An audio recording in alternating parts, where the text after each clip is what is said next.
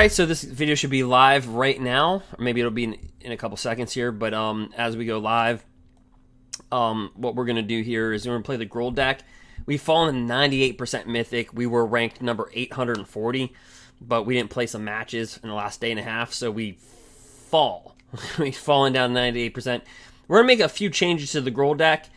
So, yeah, tell me what you think. We're going to make a few changes here to the Gruul deck, so I just want to make sure everything's up and operating here.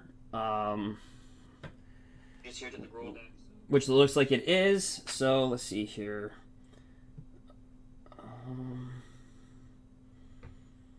So we're gonna get into. So we're gonna get some play right here. We're getting into the Gruul deck. Again, just give me a minute to make sure everything's all right, fully functioning. We're firing all beats, but yeah. So we went from number 840. Overall ranked to 98% Mythic because we didn't play for a day and a half. Opened up a booster box yesterday, so that's probably one of the reasons. So I'd probably tell you to watch that video if you want.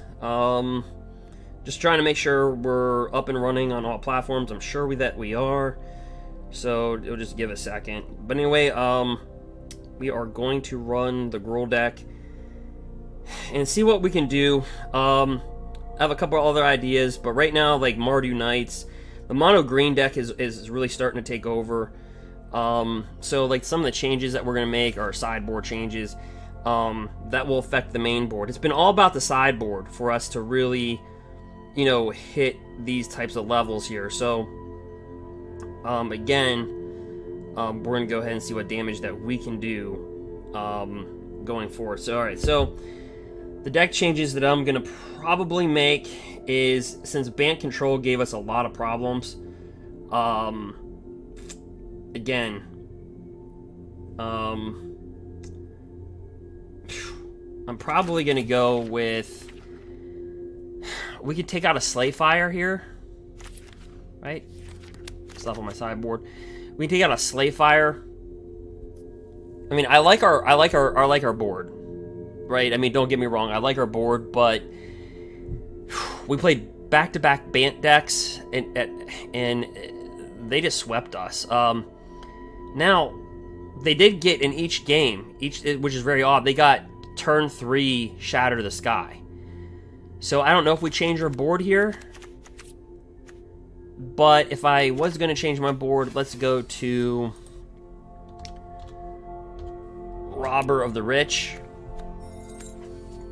Let's craft this guy. Brought me on. Let me see here. Let's go ahead and craft. See, I'd take out one of these. We're gonna get in some gameplay, but I'm taking out one of the Slayfires. And again, you can see this on Twitch. You can see my deck list. All you have to do is go to Twitch. My Twitch should be at the top of the page. It should be just Derek_Roberts_MTG. So let's see here. We're going to go with, let's see, one more Robber and maybe one more Shifting Ceratops.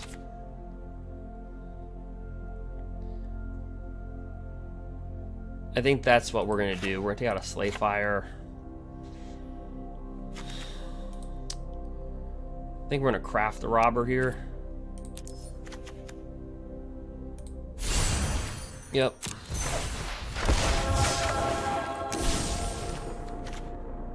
Uncraft it, put in a Robber. Oops. And then let's do,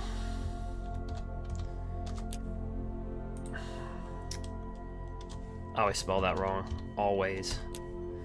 Let's do a Shifting Ceratops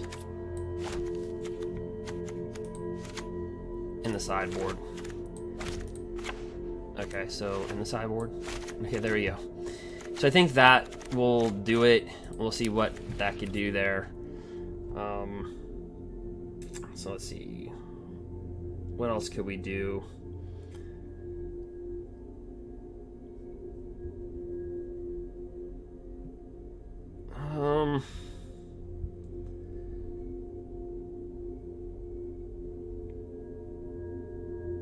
Trying to think, that's really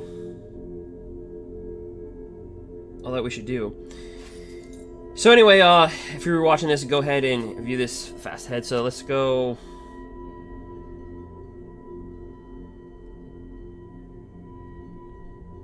Yeah, let's just do this. Let's jump into a match. See if everything's firing. Alright, we'll jump into a match here pretty soon.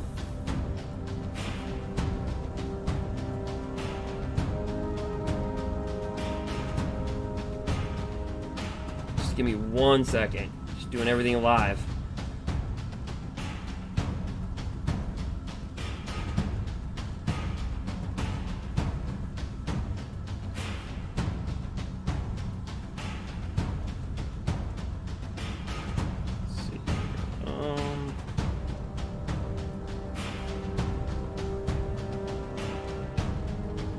Let's just play.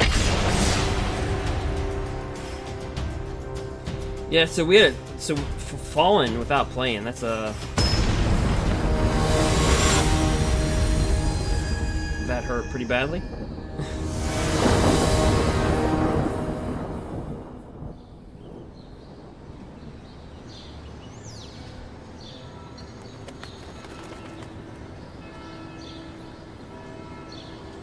Alright, so we're just waiting for our opponent.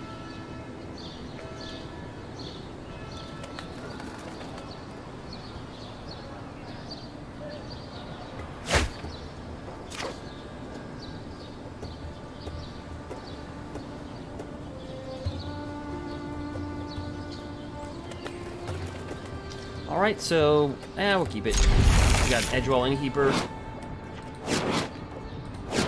So we're playing 91%, we're at 98% right there. Oh, great, a cycling deck. Okay. Alright, we'll take our 2.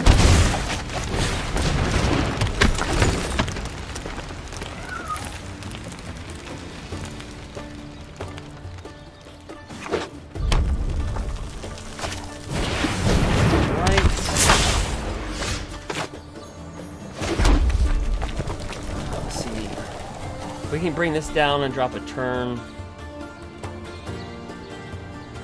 3 questing beast, really.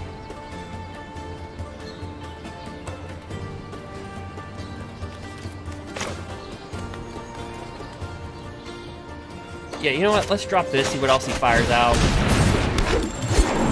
And then we'll just go no attacks.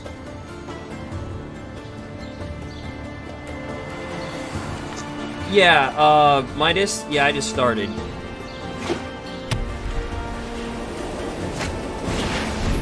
Right, so he brings out Flourishing Fox. This is the one where every cycle card put a +++ counter. He opts not to attack. Okay.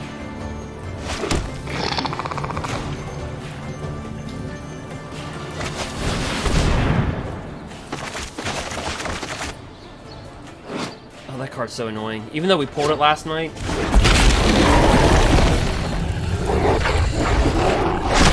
Attacks with this.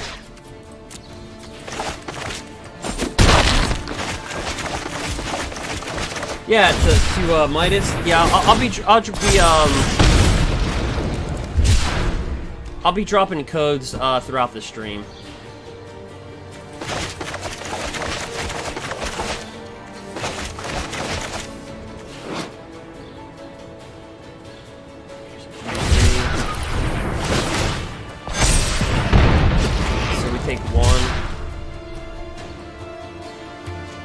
Yeah, Lyris is annoying, I'm not gonna lie. I don't even care about this. This thing is god awful. Alright,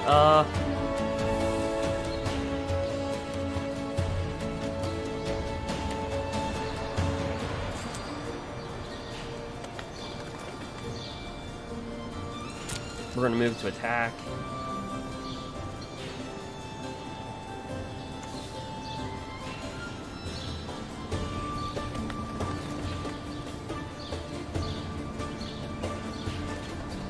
Alright, long awkward pause. So he's gonna block with that.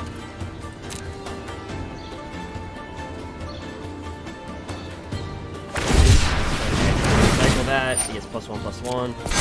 That's irrelevant because that'll die.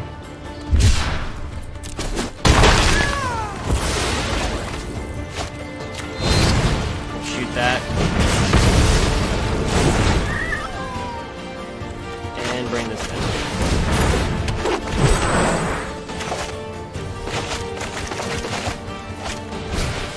Another flourishing fox. Alright.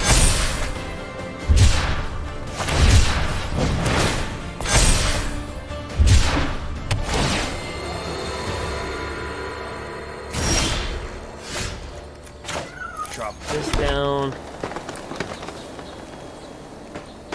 Let me go ahead and tack this down.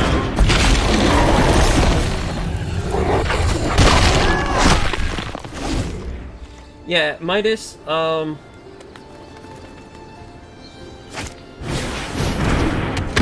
Draco, yeah, it's pretty big. Yeah, Midas, I'll just be dropping some codes throughout the match. I feel like he's gonna do something to Questing Beast here, I don't know why.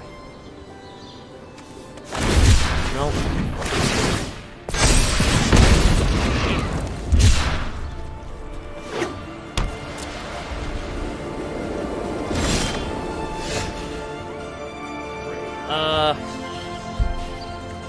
One, two, three. I mean, we could attack him pretty hardcore. 1, 2, 3, 4, 5, 6. 1, 2, 3, 4, 5.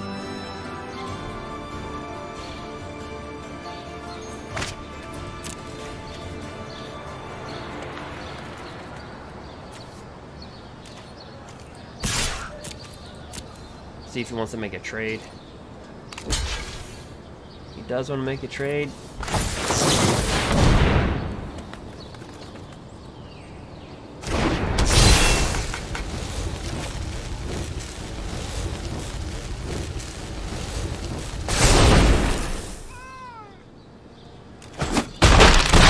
Alright, so he just takes that.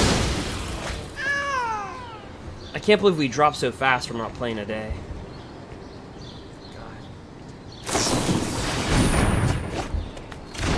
Possibility. Is this overlay better for you guys to see the game compared to my other one?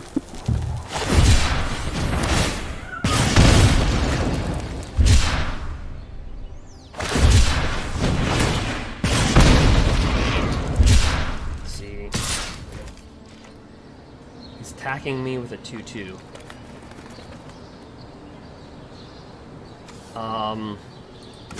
I guess I'll block it.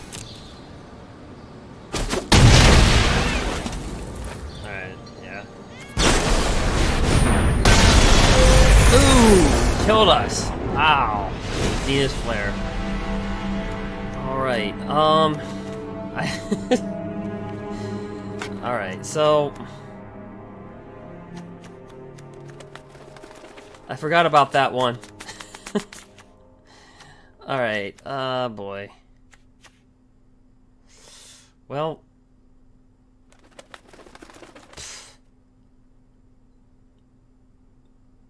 Yeah, there's not much more we can do. Yeah, he's Xena's flared us dark.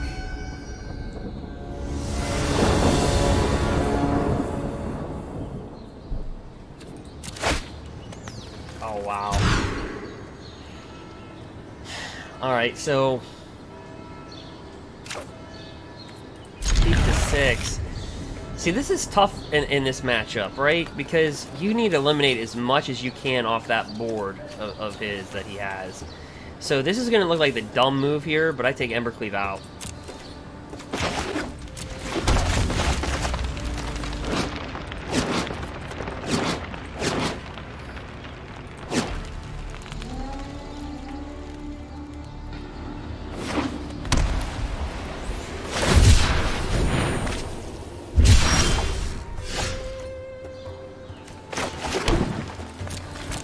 That Flutter Fox is just... The Flourishing Fox, I mean, it's just ridiculous. Yeah, we're just done with all this stuff. I'm just done with all this.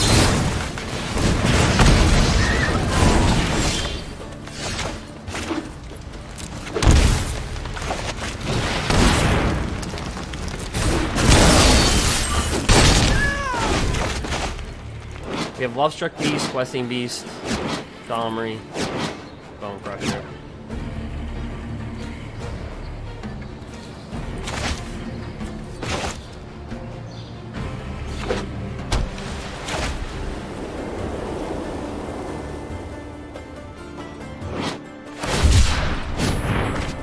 Yep.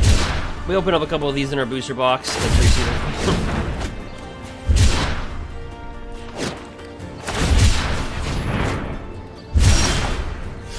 Oh. Let's drop this guy. Let's drop this guy. Smack it for 3. He's looking for land.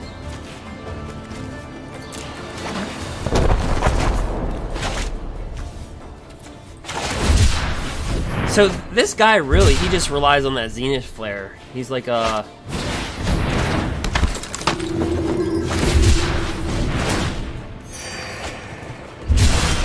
Yeah, he's a big Zenith Flare type of guy, seems like.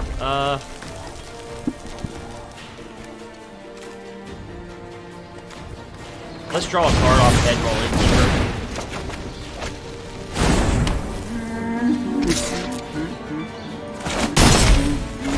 We have to kill this guy quick, because all he's doing is just fetching for the Zenith Flare early.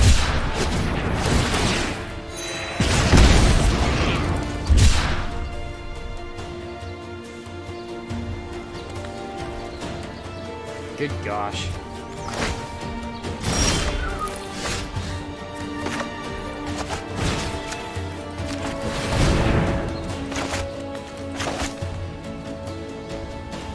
Of course he'll hit us for more.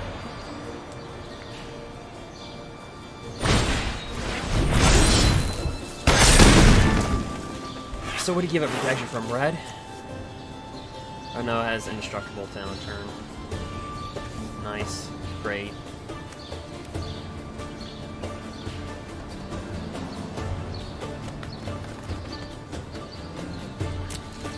Yeah, whatever we attack with, he's just gonna block. It's indestructible.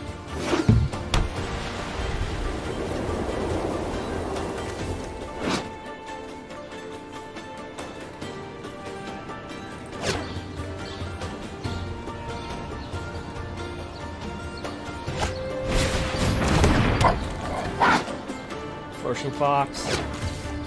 So he's got 1, 2, 3, 4. 1, 2, 3, 4, 5, 6, 7.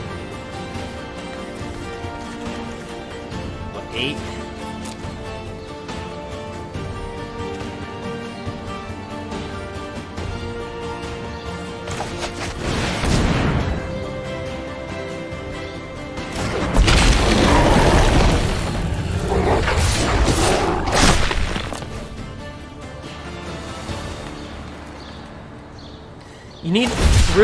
We need him to hit land. He needs to hit land, right? So, because they can't cycle the land, right?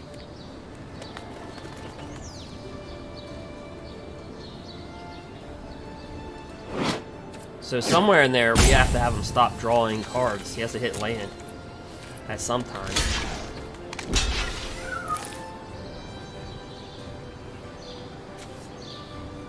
Yeah, I don't know why he put that first, but we'll try to kill it.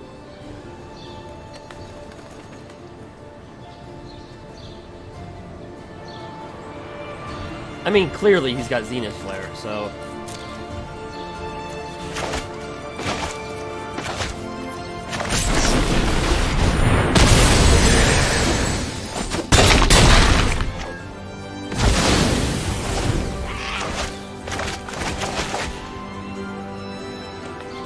You can just tell the way that he plays, you know what I mean?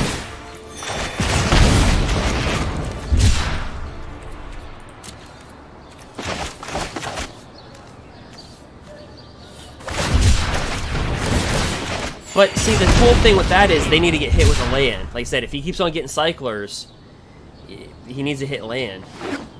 Like that. Because now, see, now he's kind of burned out. You may not play with these cards.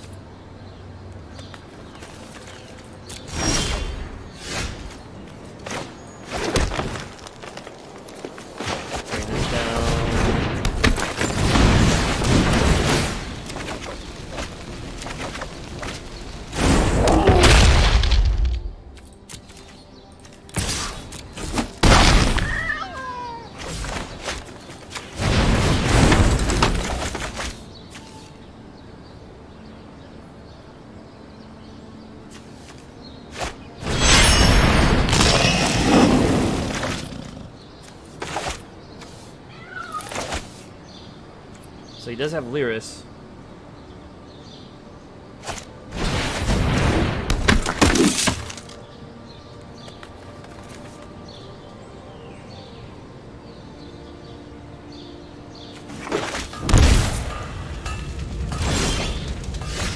Takes the 2.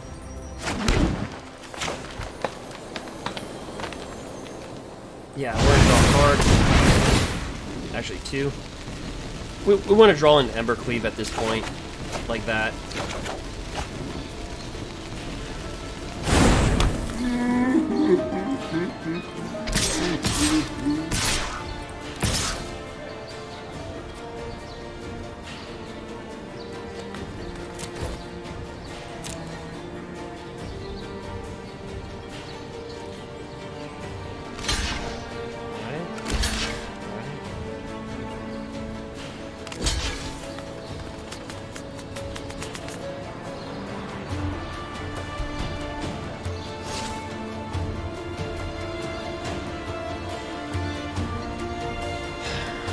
Let's see, this would deal 10. So he'd be down to 3.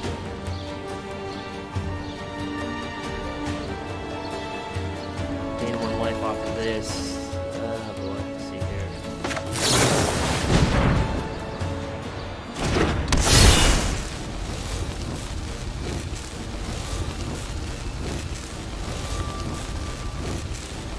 Gains 1 if he cycles. Let's take that out.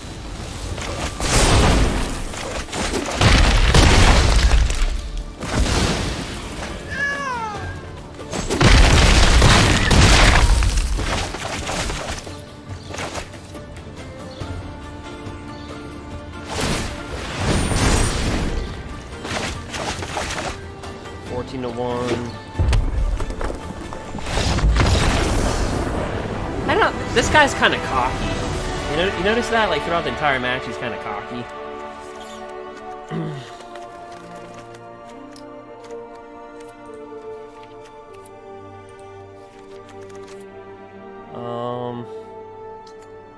Let's see. Grafdigger. Let's see.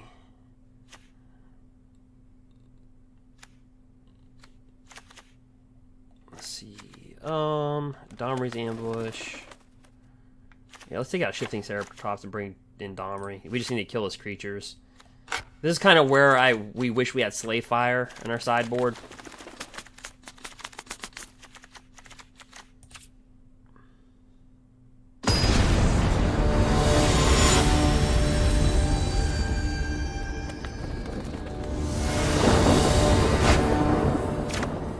Alright, we got Edge Roll. Well, this is not the greatest hand, but versus this deck, anything that just gets rid of crap fast. Play cycles. So all he does, the only thing that he's doing, realistically, is he's cycling for Zenith. He's not trying to beat you with his creatures, he's just trying to beat you with Zenith.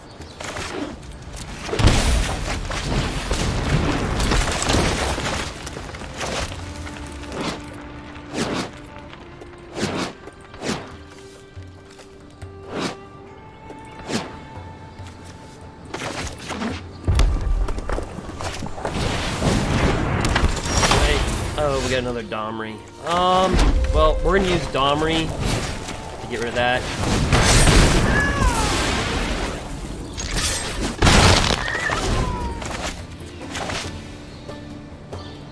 It's really weird. We're using an Edgewall Innkeeper for Domri.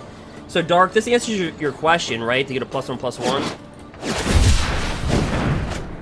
Like, this guy's just way too cocky. I just don't like playing against this guy. He's just way too cocky.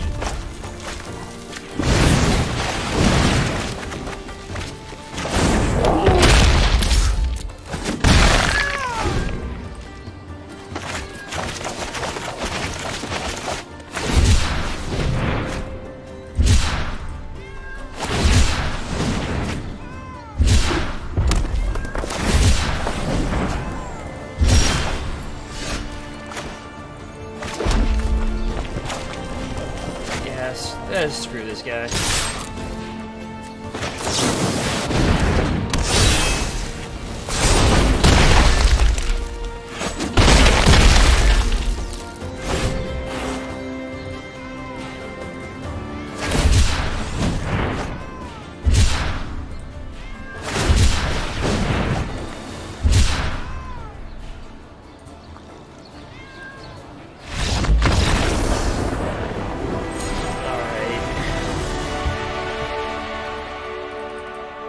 And the guy didn't even rank me up. Gosh dang it. We're so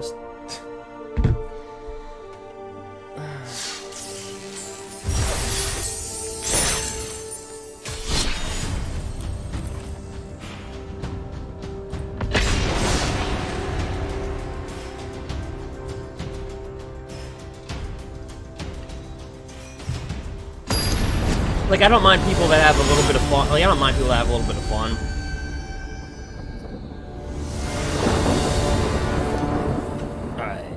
So let's see here.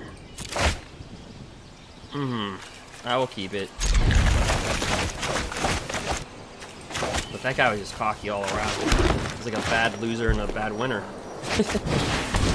Usually you sometimes get one or the other. He was both. Right.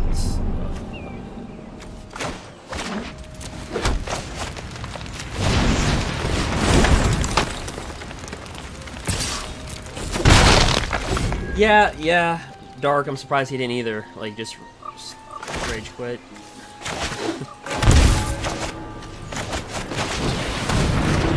Oh, this is gonna be fun.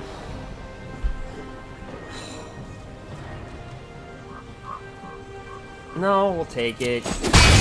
So whenever this thing dies, it deals with damage dealt to his power, so he's gonna kill our Edgewall Innkeeper. I just want to draw one card out of Edgewall, right? Then he's gonna be dead.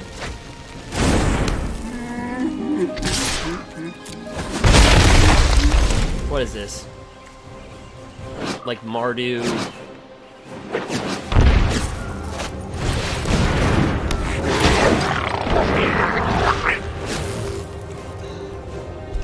I don't. Our poor little Edgewall Innkeeper. We have to kill Edge. He's gonna be dead.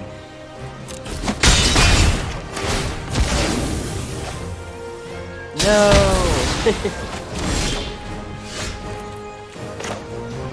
Alright, see the power what I'm talking about, Dark? With instead of you want your +1/+1s to be really aggressive. With Gruul.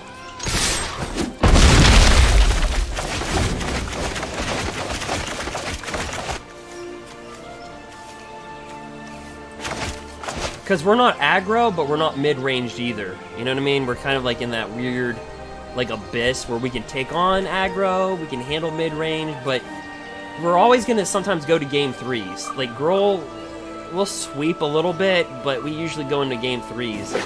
Because aggro can nip us, a good mid-ranger.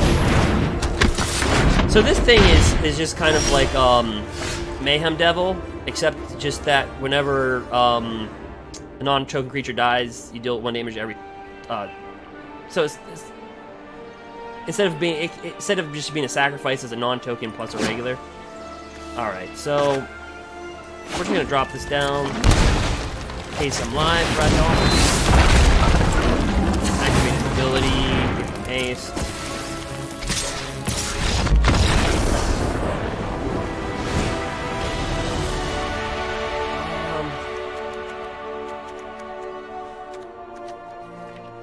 Shoot.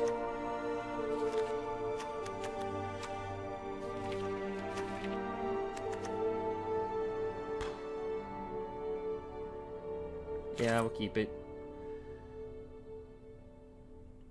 Yeah. Just want to constantly put the pressure on our opponent. So if we win versus this match, I think we might jump up to 99% Mythic, or we might actually slide back in the top 1500. But I can't believe just not playing a match for a single day. We dropped, we dropped out of the 1200. Like, we just slid, like, each, 6 hours. I just watched my rank just plummet. Like, well, it was good while it lasted.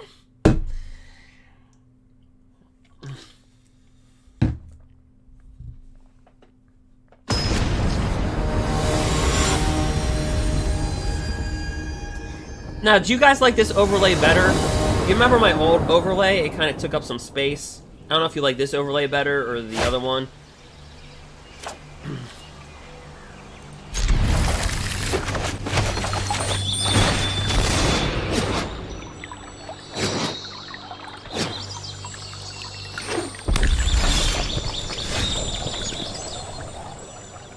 Alright, so let's see.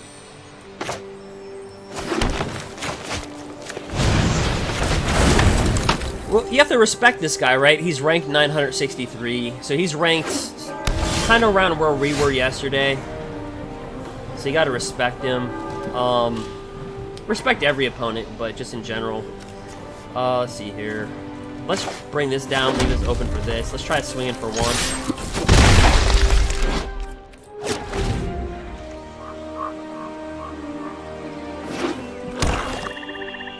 Yeah, Dark. That's what I actually had a.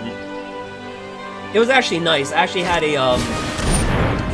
They're not a follower, and they're not a subscriber, but I had actually somebody on Twitch last night. They sent me a message during my live gameplay, and there's like, hey, I gotta tell you something.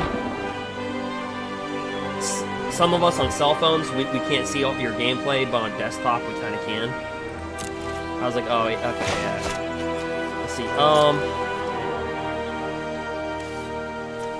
Whenever a non-token control dies, deals one. He's gonna kill this, right? But either way, we got to get rid of G.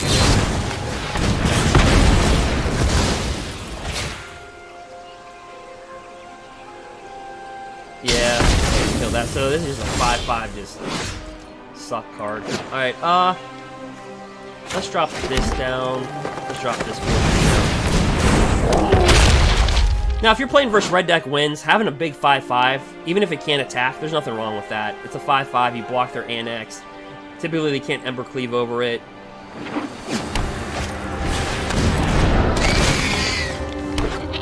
And I don't know what he's playing. Like, so he's got...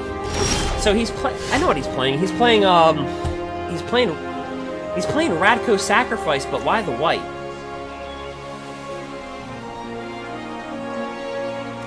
Huh. Well, let's drop this down because we're not going to do anything with it. How many? He's got 3. Let's get this off the board here.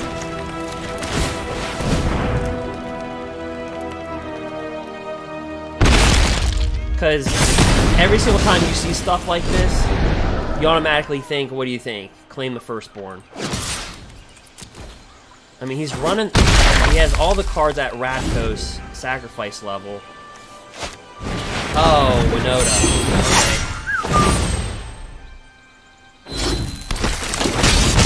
That card is still so ugly. It's still such an ugly card. Let's get this out of our hands.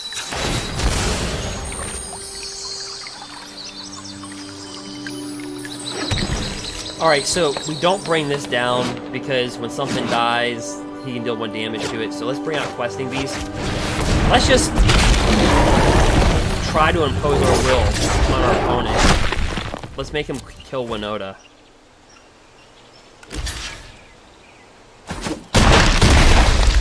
Alright, so Winota round 1.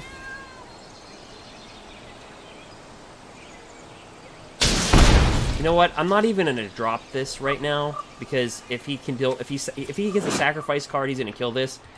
So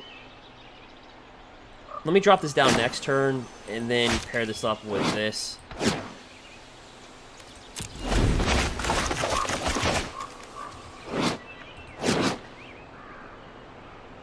So it's Rakdos sacrifice with Winota.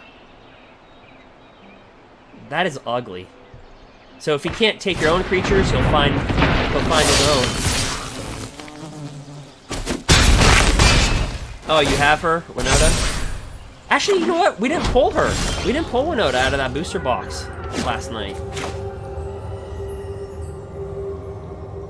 I think that booster box was just all land. Seriously.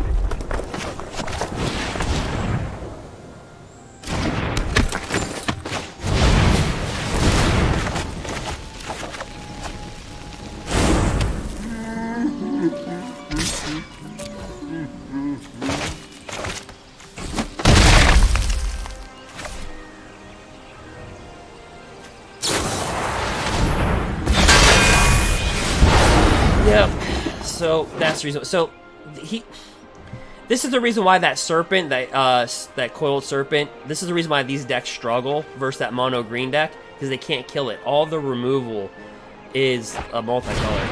Another Winota. Oh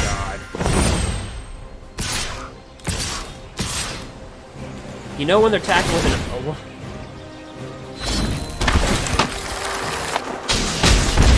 So what is going... Okay, so enters the battlefield and deals 2 damage to any target. Oh my gosh.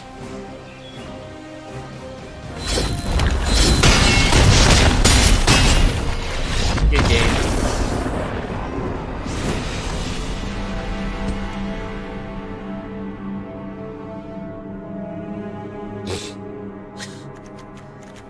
Great. Oh, Grafdigger is going to be absolutely fabulous. Creature cards in graveyards and libraries can't enter the battlefield. Oh, yeah. That's going in. For sure.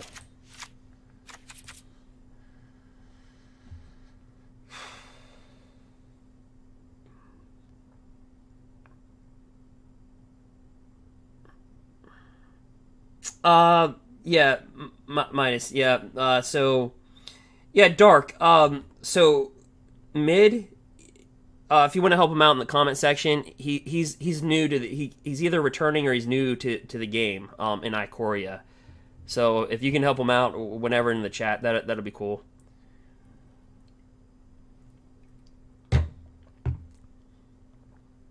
And there's nothing wrong with that mid. Everybody starts somewhere, you know what I mean?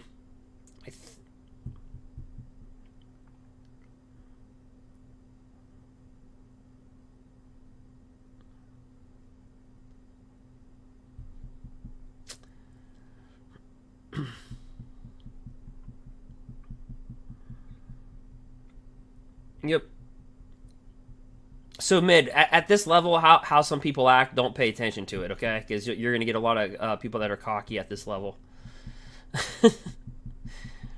So whatever you see here, don't assume that's how Magic the Gathering is across the board. It's just we're playing at a high, we're playing at the highest level you can play at in the game right now. So you can't get higher than really what we are. I mean, you can get slightly a step higher, but it's barely.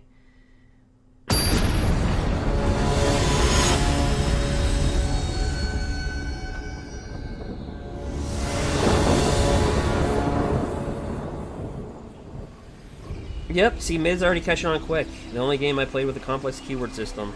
It's pretty simple. We just have, well...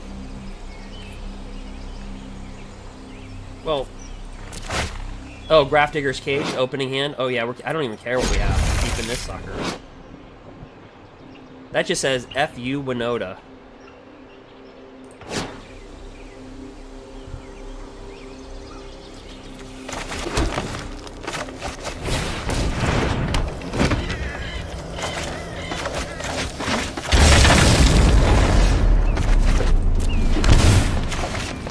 Drop that down for 1/1. That down for 1/1.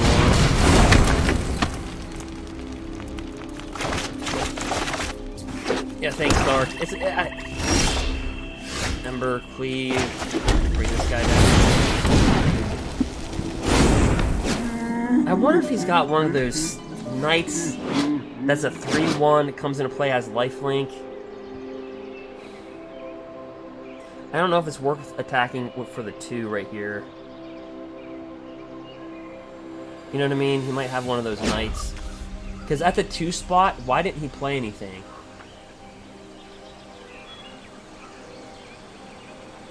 Ah, screw it. Let's do it. No, we got 2/1/1s. That sucked.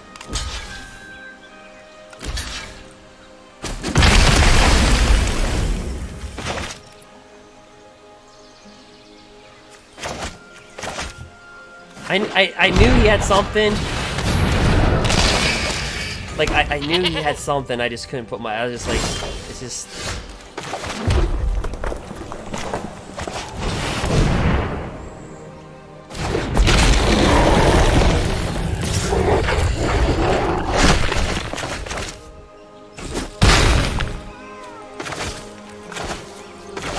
Oh, wow, that sucked. Well, you know what? They would have died anyway with this guy.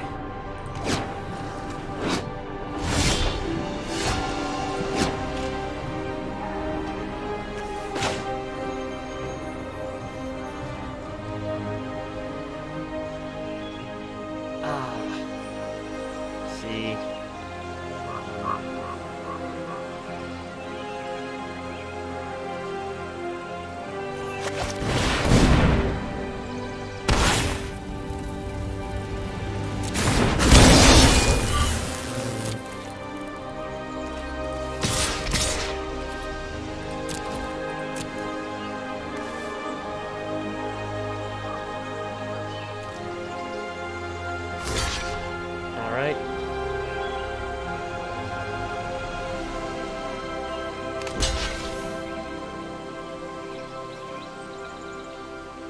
So this will die.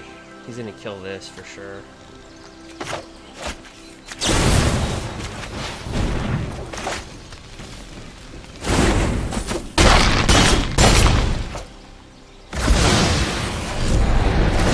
Yep, he'll kill that.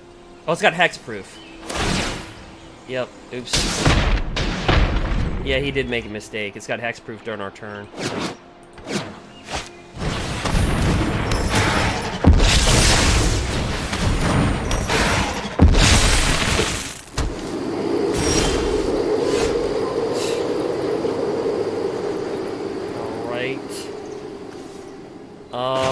We just dropped this in. No attacks. I like his deck, but I don't like his deck. Like, I like it, but I don't like it. It's a very good. He's nasty. He's got Winota. He's got Sacrifice. Oh gosh. Like, it's just it's like our deck. It's just nasty.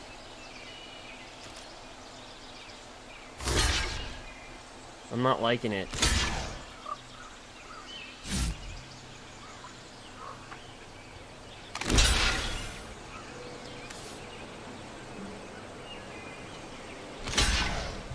Okay. So if he's gonna block like that, so that doesn't matter. 4, 3, 2, okay. Don't have dire tactics. Don't have it. Don't do it.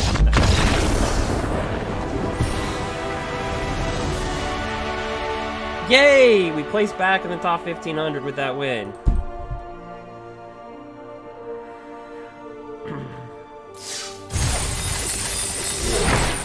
And a lot of other stuff happened. Alright.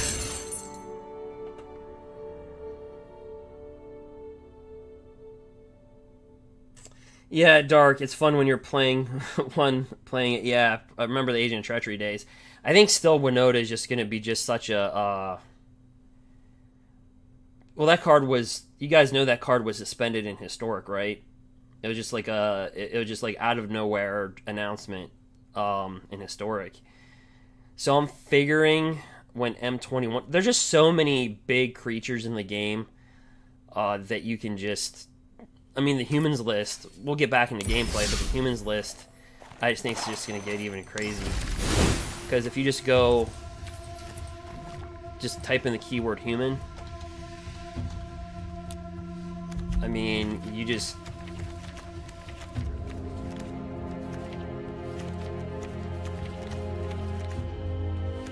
I mean, it just keeps on going.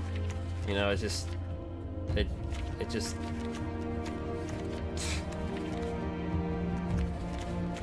Yeah, I forgot Kudro's a human, so you can make like all your other humans get +1/+1. Like, this guy right here, this dude,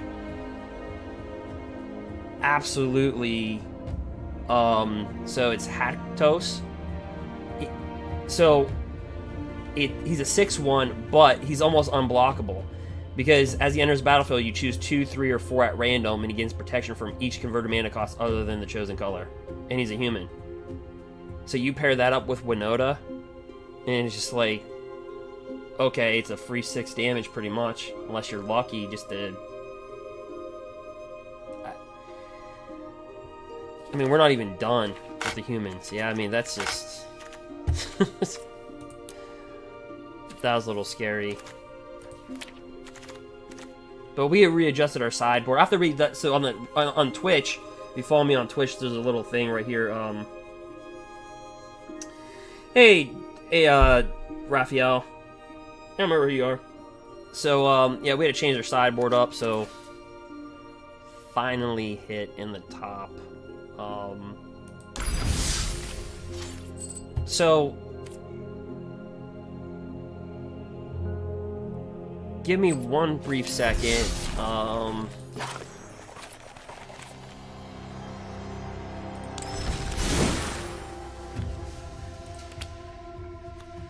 Alright. Sorry guys, I'm going to put this on pause for a quick second. I'm going to give out the first code. It's going to be on Twitch, so if you're watching on YouTube, this one's going out to Twitch. I'll give one out to the YouTube chat, but right now this is going to Twitch. So, I'm going to be giving out a code. But this is going to be at random. And the person that's getting the code, you're going to get a private message. So, it's not going to be like a free-for-all. like it is on YouTube. That really stinks that YouTube took away that feature for content creators. You can't... Because you know what happens? You know what happens on YouTube? What's your typical YouTuber? Hey guys, you know, sign up to this. Here's my merch. Here's my Patreon. Here's my PayPal.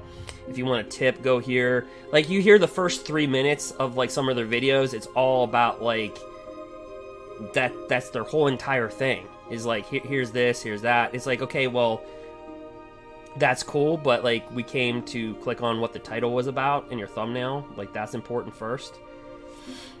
Alright, so instead of doing a Patreon, what I'm trying to say is I wanted to move things over a little bit to Twitch, so I didn't have to do a Patreon to message people. Because that's the only other way that a content creator, I don't think you guys realize it, but from our side, the only way that we can message you on YouTube is if through a Patreon.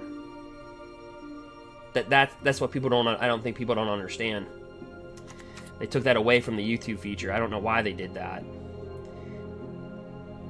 But I'll be right back.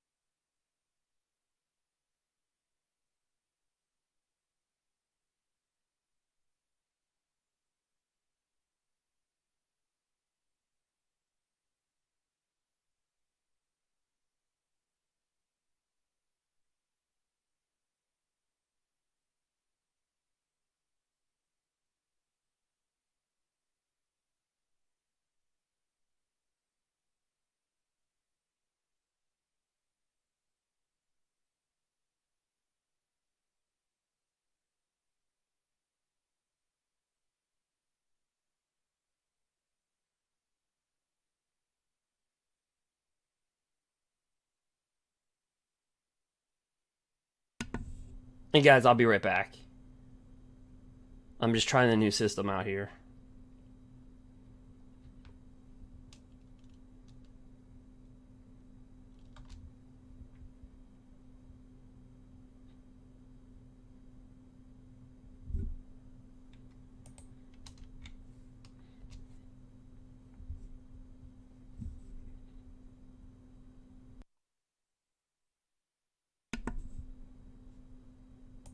Alright, so I gave away the first code. I'll be giving away a couple more throughout the night. But yeah, so if you get the code, don't share it. So that's your individual code.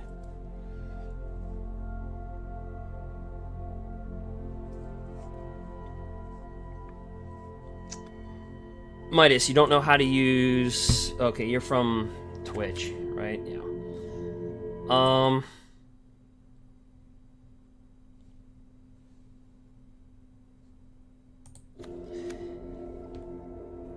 Yeah, Midas, so how or mid, I keep on calling you Midas. So again, guys, he's new, to Magic the Gathering, as well as, on watching it. So all you do is you go into your homepage, I think, and you can just look at your messages, or you can just look at, you know, whatever icon pops up. You just go to your homepage, just go to your messages. You know what I mean? It takes like 5 minutes to get familiar with it.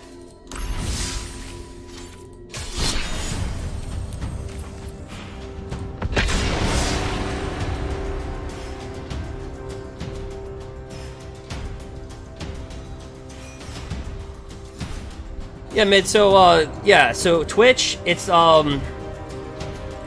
YouTube's a little bit more smoother, right?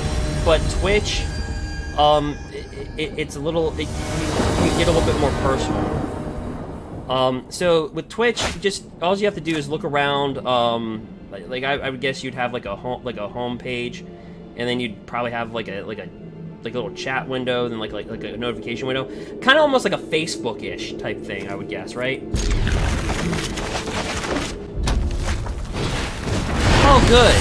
Red deck wins.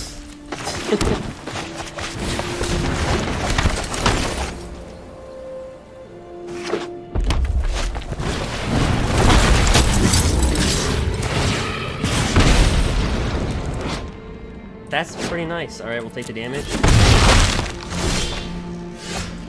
Okay, dear God, please don't be a Winota deck.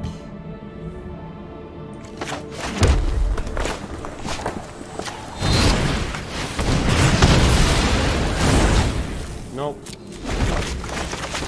Don't be a Cycle or Winota. Don't be either. Okay, just be red deck win. Yep. I'll take this over what we just faced last game. Sure. Yep. Is that sad if you're happy to see Cavalcade Calamity? Is that sad? It's like, oh yes.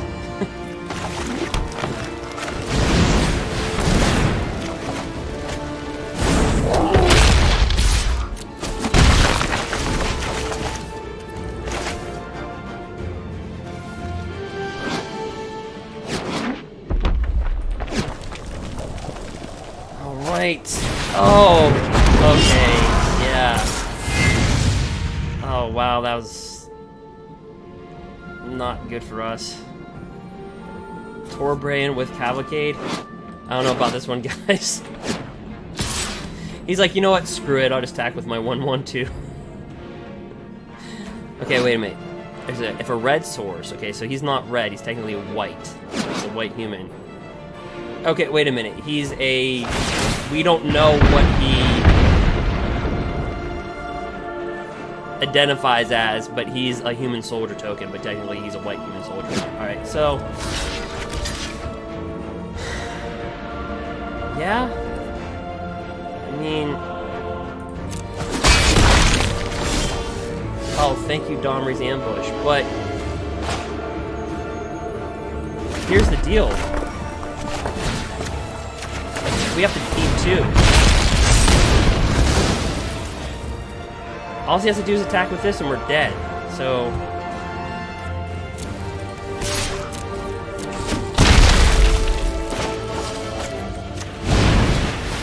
Oh no, we have one more life. We get one more turn to live. Unless he's got a haster. Fervent Champion. The only thing to fear is, well, everything. Yeah, we're dead.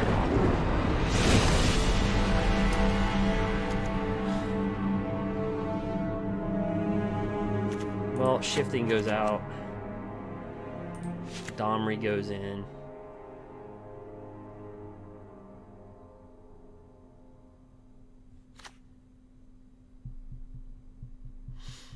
We could do Mystic Repeals. We could do Return of Natures.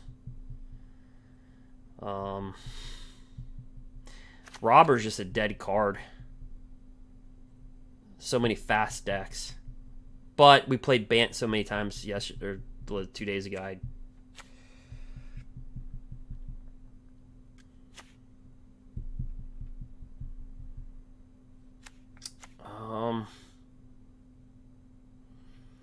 Yeah, Dark, we could have done Rim than Domri, but I just think we were just... Rim can't block. So I just think we were just... We were just... I'll just say it, we were just screwed from the get-go. We had no chance. Domri versus... like... Okay, so his deck runs off... I wish I could have played more that match to see if he plays Annex. You know, if he plays with Annex and stuff. I'm just going to run this.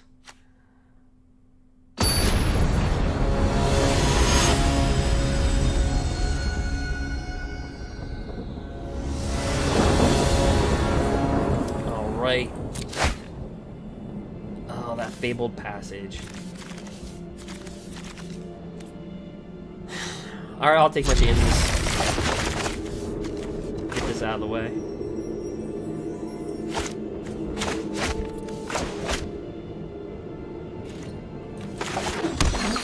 He already knows. What is... He knows our colors.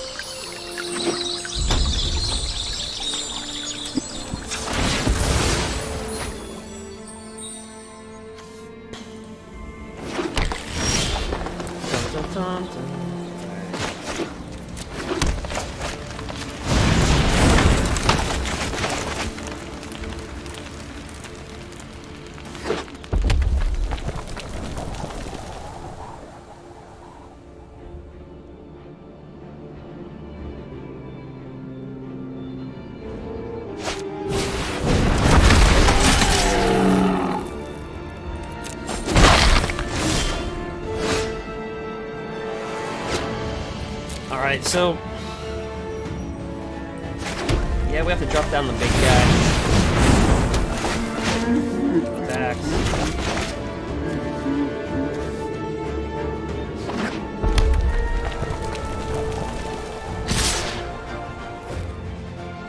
Why would you attack? Lava Coil?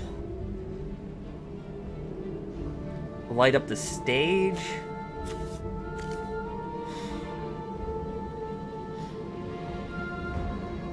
Ah, we'll take it. Lava Coil does 4 damage. See if Lava Coil can light up the stage. No, that's weird. Okay, that was a weird attack.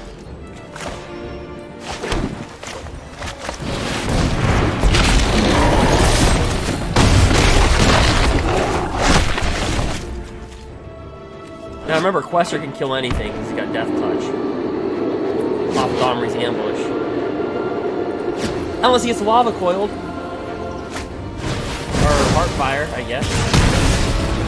I knew he had something. That was just the weirdest attack that he did last. Like, so weird.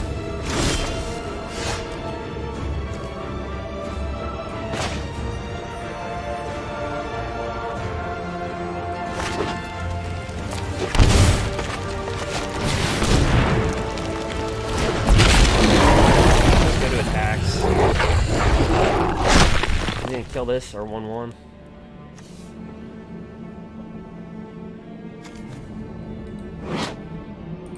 So he'd have to have like a shock in his hand or the one prophecy card. That, yeah, just makes me there's nothing we can do about that.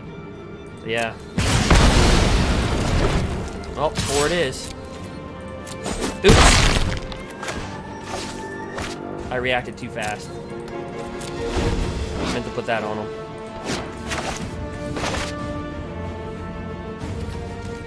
Big mistake. I don't know if they run Infuriate. Like, this guy's running things that typical red deck just does. Like, I mean, Forbidden Friendship, Heartfire. Like, I don't know. Who runs that? We'll take the 1. You know what?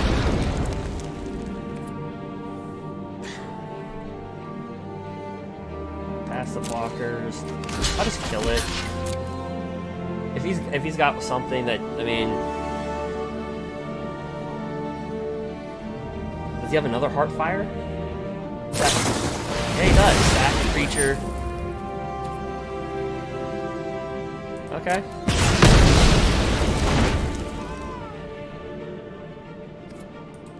This guy's deck is just designed. It's a one-track mind. It's just like we're just gonna do damage, and if we don't kill you by the time we empty our hand, you win. It's like a one-track mind deck.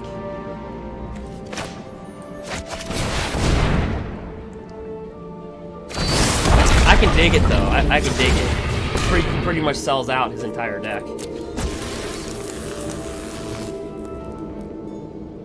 Is there something else? He can't Heartfire again. He can't Lava Coil. I guess you could do that.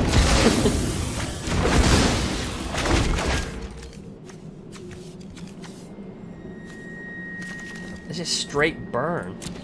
Yeah.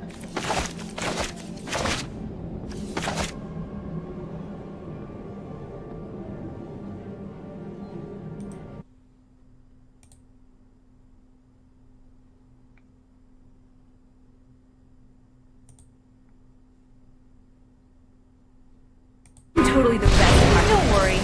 I brought something. Right. We'll kill this, obviously.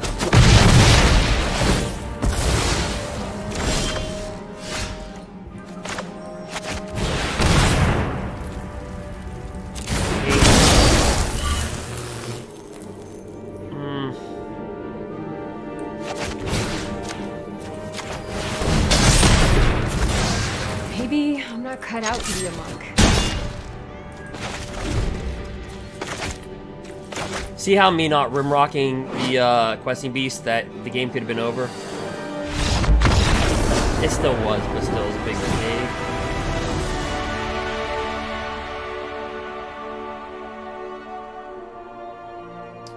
Alright. Yeah, I just think we both run our decks. I think he's just gonna play his match like that. Nope, yeah, we both feel comfortable with our decks. Both of us feel comfortable. I mean, why would he? He goes first. He's got to feel comfortable about his deck, and if we went first, I'd feel more comfortable. So this is just a matter of you got 2 good decks, just you know, kind of who goes first type of deal.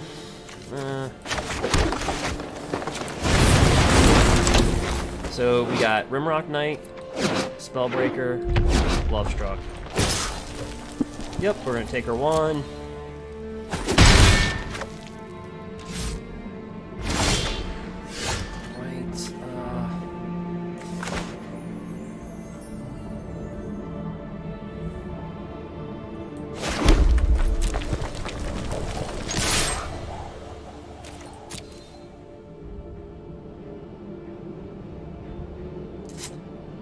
Does he want to kill this? A 1/1?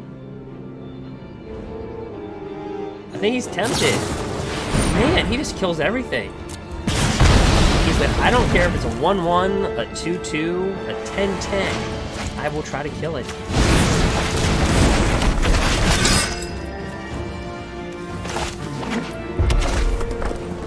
So this guy is super aggressive. I appreciate it. Enjoy this. The more, the messier. We can't block, so we just...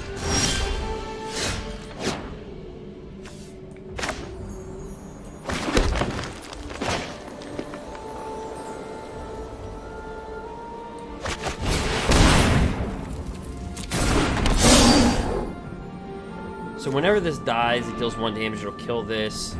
It'll stop our embercleave next turn. So I'm gonna opt not to attack or block or attack. I mean,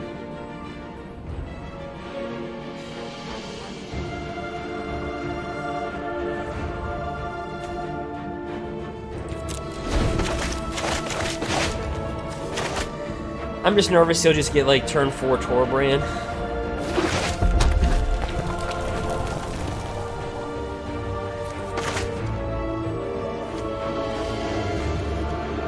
Gonna produce another one of these for sure. Oh, they're so So whenever this creature dies, it deals 1 damage to any target. Yep.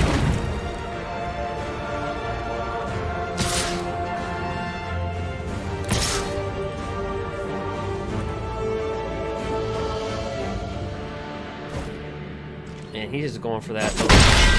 He's just going for that. I don't think I've seen too many red decks that are like as defensive and aggressive at the same time. Like he uses his burn really just to be defensive. Yeah, even this planeswalker, your opponents can't gain life. He's just it's just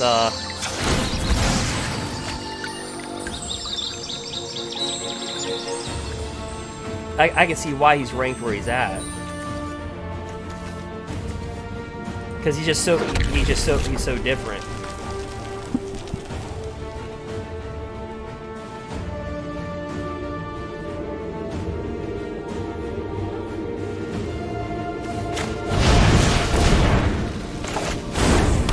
Just bring him out as a big blocker. Again, I don't want to lose a 3-1 to a 1-1. It's not a good trade. Especially when we have this in our hand.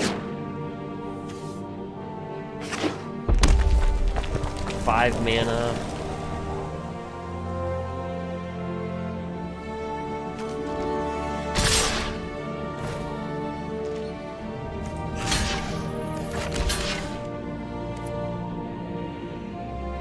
Actually,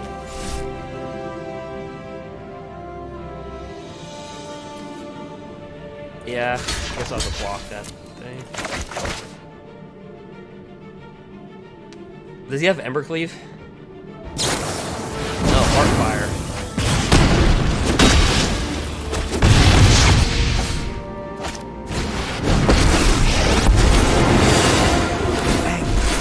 Show it! My friend is here to help your pain.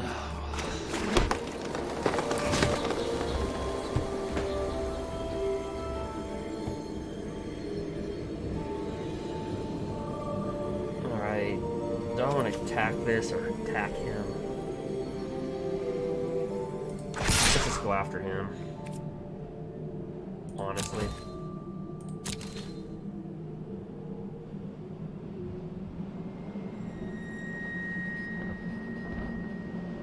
Since we have nothing but land in our hand, it's literally top deck on top deck because we really don't have. We haven't really. What? We've only drawn 1, 2, 3. We've only drawn 3 creatures. Wow.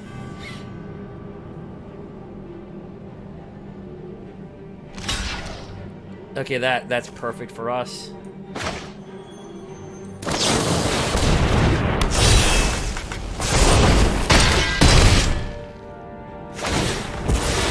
He'll hit us for 1, we'll be down to 13.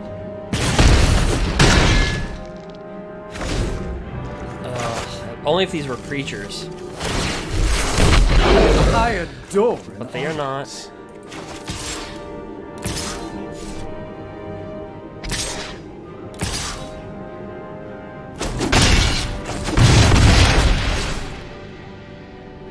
Don't be Torbrand. Oh, thank God. What is up with the Rimrock?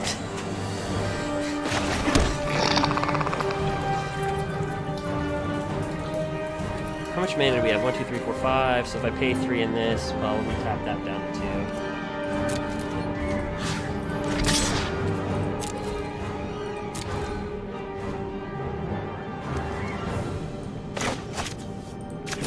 Oh, this guy's gonna be a big boy.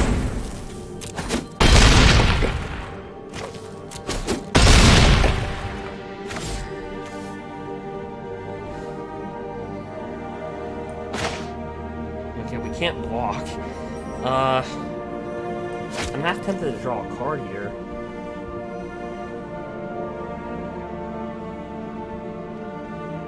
Ah, screw it.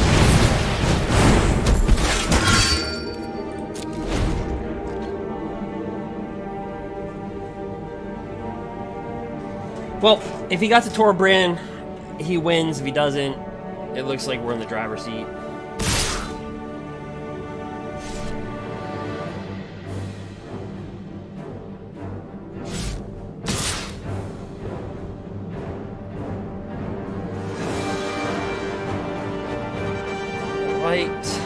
So he doesn't have Torbran because he would have dropped before his attack phase.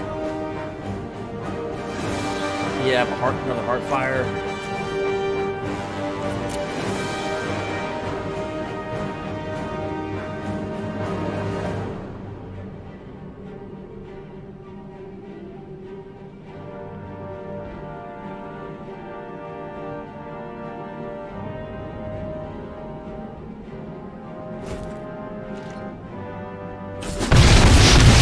Down to 7. He's at 1. A land. Alright.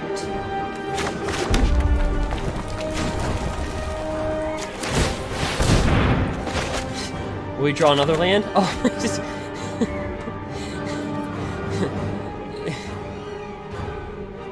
Okay.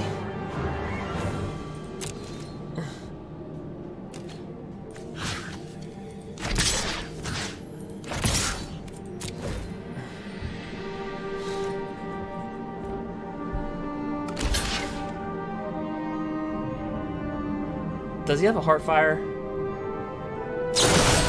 Oh, he's got a melee. We have no creatures.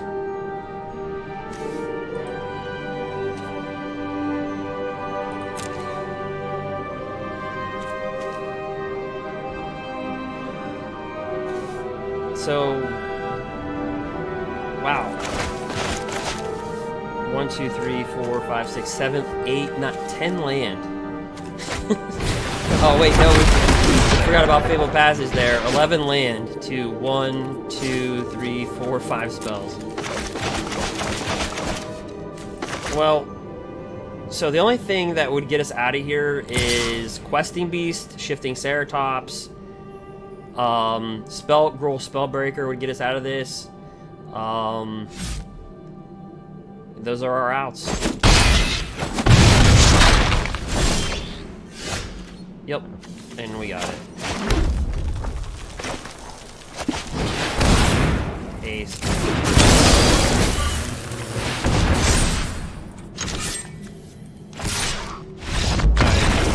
Jeez.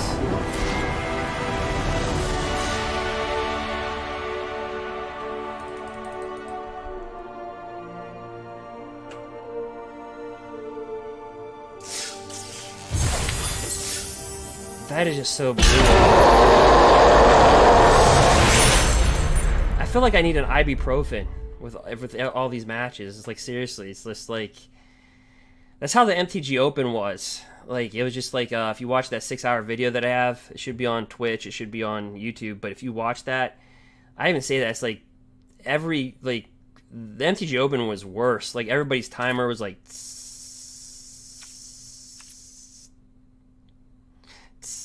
Like, every move was just so thought out. Alright, so far it's just been fast decks. So it's interesting, you know, aggro's winning versus fast decks. It's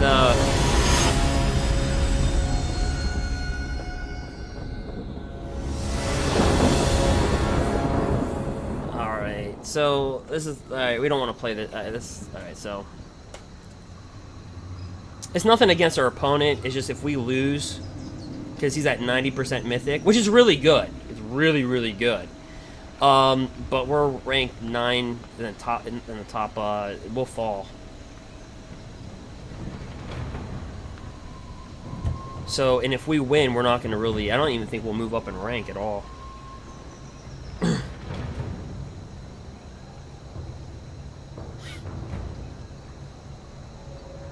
Just waiting on our opponent. Yeah, Tannic, yeah, that was a good top deck. Yeah. Well, I knew the outs, right? I said we had Spellbreaker. Like, you know, I mean, honestly, we top decked so many land in a row. And plus, we drew a card. And then plus we went second, so we were on the draw. So we actually had 2 more. I was surprised we only had 5 creatures to 11 land in that match until we got to the Spellbreaker. But yeah, you're right. That was a good top deck. But this deck, it has 10 hasters in it naturally in the main board. So, and hopefully our opponent didn't disconnect, or hopefully the server didn't crash on MTG Arena.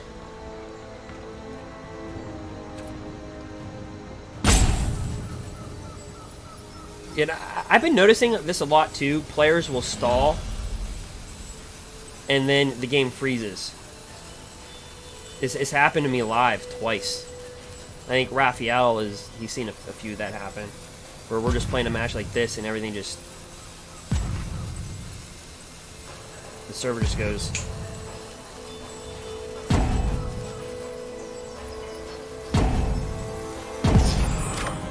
Okay, so oh, okay, well, that's not good.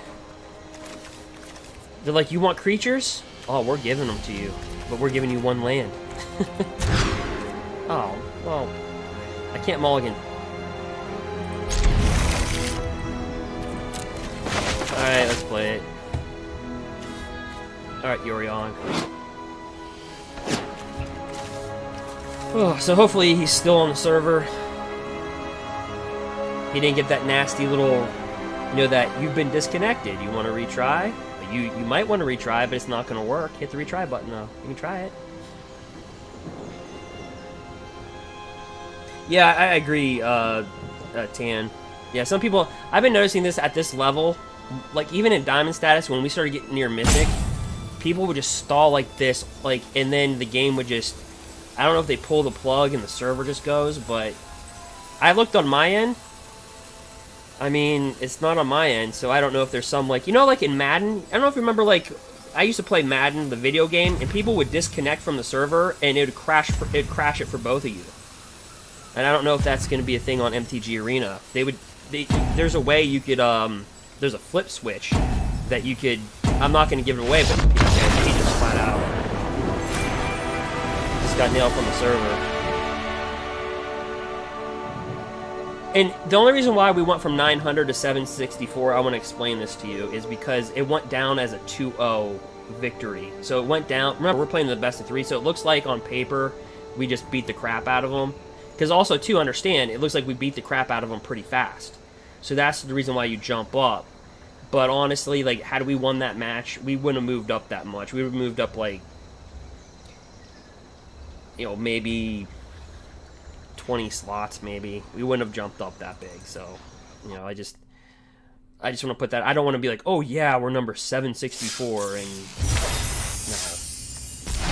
And by the way, nobody's the best. There's no such thing. It's subjective. I mean, there's... You know, if somebody tells you they have the best deck, or it's the best this, it's the best that, don't pay attention, because that's far from fault. That's not reality.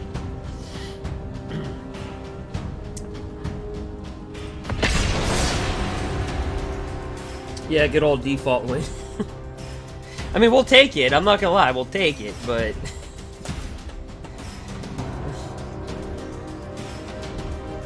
But yeah, guys, even with the Fires deck, like with Fires and Winota with Agent Treachery, yeah, those were the top decks, and they were just high percentage of wins, but still, they would still lose, because like we beat them. I have a whole series on YouTube, hunting for Fires, and I was just looking for Fires for like 7 hours, like a live stream. I'm just looking for Fires intervention.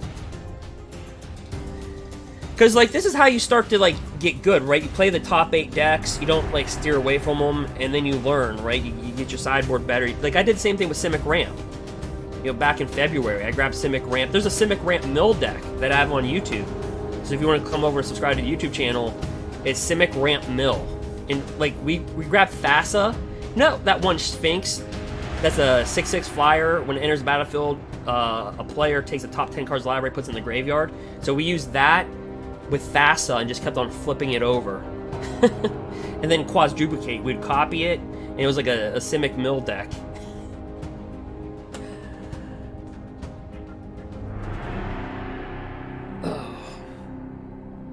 Yeah, I'm not gonna miss Agent Treachery. Guys, I don't know how many people are up this late playing at this level, right? I think they're all in bed. Alright, here we go. Yeah.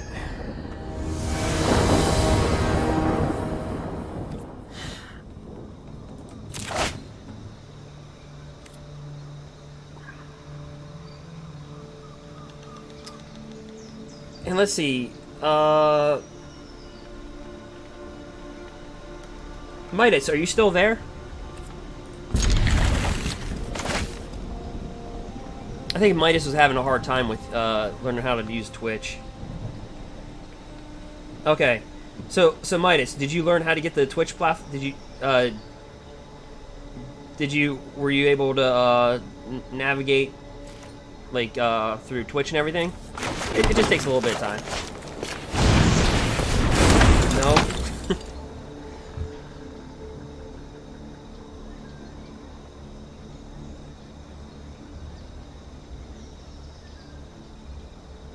Well, when you get to your home page, click on your notifications. It'll be like Facebook, right?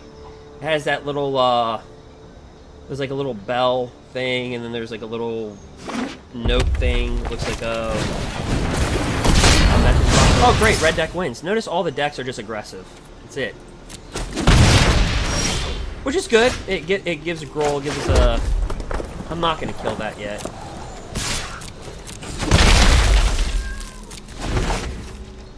Another red deck wins.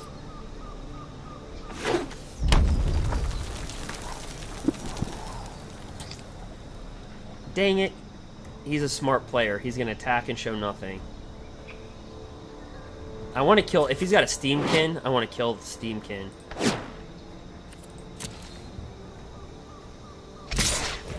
But then if he's got light up the stage, I don't want to take the damage either.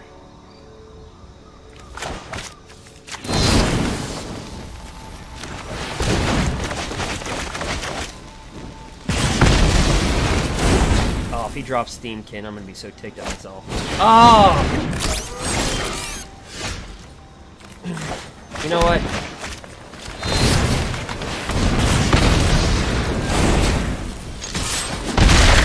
That thing you have to get rid of, guys, because that is the engine that gets them that turn 4 embercleave, that turn 4 Torbrand. Whenever they cast a red spell, you put a +1/+1 counter on it.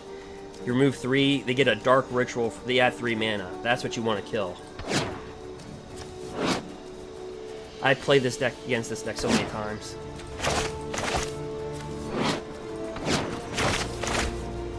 And no, I cannot read hands on YouTube. Alright, yeah, turn 4 they play the whole hand.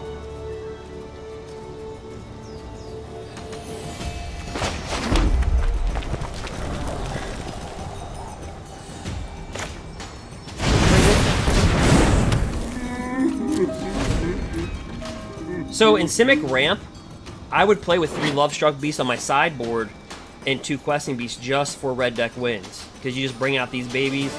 Even if they kill your 1/1, so you can't attack. Oops. It's just a big blocker, just a big Lovestruck blocker.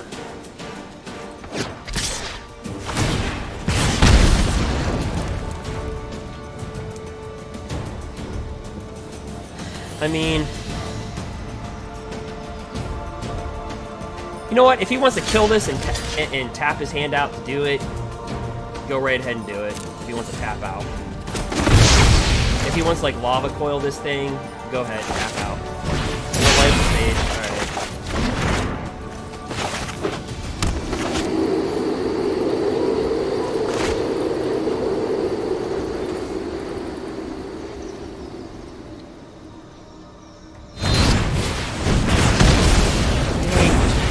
kill the... Oh, but... Uh-oh. Ruh-bro.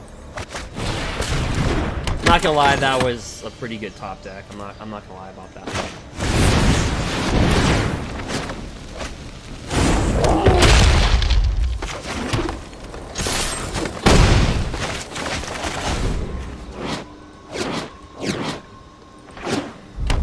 But yeah, Midas, I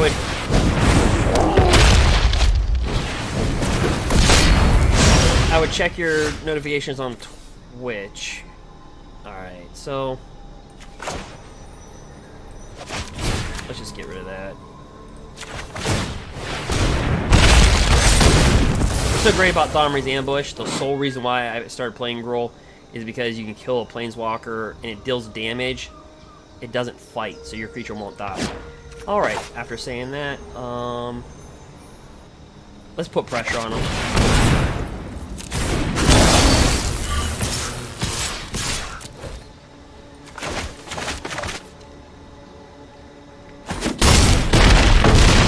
Yep, good game. Alright, so we can board out a shifter, put in Domri's Ambush, and then just go from there. He's like, yep, and I'm going to put in Lava Coil, Lava Coil, Lava Coil, Lava Coil, Scorching Fire. I'm just joking. I don't know what he's going to put in. That's the reason why Mardu Knights has such an advantage, because they can board in Dire Tactics, Dispark, but unfortunately they cannot get rid of that Coiled Serpent that's got protection from multicolored, and that's the reason why you'll see Mardu Knights fall to mono green, because they'll just put down that Serpent, mutate it. It's got trample, and it's just they can't get rid of it. They have nothing in their main board, sideboard, nothing.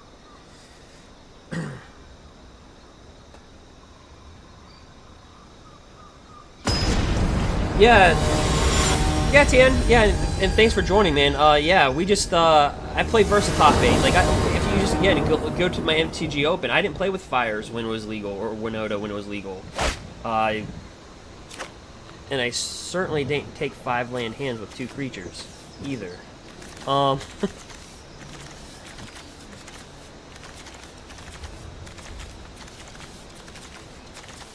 Yeah, I have to mulligan that deal.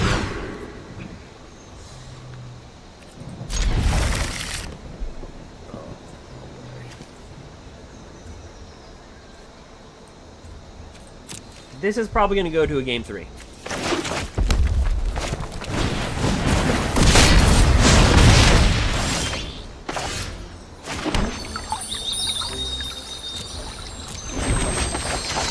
But yeah, we played with a white... Oh, there's Steam's Kin.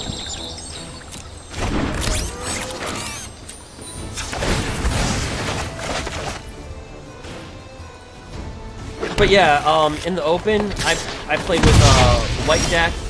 We went 3-0, start off 3-0 with that. And then I played Temur Clover. We went on a 5-0 run. We were 1 mana on the last match, 1 mana short. We had a 13/13 creature, and we had Fling in our hand. They had 13 life, and literally we were 1 mana short to Fling and to kill them to go into day 2. That sucked. But it's, you know what? I was ticked off at myself because I did play with Fires. I was kind of ticked off at myself because I didn't play with Winota or Fires. But then I said that's not how my channel is designed. And then secondarily, we're gonna get our butt beat right here.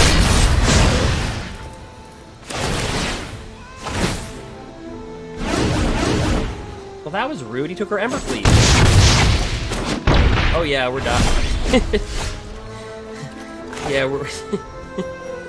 He took our embercleave, so he's gonna be able to cast embercleave next turn.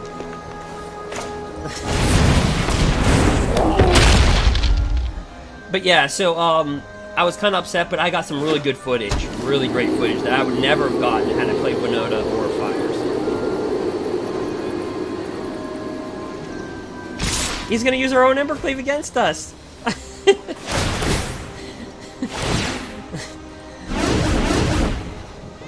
Oh, and he got our girl spell. He's got options, guys. Okay, so obviously he's gonna embercleave robber.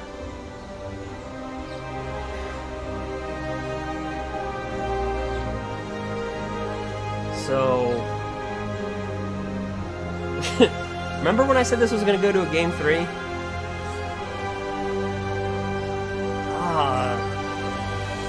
So we'll get hit. We'll get plucked for 6, 7, 8, 9, 10. If I don't, if I do, this dies. I can't Domri ambush my Bone Crusher because we'll kill ourselves.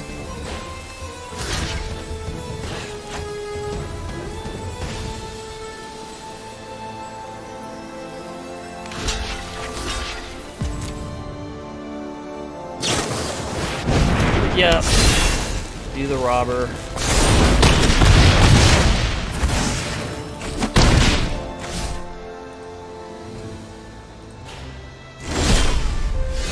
I'm not even gonna drop down a questing beast to show in our hand.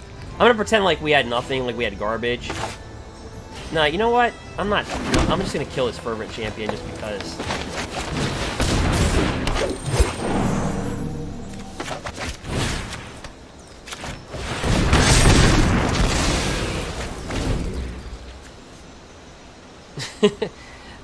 We're dead anyway, so.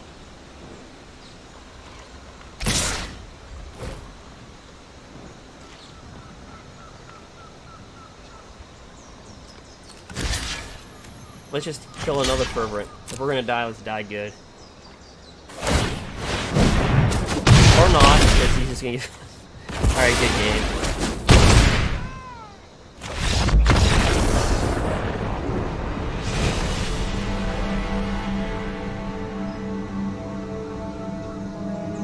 Destiny.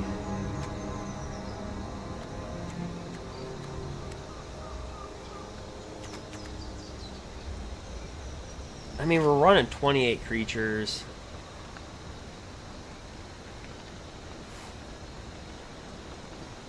I just have to trust it. He's sideboarding again. So he's not satisfied. I wonder if I showed too much by playing around with Domri's Ambush to kill the Fervent Champion, because he might be thinking, oh, okay, well, he's got that.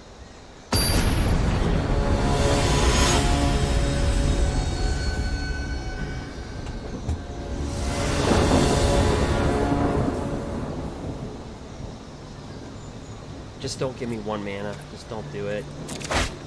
We got 2. Okay, it's better than 1.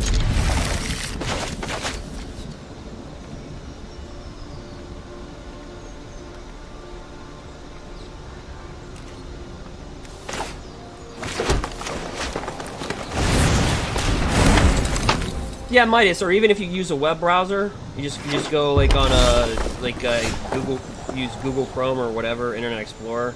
I personally think Internet Explorer is just pretty bad nowadays. It used to be great, but and you just, I think you just find the tab up top. But you know what? My interface is going to be slightly different than some of your guys' though, right? So, all right. No, we're just going to chill. Smash for 1 and then shoot whatever this guy brings out. Steamkin. No, Robert. Oh yeah, that's dead.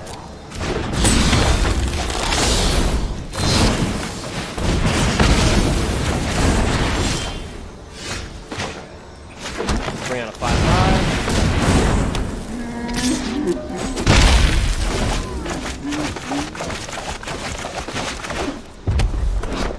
So that's our hand right there.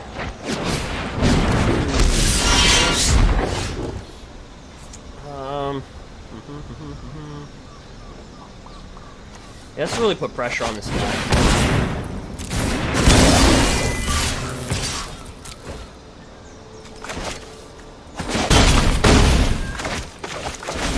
Okay, that's not a good sign, because he might have Torbrand in his hand. Hopefully he doesn't. And he doesn't.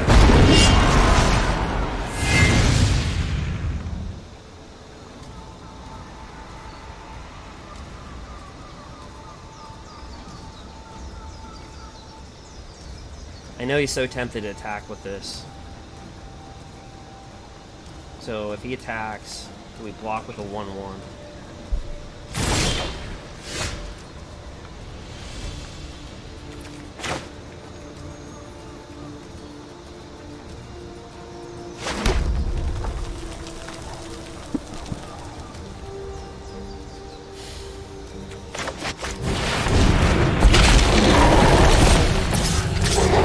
So he has to block one of these.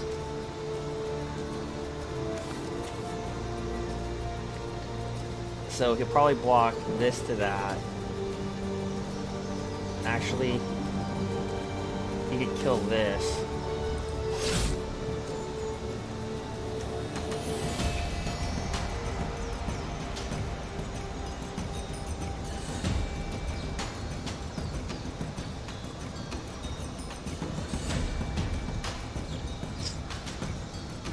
He can kill this. But if I attack with that, block that, take.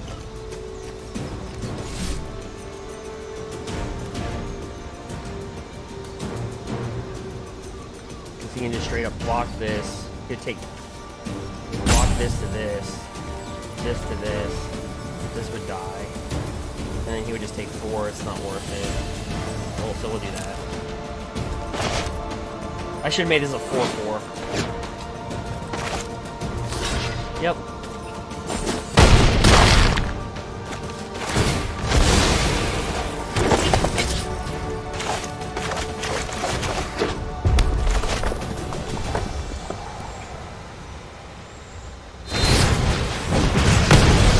Ow. Really bad. Yeah, I should have made this a 4/4 because he has free range to attack with these two if he wants to. Yep. That was a big mistake by myself. Oh.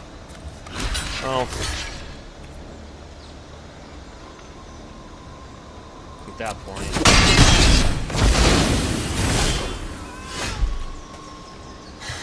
Alright, so...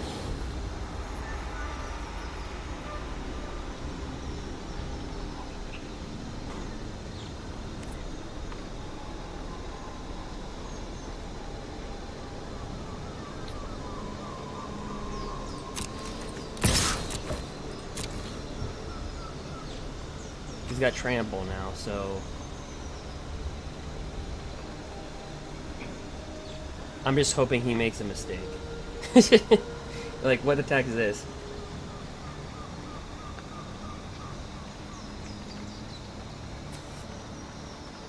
He might think, okay, oh, that was a big mistake.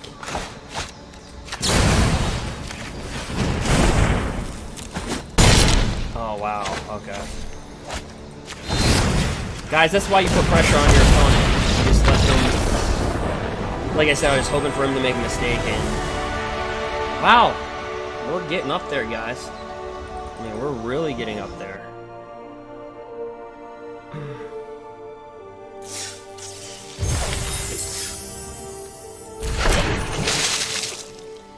Also, if you want to see a fun deck, just go to the YouTube channel and type in Fish Slap Deck. It's, if you have a sense of humor, you'll like it. It's 35 minutes of just... The deck actually went... I think it went 6-3. It was 3-0 versus red deck wins. Speaking of that. It was Stinging Lionfish. It's just called Simic Fish Slap Deck. And it's just funny. It just, you tap people's creatures and just fish slap them. I thought it was funny. The deck was... What deck was it? It was deck number 90. I probably should be like a smart person and probably label the decks, but I don't. Like, this is Temur Clover, that's Simic Ramp, but this, or Simic Flash, but this is a better version of Simic Flash. This is Jund Sacrifice. Okay, so anyway, this was the deck right here, the Fish Slap deck. I had no sideboard cards for it. It was just to get the best of one. And just literally, just it's all about the fishes. Just all about the fishies. And then what you did was bring out Hippocamp. So whenever you cast your first spell during each opponent's turn, draw a card. Well, you're Simic Flash, right? So you're gonna draw a card. And then what's annoying is that whenever you cast your first spell during an opponent's turn, you can tap or untap target non-land permanent, so you can tap them. So you can counter something and then tap something, or untap something that you have. And then Ishiok's Eraser, you just exile something and they can't cast it, and you sat back and just like, what was the curb on this thing? But I think it had 27 creatures. Am I correct?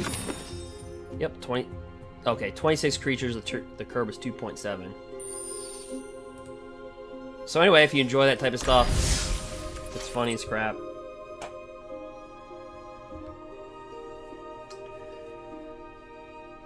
Oh, Goris, you made the deck last broadcast. Yeah, it's a fun deck. I mean, it's just fun to play with. And our Simic Mill deck, I'll get back into gameplay. Was, oh god. So this deck was, I think this is Temur Clover with Royal Scions in it.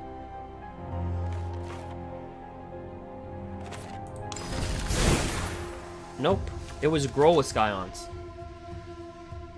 Jeez, I've been doing Gruul. I've been messing around with Gruul for like ever. Yeah, so this was a Gruul with Royal Scions, because you draw a card and discard a card, and the target creature is +2/+0 first strike and trample.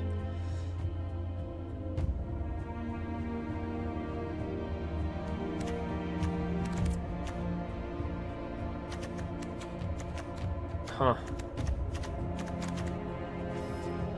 Okay. I'm trying to find...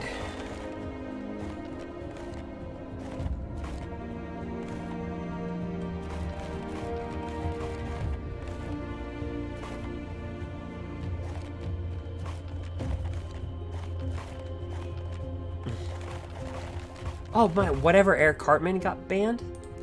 What got banned in that deck? Oh, Agent of Treachery. I had one of them.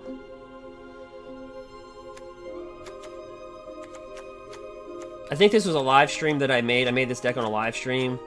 I don't know why I called it whatever Eric Cartman. I have no idea. But, I just made this during a live stream. Probably like it really late, and it just...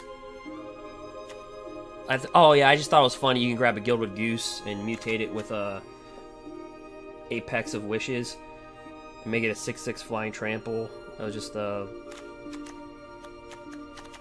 fun deck, not really that competitive. Okay, anyway, moving on. So this is the deck that went 3-0 at the MTG Open.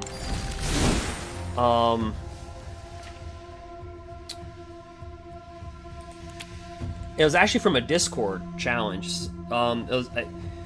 Somebody asked me, "Can you just build a light theme? Can you just build a light deck?"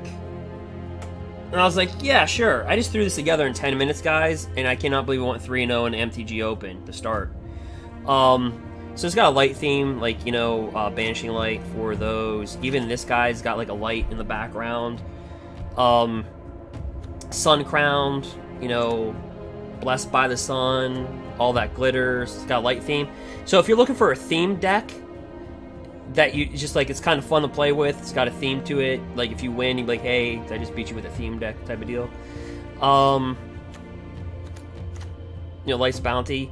But then the deck went on a 3-0 run, and the card's insane. So we have all ground creatures. Whenever a creature you control without flying dies, you return it to the battlefield with a flying counter on it.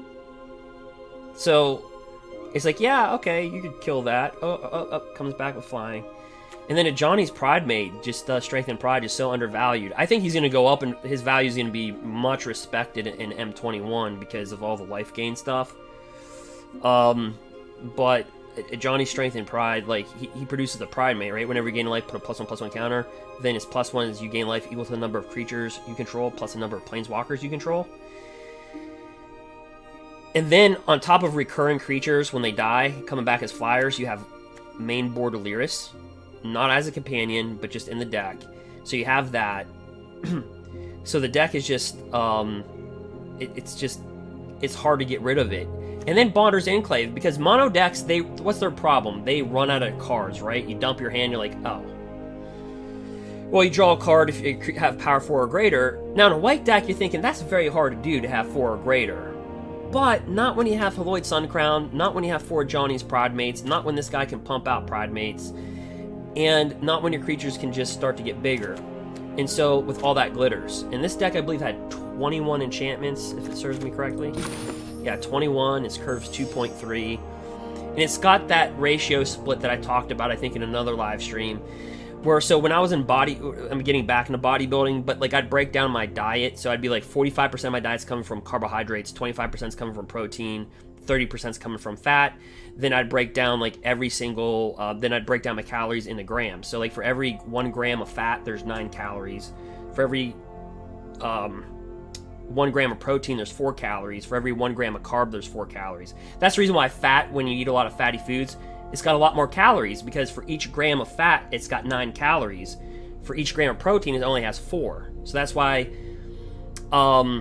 when people eat fatty foods, it's highly dense calories, because it's besides giving a nutrition lesson. Anyway, so you grab that thinking into how to build your decks. So this is what I call a 40-40-20 deck.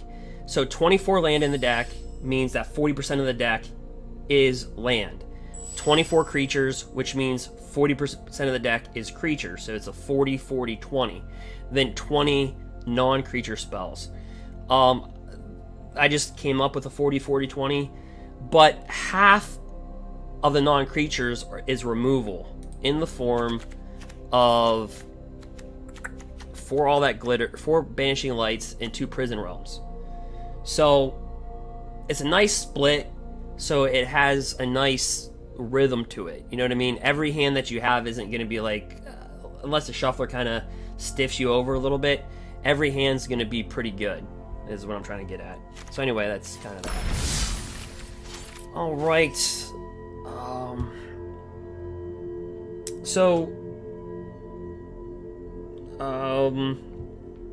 Put on a breather for a second. But did Midas, I don't know if you're still there. Did you find out? Yeah, I did, Dark. I did name the deck Eric Hartman. But Midas, did you find out how to navigate on Twitch to get to your messages? Okay, good. All right, and just a reminder, we'll be playing Gruul. You guys do know about the Secret Lair Summer Super Drop. You have till the 15th if you... There's Chandra. But you have till the 15th. Guys, I'm not getting paid or anything to do this, so I'm just throwing it out there. But if you buy all 5 Secret Lairs, you get a... there's 5 of them that you get in there. You get a fetch land, pretty much. So I think it's like... randomly, I think it's like one of them's like Scalding Tarn, and the others... I don't remember the others. But that's the promotions they have going on. There's this guy. He's going to be really crazy. And I'll get back to the gameplay, but I'm going to show you how he's going to get crazy. So here's what this is a Planeswalker deck we saw in Diamond League. So those that watched me saw the deck. I think this is going to be a thing. So, Nicol Bolas. So his -8 is each opponent who doesn't control legendary creature or Planeswalker loses the game. Well, we watched an opponent literally during live stream, and I said, well, that was really creative. So Elder Spell. Destroy any number of target Planeswalkers. So that could be yours, theirs, any. It doesn't say target a player, it just says any. Then you choose a Planeswalker you control, put 2 loyalty counters on it for each Planeswalker destroyed this way. So what I think is going to happen, and if the idea hasn't been given out, then I'm giving it out. That Teferi's, the new Teferi M21 has a -10, where they gain 2 additional turns.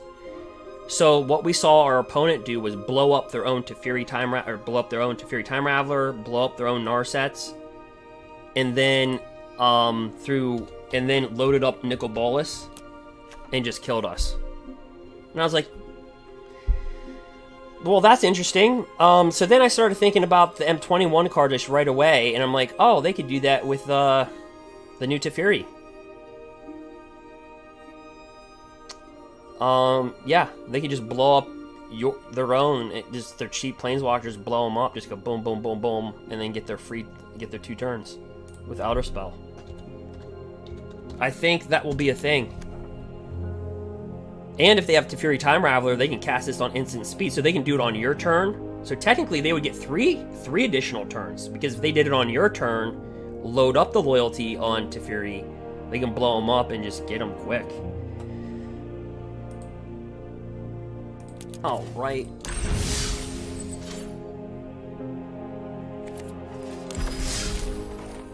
Let me pause for 1 second, and I'll be right back. I'll be right back. Just 1 minute break.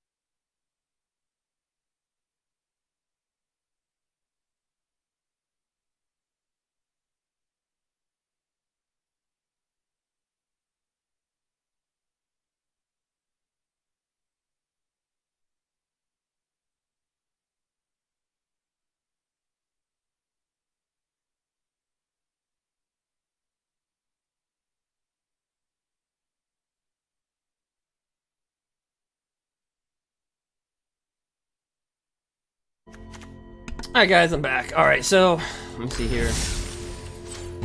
Again, there's a secret lair thing.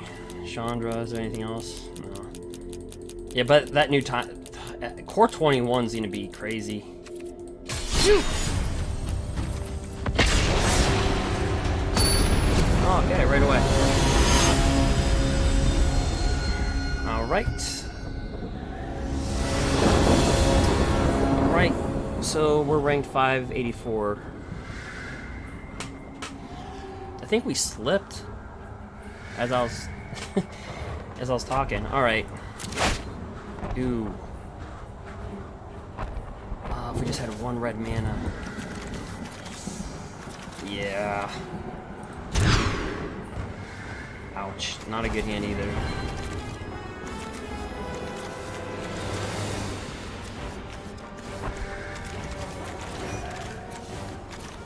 But I have no idea what they're playing, so they can be playing whatever they want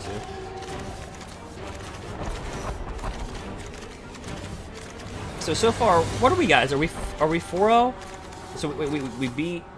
I know we beat Red Deck Wins twice. I know we beat...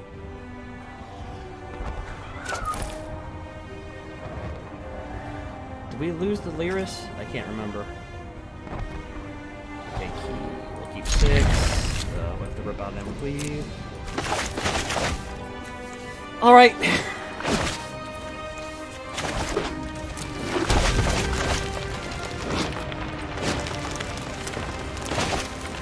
Here we go.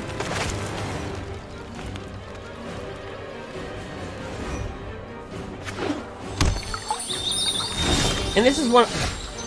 They're feeding us embercleave, so like, here, take it. Take it. Alright, Yep, we can't do anything, so we'll pass the turn. Blow this up. Fabled my passage.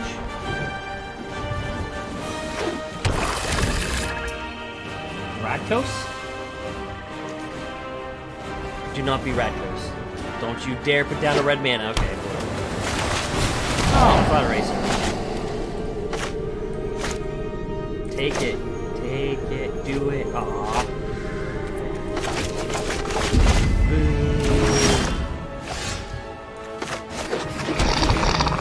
I think this is the most we've ever passed our turn.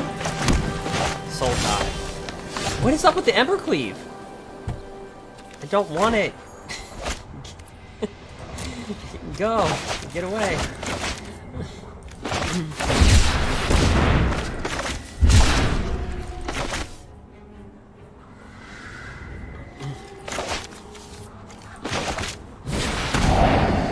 He's probably like, how many embercleaves does the guy draw? Shifting Ceratops.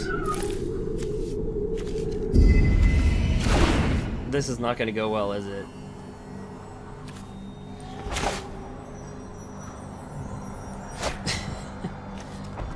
Take the cleave.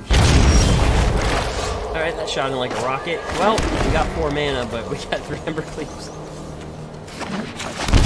Oh, yeah. Witness the ties that bind us all. Harness This is the not going to elements. go well. Absolutely not. And it's not like we can fake what we have in our hand because he sees the whole entire thing. So this is where they like to do the destroy a land, destroy a creature. The what is that? 2 colorless, 2 green, 2 black. What is that? The War of the card that I disdain. Sultai, their turn 6. That's when they start to win. Yeah, that's Season of War.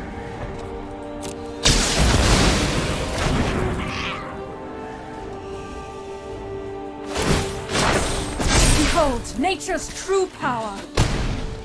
We're gonna get lit up. I mean, we'll play it out, but he's gonna. You know our opponent thinks we have it bad when they are going to Ether Gust a Paradise Druid.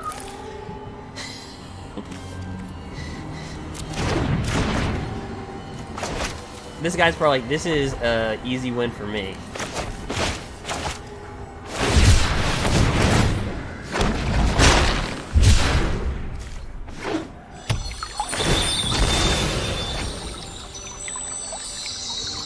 Yeah. Yeah, I agree with Dark. You let them play their hand out. Be wary of We don't have much longer to live. We got 1 turn.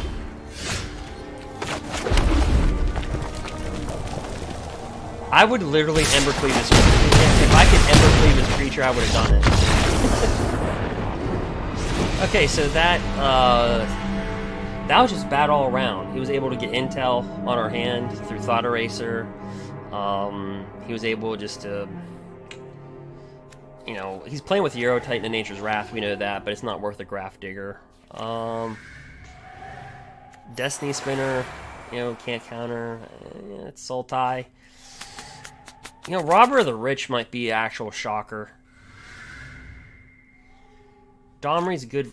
If we had a creature on the board, though, Domri can kill a lot.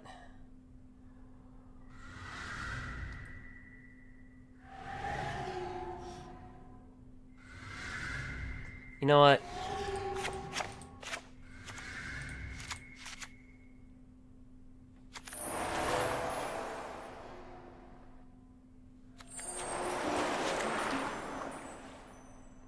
Let's just line up and send 32 creatures right at him.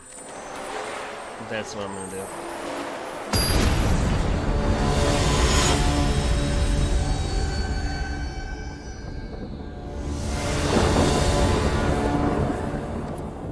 Okay. Well, we're always going to get embercleave. I guess I'll keep the hand.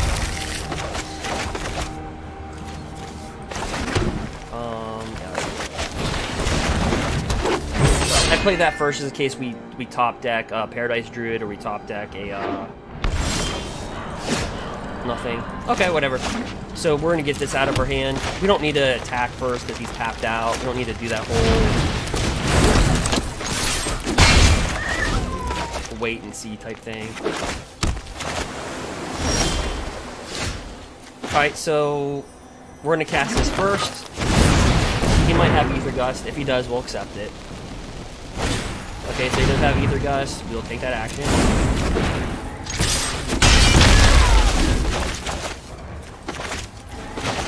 The more and more we can make him defensive, the better we are. Notice he's not taking that damage. He's not doing that no more.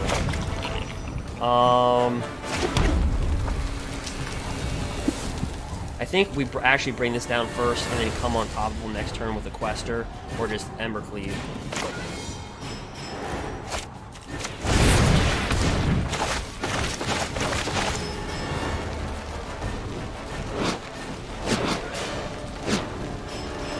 Does he have another Gust?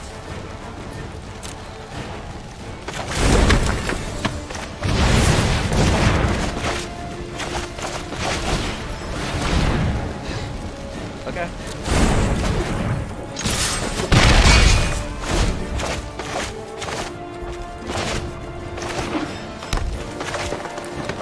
So they like to be at that 5 or 6 curve. That's really dangerous. Hydro crosses. So you know what? We can't really play around anymore. We just have to go in.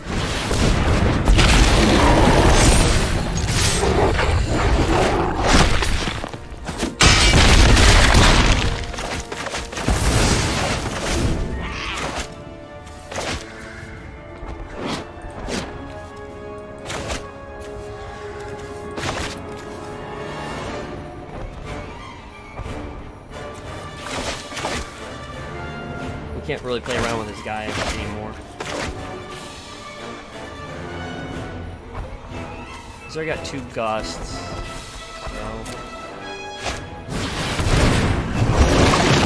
Yep. Yeah, he's got land number 5. So like I said, they really like the Casualties of War. Shoot. You know, Embercleave is so much better right now than burning his 2/2.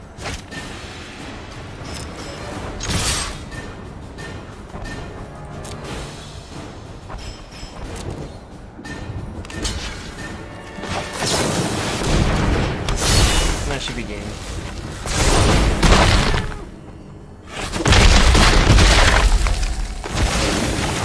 Game 3.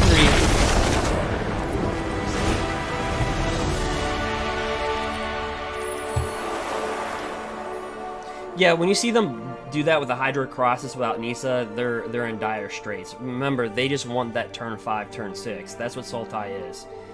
So you have to like almost view it like you're playing like Fires of Intervention in kind of a weird way. They're not as strong as Fires, but they want that.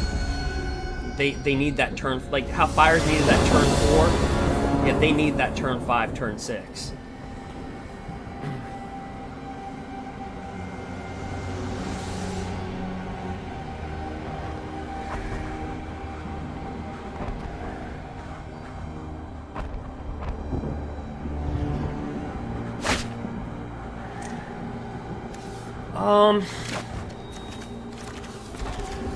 I like to see more beef in this hand, but we'll keep it. Turn 1 Pelt Collector, turn 2 Robber. Hopefully he doesn't have a Gust, because a Gust would really hurt us more than anything. Or a Thought Eraser, we don't want that either. Probably has, nope, doesn't have, it's probably got the Gust. Does he have the Gusto?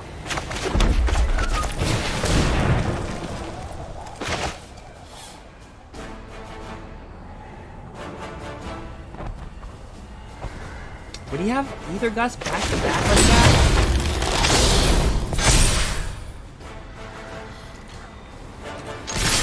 Oh, well, at least exile something. Ooh, a land. Take that. We pulled a lot of those in our booster pack opening. So if you guys want to check out the video on Twitch, we opened up a booster pack. The video is about 5.5 hours long because the very beginning of it, we did the box opening and went through some of the cards at the beginning in detail. Then I talked about Magic the Gathering history. By the way, I played since 1994 when I was like, I'm a 90s kid. I grew up in the 90s. But I played when I was a real little kid. My DCI card goes back to 1998. My DCI and Arena card. But, Zero Spiral. But yeah, so I went through Magic the Gathering history like halfway through the video, and then at the end we just kind of, you know, talk, you know, with the stream. All right, so we knew we had Euro Titan in there. So again, he wants to get to that 5 mana. He wants that so bad. It's like a vampire won in blood. You know what I mean? They need it. And he's got 6, so he's got everything that he wants. And because of that, I just want to be just much more aggressive. I know the play would have been drop Edgewall Innkeeper, try to draw off this, but no. He's got Casualties of War. He's going to kill 1 creature, destroy a land. We don't need that. Plus, we wouldn't... Like...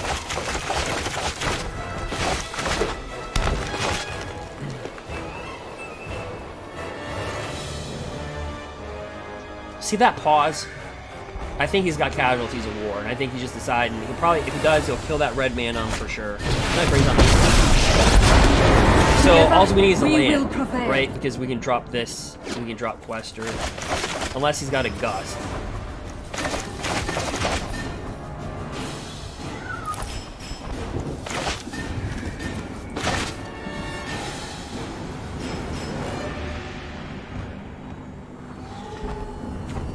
He's only got 2 cards in his graveyard, so his Euro the land shall conquer you. Isn't good. Now,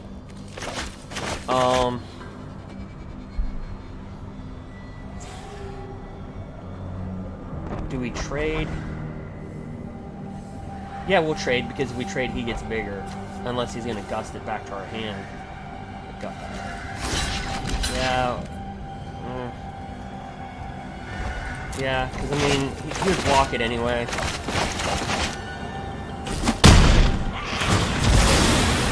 Okay, so now he gets trampled because he has 2+1/+1 counters. But does he have a Gust? He can Gust it. Alright, let's just get rid of this.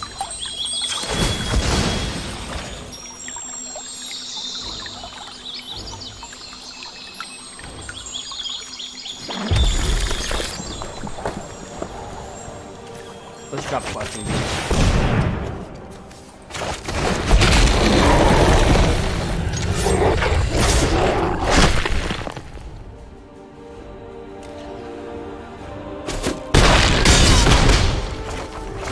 Ralph that up. Do not test me. And the reason why he made this a 3/3 because it's not a forest, right? It's not a forest. It can tap for green, but it's not a forest. Well, Nissa reads whenever you tap a forest, not a green source, but a forest. So I always tell people, if you're playing with Nissa and you know a land's gonna die, don't do a forest. Use something like this that taps for it. And I think what he's trying to do, I think right now, what I think he's trying to do is he's trying to put as many cards as he can in his graveyard to get this Euro Titan out. I think that's exactly what he's trying to do, is get this Euro right out. I think he's trying everything he possibly can to get that 6 in there.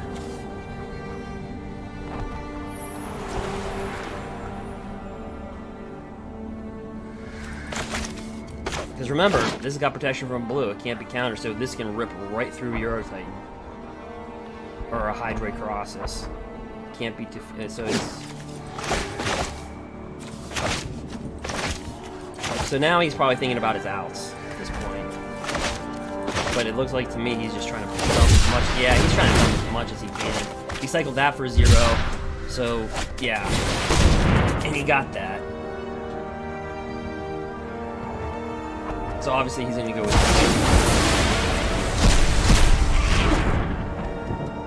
all we need is 1 mana.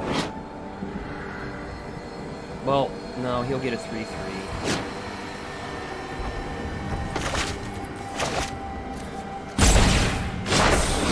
Rise, my elemental friend. Yeah, hit us for 3. We'll be down to 17. Okay, that shot him like a rocket.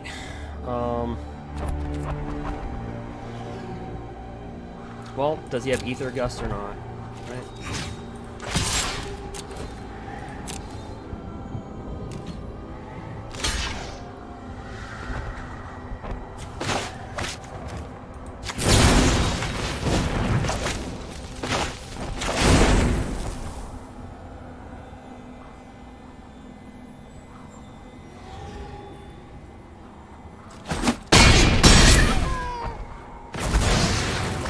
Alright, and just to ensure that we do get the shifting Ceratops next turn, actually,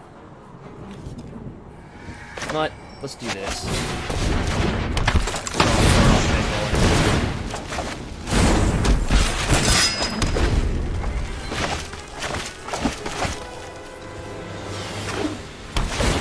So he's going to be able to get Euro Titan out, be able to get another creature out. So we're going to need one more green mana.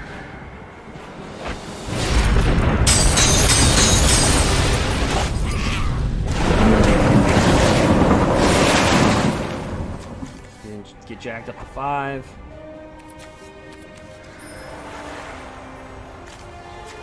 We got Nisa. Euro. Is that 5?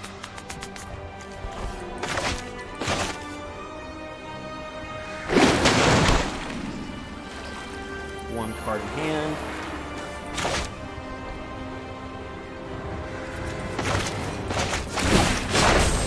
The land fights for us.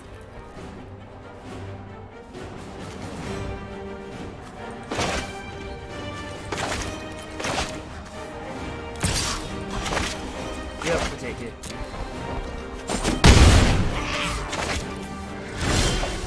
Ouch.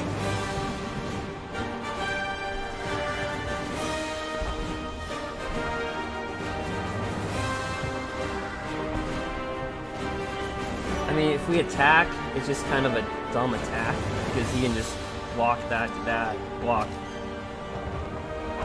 that to that, take 1. So we're gonna have to bring that on the board. If he doesn't have Ether Gust, I have a feeling he's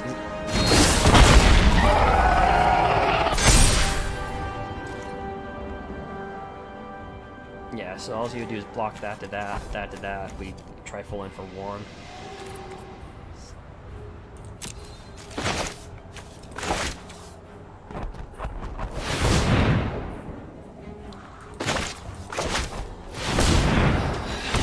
Really needed that green mana to give this haste.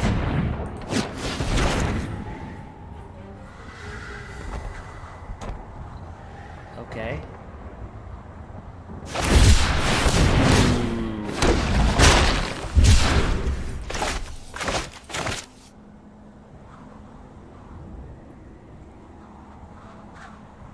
Okay, so now we have to start thinking about our outs.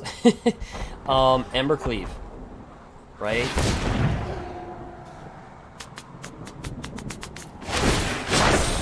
Be wary of the ground you walk on. Don't tell me you have Hydrotrosis. No, another Nisa? Take shelter in my stewardship.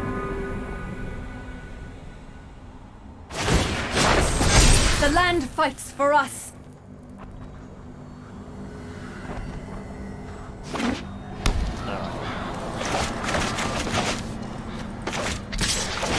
So he attacks with Euro Titan, he's got 4 cards.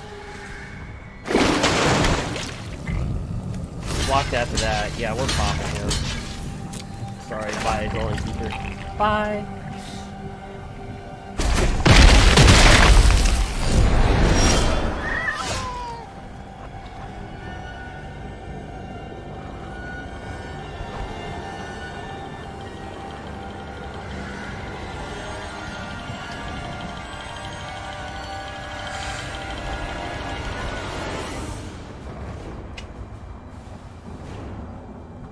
See, what stinks here, we attack. He'll double block this. He'll kill this. We can only kill 1. If we could kill 2, it'd be worth it.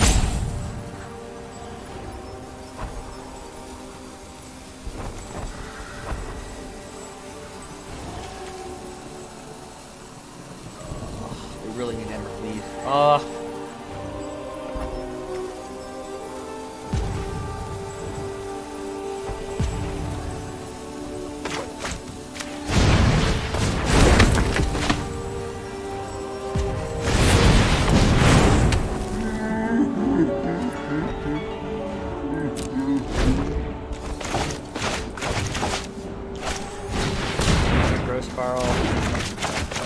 Alright, so he's got his 6 again. He's just gonna cast that out.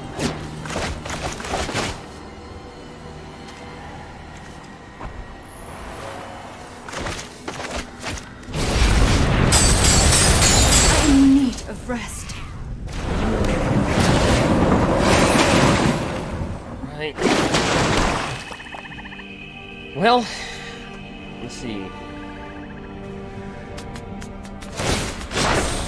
The land shall conquer you.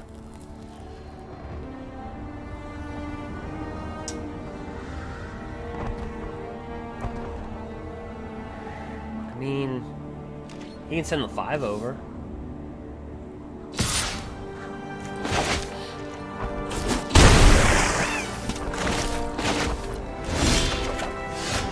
Okay, we'll do that.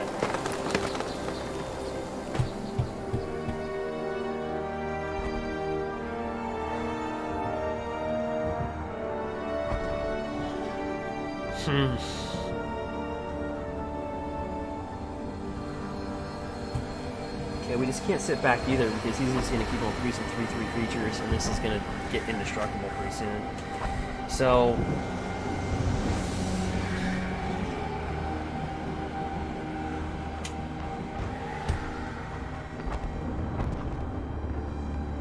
I know, right? What happened in the shuffler when he gave me 3 embercleaves?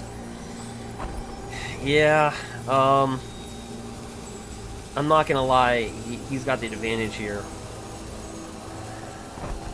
I mean, if we had embercleave, we'd have the advantage, right? But we don't, and we can't pretend like we will. So...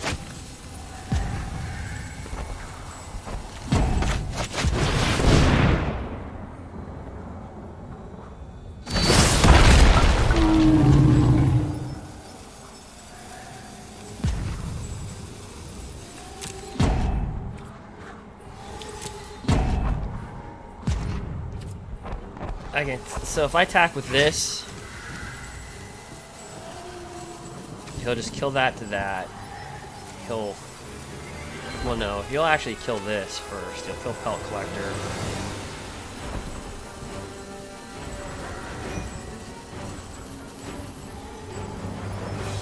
Actually... I have to push him a little bit. We have to kill some of these lands before he just ultimates this and gives everything destructible. And just pray that we get embercleave.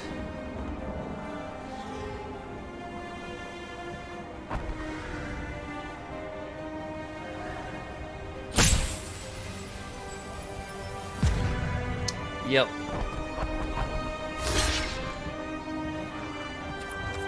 Interesting, he takes the 10. What if we have a Bone Crusher Giant?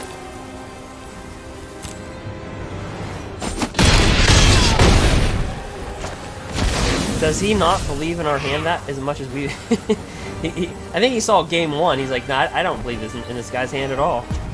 That was...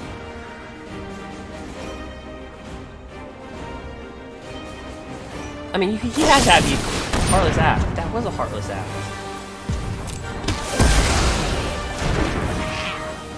Alright.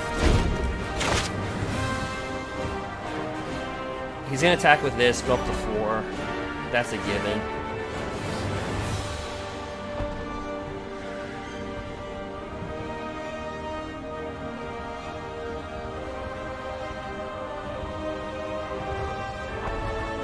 Honestly...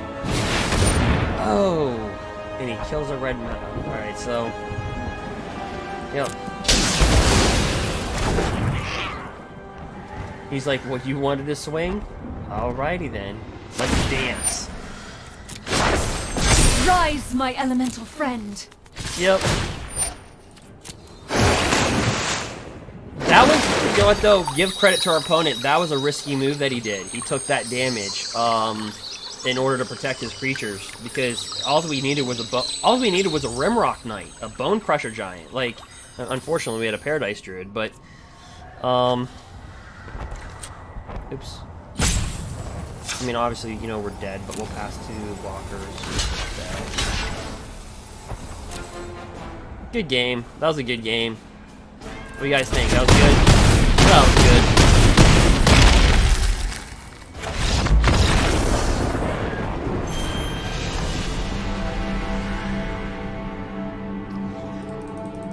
I think that was a good overall game. Besides us, really, I think we would have won the match if we didn't get screwed over that one game with just atrocious embercleaves, but you know, he took a huge risk, and the gamble paid off. Because yeah, we could have had. But I think he's like, you know what? This guy's hand has sucked the first 2 games, so I'm just gonna roll the dice here on that one. But that was a very good move by the opponent, because it was very risky. It was like it was you're gonna die or you're gonna win. That's basically what it came down to. So, you know, hats off to whoever that was.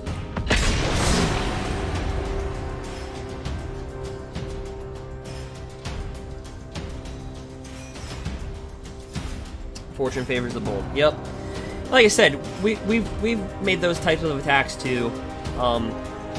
You know, it's just, it comes down to fundamentally like what type of player you are. Like, you see, we were aggressive because I knew, like, because honestly, if we didn't attack the way that we did, we would have survived that turn. But we both had to play aggressive. Because I think we both knew our clocks are ticking, right? Both our clocks internally are ticking. Alright, well, let's get over that match. Just like a quarterback throwing an interception. Alright. And this is the reason why people walk away from Fabled. Alright, so...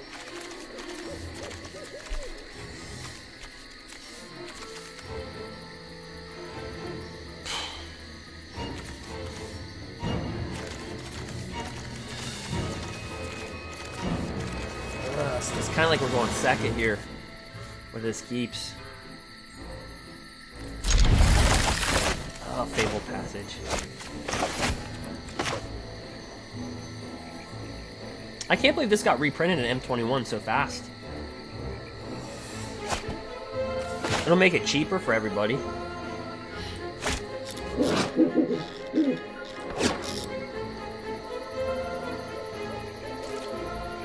Alright, so bring that down. We're not going to cash in yet because we don't want to show our colors.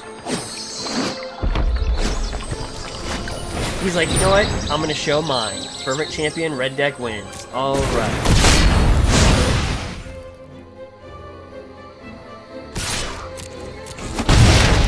Yep.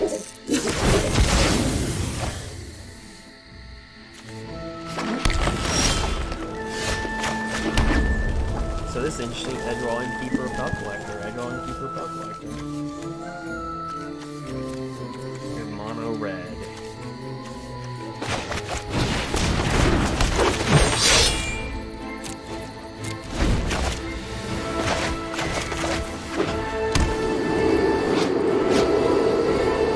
Alright, attack 1, we'll take it.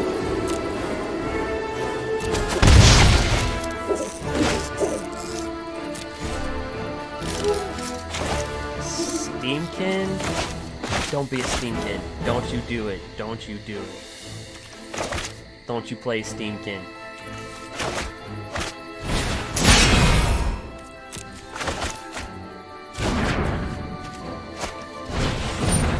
Scored spit up. That kind of worked out. We'll drop Edgeroll Innkeeper. Rimrock my knight.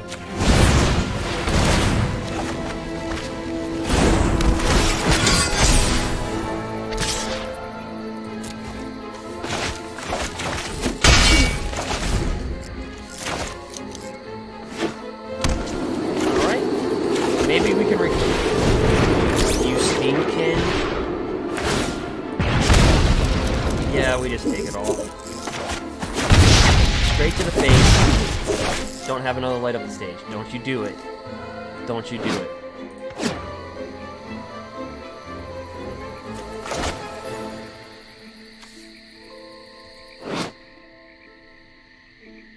So he's got Steamkin, Scourge Spitter, Fervent. We got Pelt Collector, 2/2. Edgewall, Rimrock Knight. That was rude. That was rude. Well, you know what?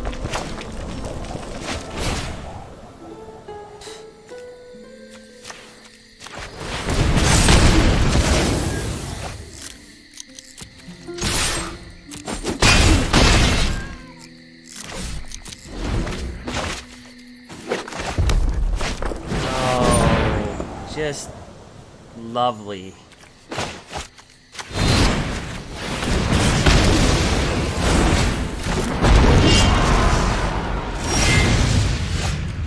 This is the first time somebody dropped the turn 4 Torbrand and said we're not attacking.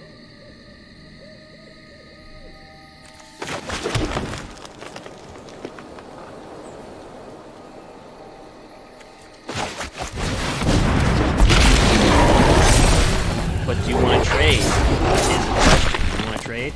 Come on, let's trade.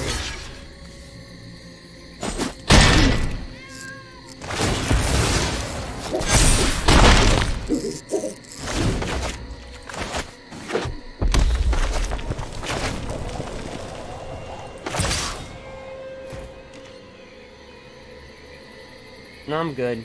Oh, well, should I... We have another one in our hand. No, I'll take it.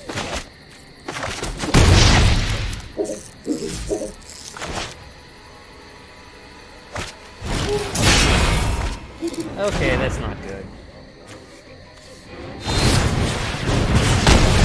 Yep, guys.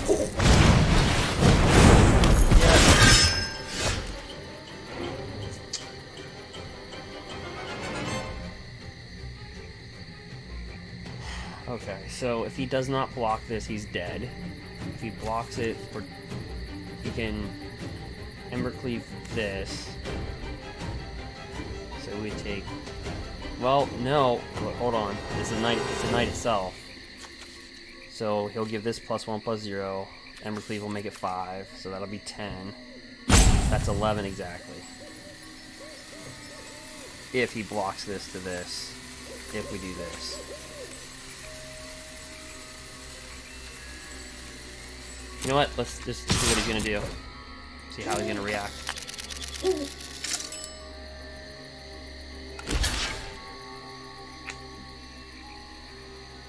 Or we don't have to drop embercleave. Let me get my math straight. So he's gonna get this 1/0. This will get 5. That'll reduce him for 10. That'll reduce him for 11. He'll have to tap out 4 mana to do that. 1, 2, 3, 4, so we can't use Castle Embereth. This might come just down to 1 life, unless my math is just totally off because I'm tired. We're just gonna play really aggressive.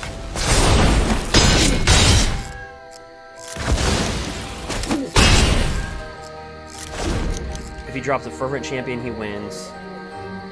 Any Haster, he wins. He'll attack with these two, give this +1/+0, embercleave it, that'll be 5. That'll hit me for 10.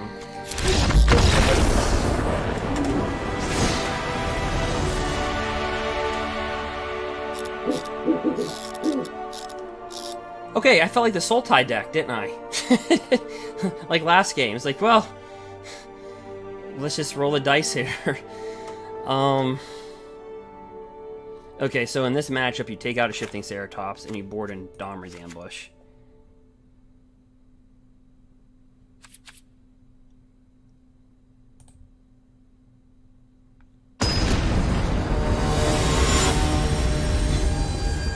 So far, we're playing good versus red deck. And Mardu, which is... And I say that, and we get a Paradise Druid. Alright, he goes first. We're on the draw.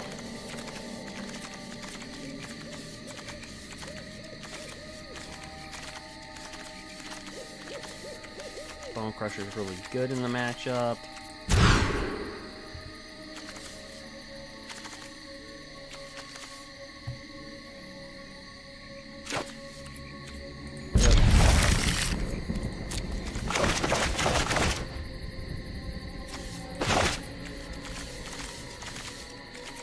So we have 1 Embercleave, 1 Paradise My Druid, and Questing My Beast.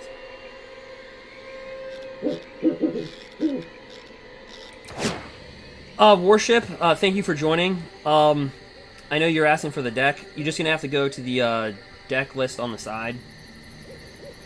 I don't have it that fancy yet on Twitch, so it'll just be a deck list on the side. It should say deck list.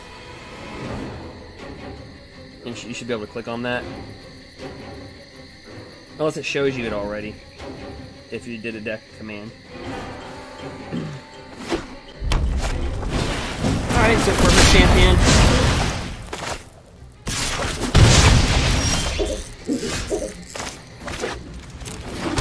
Alright. So we're gonna eat our Wheaties here. We're gonna eat some Fervent Champion. Ah, sneaking. Just what we don't want to see here. So Paradise Druid. So we can get this down turn 3. Oh boy, it's not gonna be good. That's double steam.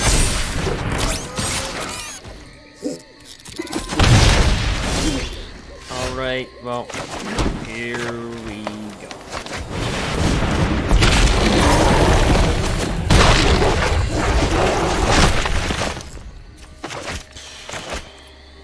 Does the beast want some lava? I was just about to say, does a beast want some cleavage to cover up that power? And it dies.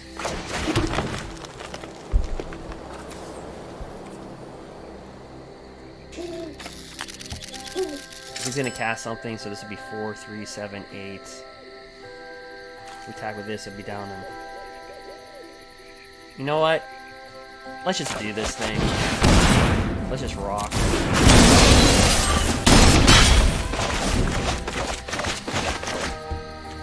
If he has embercleave, we're dead. Okay, so I want him to fully attack. I want him to attack with everything, and then we come over the top with embercleave, hopefully. But yeah, it's kind of a bad move by me, but.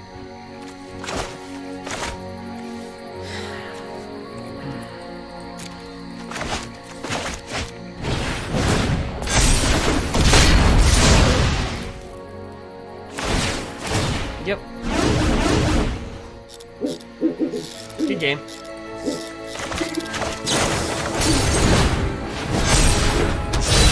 Double good game.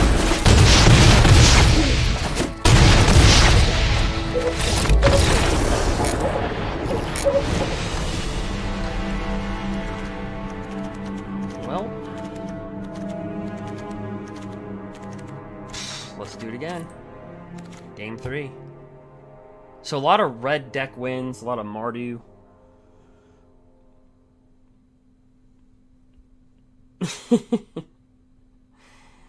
Yeah, I just went for it. I just like, but he like double killed us. He's like, you know what? I don't want a medium rare steak. I want it well done. He's like, I'm gonna double kill him.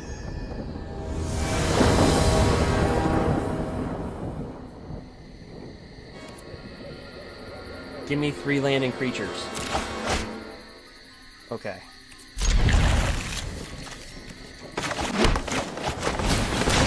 So you really want Bone Crusher Giant, right? You want Bone Crusher Giant to kill that Steamkin. Steamkin is the whole thing to that.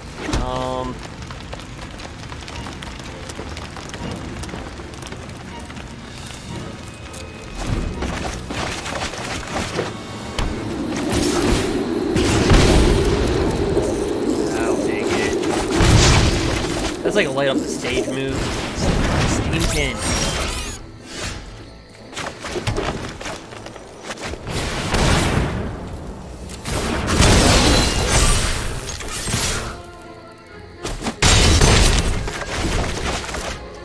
My dislike of this card grows with each and every game. Oh.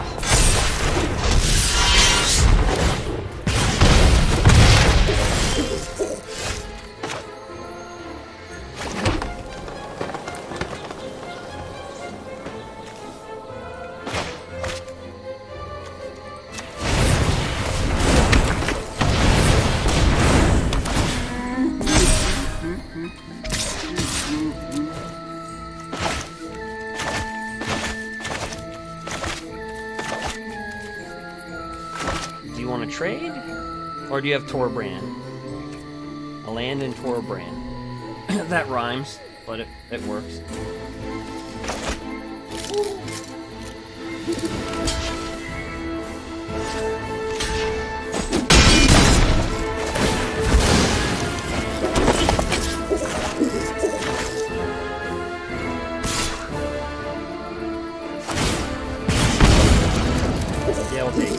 These can't block.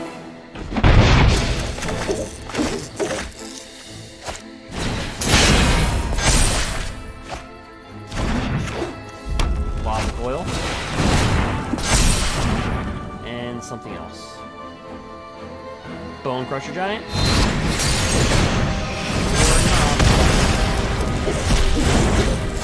This thing is just nasty. This thing.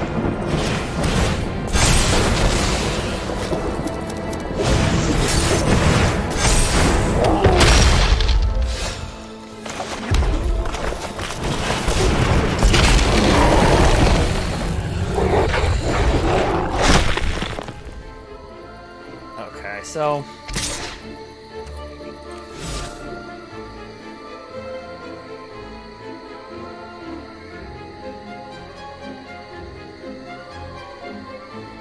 see, if you attack with this, you know he's blocking that, right? So, and we haven't been blessed this game, really.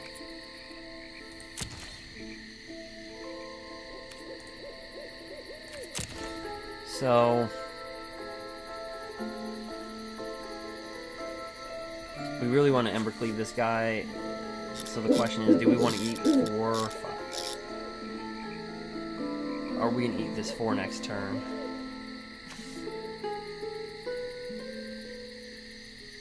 And if he gets embercleave first, the game's over, so... No.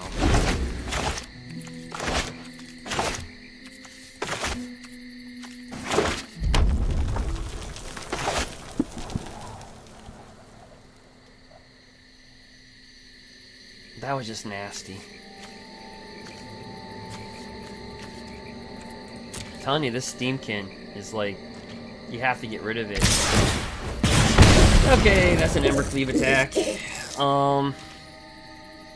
Or just give everything +1/+0.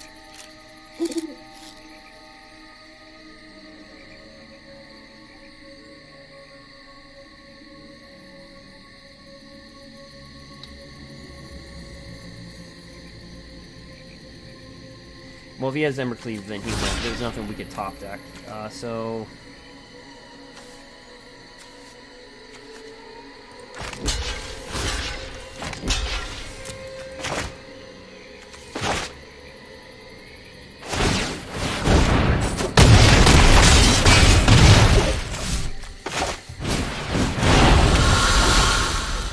Land.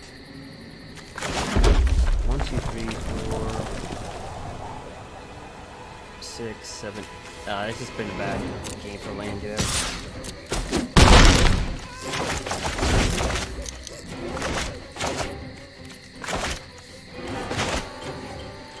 But you guys seen how important Steamkin is to the red deck? So we have to block. We're down to 1 life. Well, actually, we're dead. Good game.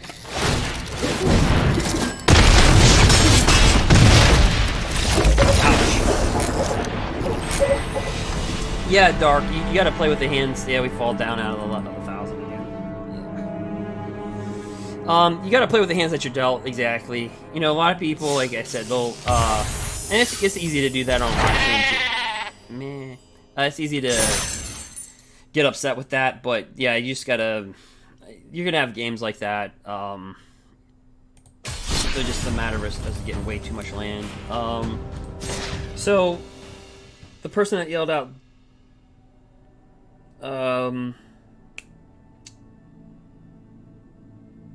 so Warship, I don't know if you're still in the chat, to see the deck. Can you guys see the deck list to the right? I don't know if I put that in there or not. There should be like a little tab onto the right that you should be able to click on and punch up the deck list. There's somebody that put in a command for the deck, but I don't think I have that integrated yet. You know, us YouTubers that integrate to Twitch. But there was one person in the comment section, they put in a command for the deck. And I think, so we made some adjustments. I don't know if you're still in the chat or whatnot, but let me just do that for a second. So originally, what we did was is we had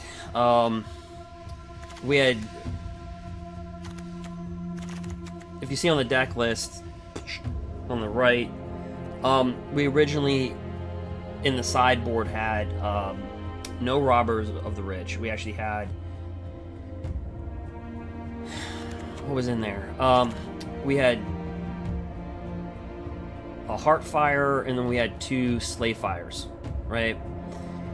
And that's because the volume of planeswalker decks and games coming down to like 3 life, 4 life, so you just become you can convert yourself into a burn deck that way, because you do have 4 Bone Crusher Giants, so you kind of can turn into like a burn deck. But unfortunately, we started playing against more like Bant decks. I think we hit Bant. We hit it like ungodly amount. It was just like Bant, Sultai, Bant, Sultai, Bant, Bant. So Robber of the Rich was the call, but that's kind of like what we did with. But do I have that deck list on the side? Because it should be right on the screen, where you just have like a deck list right here, and it's just like you just click on it.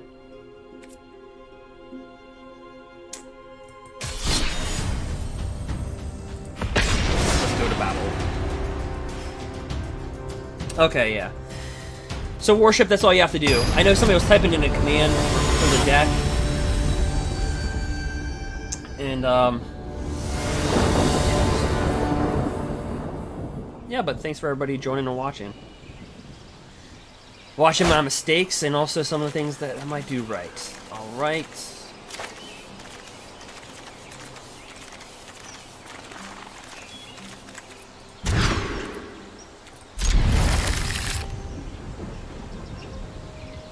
This one's a tough one. We'll get rid of 1 Quester. So we got Domri, questing, another Domri.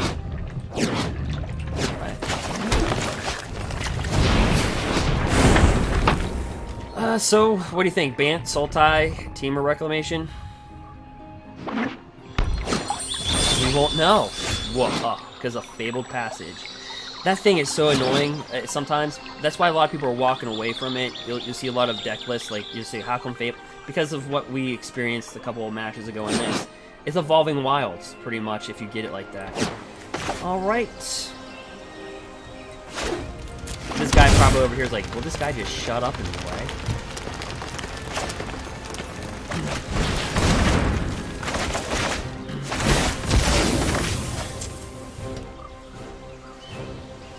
Well, if it's readies, alright, it's real easy.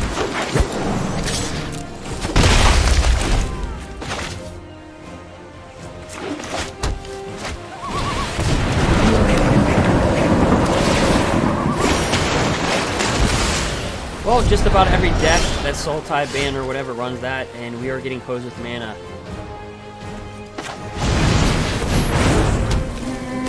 But we'll just play with whatever belt.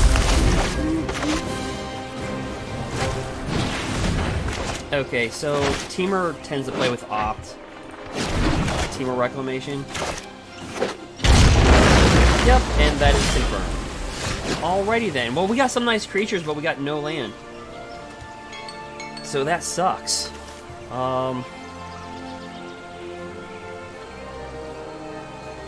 So he's playing Temur, so he's got Bone Crusher Giant possibly. So we don't want to attack with this. We can't afford it. Let's go to our attack steps. Yeah, we just this man is just too precious at this point.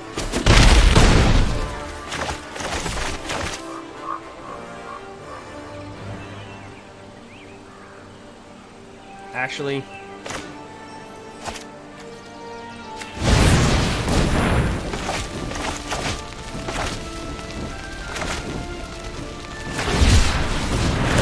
yep.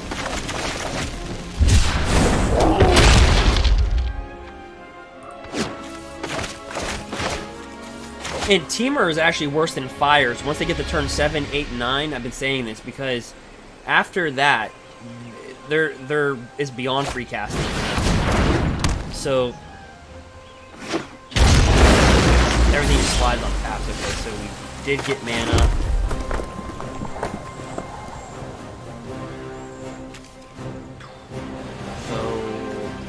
try questing this.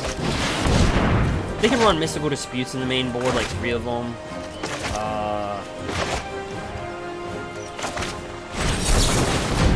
Or Neutralize. I guess the better card, right?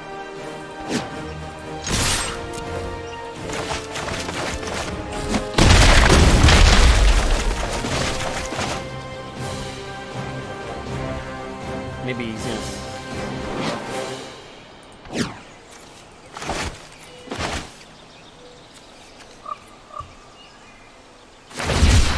Alright, so he cycles for 0.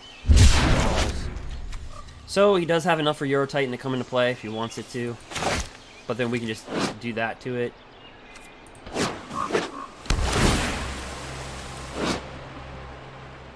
Again, this deals damage. Your creature doesn't fight, so it'll kill it. Yep.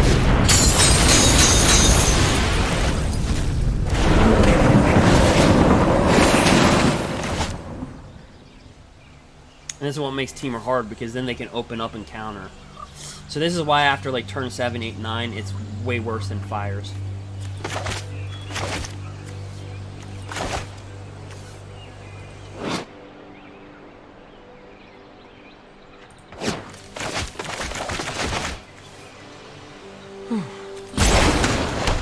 Alright. Yep. So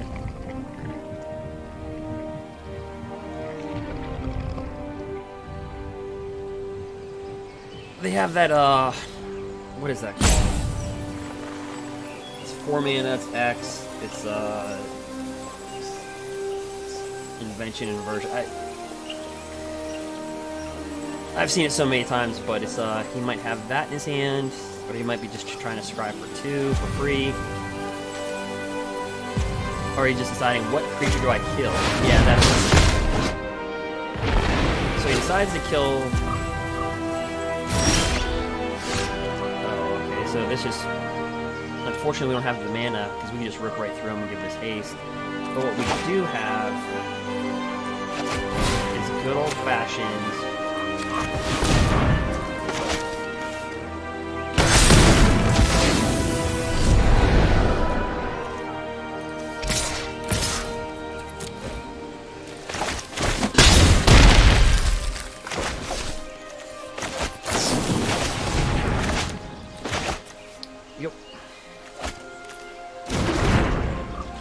So sometimes you're seeing Love Struck, he's just, sometimes it's a...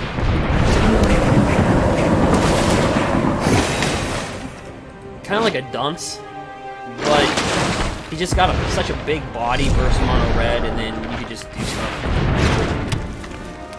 Alright, so as I was yapping, he dropped down another Reclamation. See, and this is what makes him just much more deadlier, like as I said. After turn 7, it's much worse than Fires.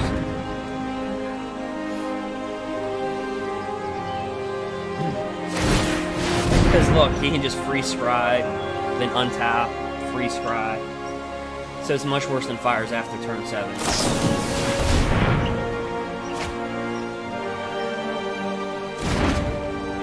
Good deck nonetheless, though. I would say it's probably the top deck.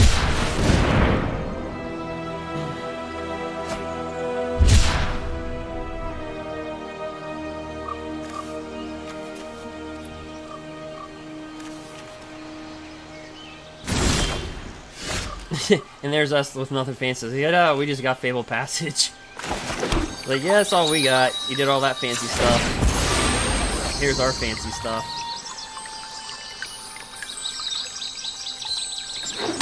So, look, here's about to go about. We can embercleave him, but we're gonna drop down Shifting Ceratops.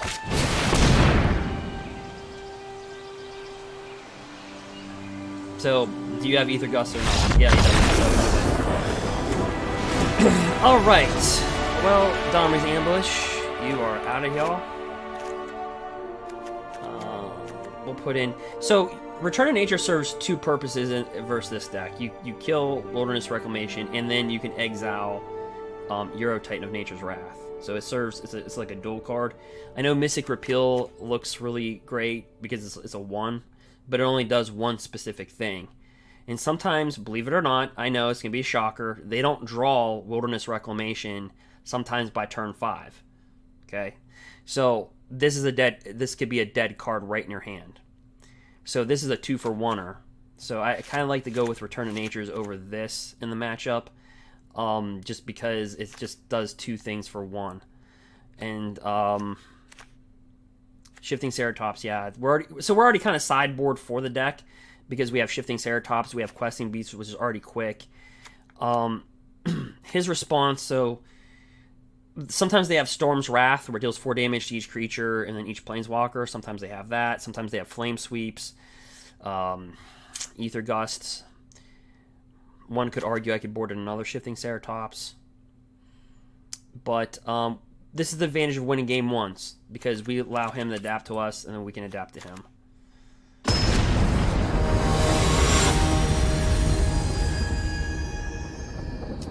Sprouting Renewal. I can't remember what that card is off the top of my head. Sprouting Renewal. What does that do? I guess we'll keep this in. Again, another 2-lander. So we're heavily relying on Paradise Renewal. Heavily. Because just the way the cards are falling. Alright,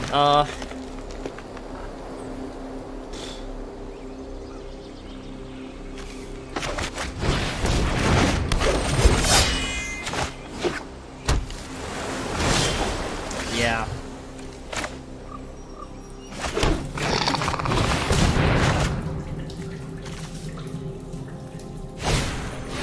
I thought he was going to Ether Gust it.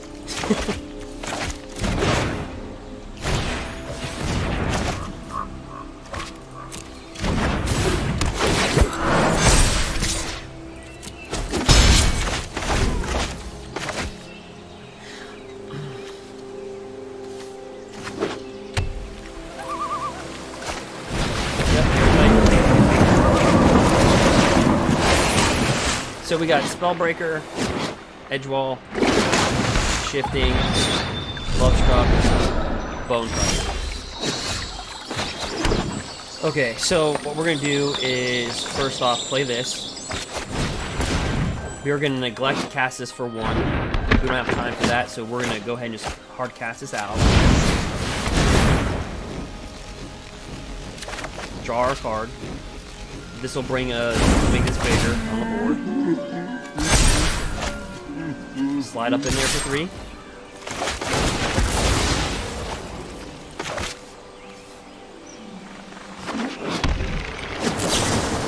Another opt. He's opted out.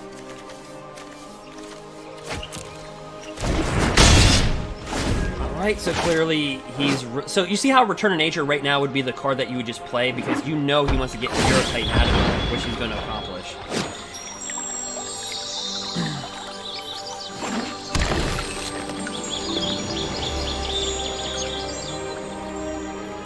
Two colorless, 1 green.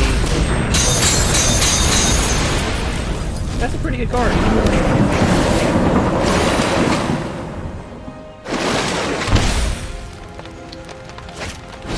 Alright.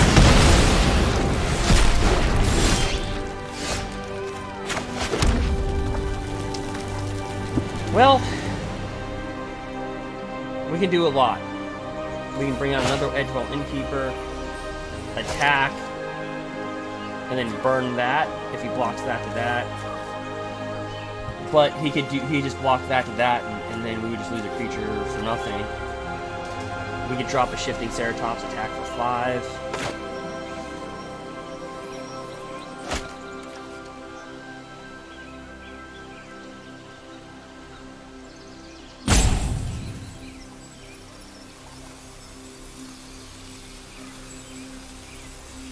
Or we could surprise him next turn with this and drop this down. How many cards does he have? He's got 1. Let's see how he reacts.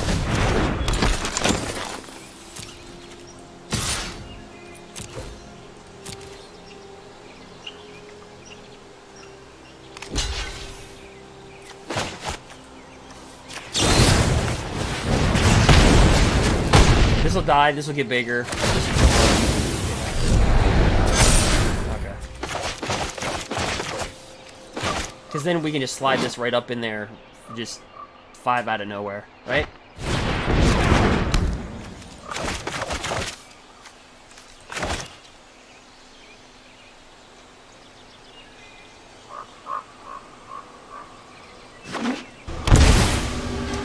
Yeah, so he took that too, so he definitely has something, right? He's gonna have that.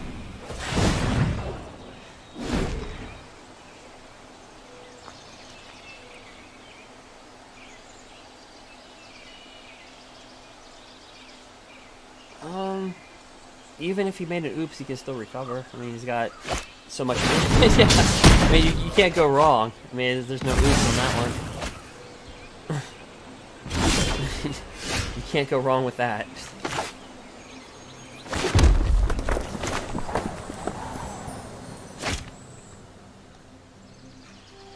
Alright, so let's drop this down, draw a card.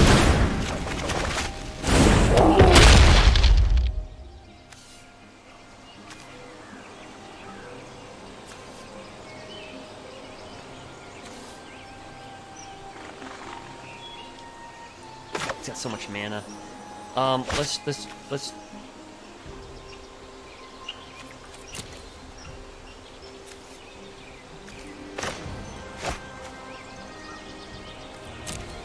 he's got 3. Let's bring this out. Yep, okay. All that for 1 damage. Alright, so he's the odds of him having this are pretty good. Another 1 expansion explosion. He's gone through 24 cards in his deck, so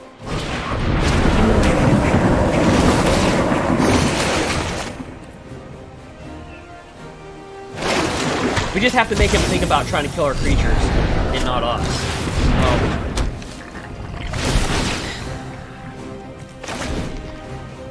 1, 2, 3, 4. 1, 2, 3, 4.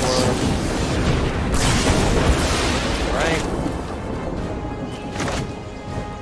Let it all out. Play Pack Ambusher.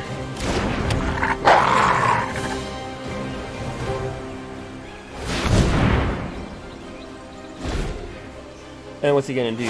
Nuke whatever the Scry 2. See how crazy they get after, like, if you go into turn 7s with these decks? Cause it's just worse because they can Scry for free.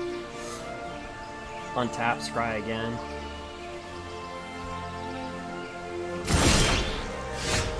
Pain in the butt. Well, let's drop a 1/1 creature down on the board. I'd love struck. Maybe, okay.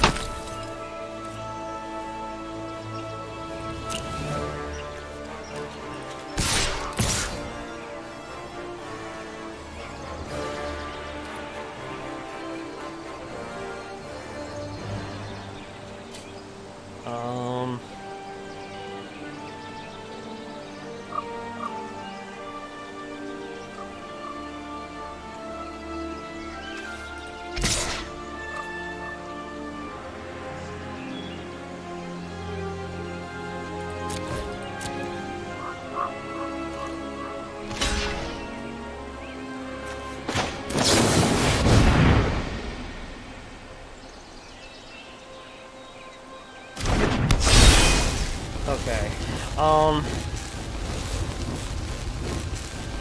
Keep on producing 3/3s.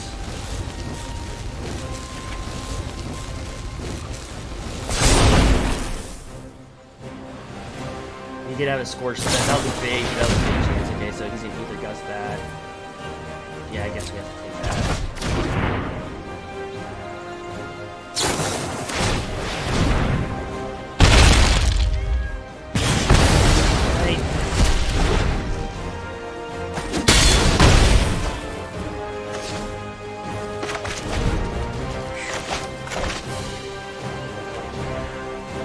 Yeah, we did have Gem Razor on our sideboard originally.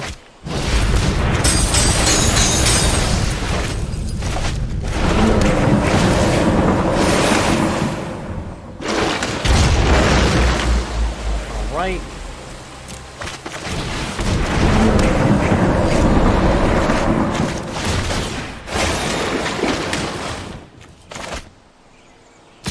might as well attack. Yep.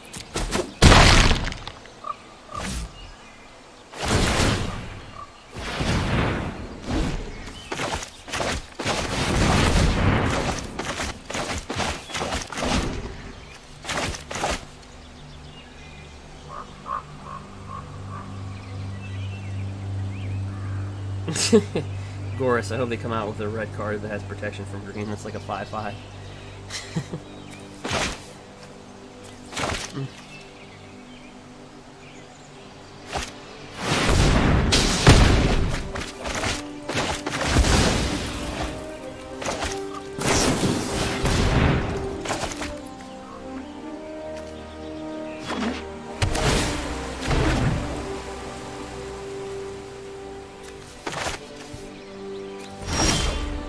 So,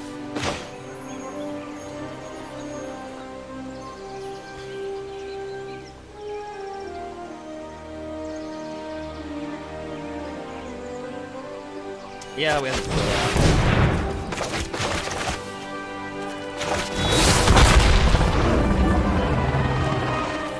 Attacks. See, what makes this deck nasty is they can come out like a Simic Flash deck if they really want to, right? You can put Night Pack Ambusher in the sideboard.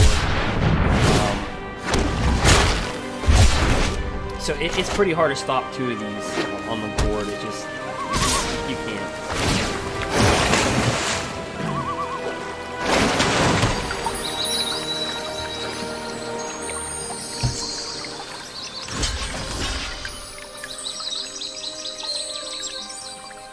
Now you might ask, how come I'm not going to kill the Titan? Well, it's pretty simple.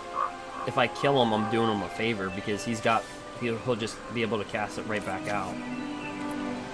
So we're going to have to eat the 9. And then if he does have an invasion, he does have this.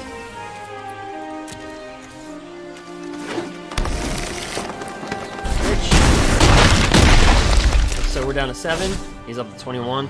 Yeah, if he's got one more of these, it's game over.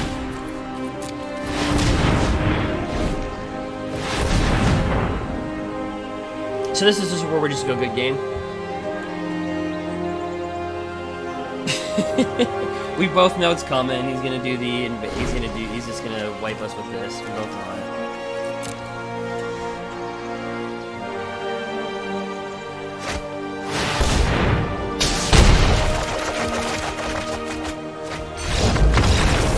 Oh wow, so back-to-back elves.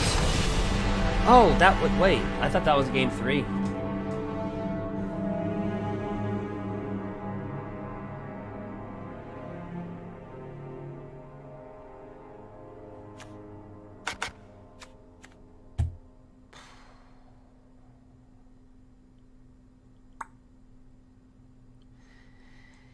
If we weren't getting so mana hosed, I would actually board in Robber the Rich for Paradise Druid. Just to get those reclamations off of them. But we're just getting so mana, it's just been bad. I can't take them out.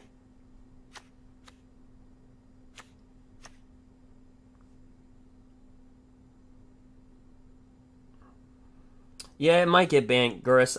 I think they're going to be looking at Winota, though, because they banned Winota in Historic, and that's a good sign that Winota will probably go.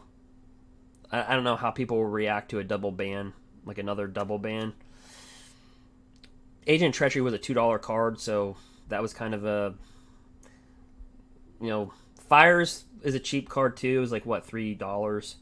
But the cards around it, like Kenrith, Cavalier Flames, those took a beating, obviously.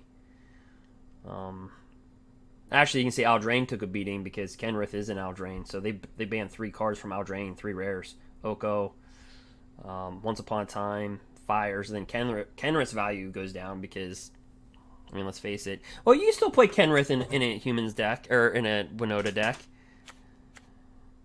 I believe. I don't know. Let's just run it. Our opponent probably thinks we didn't do anything. Alright. Number 345 versus 11:45.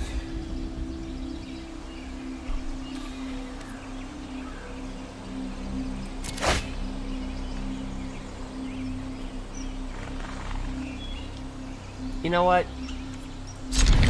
Screw it. We got land.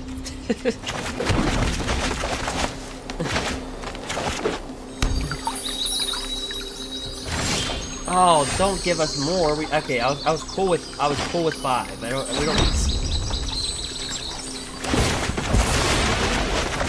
see how Robber of the Rich right now would be very valuable. I mean, if you kind of see what I'm saying in this, so we could have ripped the card off. Like, it's just right now we're just on a bad land streak. It's been like that for like the past 3 to 4 games, not just this one. Like I think the last we made it look pretty for a little while. Like we're making it look better, but we've really been hit.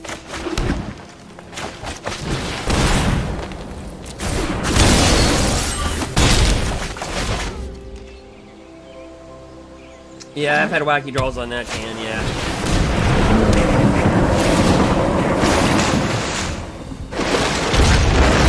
I feel like our performance could be a lot better. I feel like it could be a lot better than what it is. So here's what I'm gonna do. I'm not even gonna mess around with this guy. I'm going to because we know what he's trying to do. He's trying to get Euro in. So let's bring this in. Let's not even mess around. Let's bring this big boy in. And then if he wants to kill one of our creatures or something, we just drop Questing Beast. I don't even want to play. Just with the lands, top decking, we can't rely on any of that. So I have to think like maybe a turn ahead, and just pray maybe one game he doesn't get. Yep. So let's make him think about our creatures. I say copy that. Nice.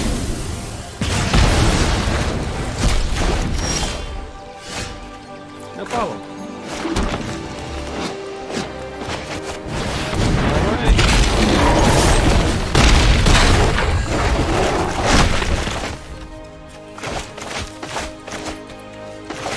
And guys, this is how Magic should be played. You see our exchange, even though we're both beating the crap out of each other, we're still just like, you know, a nice move's a nice move. I mean, like, honestly, he cannot help that we're getting nothing but land. Like, he can't help that, right? So he's playing his deck just like we would. Like, if he wasn't getting land, we'd still attack him. We're not handing out free lunches.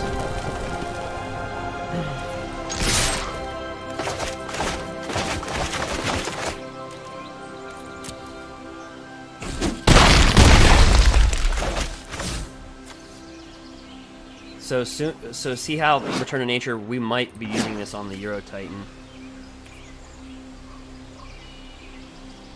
Actually, I'm gonna pause him. He's gonna crack that. Nope, he's a gust. Son of a blank. Alright, so no matter what, he's going to be able to get Euro Titan out. Because this will go in the graveyard, he off 6. So even if we get rid of 1 Euro, he'll be able to Fable Passage, put that in. Alright, so resolve it. Yeah, I guess we have to take that action, right? That's 6 in there. If we bin 1 Euro Titan, he'll come out with the other one. Because he'll put Fable Passage in there, so even if we get rid of 1, he'll be able to get out the other.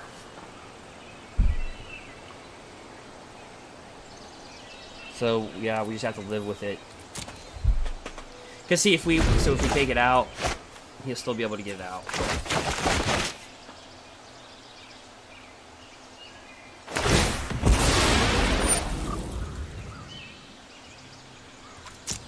Are the FX? I'm sorry, Cora.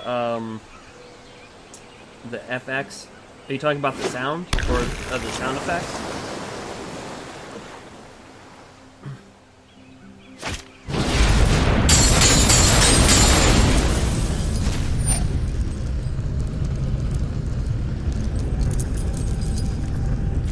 see you can't target it.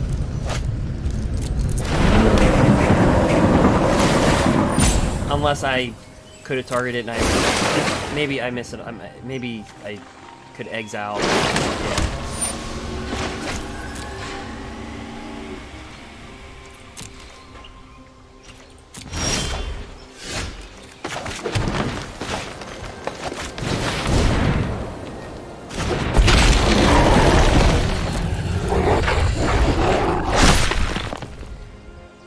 See, if we attack with both of these, then he could just make a simple block on this.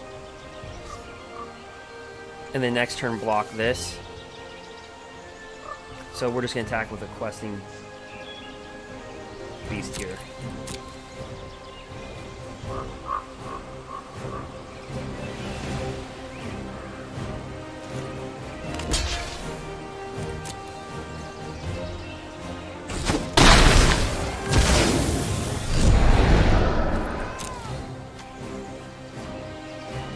Okay, so we have to start thinking about cards that can kill that.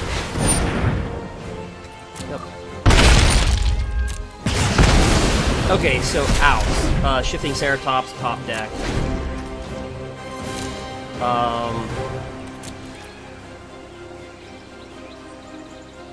Okay, he's got 4 cards in hand and no casting. That's a reclamation deck.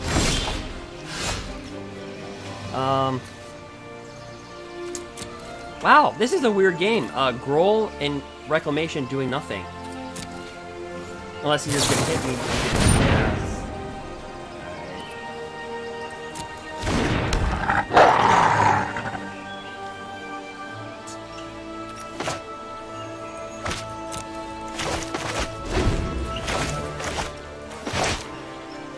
Yep, we'll take our licks, take our 4.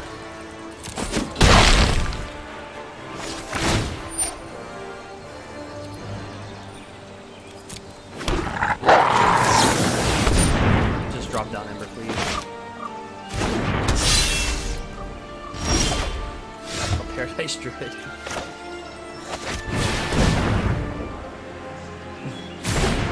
Oh my gosh, we're gonna embercleave a Paradise Druid.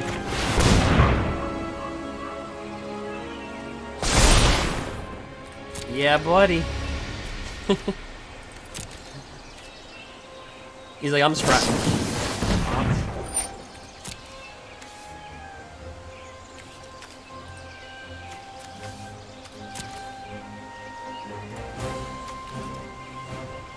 Oh, that is a pathetic land to creature ratio. Alright.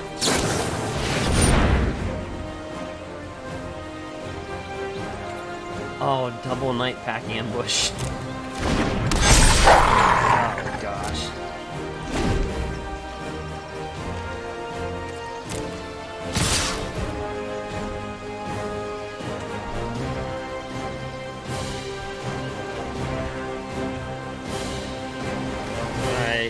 We can kill 1 night pack ambush.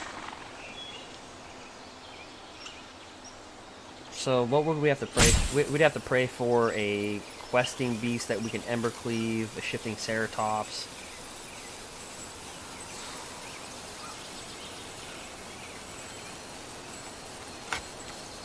Pass the blockers.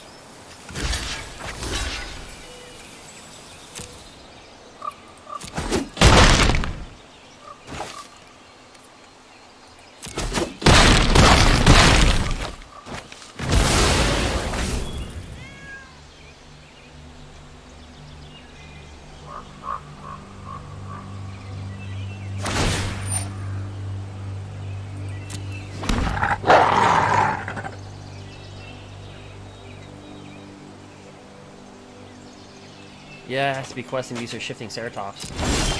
And it's a freaking land.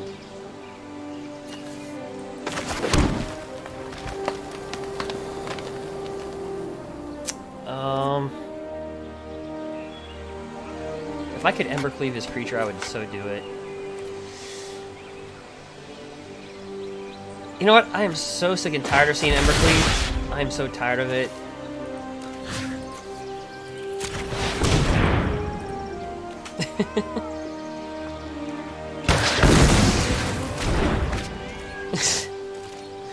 Good game.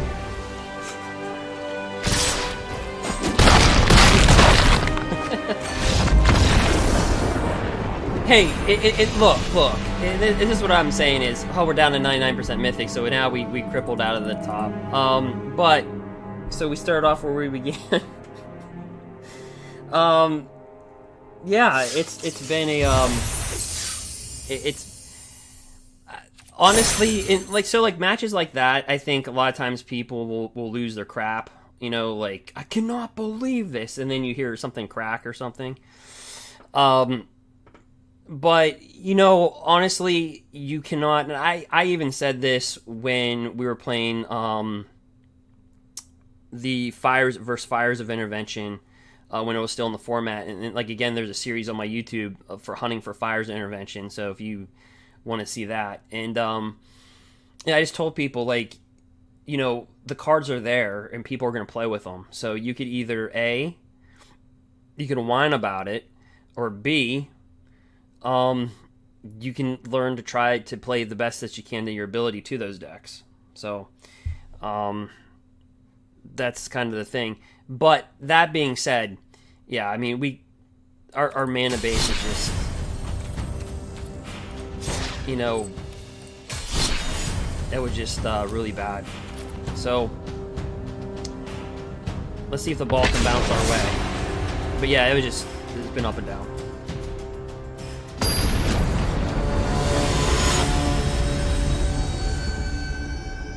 So, we tasted the top 550, and then we went down in these embercleaves with 2 mana. Good gosh, what is it?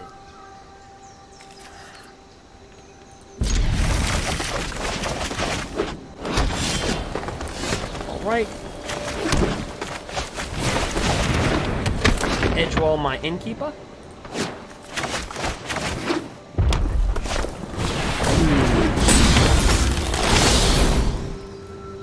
This is a Gruul on Gruul. Okay, so before anybody takes me out of context, GRUUL versus GRUUL match.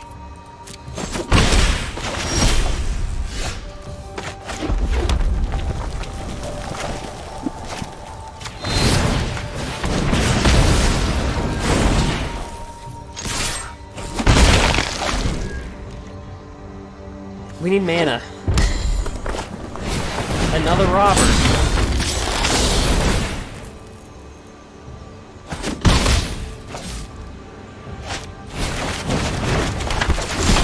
Yeah, even with the robber of the rich taking our crap, we're still not getting mana. Like, you do realize he took 2 non-mana sources, so, like,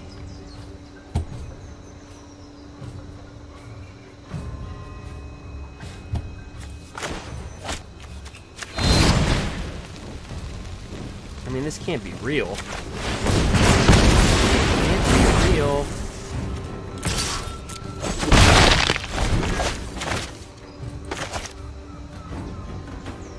They'll probably kill that Bone Crusher Giant.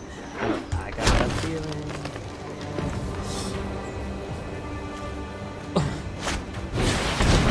Oh, Rabbit Bite.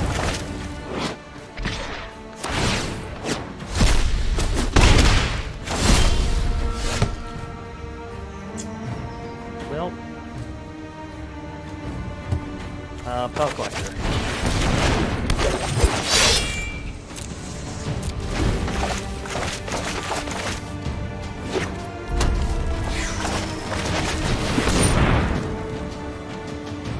What? Okay.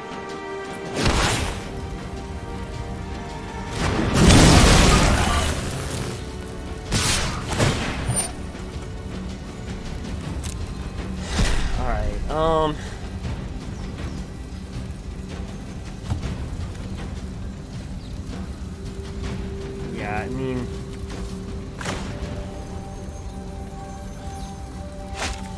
passive blockers, block this for that.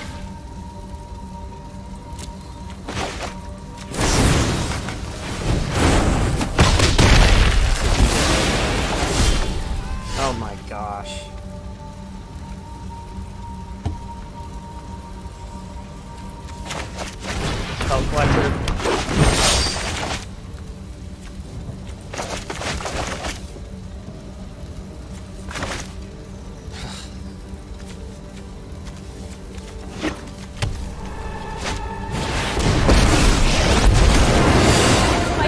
goes way back to Sit Planeswalker. back Whenever and one or watch more it loyalty burn. counters removed from Chandra Artisan, she deals that much damage to target opponent or Planeswalker. Great. Exile the top card of your library, may play it. Exile the top 7 cards of the library, may play it on this turn.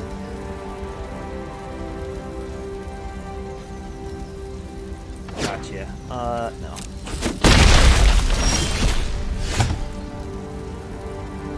Okay.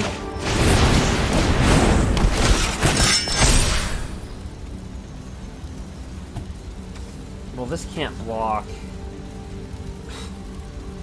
If we attack for 2, we take 2, and he'll just load this up for 6 and give it plus, so we'll die. So we can't attack. Right here. Let's light it up!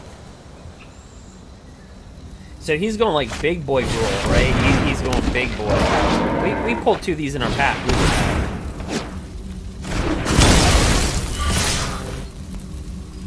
Yeah, I mean, there's not much I could do here.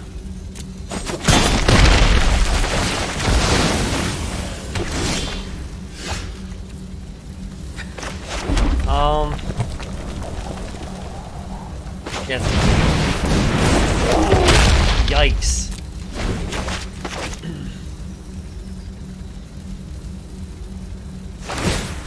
What's that smell? Oh, it's you burning. I actually want him to play this. I want to see what he does with it.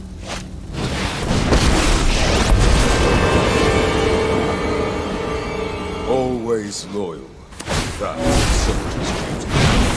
So he plops I it. only bond with the strongest around.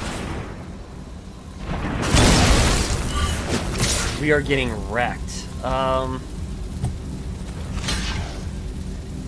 if I'm gonna die, I'll kill the elk dinosaur beast. Actually, kill the rogue. Good game.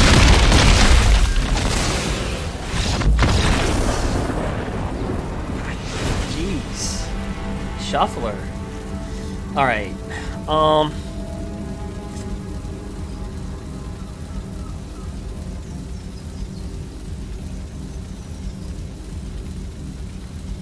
Let's see here. Budget Gruul. Yeah, I think that's a nice little budget Gruul deck.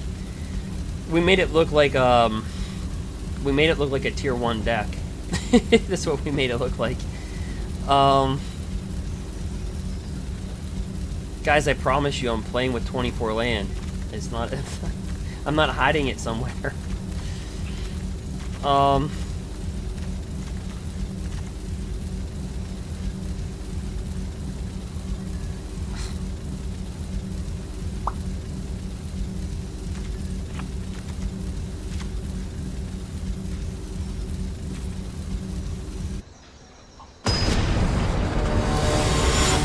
So, when this deck fires, it's a top 600 deck. When it doesn't fire, it's kind of the, you know, Mythic tier 1, which is still good, but...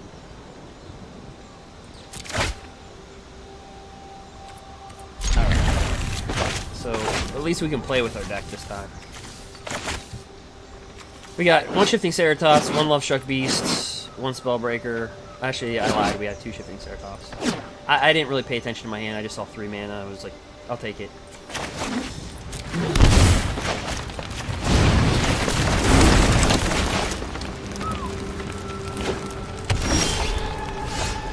Yeah, he's got a guild mage, so he has budget down. Alright. So we'll drop this down as a creature.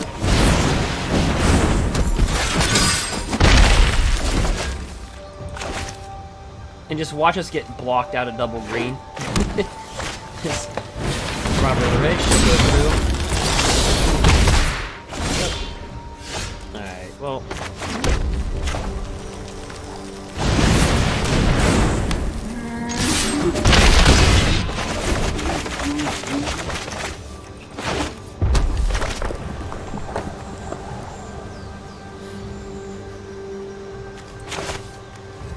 Lovestruck has done nothing in the past couple of games. I mean, we got Mana Hose the last, I don't know, 4 or 5. But he's just like a dopey blocker.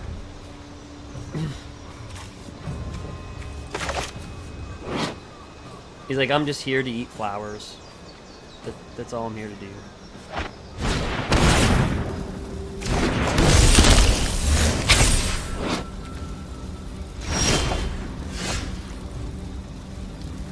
Alrighty then.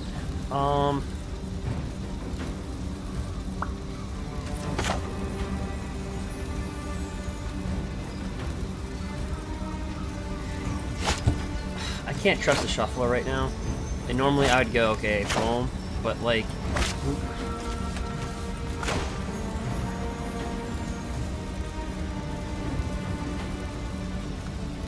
Yeah, like I have to. Like normally that's not the play that I normally would do, but I have to.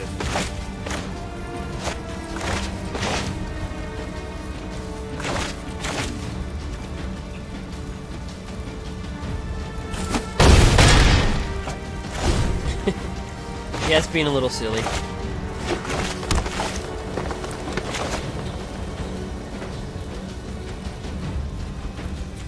I could really use that Gruul guild gate. We Agent of Treachery this just for one turn. Give it. Alright, there's the Civilization has planeswalker. crept too far. Tear it down.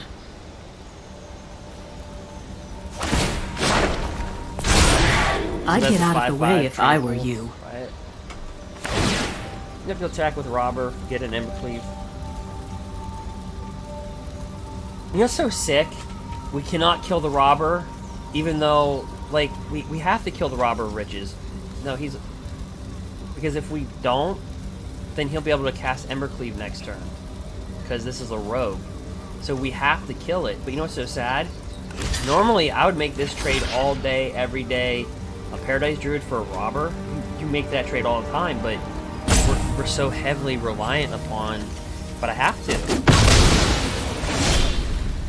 Wow. We actually...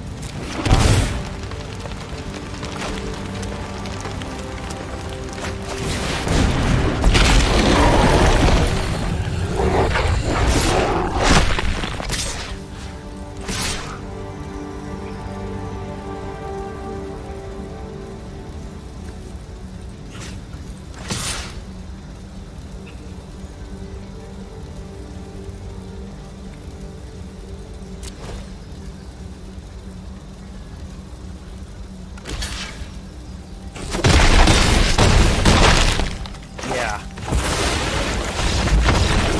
Jeez.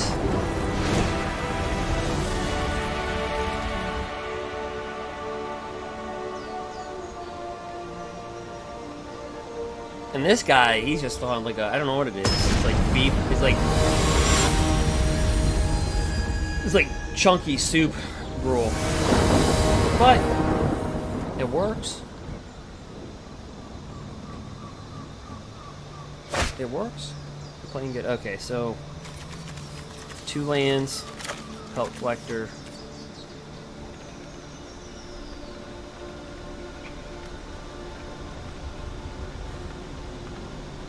In the shuffler we trust.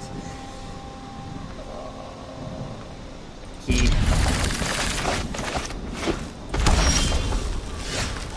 My bad. Yep, that was my bad. My mistake.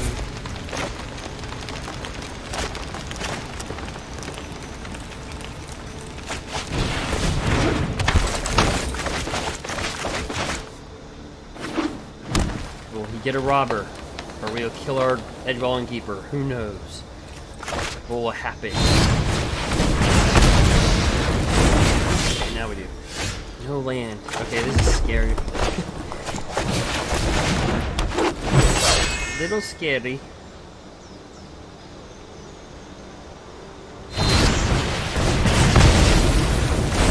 Alright, and oh gosh, it happens again. Alright, well, 3-1. This is us right now not getting mana.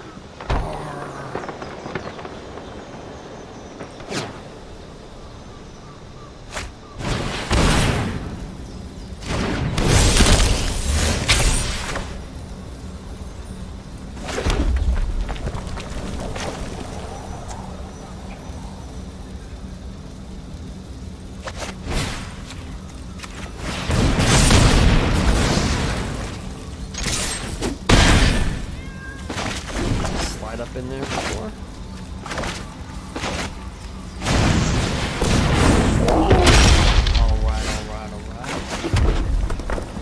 Alright.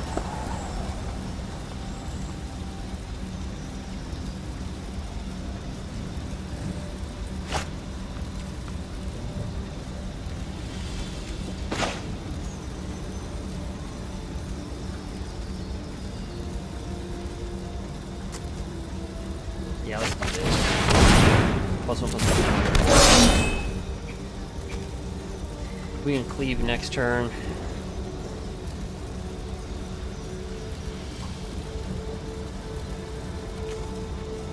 You know what? Let's see if he wants to trade. Yep.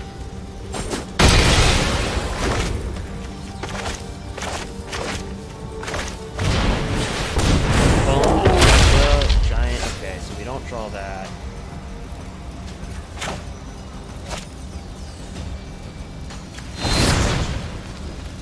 We're gonna take 4, I know that.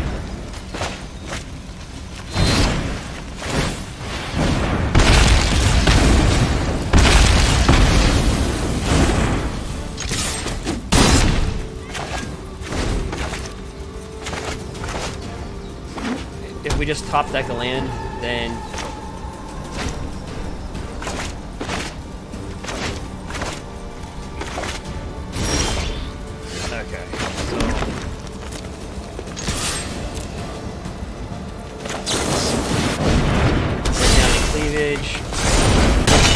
he's down to 2. And I think he might be getting hosed out of mana, because his deck, the way his casting cost was, he's got to have a lot in there. I think he's getting hosed. I mean, if I'm being completely honest with you, yeah.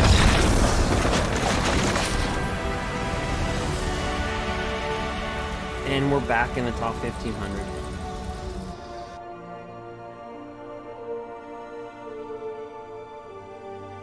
Yeah, it's either 2/8 lands. Yep. This guy right here. All right.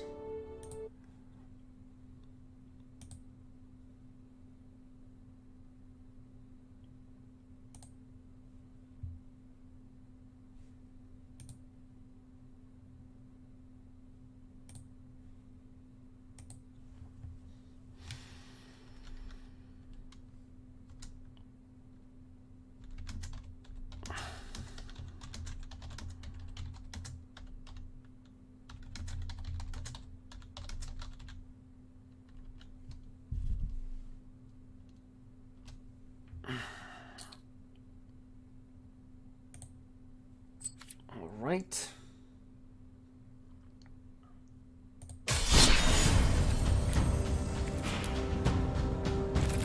Let me see something for 1 second, guys. Give me 1 minute.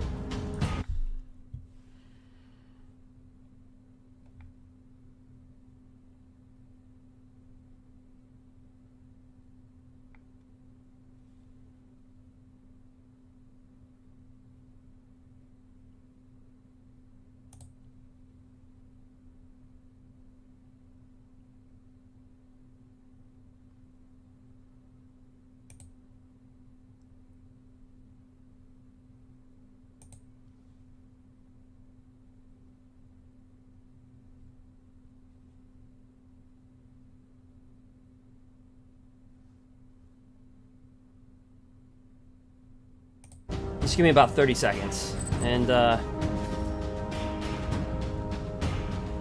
here, I'll kind of show the deck. So,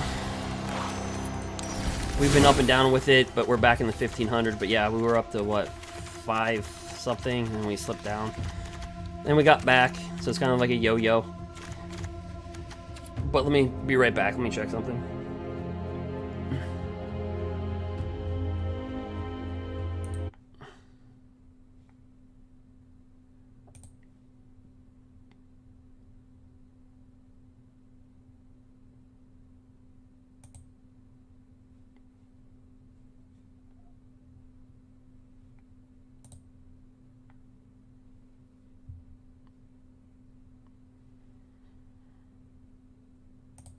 Alright, so I'm back.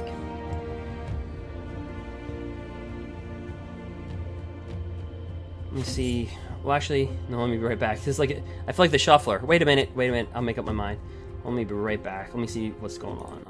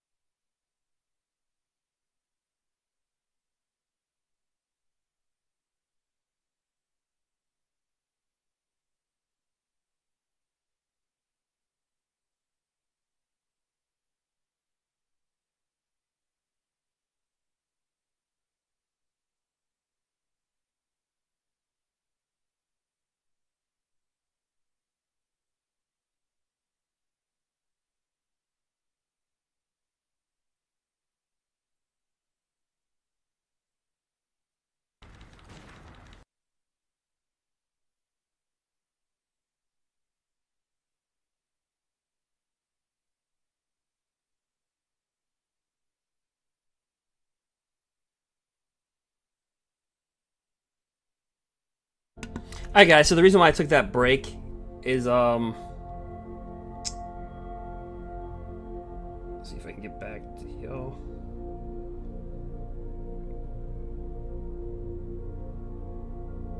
Oops, where's that? Okay guys, so the reason why I took that break really quick, so in the chat I've already given away one MTG Arena code. So if you follow me here on Twitch and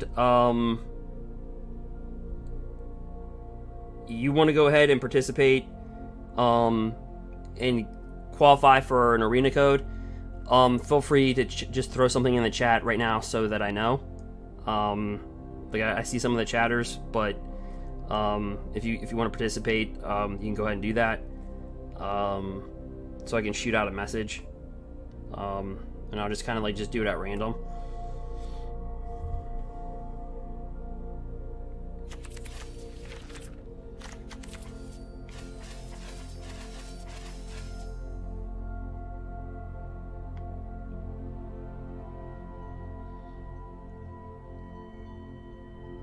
So that's the reason why I took the break.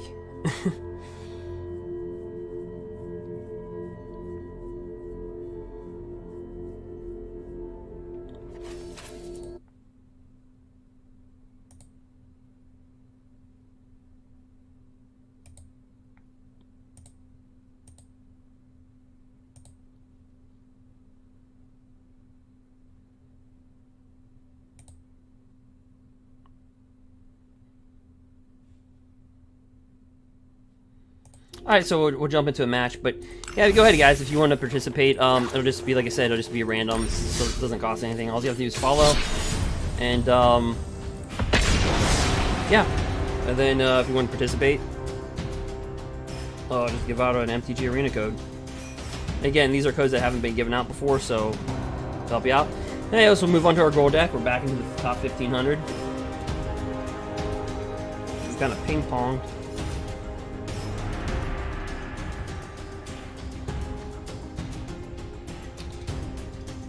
Kind of ping-ponged around with our Gruul deck.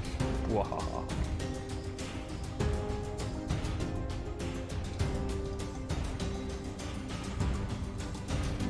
I think the shuffler got tired out. It's like, you won. No, I'm joking. We're gonna take some time.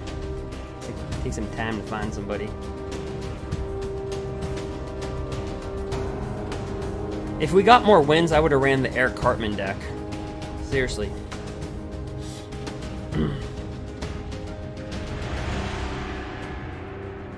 Just to say we played the Eric Cartman deck in the top like 700 or something like that. Alright. Okay, that's a complete mismatch.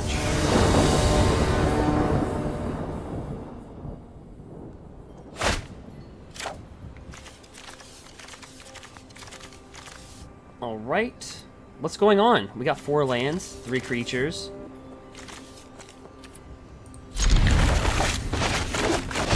Red deck wins. You know how you know that? It's just how they flick out the mana so fast. You know, just like, they're not like, they don't pause, there's like flick, boom. Alright.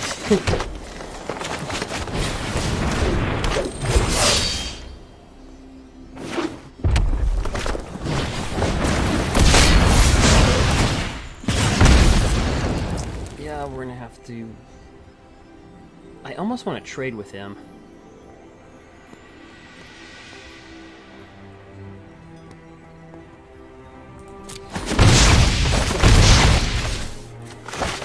Light up the stage.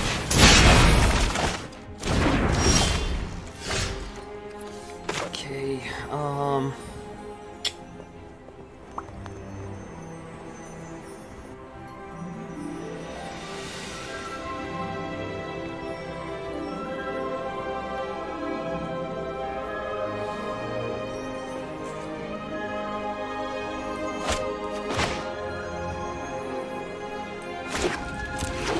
we'll bring this down. Attacks. So he'll get in his shots, right? He's gonna drop down the Perfect Champion before his attack phase, right? Drop this down.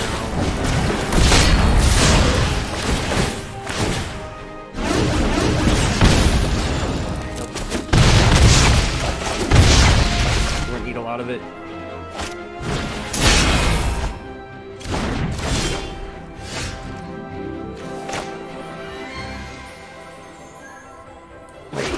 Drew Torbrand and Annex. Whoops.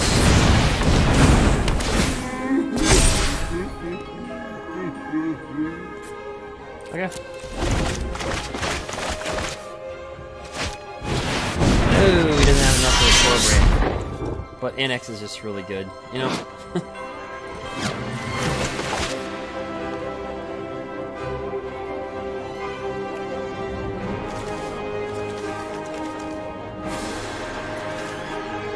So we got 2 Questers, 1 embercleave. He's got Annex, Perfect Champions.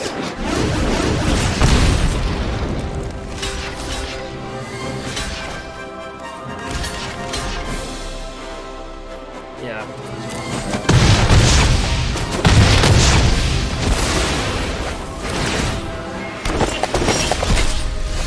All right.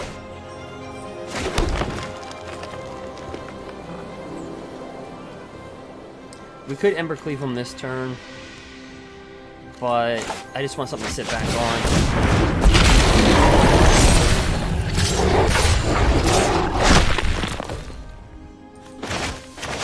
Questing Beast, we can sit on it. Just in case he has his own embercleave or something.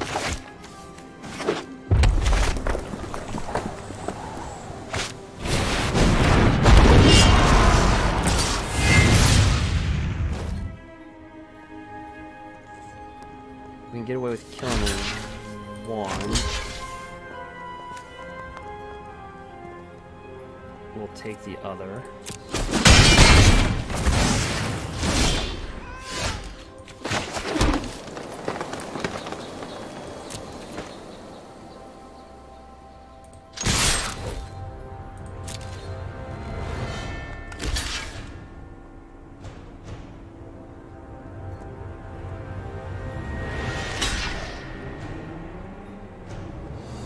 Ooh, he doesn't want to cough up Torbrain. He's that stubborn. Alright.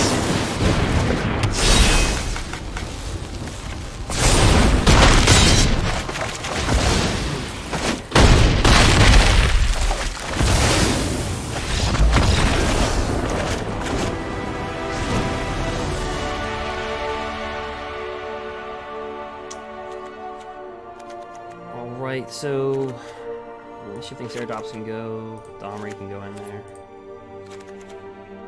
So good matchup. Gonna be sideboarding. Seen a lot of red deck. A lot of red deck wins.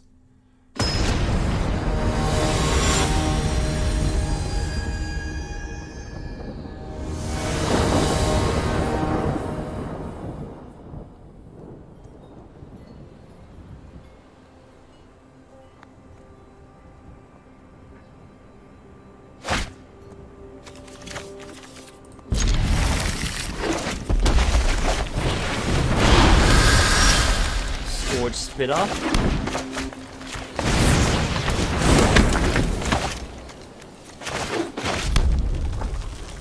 Yep, we'll take her one or two.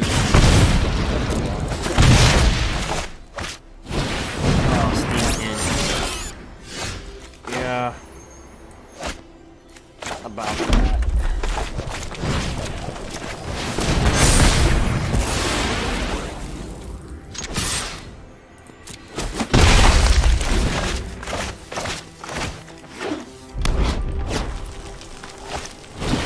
Another steamed in. Alright. Fervent Champion.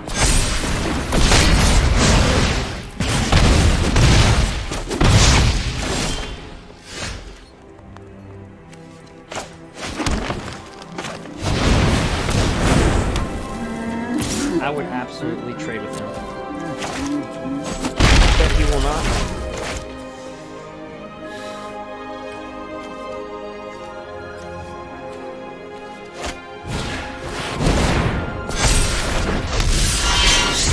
Yeah.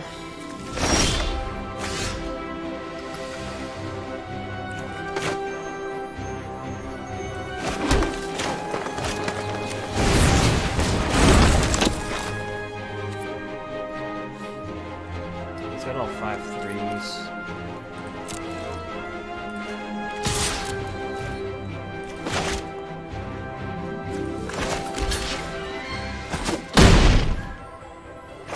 Yep, so we get 2 1/1s. That's the annex. Okay, so let's bring in a 5/5. Just kind of like create a big giant wall. Plus, we got Tor brand.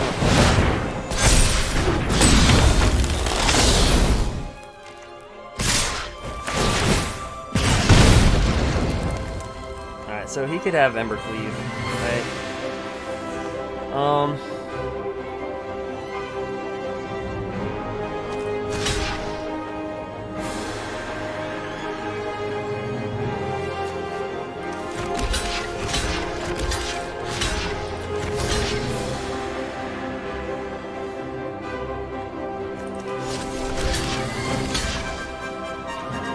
You'll have to cancel Vanitross. I don't know. Those are our blocks.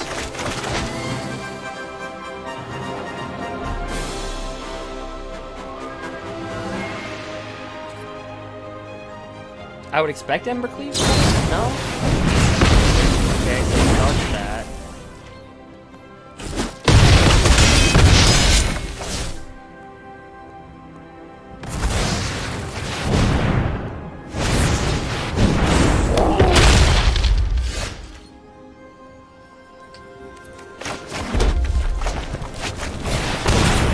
Get that plus 1. Yeah, might as well just bring on half a turn.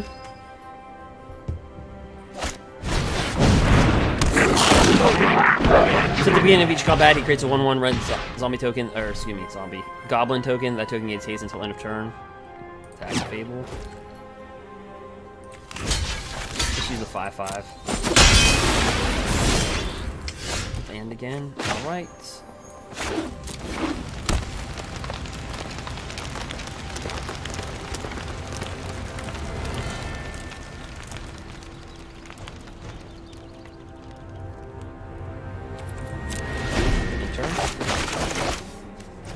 So we need a top deck, you know, anything at this point. I mean, we could use another Spellbreaker, we could use Questing Beast, we could use embercleave.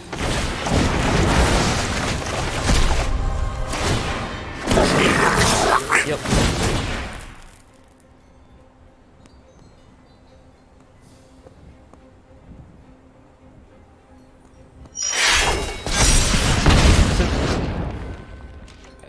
So Mentor, how that works is whenever this creature attacks, put a +1/+1 counter on target attacking creature with lesser power.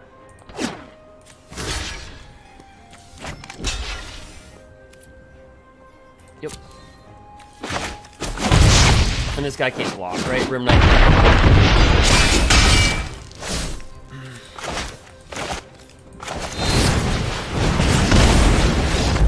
Yep. So 1/1. Okay.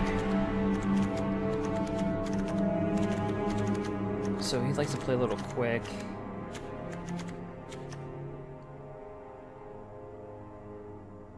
Let's see.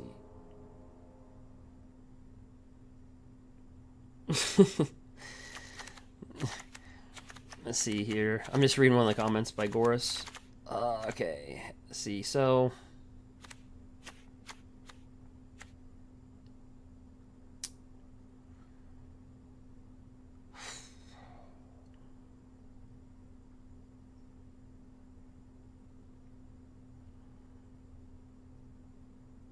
see, the thing is with Robber the Rich in this match, I don't think we can outchase him to get Robber's ability that well. Because, I mean, he just has a lot of 1/1s in his deck. I don't see the value there. I just say we just play it.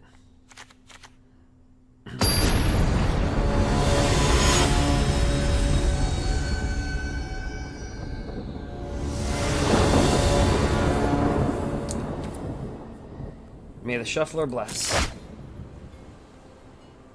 Alright. So we got Rimrock Knight, Bone Crusher, embercleave, Edgewall Keeper.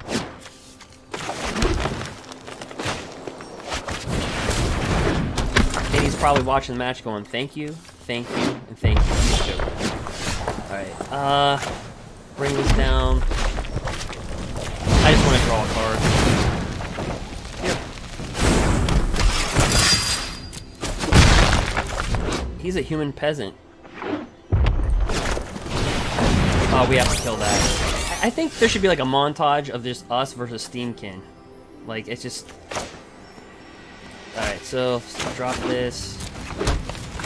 Yeah, we have to kill that.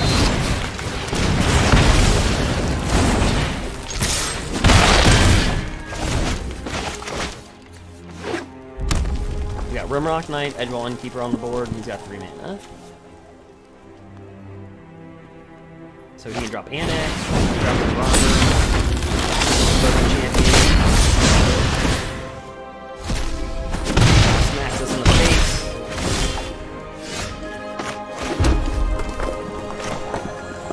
You know, let's save this for like Torbrand or something.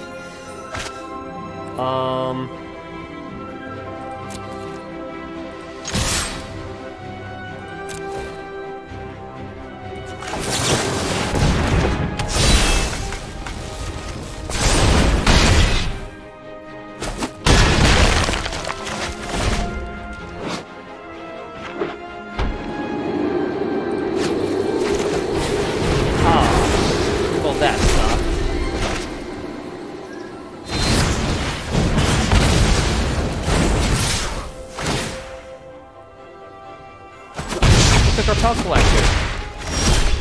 That was rude.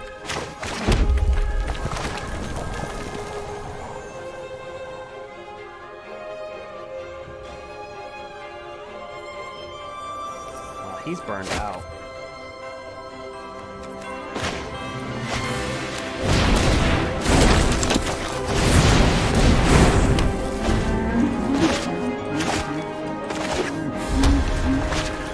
Oh yes, the Torbrand.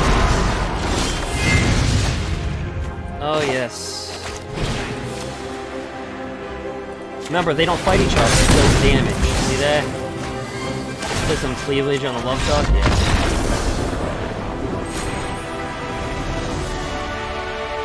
Woohoo!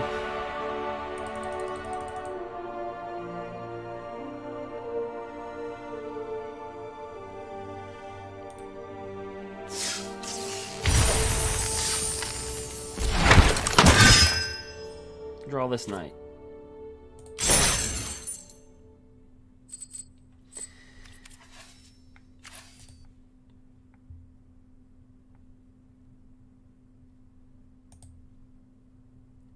All right, guys. So I'm going to be giving out a code to somebody in the chat. I'm going to be giving away a code here on Twitch.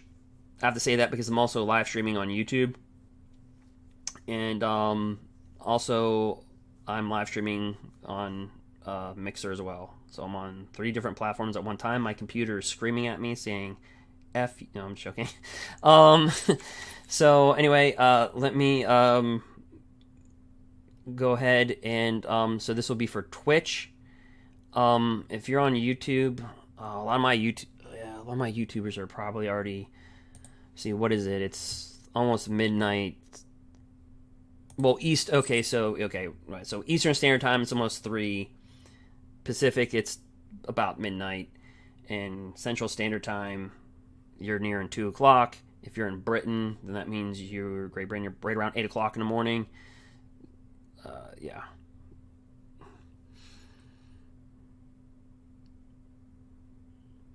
Agora, so I stream at different times. This is not an exact science. So you have to understand, I'm more coming over from like YouTube. So, us YouTubers and the Twitchers.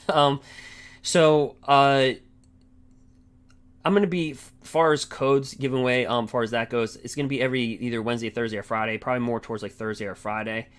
But I stream at different times. Like I stream at different times. But more or less, like if there's like guaranteed days, it's probably going to be Thursday or Friday. But I haven't quite worked that out yet. So I know other people have asked me that question too. I know on YouTube they've asked me that question, the same question. But yeah. So sorry I couldn't answer your question to the fullest ability, but we have somebody from Argentina, 4 o'clock in the morning. Yeah, that's the reason why you have alerts, and that's why I've been telling a lot of people from YouTube, to follow on Twitch, just because of everything. And I think Twitch has a, coming over from YouTube, I think us YouTubers, we feel like real comfortable with YouTube because we're used to how everything runs there. But at the same time, I like to do more live stream. Like I did the MTG Open live streamed. If I make mistakes, then I make them. Like people can watch that and say, okay, well, yeah. I can laugh. I can laugh at myself a little bit when I play. I think as you've seen here. So, I feel more relaxed when I live stream. Actually, it's kind of weird, but I feel more relaxed than I do when I'm just. If you look at my videos on YouTube, you can see like I edit like 200 different, like 100 to 200 different like scenes. Like I'll edit, craft everything together, and sometimes it's a little scripted on YouTube, and I think just on live, you just kind of can just say, well, yeah, there's my mistake, and there it is. Whoop, there it is. Yeah. Now, the rewatch and live stream, you have to understand on YouTube, just some advice for people that if they ever, do YouTube. Yeah, if you live stream on YouTube, it'll hurt you a little bit. It hurts you because think about it from a YouTuber's perspective. And I'm going to give away a code, and we're going to play some more gameplay because there's probably people like, just stop talking. Just play. But hold on. So you have to understand from their perspective, they're trying to watch, like the best of everything. So like the highlights, they want the meat and potatoes. You know what I mean? They want the and as we all know, life is not meat and potatoes. It's like, well, you have to cook the meat. You have to put the potato in a microwave or steam cook it. There's a process that goes along with it. So if you live stream on YouTube, like if you're doing what I'm doing now, which is absolutely insane, live streaming to 3 to 4 different platforms at the same time, your computer will flick you off after this. But the thing is that I just have the hardware to be able to do it, but I don't recommend doing what I'm doing right now for most people because your hardware will flick you off or you won't be able to do it at all. But anyway, just hold right back. I don't want to leave you hanging. So I'll show you the deck. Boom. And whoop, there it is. And again, if you want to see the deck list, it's slightly altered because we kept on running against Bant and Sultai Control. There's a deck list on the right of the screen. It should be like right over Meow. and we've edited the deck because we ran into so much Bant. But tonight we haven't seen Bant, so yeah, I don't know. We've seen a lot tonight, a lot of variety. But yeah, I'll be right back. Bwah.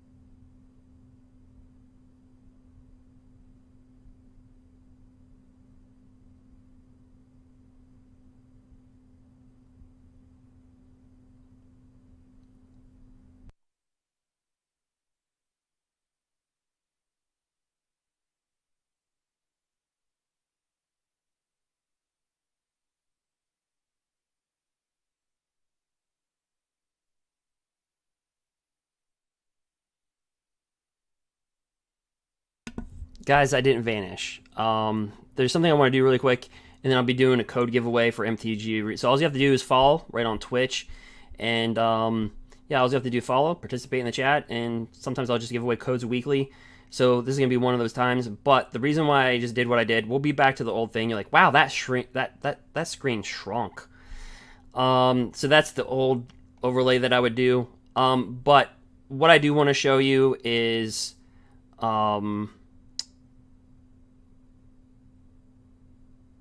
and this is going to be with everything kind of...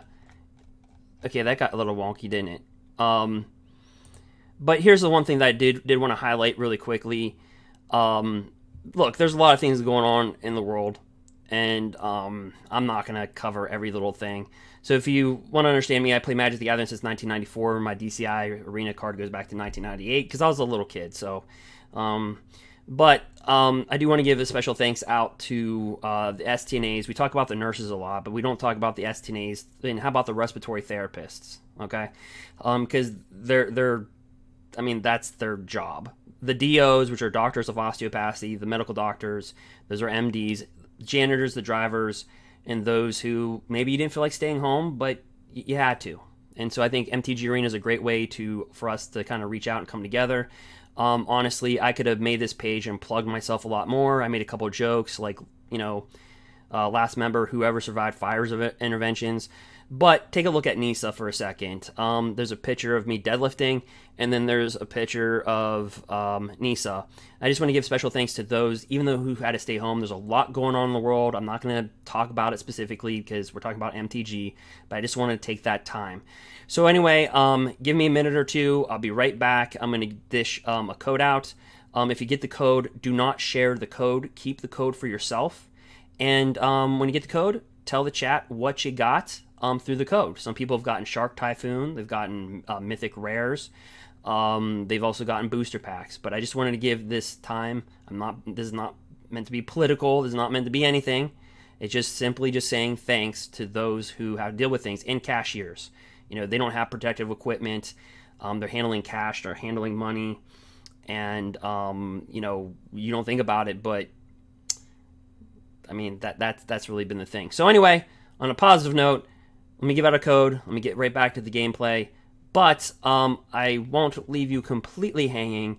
So let me just maybe play a song here. And I'll be back before the song's over, but I just didn't want to leave you hanging. Here we go. I'll be right back.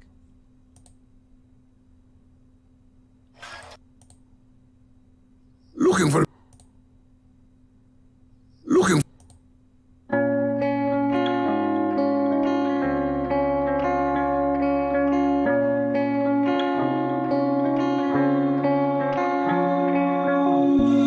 If it's love that you need, you can take it from me, 'cause I'm the one who's giving it up. And I know it's been hard, but you've been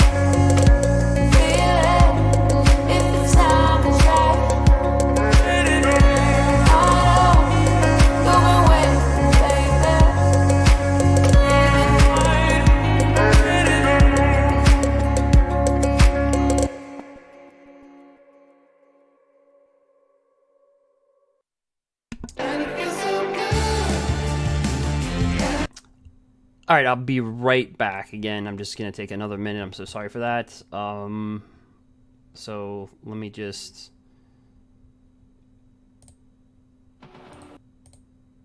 I'll be right back. Sorry about that.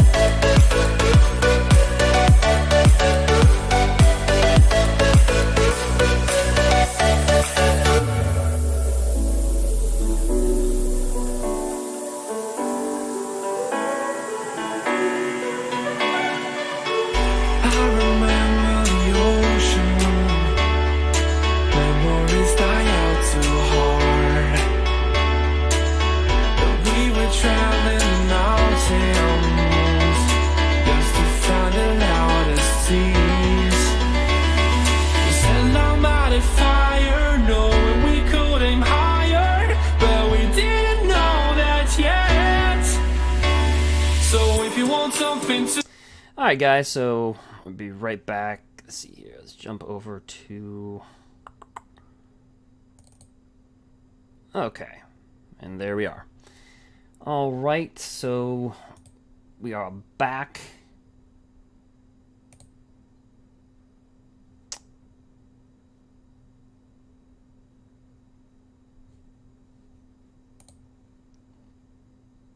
Yeah, we're back. We're alive. Alright, like I said, I just give a random code giveaway for those that follow, and then, yeah, just all you have to do is participate in the comments, so hopefully you guys get something good, you know, dark. Status statue, okay. Alright. I had to check on my YouTubers. I'm sorry about that. I had to jump over. I'm like, you know what? I have to jump over there. All right. So let's run this match.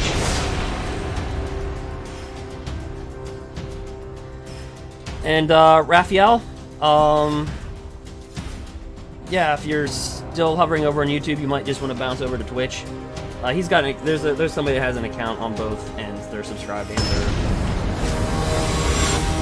So if you see somebody named Ed, treat them with kindness.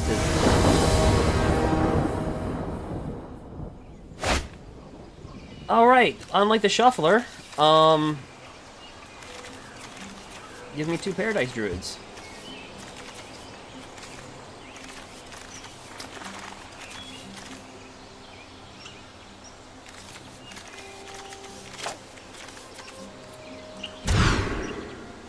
mulligan that.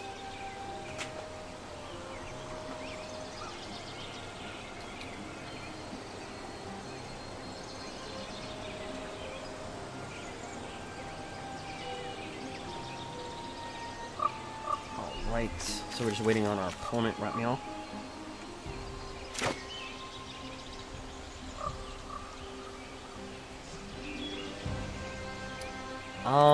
You know,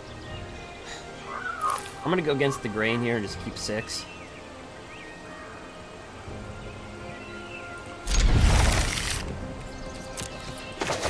Yep, so all we have is Questing Beast. Every single time I see this land, I automatically think about,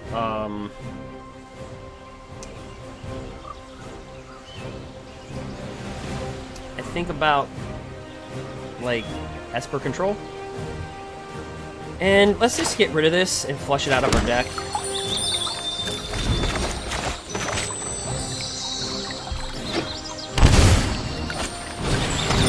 Yep, Cloud Eraser.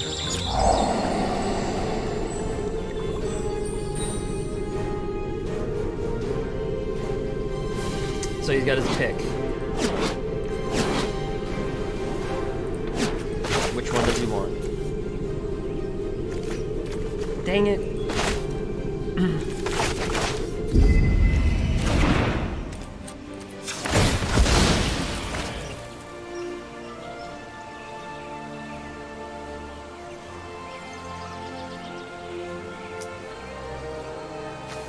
Oh, cool. So somebody got a questing beast. That's cool.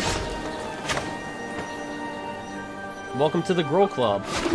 I mean, okay. Every time I've always had a bad, when I say the word girl, some people, or Gruul, like, some people think I'm talking about cooking, or I'm talking about, a gender orientation. So, I mean Gruul.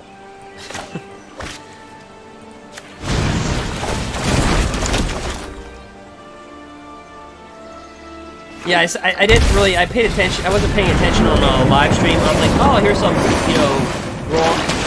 Gruul on Gruul action, and I was like, oh, wait a minute, okay, everybody, so what I just said there is, it's Gruul.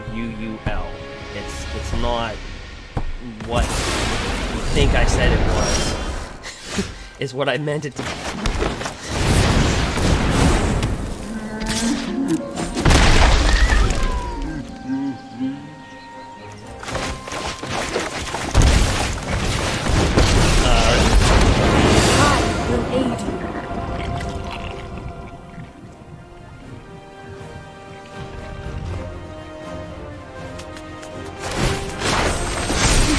Nature's true power.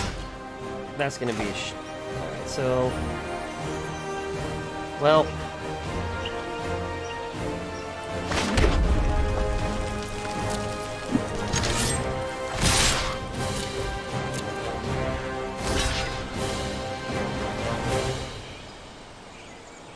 Well, technically one would trample over, so it'd make more sense.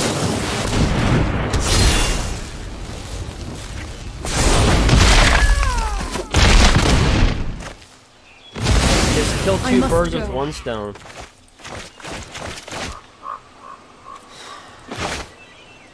But we're out of horsepower, so that was kind of a win-win for...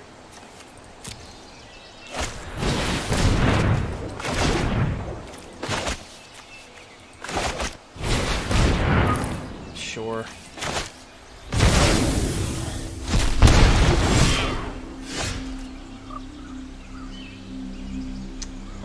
So we gotta drop the pelt collector. We have to get this on him.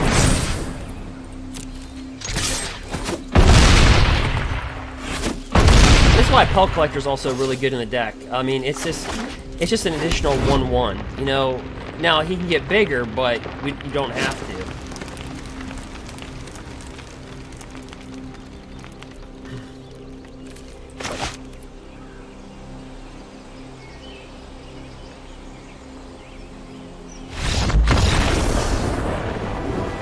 Right.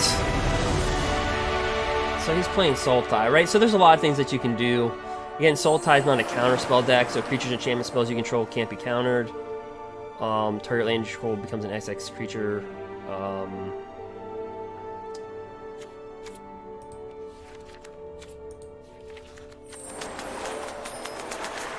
Robber the Rich certainly can be played. I mean, you can make a case. I mean, Gruul's so flexible. You can kind of, with our sideboard, you can kind of make a case that you say, well, I could throw an additional shifting Ceratops. You can throw in an additional Domri's Ambush for the Nisa. I mean, you can make an argument for any one of these cards just to go in there. But I mean, Robber kind of is a little bit of an aggravator. But Domri's also really good. It's just so good. So this is kind of where a match where I just say, let's just play this, and then let's see what just happens.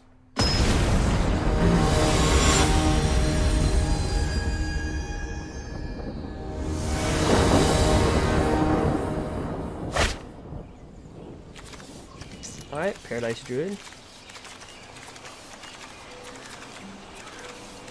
So, we're going to keep this hand, but if he pills our hand with a thought eraser, if he takes with a agonizing remorse, it's a bad move. Plus, he's going first, so he'll definitely be able to rip something out if he has it.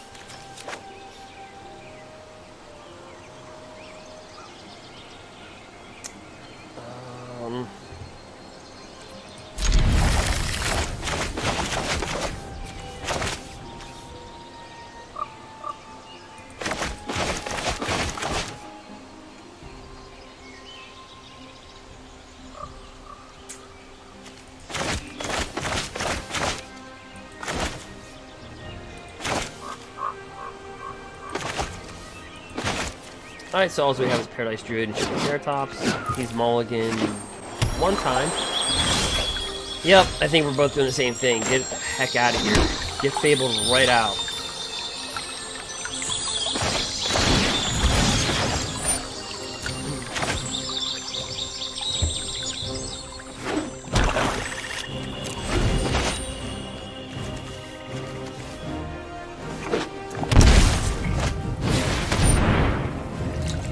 Okay, he did exactly what we did. So he's gonna be able to just, you know, he's taking that. That's not even a thinker.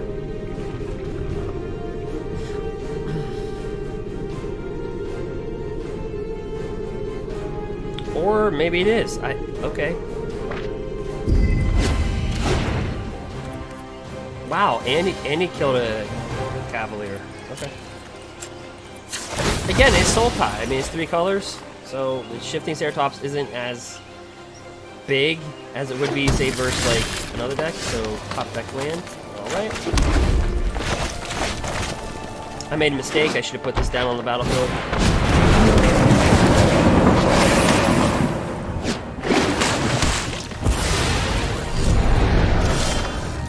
Alright. I'm just gonna bring that down. Pass a ton. Thorns.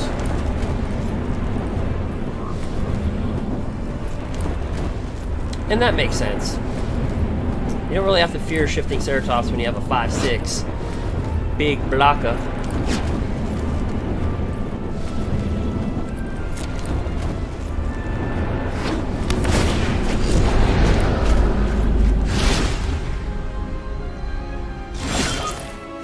And some more land. Alright,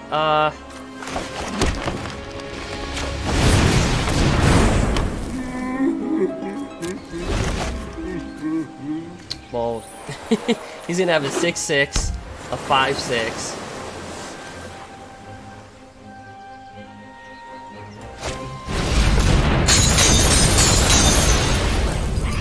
Das ist nicht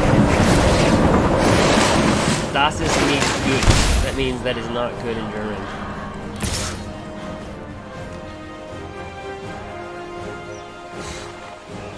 Yeah, so if we kill that, he's just gonna be able to put another Cavalier Thorns.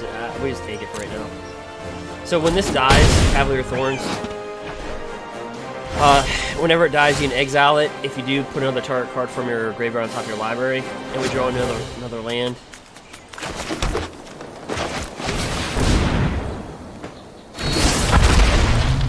Yeah, we can't attack. Well, actually,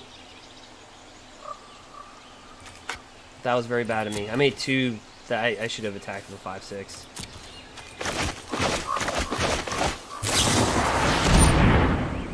It didn't matter anyway, did it?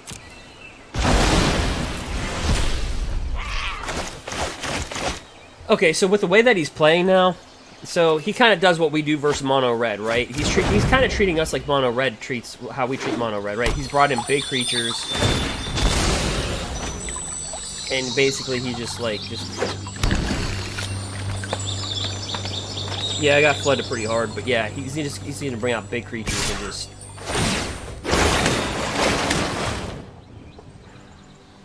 I mean, we're not in a position to really block it.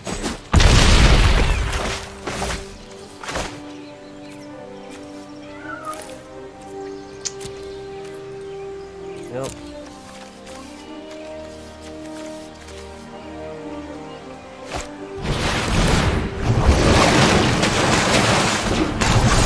Gonna flex with the Hydroid Crosses.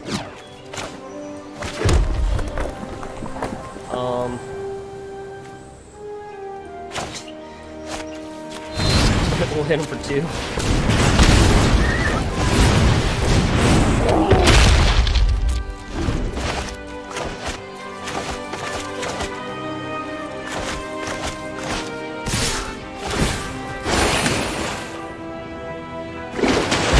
know what I'm gonna do?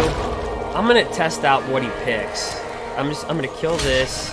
I mean, we're gonna die, right?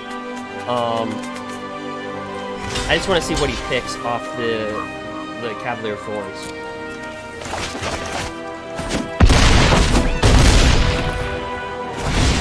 I'm assuming he'll just pick another Cavalier Thorns, but does he pick this? And he does.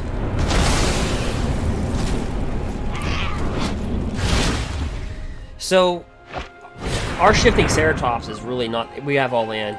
There's really nothing to get. So our shifting Ceratops isn't as strong as we thought, because look what he's doing. He chose over a Cavalier Thorns to bring back a kill creature when he's at 28 life. And Domri's Ambush just doesn't do anything right here at this spot. Well, I can't even kill the creature. We just passed our turn. I don't want to show anything. Say good game.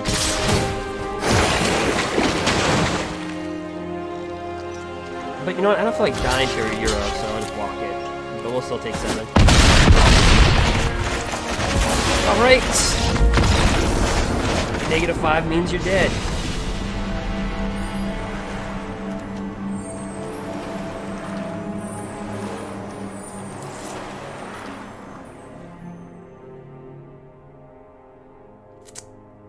Okay. Well, what do you think? Domri's Ambush for Robber? For rich or poor? Robber of the rich.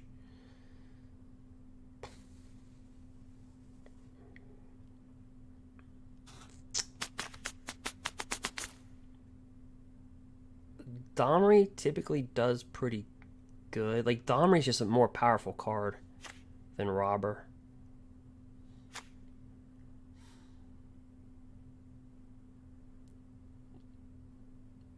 We got flooded, but he just lined up and just whacked our butts.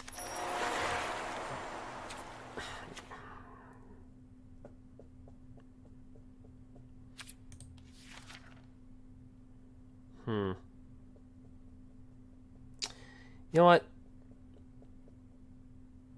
Let me do something I typically don't do.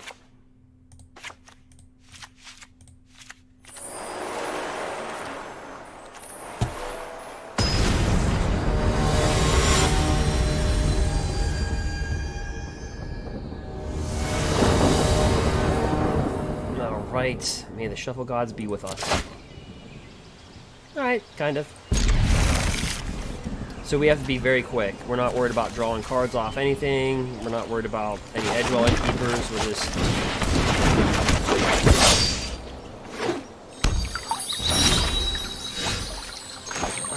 when we get mana like that, though, let's see here. So we can do two things here. He's tapped out, so he's got the Fable Path. So we're going to do +2. Get these out of our hands so we can take it.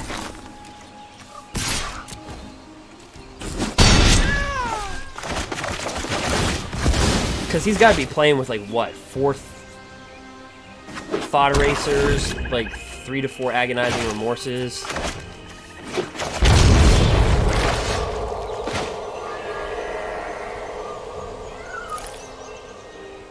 Yep, so let's bring this guy.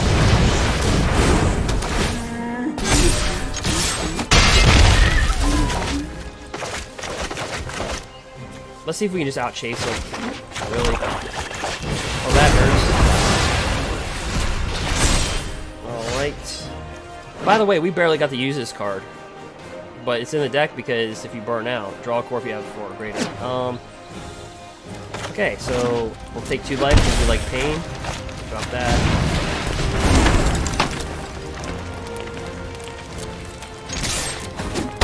Slide up in there for 5.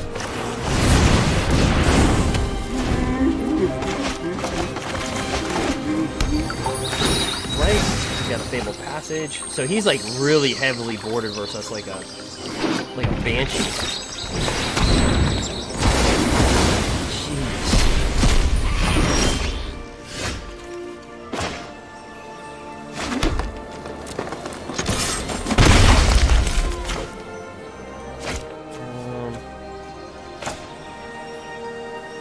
Rimrock Knight.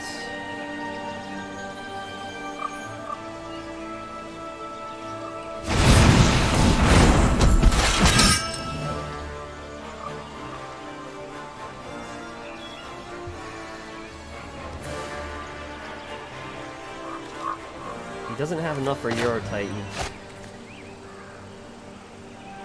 Let's go for the strong kill.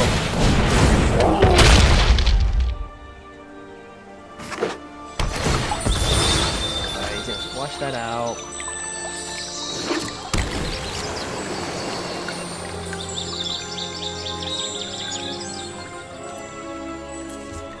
So cards, so outs. Questing Beast, Shifting Ceratops, Embercleave. Unless he board wipes a second time.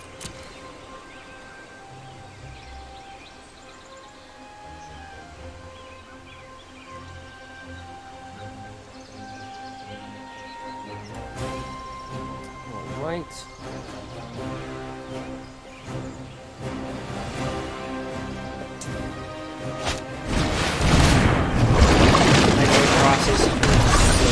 This is where Domri's Ambush is typically pretty good at, because you can kill the creature.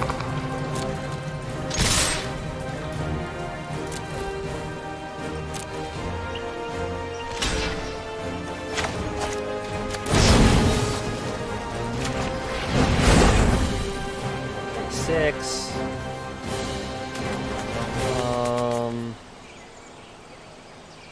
They'll leave him at 3. Or, yeah.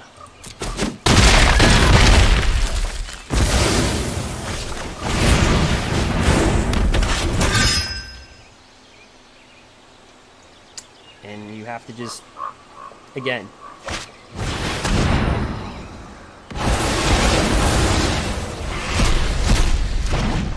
Jeez, so any haster like this, any haster, we have 13 hasters now in the deck.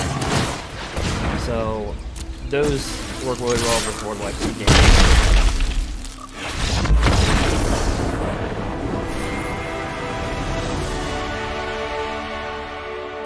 Alright.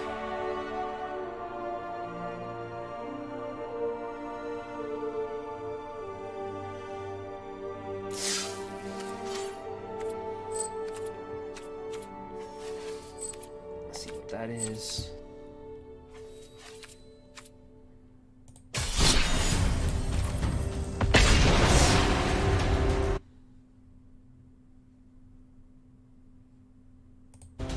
Alright. And like I said, for those that are on YouTube, feel free to follow on Twitch. For those that are on Twitch, feel free to follow on YouTube. It's just a click. You'll get alerts both ways.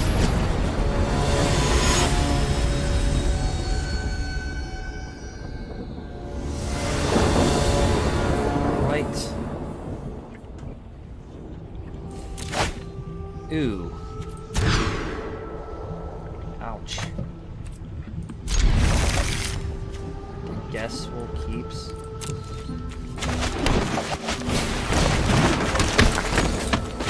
Got Edgewall and Keepo. And that's it. We got Dom racing up. Oh. Okay. Well,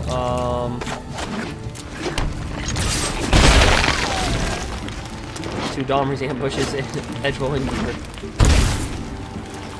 Let me guess, Slaughter Racer. Yep. Yeah, we're... A land! It's gonna be one of those. Alright.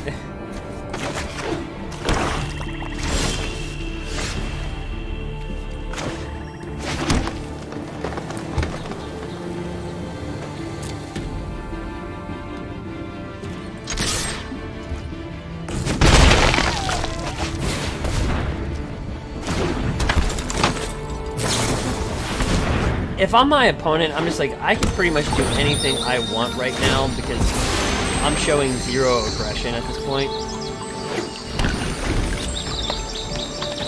I'm probably like, how does this person rank 753?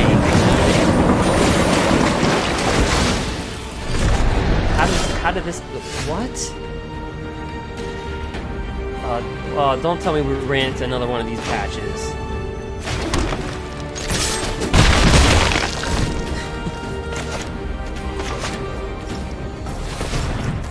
Come on, Shuffler. Alright, so he grows spirals. Gets a card number 6 in his graveyard, so...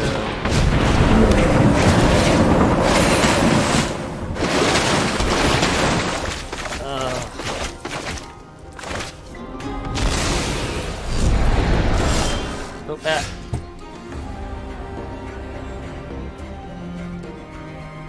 Could somebody just like clip some of these? Just go on like the Twitch. You can do it. You can just clip like the lands. Like, wow.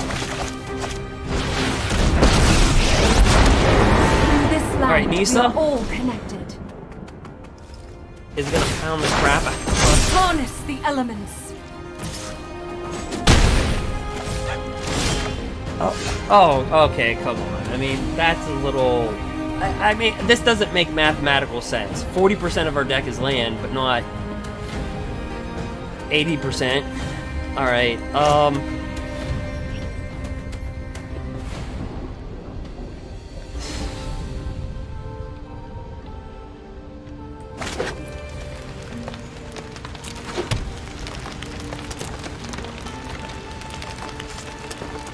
so about that.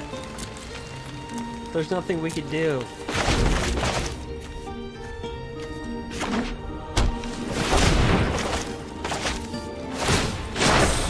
The land shall conquer you. They will.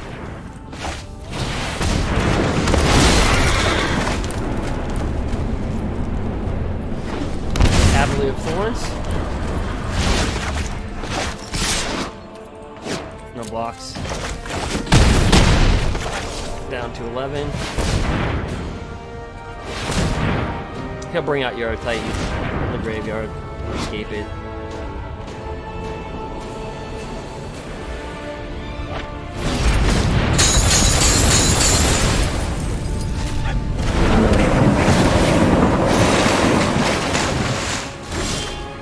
Yeah, thanks, Tan. So here's the only positive part. Is that we can grab Questing Beast.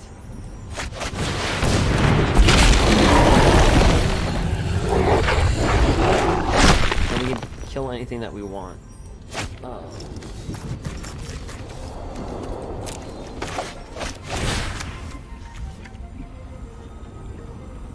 But if I put him in, he's just gonna come right back. So that sucks.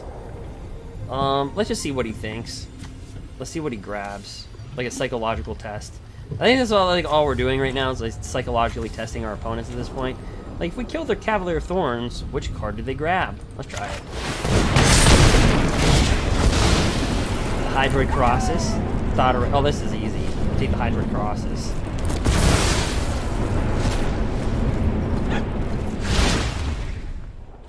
Can you imagine what our opponent's thinking? Like, how is this guy 753 ranked? He's probably like, how on...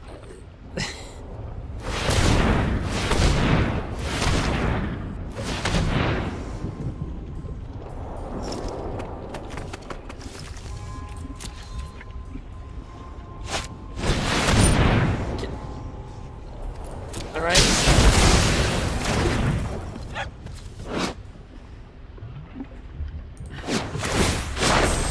Harness the elements.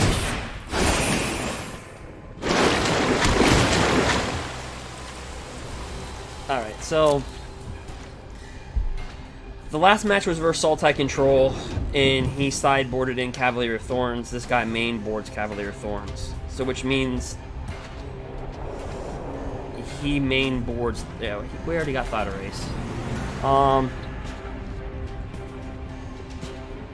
Yeah, we'll just say good game. Let's chuck it.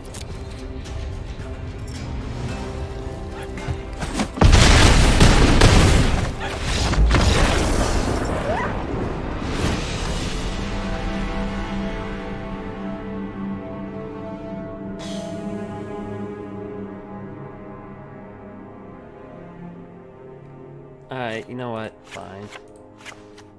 Robber.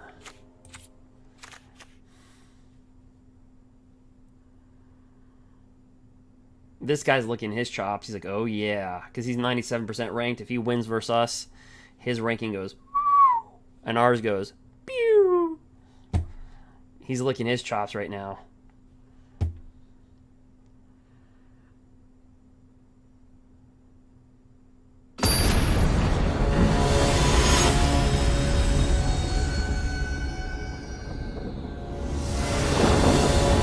Yeah, right. He was like, do I say good game? That was like a pity. It was like a pity game. Alright.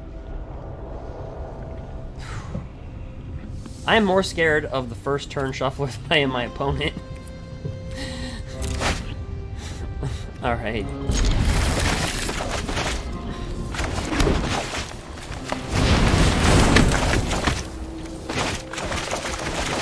Alright, so we got one Bone Crusher, Questing Beast, Gruul Spellbreaker.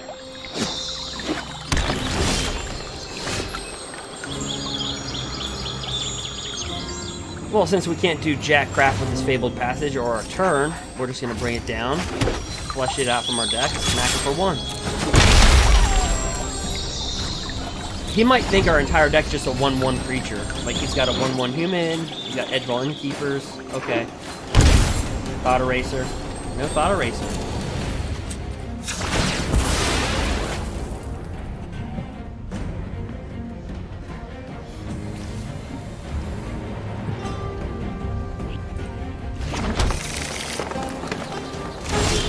So he's got Gross Spiral or Ether Gust.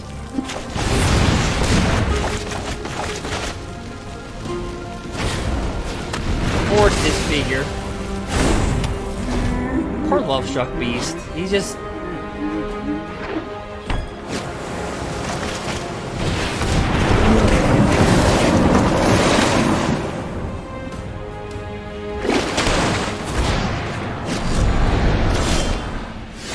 Alright, so we got some lawn.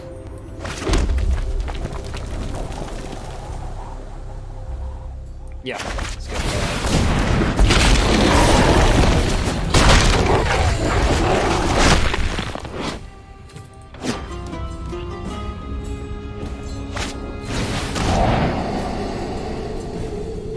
Thought Eraser.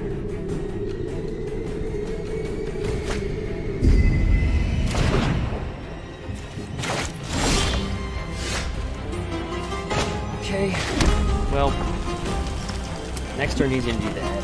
Well, let's just pretend he's gonna do that.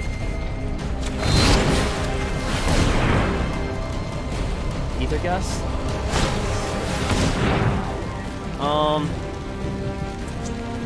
I guess I should attack with that first. Boy. Yeah, we have to take it.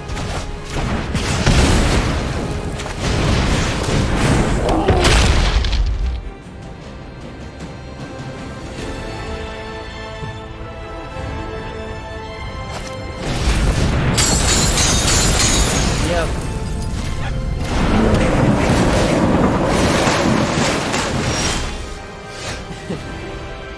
Well, we drop down a land. Alright, we attack with this. We don't attack with this because he outright block it, so we'll do that. Take it.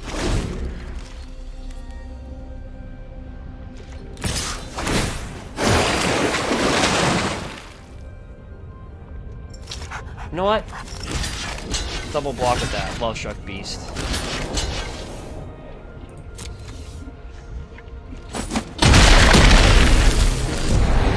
That's right. Our 5/5 blocker lives.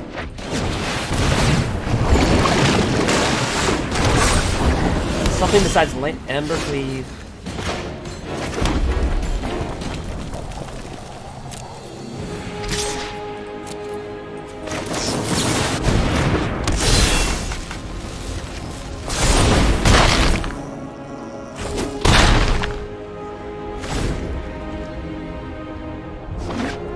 Right. Now the one thing that can screw us over is casualties of war.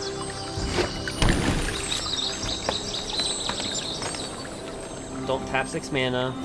Don't destroy our Ember.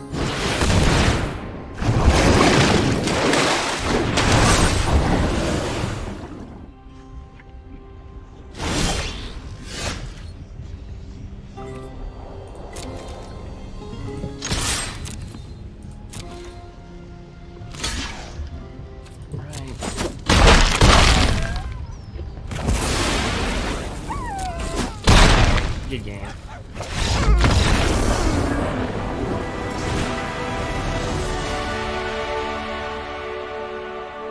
He goes first.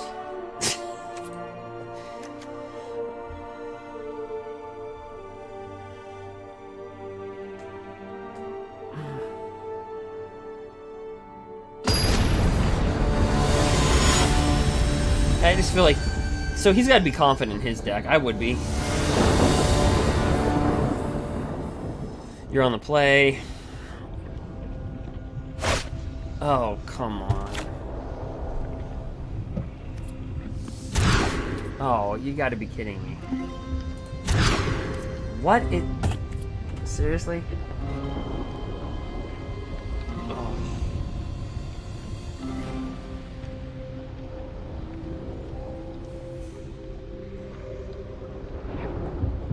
I can't, like... How can I not? I can't mulligan 5.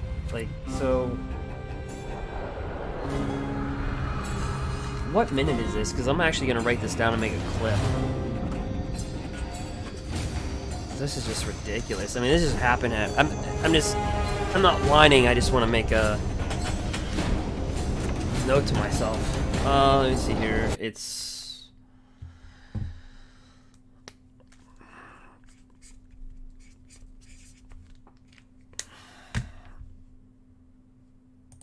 Yeah, this will be on YouTube for sure. Alright, I mean, do we mulligan just for the fun of it at this point? Just to see what the shuffler would give us? Because, I mean, I'm going to try to play to win here.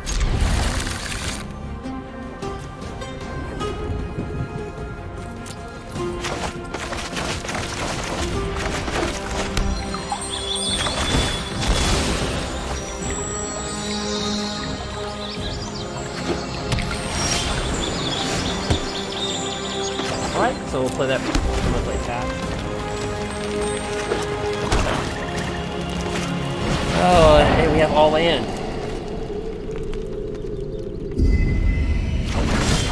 Oh, and we draw. You got. This has got to be a. This is just got to be something algorithmically wrong here. Because like, You can't, guys. We lost the match because of land. Like it's.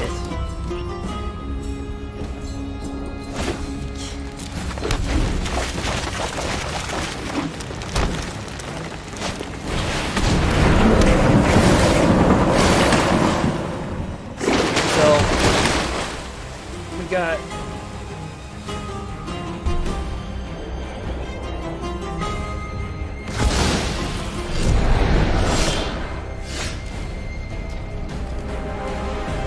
I mean, we'll play that.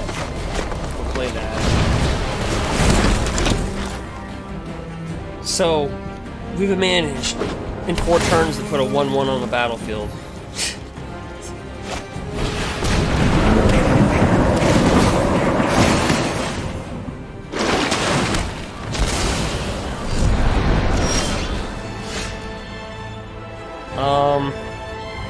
So let's put all the mana that he sees.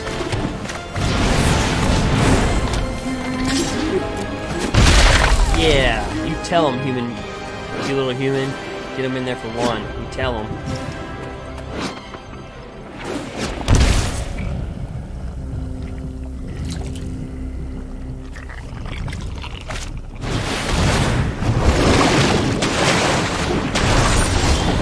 Oh, come on. Fine, if you want to trade, we'll trade. We don't care.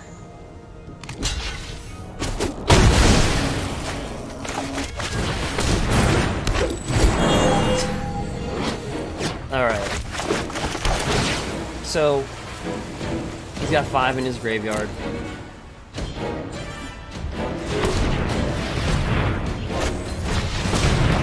Now he can cast Euro. Well, he's got. No, he needs 1 more blue to get Euro out of there.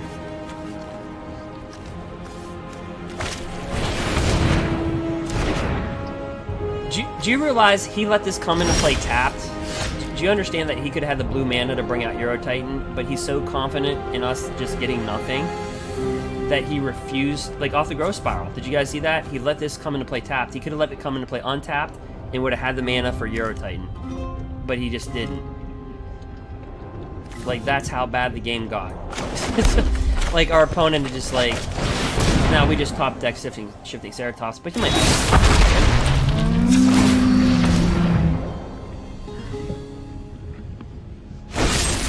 Yep. That will do it.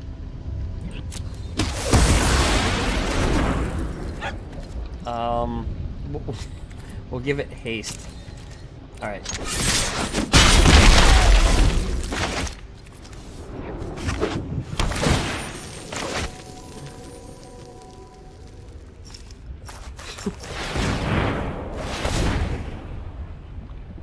Right, we need one of those matches.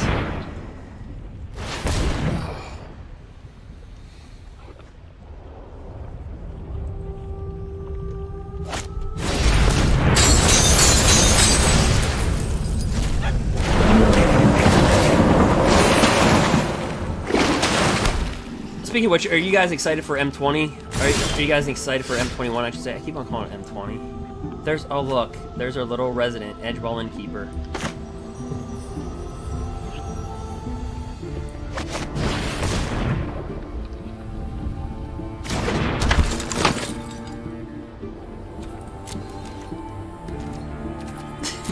No attacks.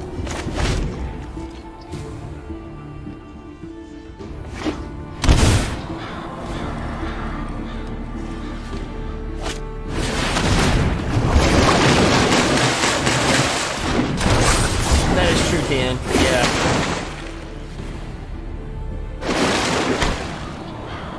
And my stubbornness not to quit.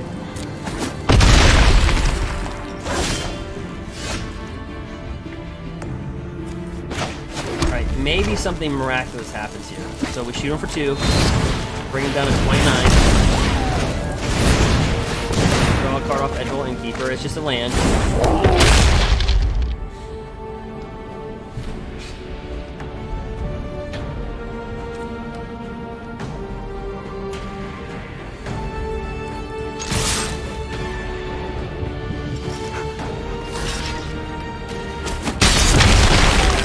Yes, we brought him down to 27 life. Oh, 25. Good game.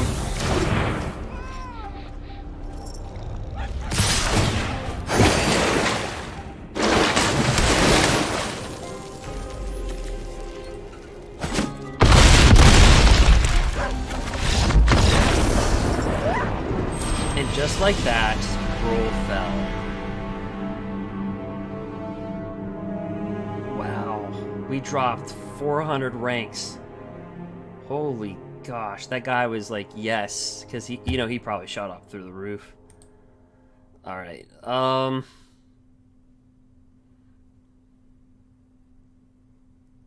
that was like the shuffler giving that one away.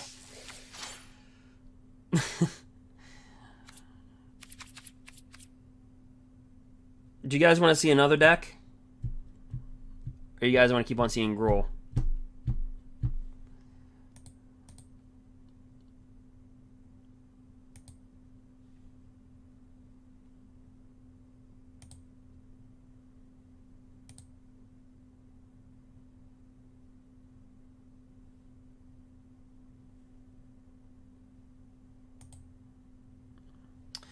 We'll see another deck for fun. You know, while we're in the 1500, I believe we can rebound anytime that we want back. Because, like, look, we hit 840. I think we would have been higher ranked. I didn't play for, like, literally, I didn't play for a day and a half because I opened up a booster box for YouTube and Twitch. And thank you for the person that followed me on Mixer, by the way. I kind of treat Mixer like a... But, yeah, we just fell so fast. But I think our Gruul deck can easily bounce back. So the decks...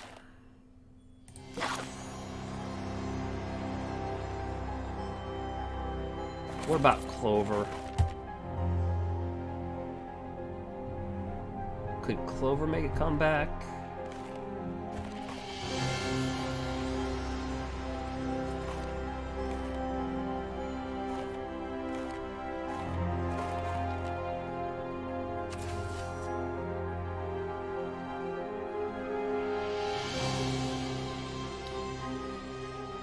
Let's jump into Clover for ranked.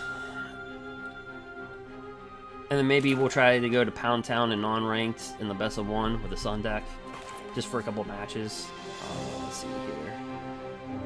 Get away from Gruul.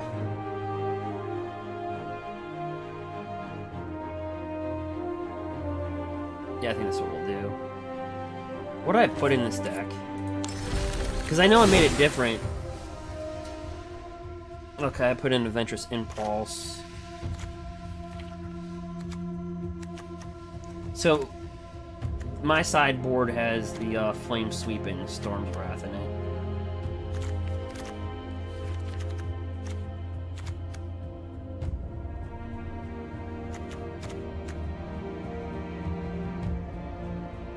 I mean, look how powerful Eldraine was. This whole deck is like Eldraine. Eldraine, Eldraine, Eldraine, Eldraine, Eldraine, Eldraine, Eldraine, Eldraine, Ikoria.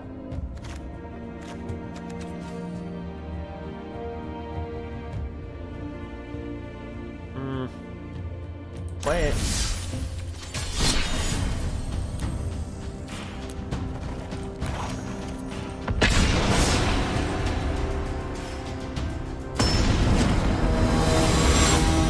Clover. Oh, great. We get number 217. Alright, so...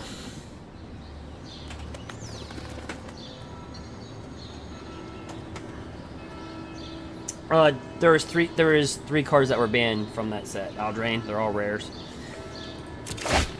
Oh, you got it. We have 27 land in this deck. Oh, come on.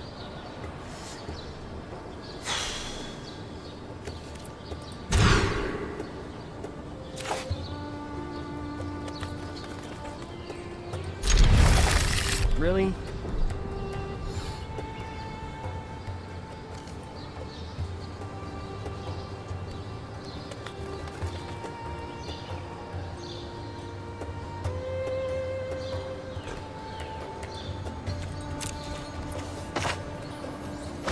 Yep, we'll scrap. Sure. We got Adventurous Impulse, Brazen Borrower, and Bone Crusher.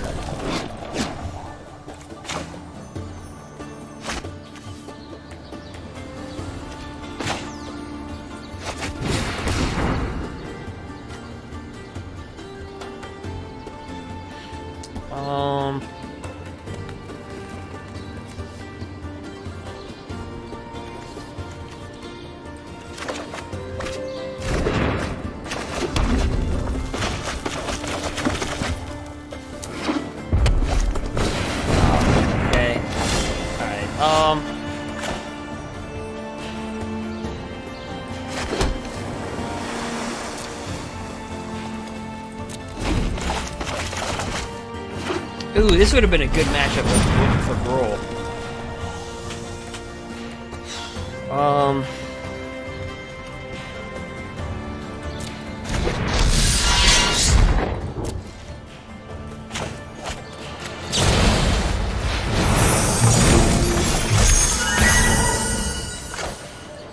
Sweet. Edge rolling keeper.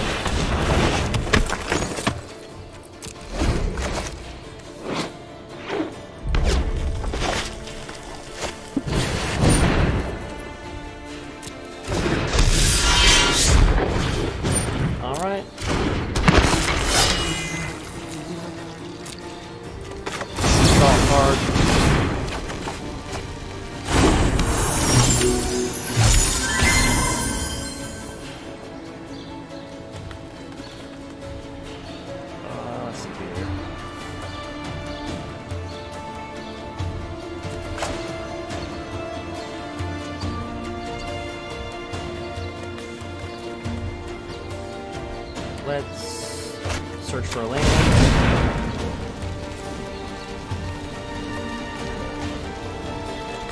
Make red. Bring that to play taps. Hit for 3 in there. And turn. This is the deck that I came up 1 mana short with. I had this at a 13/13, and they were at 13 life, and I had 1 mana short. Oh, that's just great.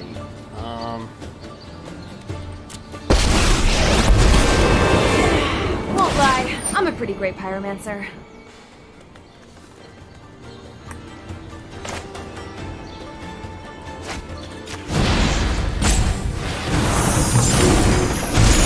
Say hi to my fiery friends.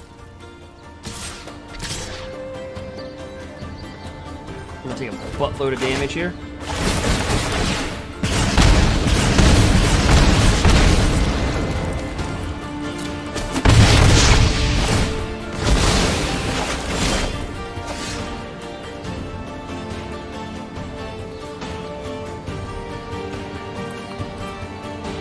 Yep, so we have to attack that.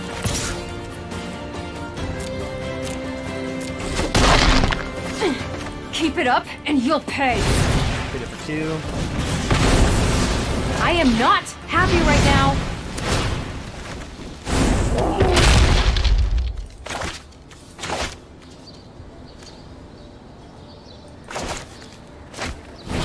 Oh, you're kidding me.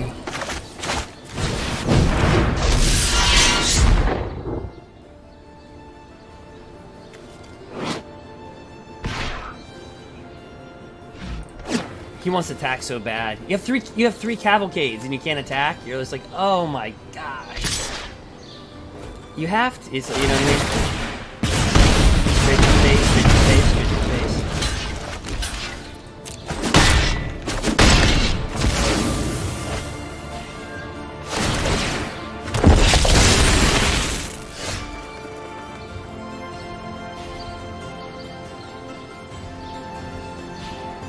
This is a rough one.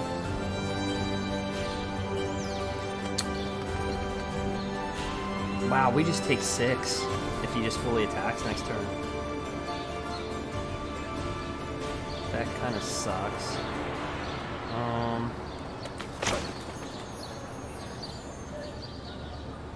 If I flame sweep, then I kill myself.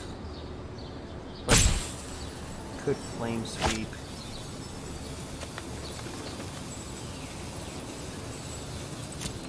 Oh, let me attack for 3 in the air. Then let me end my turn.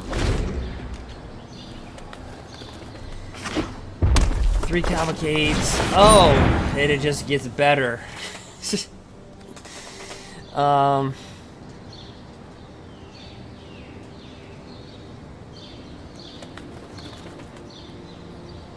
Okay. So now it's my job to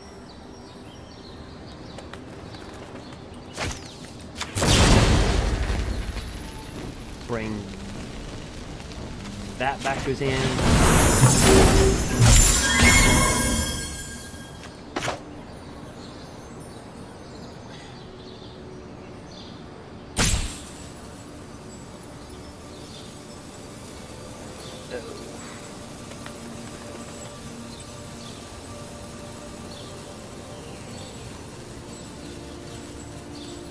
Yeah, I don't see how we're going to get out of this one. This just got awful. We can block that, deal that.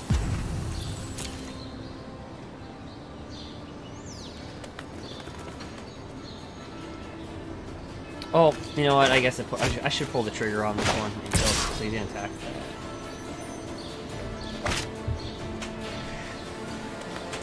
Yes, the problem is you block this, you kill this, and it just creates 2 more 1/1s. And then he can just... So...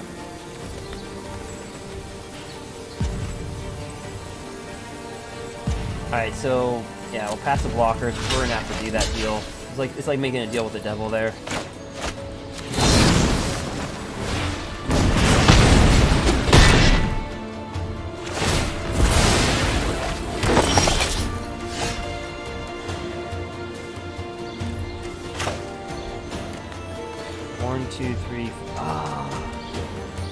Oh, mana short for flame sweep.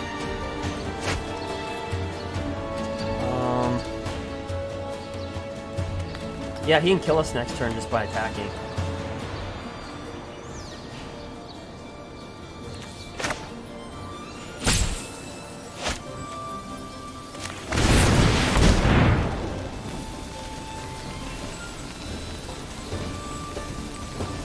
We're 1 mana short.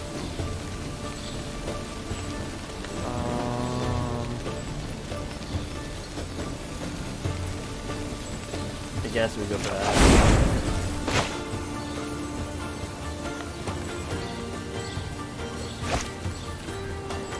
Bring one of these down.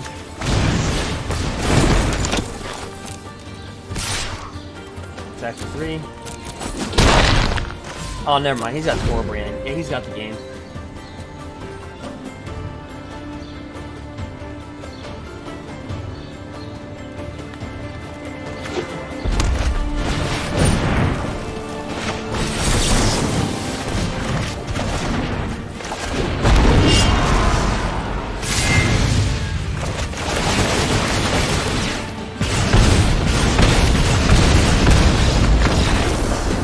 Those are monstrous slaps in the face. Okay, so yeah, there's really nothing that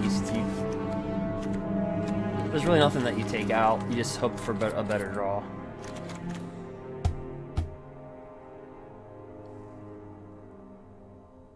So that's all.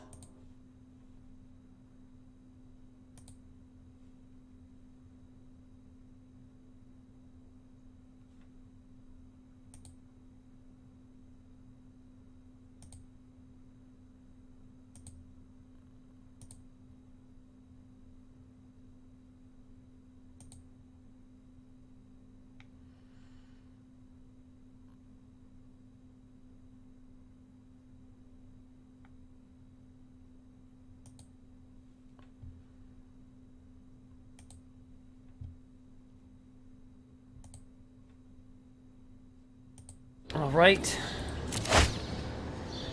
Okay, so we got some lucky, some little bit of clover.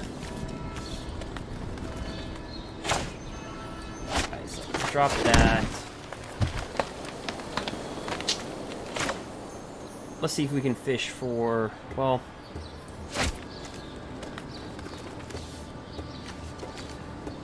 yeah, I'll end up dropping that. We got Adventurous Impulse, Fate of Wishes, and they have a spitter. Okay, drop that down right me off. Bring down no tax. Lucky Clover, by the way, whenever you cast an adventure spell, copy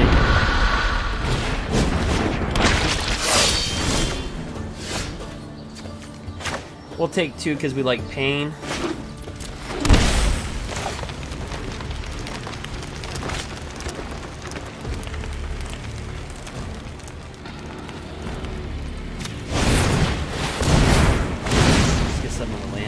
So, actually, we'll get a blue. Get a red.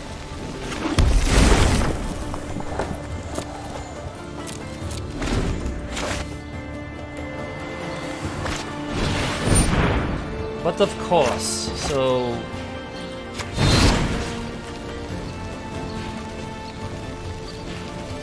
kill that. Okay, so which one's targeted? That's one we targeted. Okay, so then we'll target that one.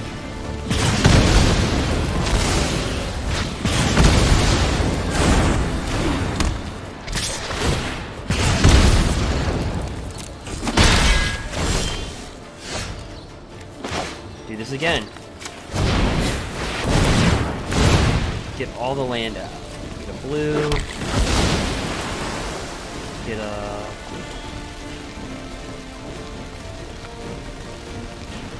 green.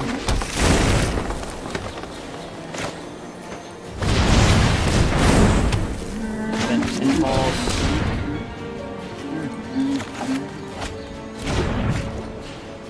Attack for 1. Try to stabilize the board.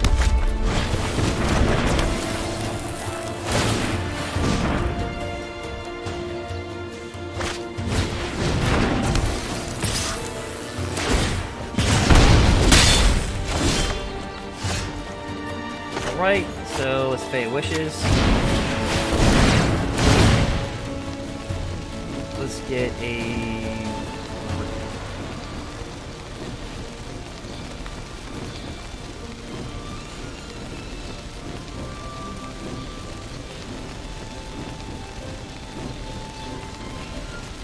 grab a Mystic Reveal. Let's grab...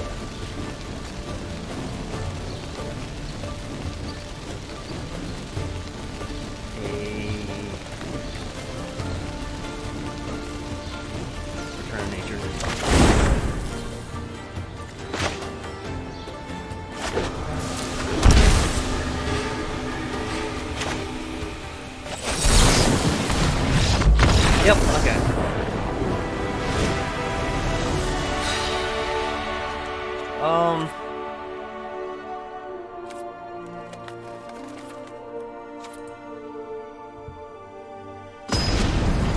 Oh, wow. He was so confident in his deck. He didn't even sideboard. He didn't take 1 second.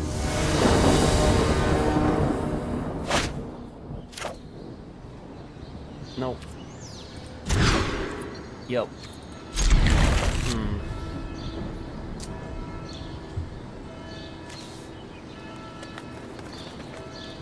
Shoot. It's gonna be Fae or this. Fae's really good. It says this.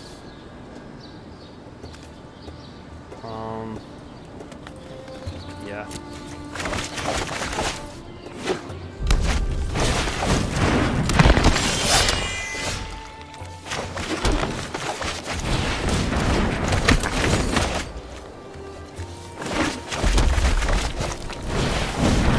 Wow.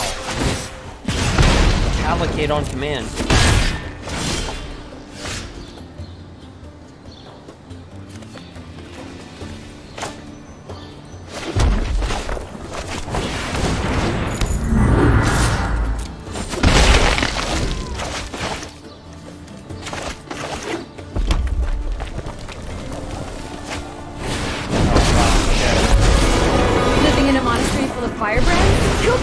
buddies.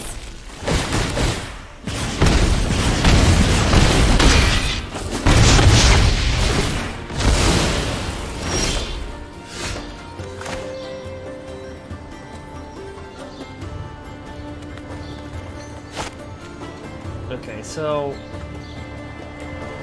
I mean, I can flame sweep the board. I can get rid of that list too.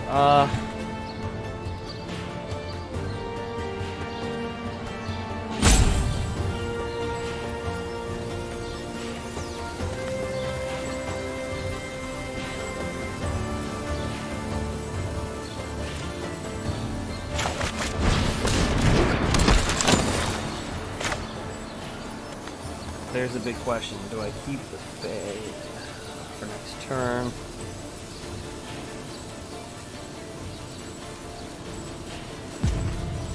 You know what? No. Let me bring Faye out. If anything, I can just discard 2 cards. Of course, they're all land.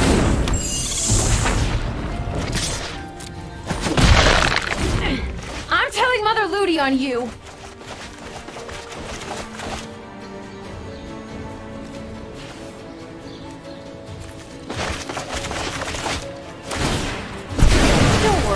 Alright, so he's got 2 elementals out. And he can ping us for 3 because of this.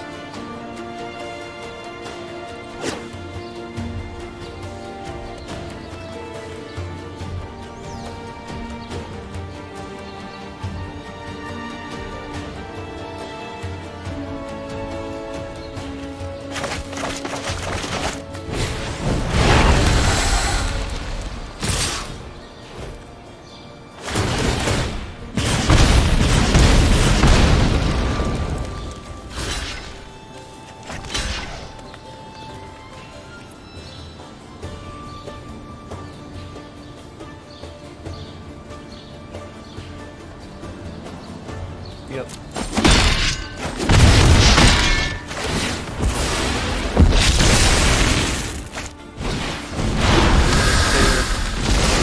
I don't think I played this the best hand, but we just keep on getting land. It's like the repeat. But I think what I well.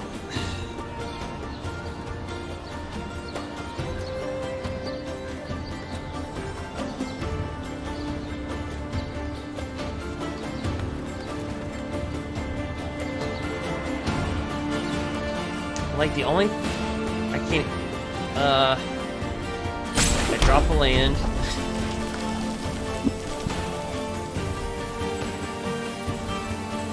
Yeah. So there's all kinds of misplay in this.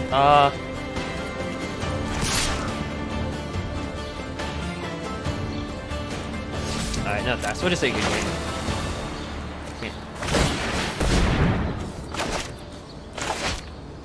I'll just cancel that. Enter.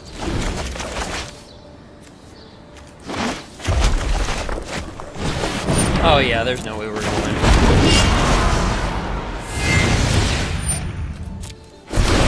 Say hi to my fiery friends.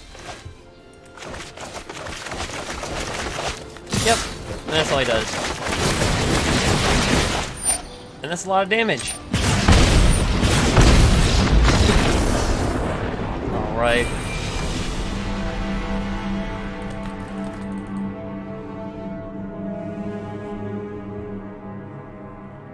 I wonder how Gruul would have done versus that.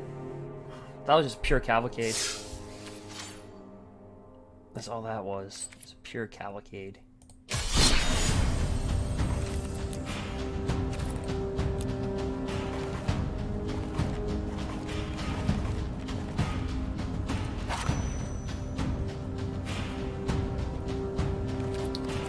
I'll try that.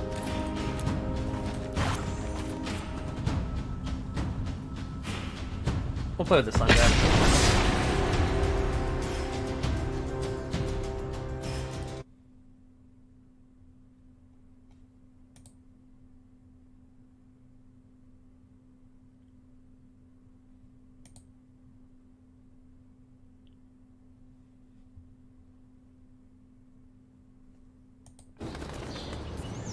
Alright. So guys, we pretty much tested Gruul. Look, Gruul played great. I mean, we got into the top, 900, then we got in the top 700, we got in the top 600, and then, we just kind of fell to 1100, and then I just monkeyed around. But, yeah, Gruul's definitely a deck that, I think it's a top 8 deck. Is it the top? No.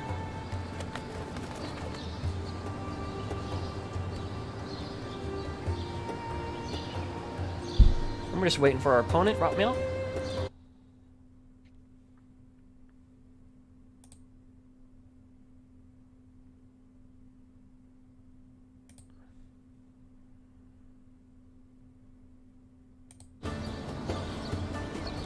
Alright, so I don't know if it's our opponent or it's the server.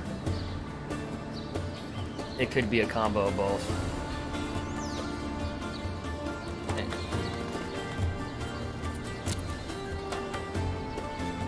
It's on him, or it's on he or she. Yep.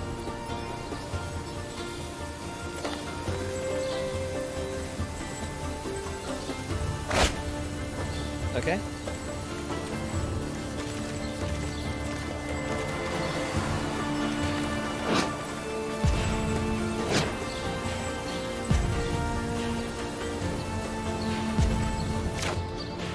We'll keep it.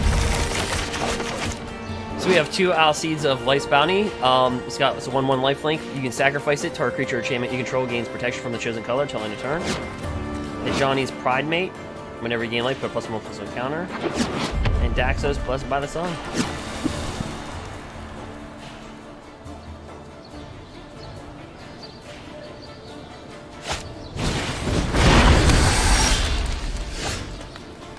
Alright, so red seems to be the chosen color.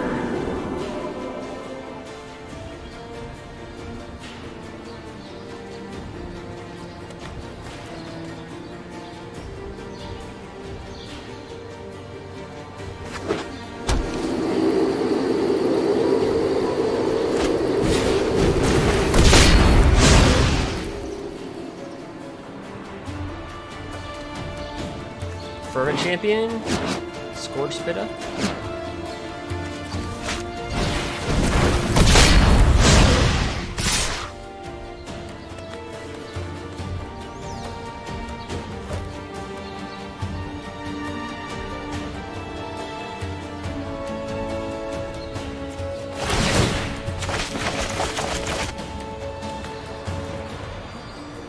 Alright, so we take all this damage because whenever this gains, you gain 1 life, you put +1/+1 on Primate. No blocks.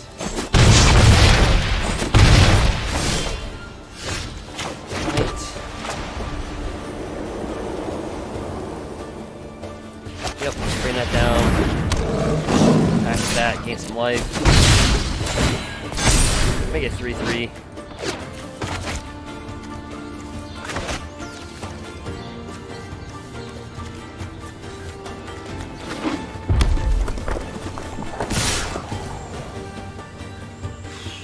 I don't know if he's got embercleave. He could have embercleave.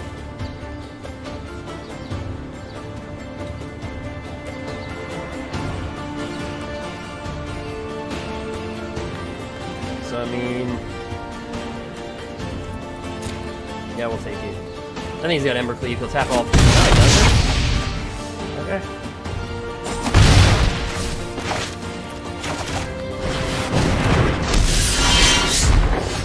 Oh, no land. Wow, like...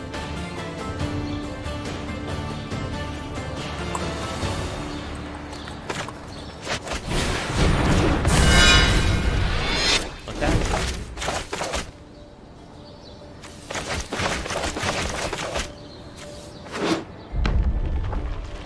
That's our hand.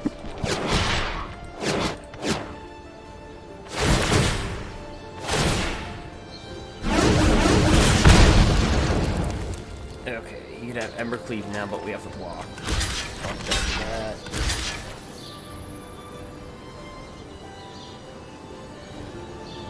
Guess we kill that.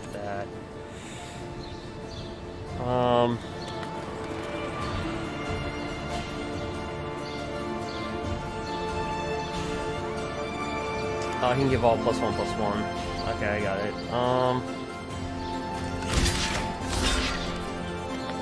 We'll try it. Okay, he's at the beach. Yeah, cleave.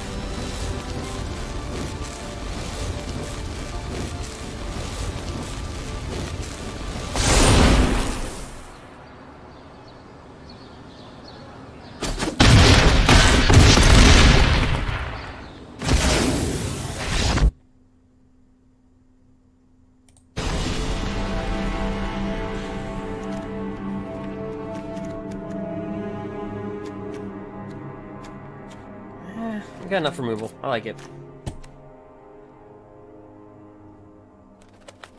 We got 6 main board removal, so it's just been land, really. I think that's been our biggest enemy tonight, just the land.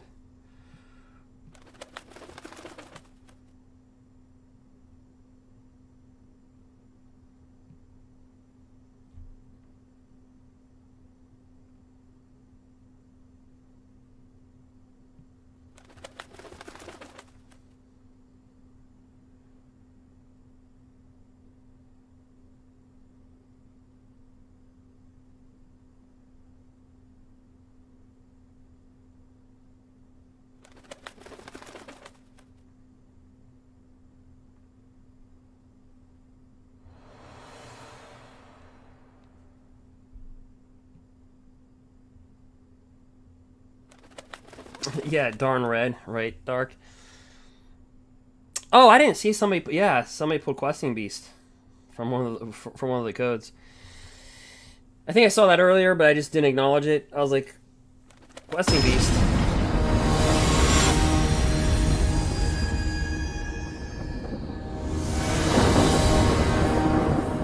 All right.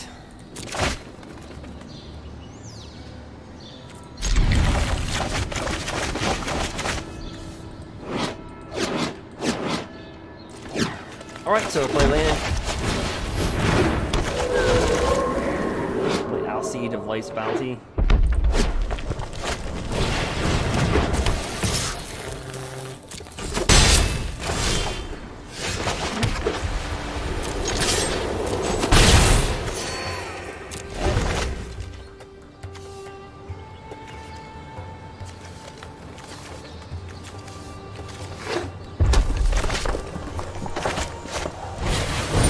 Steamkin.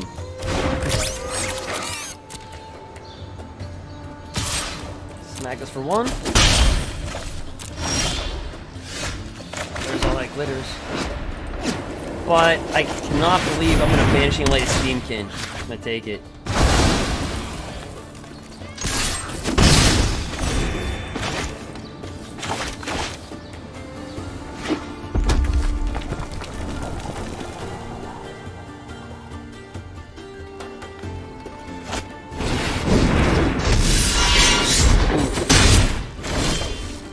Right here.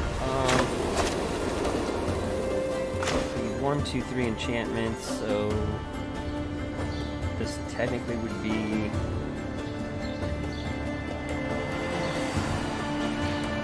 they give +3/+3.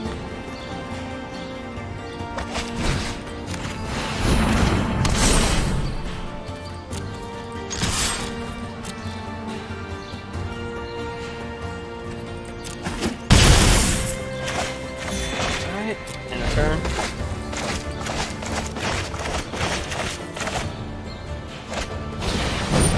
Protection from light.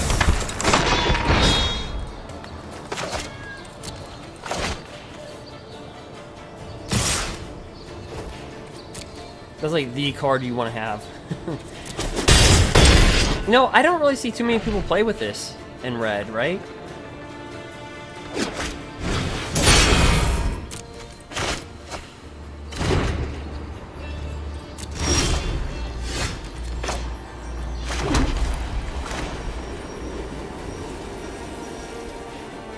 So I mean, technically, let's see, what do you draw? Robber, light up the stage. Drop this, you got protection from white.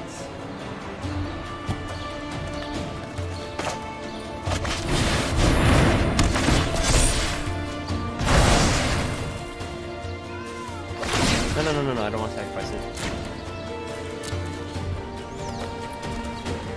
Now, here's the thing on the ruling. I don't think we get life gain off a hexproof. Because technically, there's no damage dealt to the Berserker, so we wouldn't gain any life.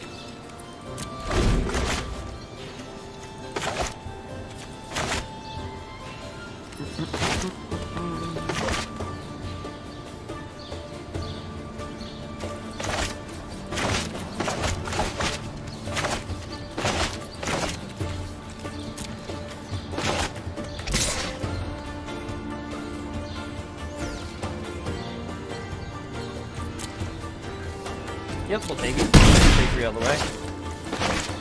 So, Dark, have you seen the new... I don't know if you had a chance. Have you seen the new M20 cards? Or M21? M20.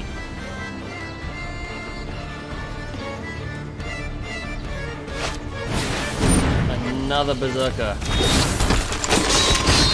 Double nice.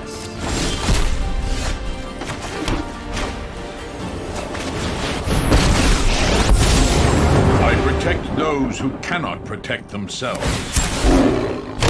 My pride grows stronger. Oh, that's right. You were the one that opened them, yeah. So you technically had a screenshot.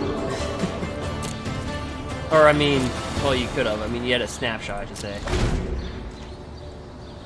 What's your favorite color in there?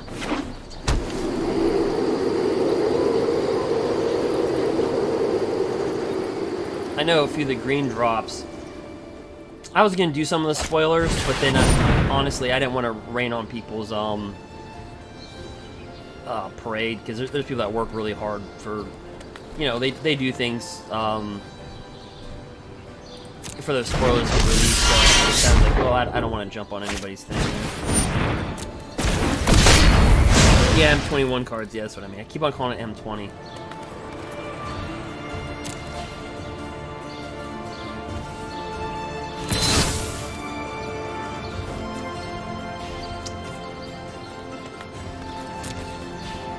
I can't block it, it's got protection. Right? I have let my friends down. Get another giant spot here.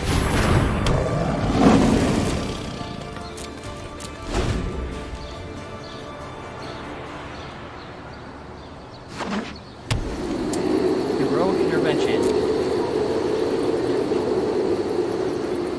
I don't think I've seen that one. I don't think I've seen that spoiler.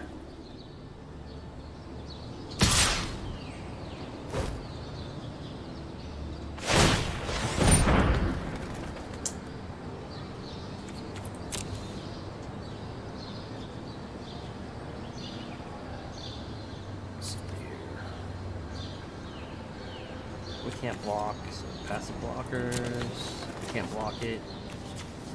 Because everything's got protection. Protection from white. Protection from white.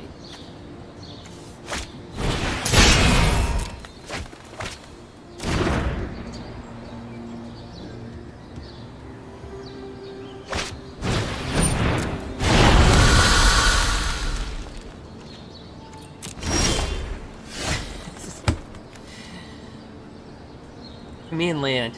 So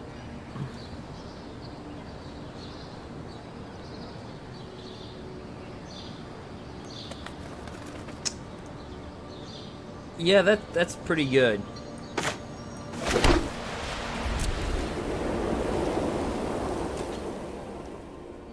You know what's so crazy about tonight, guys? We started where we finished. It's like a yo-yo. So we can't attack because all he can do. So the rolling on hexproof, you don't gain life. If we were to attack and he were to block, because technically you don't deal damage to this, so we gain nothing. We get jack squat.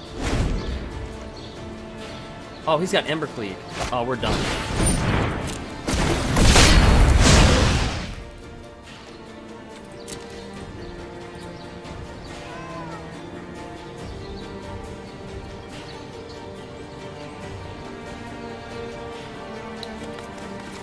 Yeah, all you have to do is just attack.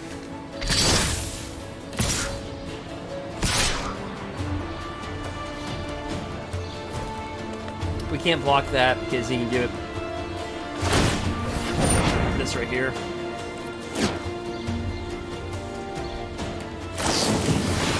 Usually this deck does good versus mono reds, but if they give protection from white, that's kind of hard.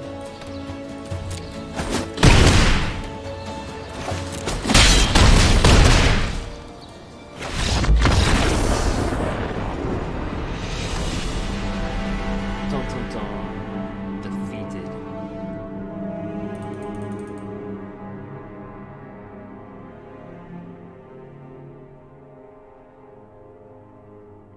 Wah, wah, wah.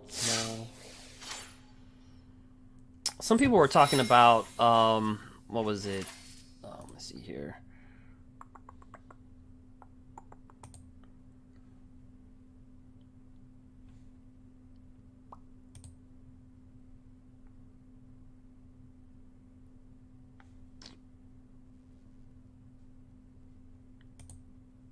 Let me flip over for a second.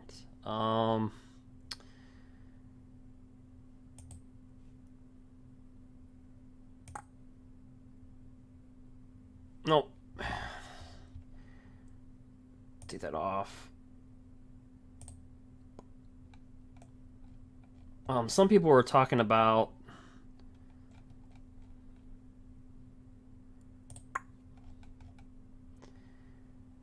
okay, so if you guys want to see some old combos really quick, so if you want to see some old MTG combos, so you know Wilderness Reclamation? Okay, take a look at this one. Oops, it's over it. Let's see here. Can't get it on there. So let me just, I'm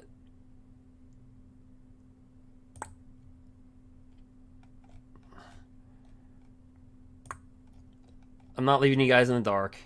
Just hold on for 1 second. So take a look at that card, right? Awakening. All right, so at the beginning of each player's upkeep, untap all creatures and lands. I don't know. Can you guys still hear me or no? I don't know if you can hear me from this spot.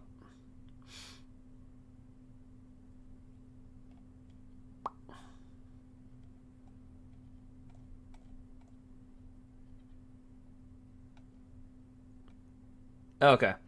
So if you see this card Awakening, it says at the beginning of each player's upkeep, untap all creatures and lands.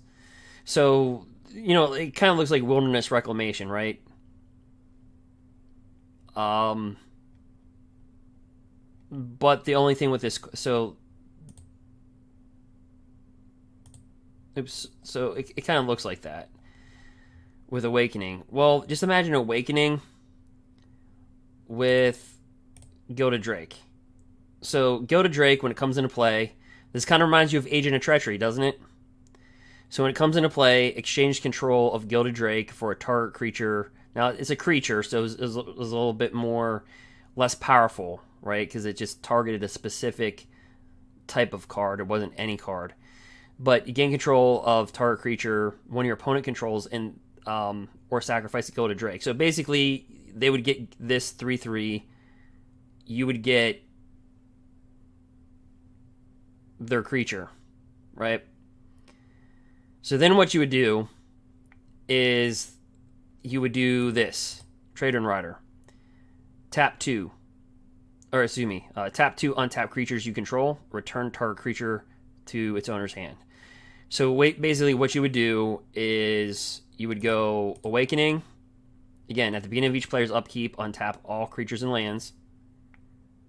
So you'd cast this, drop down Gilded Drake,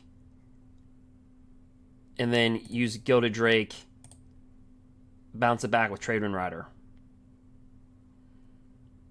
And so that was considered a pretty powerful deck back in the day.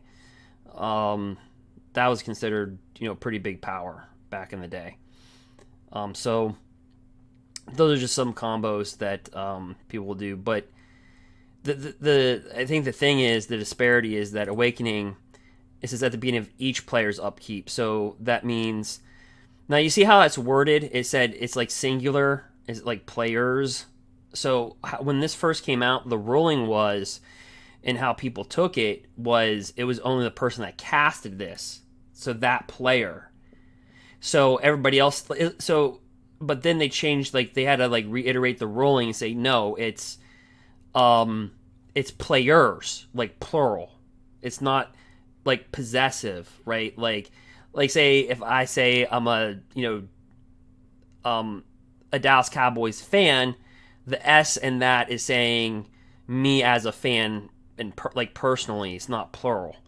Well, at the beginning of each player's upkeep, so they had to like change. They didn't change the ruling. They had to clarify the ruling on this card because people that were playing it at the tournaments were just using this card and then just untapping all their crap, and then everybody else's stuff, like Wilderness Reclamation, everybody else's stuff stayed tapped.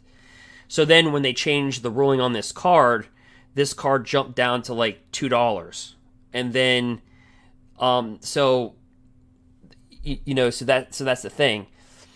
Another thing, what people don't understand, I'm just doing this as like a little bit of a break, from all the gameplay and stuff like that, because all my YouTubers, they're asleep. I went to my YouTube, they're all like, but so what we have right here then is you look at Black Lotus, right? And everybody's like, I know that card, right? I know that one. So add 3 mana of any color of your choice to your mana pool, sack it, all that deal. Well, so you have to understand though that the power level of cards were a lot different.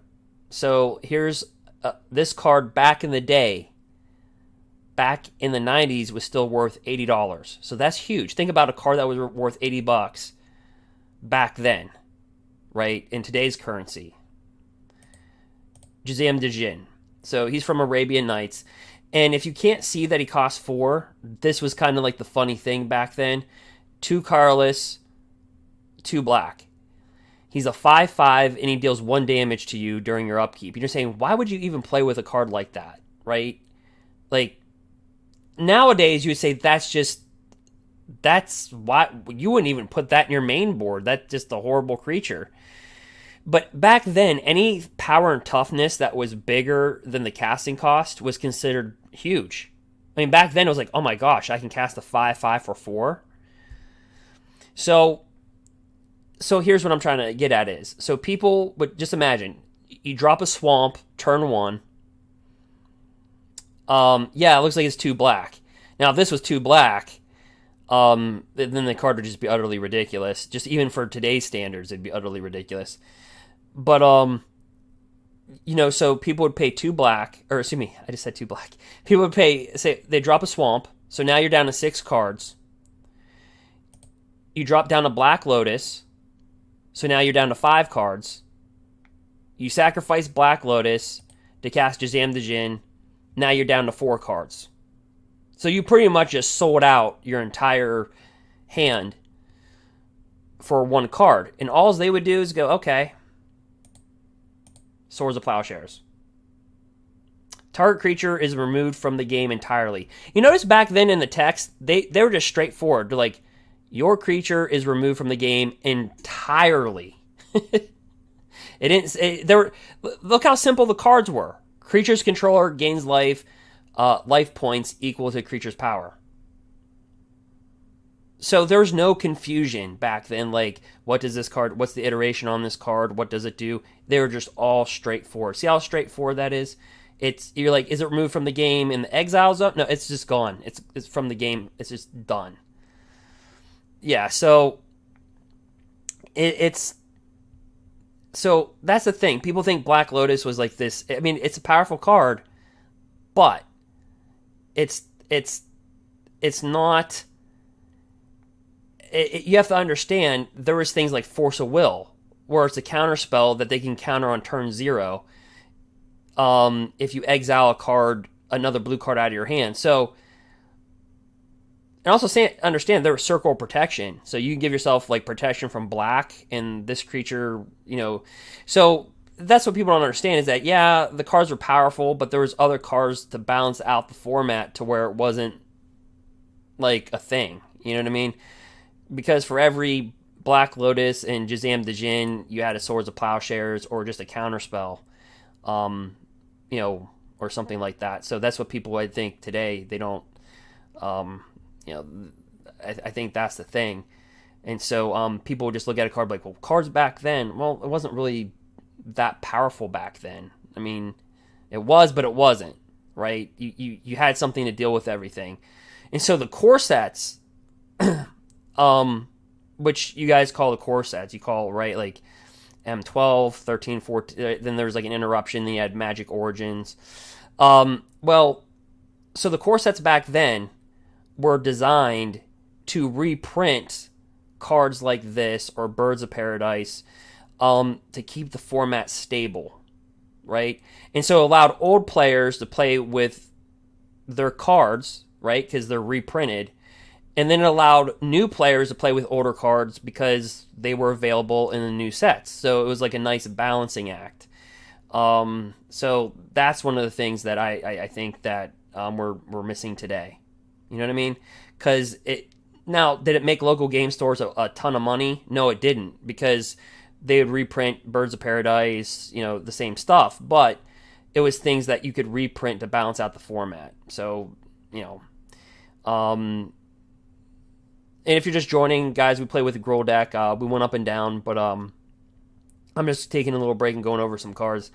Now, the new card that's coming out, M21, let me see it right here.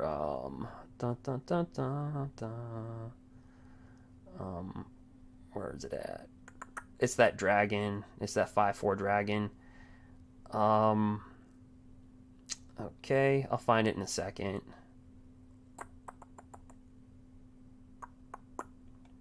Or 2 seconds. Okay. Red Dragon. I literally just have it labeled Red Dragon. So, Godrak the Crown Scourge. So it's like, I don't know. So it's a 5/4 flyer. It can't attack, but it can block unless you have 4 more artifacts. At the beginning of your end step, create a treasure token for each non-creature that died this turn. Create a treasure token for each non-token creature. So what deck do you think? Yeah, exactly. Dark, you're right on with me. There's a lot of people that I seen like on Reddit. They were confused with this card. Like, oh, it's just a 5/4. You know, okay, you can attack with it after like 4 turns. It's like, no, you drop down Witch's Oven. That's an artifact. You pop you pop Cauldron Familiar. Turns into a food. That's an artifact. Oh, then at the end of the end step, you get an artifact. This thing will swing pretty fast. It's a 5/4 for 3. So now you grab a card like this, then you ask yourself, what would this card be worth back in the day with the cards that I just showed you? if let me see, if I can bring back to, where's Jazam Djinn at? If this was an $80 card, a 5/5 for a 4-dropper, which you can barely see the 2 colorless because it's buried in the dark text. And by the way, if you do not see this on a Jazam Djinn, you're getting ripped off. So if you get a Jazam Djinn and you can actually like really see the color cost, it's a fake. This is how the card, like, it was just kind of like wonky. And so, because this card was heavily faked. Because back then it was $80. So back in, like, what was it, like 98, 97, this was like an $80 card. And, you know, so this was the first card that I purchased that was a big purchase, right? Like, this was the first one that I did. Now, today it's worth $1,000. And I'll just tell you, just because it's old and based on condition. But, so, yeah, but this guy was heavily faked because back then you got to consider this card was probably more faked than a Mox. More fake than a Mox or a Black Lotus because it had the right price point. Like, you're like, okay, $80, who's going to fake that? you know, back then, you have to understand, they didn't have, like, 3D digital printers, and you didn't have, like... So to fake a card, you really had to put your work in. You had to really put in that effort. And so, you know, some people are like, okay, if you're going to fake a card, it's not going to be something like this. And then, so the only way that we could do it back then was a bend test. You'd have to actually grab this card, and I remember buying it and as a little kid and bending the card to see if it was real, and truly it was. So, yeah, so that's just a little bit. I just thought I'd take a quick break and just kind of give you that a little bit of history. And if you like some of these videos, guys, I can do videos like this all day. My brain's like a Rolodex. I can show you combos all day long and all that other type of stuff. You know, so I just thought that would just take a little... We'll jump back to the other screen for a second, but I just thought that it'd give a break. And then, yeah, story time. This thing, I got double vision when I saw this thing. I was just like... But yeah, I was like, this is going to give a little bit of trouble. Whenever you cast your first instant or sorcery spell each turn, copy that and choose new targets. And I'm just like, with that, and somehow, like, with Shark Typhoon, you could just create so much creature, just, yeah, and Raw, the Planeswalker, it's just, you can do so much with this card. I think it's being overlooked. When I looked at it, I looked at it cross-eyed, I'm like, you gotta be kidding me. Like, and if you don't think this can't be ramped out pretty quickly, I mean, we already see Wilderness Reclamation. It can get his stuff out pretty quick. So I think this could see something like with board wipes, like Flame Sweeps, Storm's Wrath, just deal damage to creatures, trigger this out, bring out a Shark Typhoon, and then just, you know, just have your way with it, right? I mean, just whenever you cast a non-creature spell, it becomes an XX blue creature. I'm going to tell you this. We're going to have our way with it. I don't know what other people are going to do, but we'll have our way with it.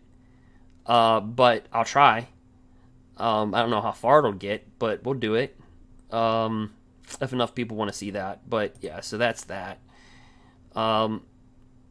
So there's a lot. The one, I think, what was this one? Okay, this dude. Okay, so yeah. So that's like a horrible image. But in that white life gain deck that we played that just underperformed very crazy, but whenever you gain life, target opponent loses that much life. He's a 3-drop. So I think that's going to be a crazy card. I think there's so many, like, this core set feels like Aldrain. Like, it feels, doesn't this core set feel like it's a, it's not a core set, but it's like a set in itself. It feels like it's like a staple set to, like, that's what it feels like to me. And then you have this guy, you know, the diplomat right there. I think people were hyped for him more so than I would be. I mean, because, like, honestly, like, he's a good card, but, like, whenever an opponent attacks with creatures, so I could probably reword that for you. When an opponent attacks with 2 or more creatures, and they attack you and or a planeswalker you can control, you draw a card. So, I mean, that's really good, like, versus red deck wins. This gives white, like, a better advantage. And then whenever an opponent casts their second spell each turn, draw a card. But I think by the time you get to that point in the game, at a 4 cost, I just think they're just going to have your number at that point. So I'm not too crazy about the second ability. I think a lot of people are, but I'm more about the first ability. But that's more of like a creature war deck. But yeah, my eyes just got double vision with that, and then that dragon. And then, like I said, with this guy, Master of Time, if you look at the bottom, -10, take 2 extra turns after this one. And then I was talking about that Elder spell, right? So the Elder spell costs 2 black, and you can destroy literally any planeswalkers. So I can just, and then for each of those planeswalkers you destroy, you put 2 loyalty counters. So I can just picture in my head somebody building a planeswalker deck going, okay, we lost Fires, we lost that, What can we do? What can we do next?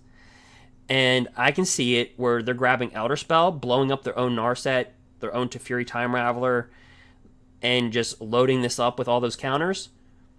And negative 10 it. Yeah. I can totally see that happening.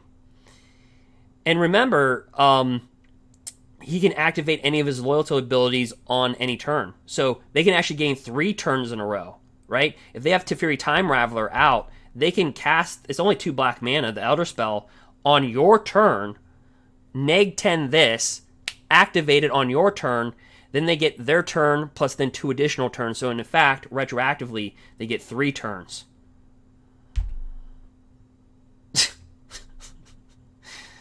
As soon as I saw that, I was just like, okay. And then you want to top it off, you add the Insight.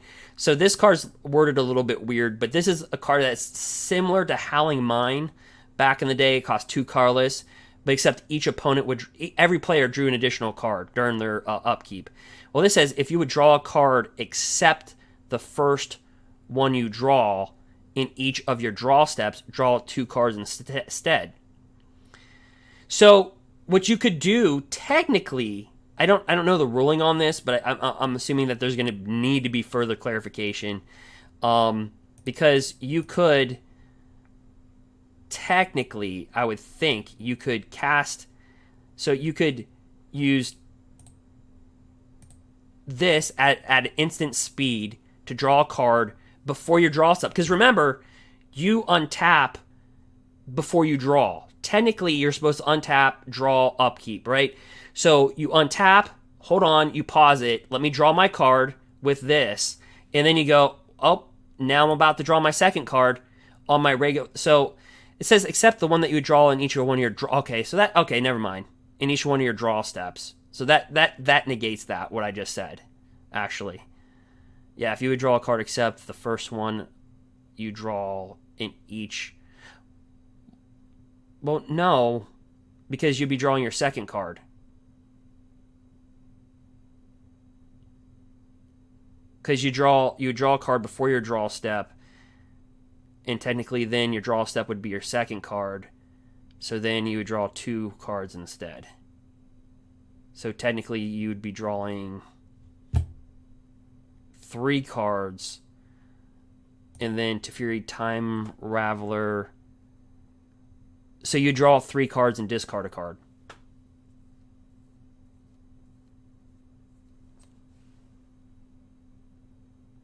Yeah, there's gonna be need further clarification on that one. Like, if you draw a card before your draw step, is that then you draw a second card? Is that considered this?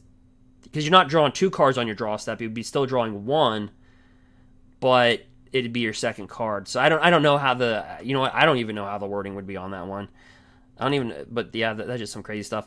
But anyway, we'll go back into some gameplay. I just thought that was just something that I just throw out there. Yeah, so I think I'm going to have fun with this one. I didn't have fun with Fires of Intervention. I didn't have fun with Winota. But I think I'll have fun with M21. And we'll open up a box of M20 is 21. I keep on calling it M20. But we'll open up a box of that. We'll go ahead and do that. But I just thought I'd show people that one. It's kind of cool. Give me 1 second. Let me check out on my YouTube clan. Okay, so let me check this out. Right, so... Yep. Okay. So, check them out. Alright. So yeah, those are kind of the iterations on that. I don't know what that's going to become out of that.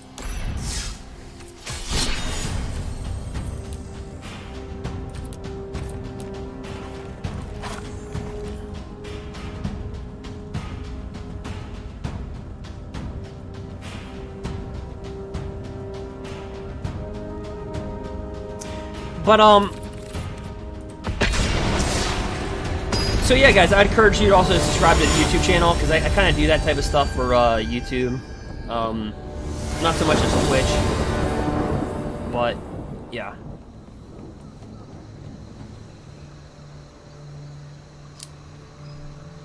So let's see here. That's right, we're back down to 99%.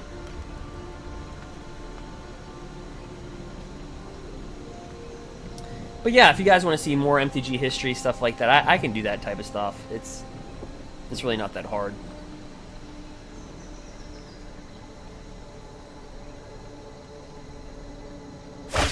All right. So we got... Oh, speaking of the witch that has an oven, I'm not saying the player, I'm saying the card. All right.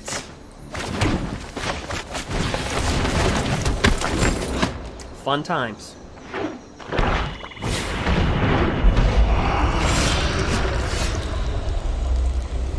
I don't like where this is going.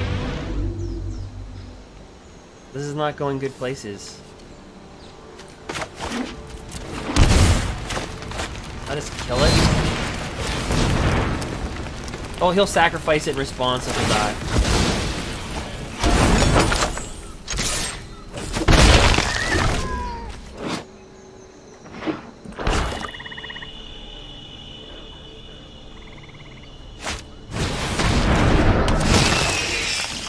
Oh, this looks like it's gonna be a treat to play, isn't it?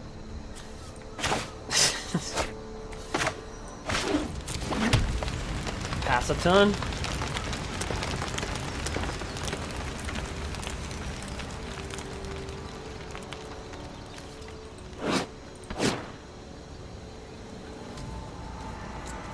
Or we attempt. Okay.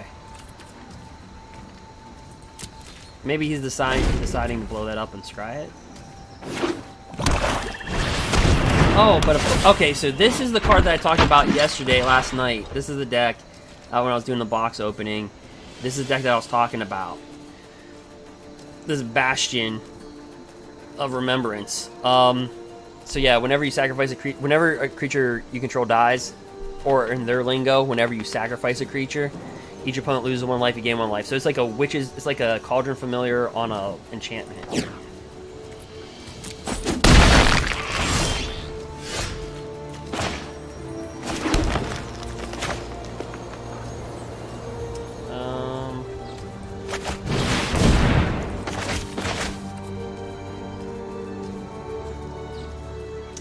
Yeah, it's mono black.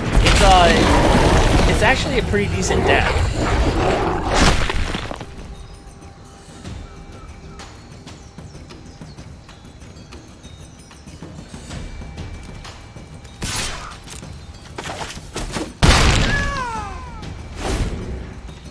Did the cat make a noise? Oh, that's great.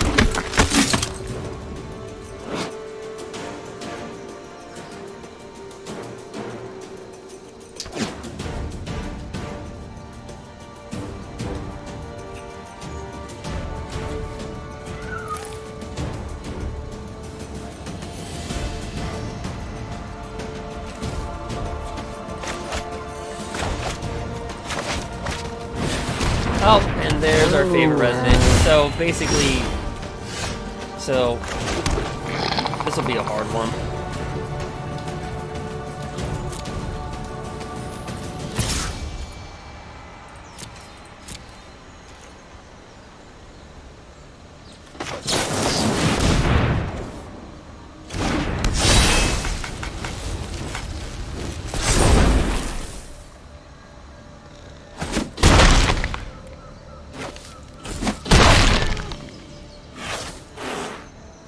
So watch, he can pop this.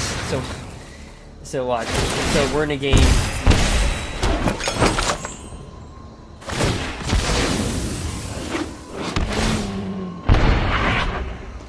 So it's like having what?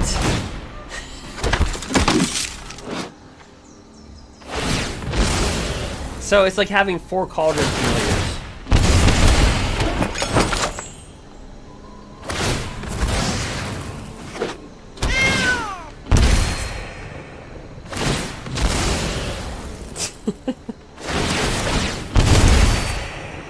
I talked about this last night when I was opening up a booster box. I don't think people took it seriously. I'm like, no, this is a legit deck.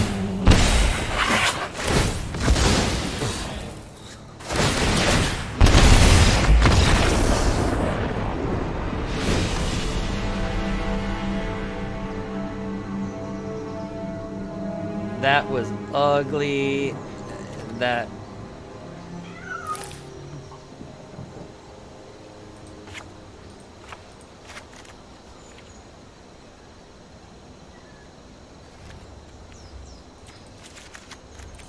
Yeah, that was ugly.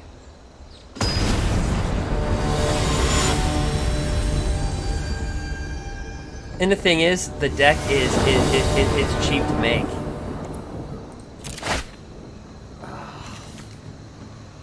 Well, let's review.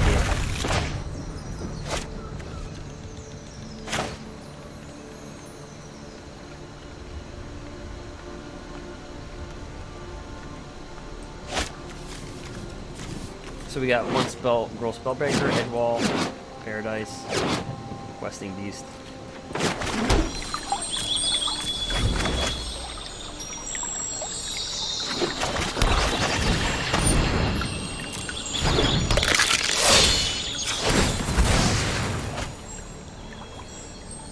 We're going for a green source.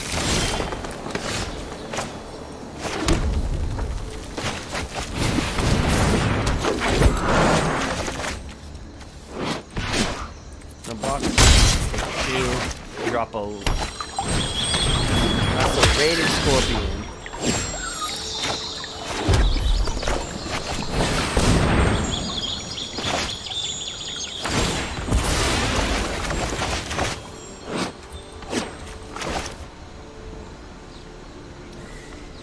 So I don't see this deck playing... Oh, there's the red.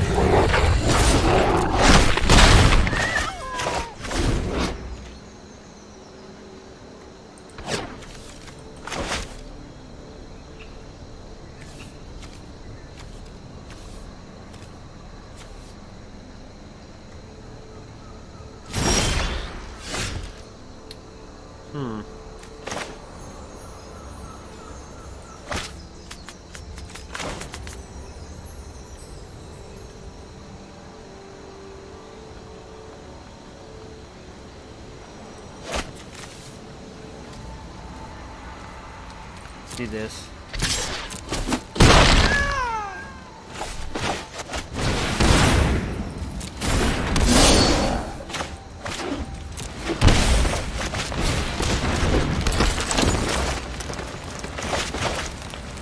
We have this we can sit back and draw on if we have to. So he got mana hosed. I don't know what's been on with the shuffler. I can't, you know, it's just like on both ends.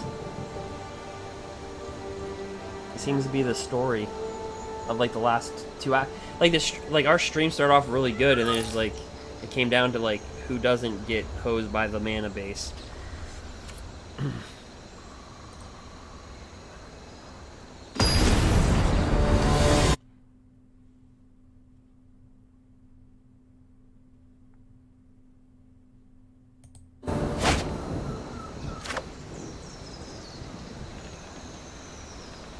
We'll keep.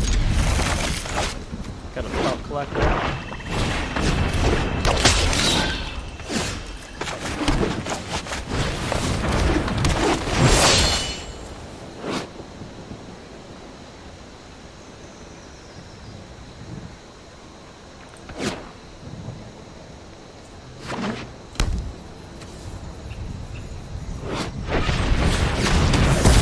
This is a very good removal card. The one thing with black, if you're just playing mono black, it has so much good removal. Like your sideboard is just good. Oh,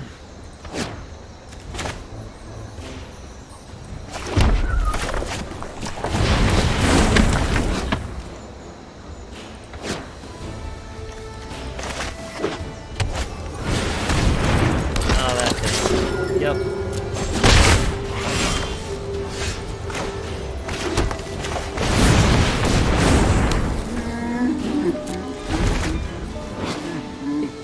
So sacrifice 2 creatures, that's him, and then any number, so basically each player loses 2 life and sacrifices a creature, and then they add 2 and draw a card. Oh, great. So let me guess. Pop, pop, sack.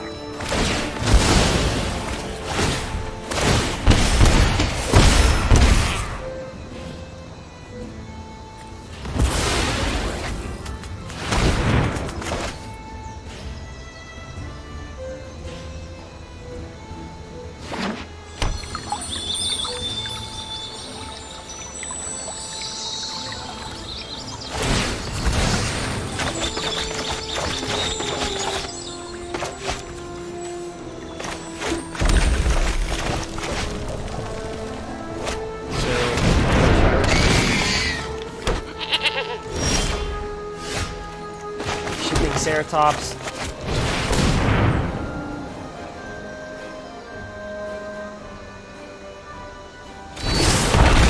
Now our problem is we don't have double red, so we're all littered.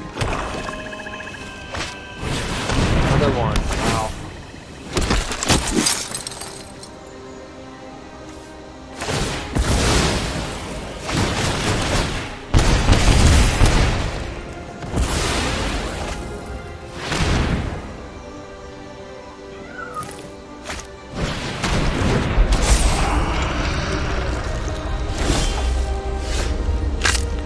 Well,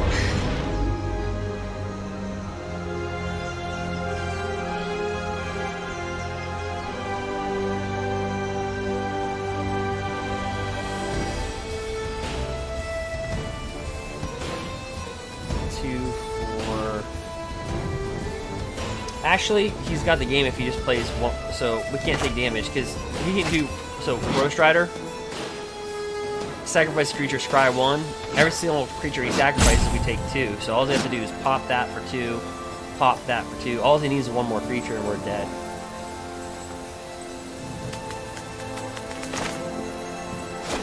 Yeah, I mean, I was telling people this is a little sneaky deck.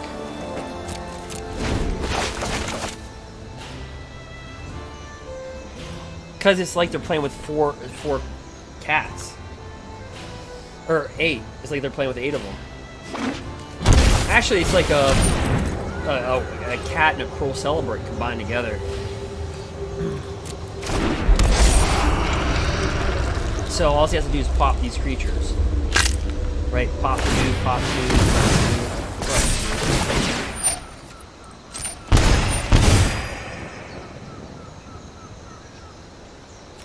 2. Dear Lord.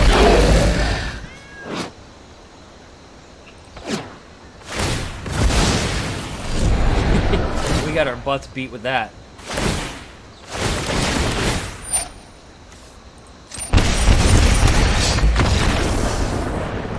Alright.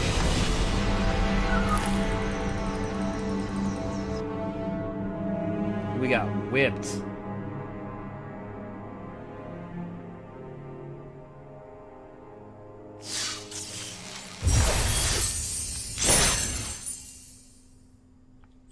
That was a crazy game.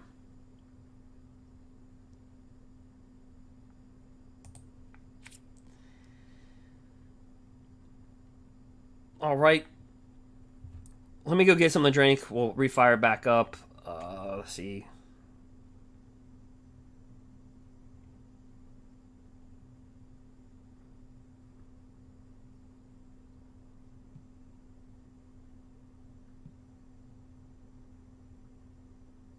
Yep.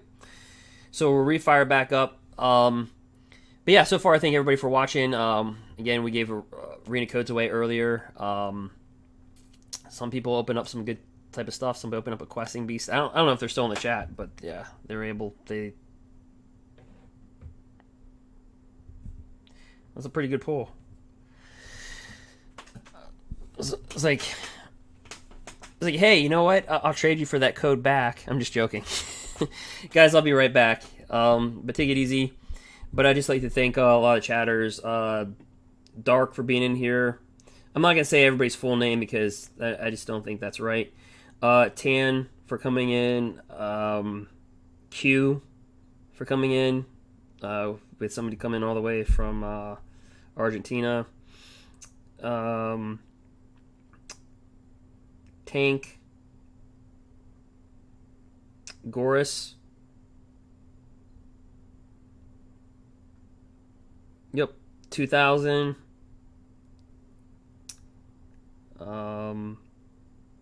Yep. Yeah, so we'll reset. And guys, the super drop. So here's the kicker with this. I think there's a lot of misinterpretation. So, this bundle. This thing. So this super drop. So basically for 169, it's 95 or 99. I'm off by 4 cents, right? But you get all 5, and you basically you get all those, and you get one dual land that's randomized. And I think one of them has Scalding Tarn. If you were to get Scalding Tarn, I guess you'd probably get about... Chandra's like, you know what? I don't care what you have to say. But yeah, Scalding Tarn, you'd probably get about... I think Scalding... It fluctuates between 60 and 90. Understand, right now, Modern season's in play. So right now is not the time to get into Modern if you're looking to get into it, because the prices are going to go up. But I think, like, as you see the decline during the summertime, then that's when the prices start to go down. But yeah, Modern is a good format. I'm also playing Modern. But I'll be right back. Here's the deck. You can go ahead and click on the deck list. I'll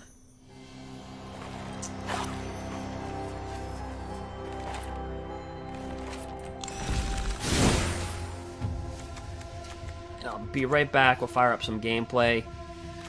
And yeah, so we're seeing a lot of aggressive decks. We saw Control, and we're seeing a lot of aggression, like a lot of red, just in your face type of quick decks.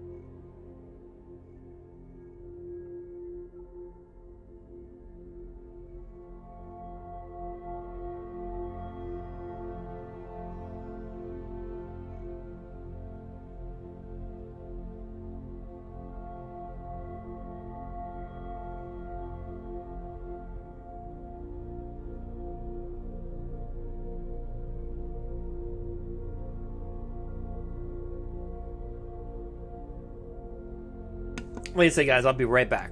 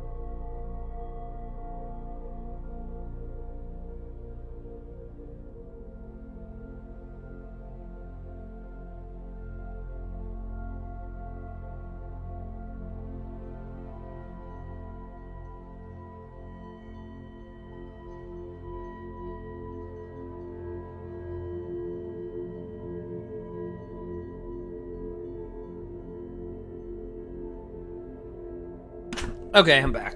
All right, so let's see.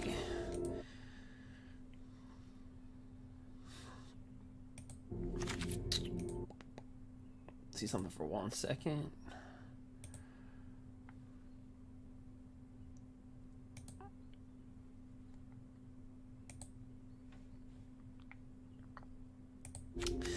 All right, so if you just joined, or just came on, we're live on YouTube, Twitch, Mixer, on one video.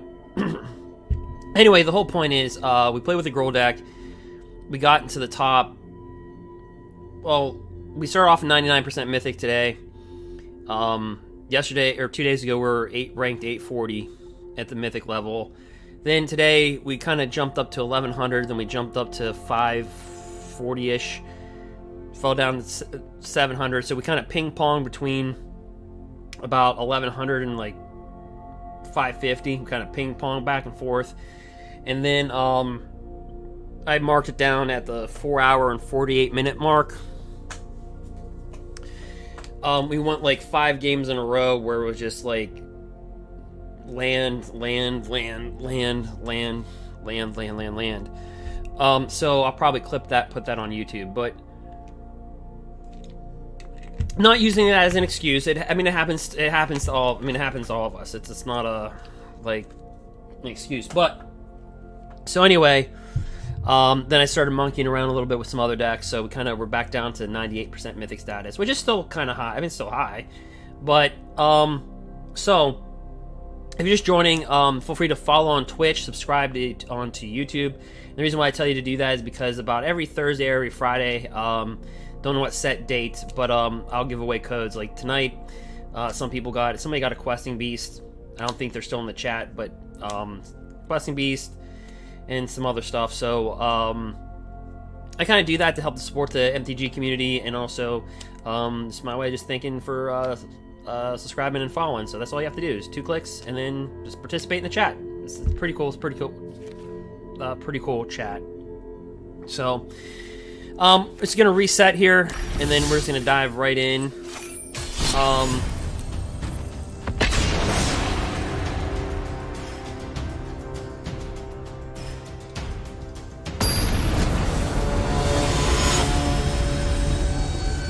Didn't we just play this guy? Wasn't this the same guy that we just played? It is! He had the same little flags, remember, on his sleeves. It's the same guy.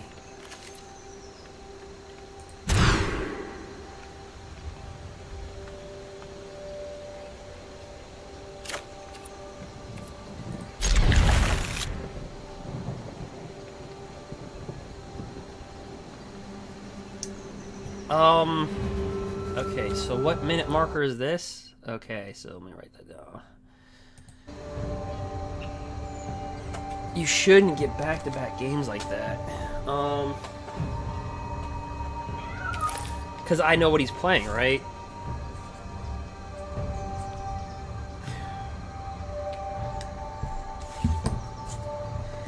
He's playing with that remembrance. Okay, so with that,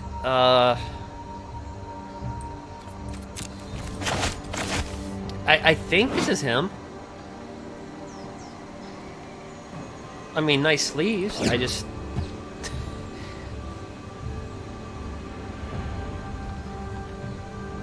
I mean, I played versus so many people that... I mean, honestly, anybody watching this, you probably played versus me at one point in time. But,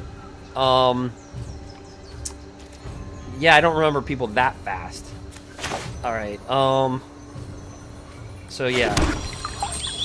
In turn? Yeah, it's the same guy. Yeah. Ooh. Fetch. Nice.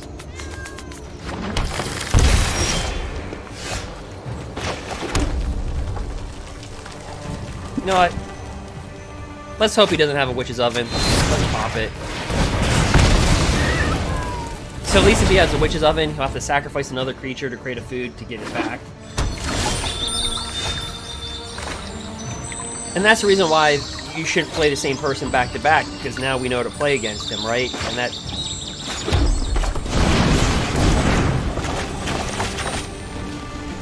I don't know, we've had some weird crap happen tonight. Weird.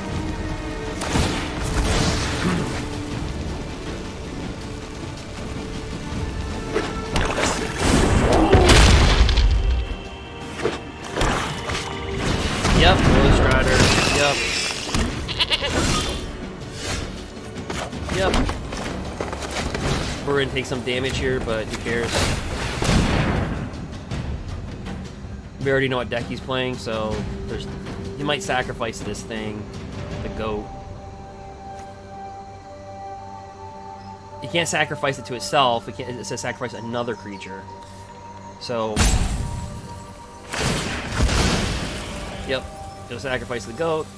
He'll scry. Since we already know what he's playing, we're not going to hide what we're playing either.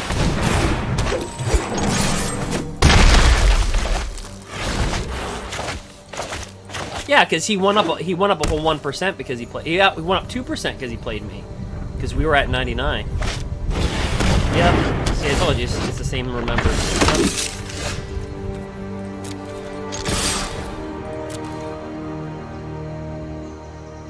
And that's the Embercleave of Death attack.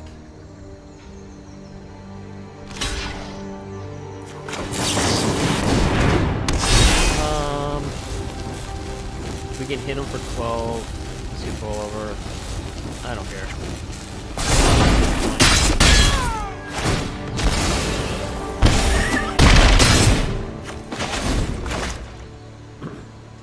That's crazy. Yeah, that leads to an unfair advantage. I mean, alright,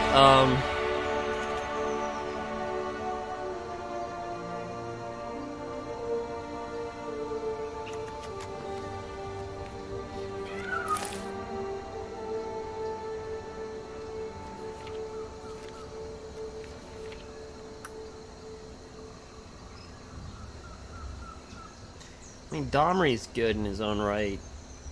Those enchantments with the Witch's Oven. God, that's annoying.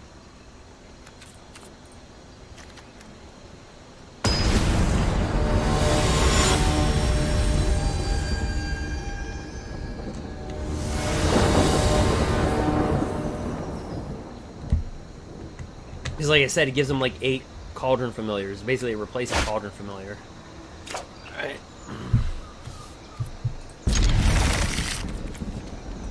This is us versus all those decks. Arrgh.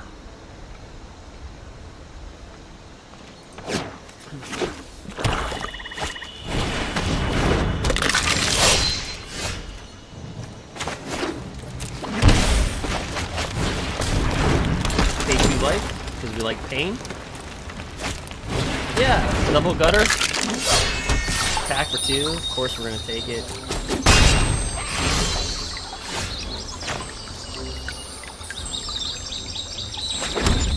Draw a card, hopefully it'll land.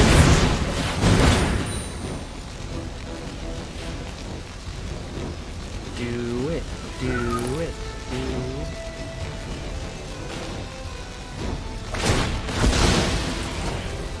I think maybe this guy's starting to realize we're the same guy too. in.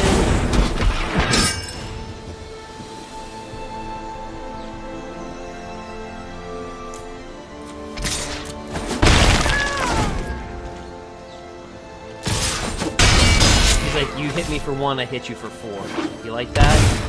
He's like, oh, great. Well, we don't have a lot going for us, but...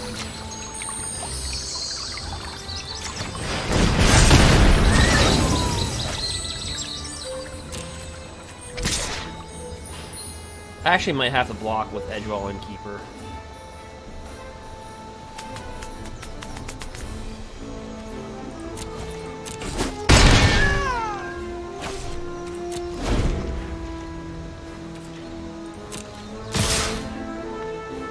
Okay, but if I block with Edgewall Innkeeper, then he has something that sacrifices a creature, then that kills our 4/2 knight.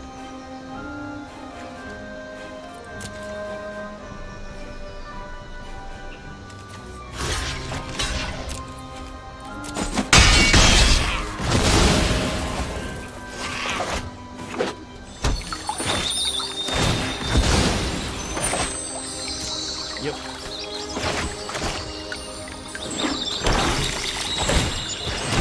Bring it back to his hand. So you have to do that. So you're allowed to return to your hand, but you can only activate it during a turn an opponent lost life, which is like every turn for this deck. All right, so we want to pop mana. Yeah, we'll go with green.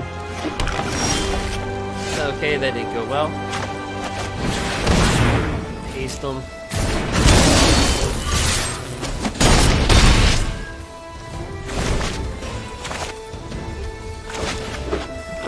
Right, he's down to 2 cards. Sends 1 attack, keeps 1 back.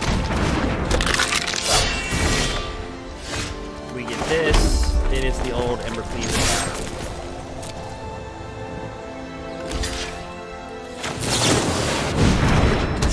This has hexproof? Yeah. So this guy has hexproof, guys, so always embercleave that guy in doubt.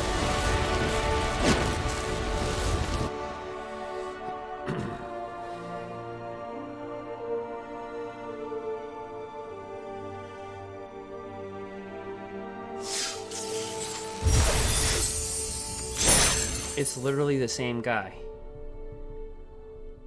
I feel bad because I don't want him to be known as literally the same guy. You know, he has a name. Yeah, that was weird.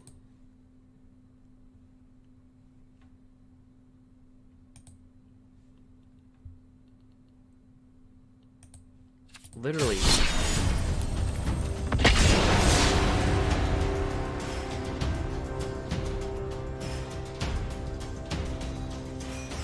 If we play him for a 3rd time...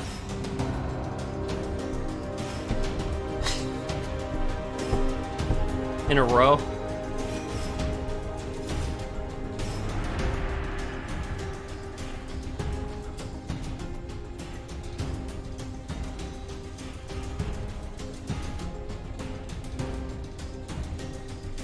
Yeah, I think it's, yeah,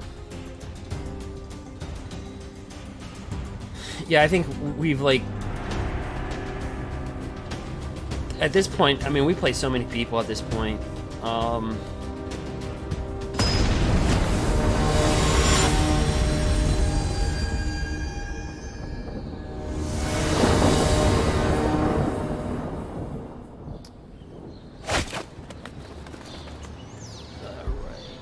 The land thing.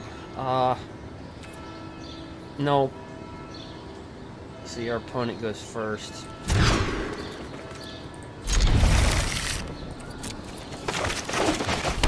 So we have 1 Questing Beast, 1 Edgewall Innkeeper.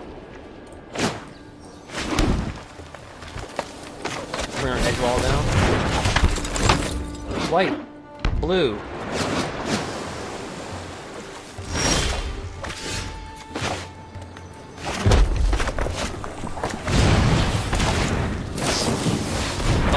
Okay, blue-white control.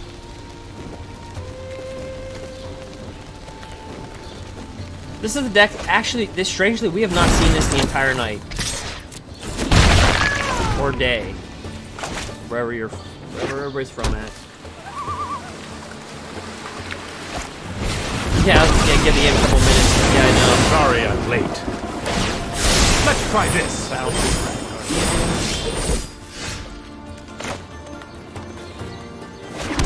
Let's bring this into play. Let's cross the street. This is hardly my worst defeat. Kind of cool because if he bounces this, he can do Shadow to the Sky. This is where you play Robber of the Riches, right here. Because you have to handle this deck kind of like Bant control a little bit. They're just not as aggressive, but... If you wish to surrender, I have just the trick for this. You can probably get Shadow to the Sky, watch. As you talk about it. Temur's Insight. We'll take the 4 because we like pain.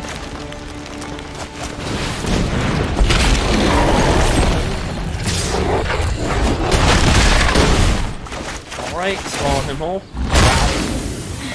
I was not prepared for this.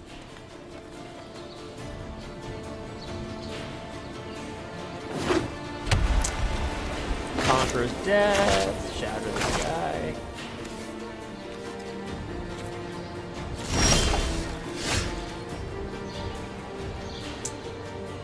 Right. We'll play with that.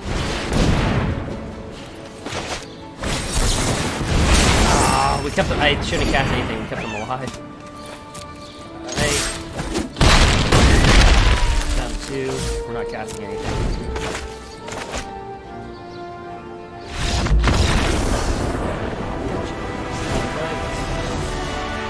Okay, yeah, so Domri's ambush, he's boarded out. Now, here's a cool thing here, right? Destiny Spinner, this is where it kind of shines.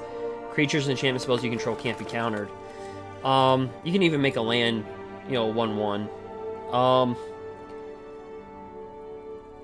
So this is what's great about our board. It's really to how your opponent plays, right? Because you can make an argument Destiny Spinner should be in the main board. He's got counter spells. But then you say, wait a minute, Robber of the Rich can be played because they're always going to have more cards than you. And then they exile top card and you can play with it. Then you can make an argument and say, well, no, wait a minute. You can board in one more Shifting Ceratops. I mean, so when I literally put it in the titles on YouTube and on the thumbnails, like it's all about the sideboard, it literally is. I mean, it changes the deck completely. Because there's not really one bad play. You can make an argument for this or this. So I'm going to be a little bit more aggressive because he seemed like a more passive player. And typically passive-aggressive just doesn't work. You know what I mean? Now, like if he was like our last opponent that we played twice in a row, I'd probably, if he was playing a blue-white control deck, I'd probably play it differently. I'd probably play it because he's more aggressive. So I'm going to say, okay, wait a minute. He's really aggressive. So he's going to be heavy board wipe, heavy counter spells, just Dream Trawler, just try to, that's how he's going to kill you. So it's just really a mentality thing. And that's why I chose what I did.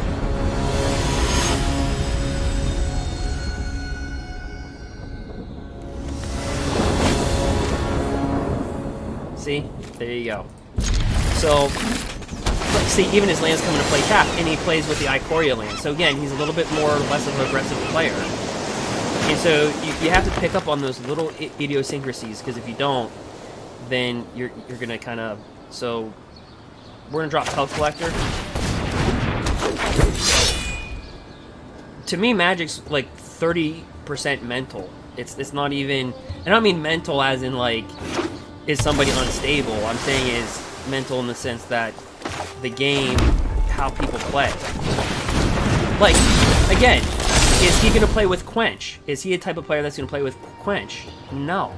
He's not that aggressive player. So, is he somebody that might have that token where he creates 2 1/1s? He might.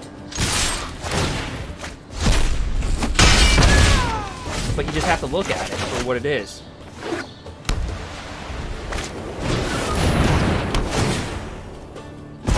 He's like, take the robber. It's like, oh.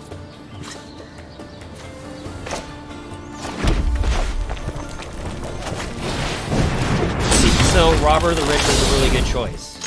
And I'm not gonna lie, the shuffler just made me look better than what it really is. Oh, look at this thing. Oh, yes.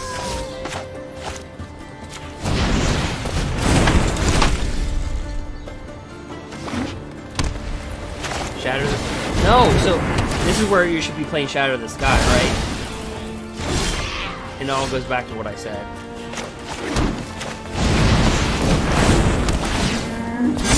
And don't underestimate this guy too. He's mythic. He's 90%. So don't underestimate that this guy is not good. He's good.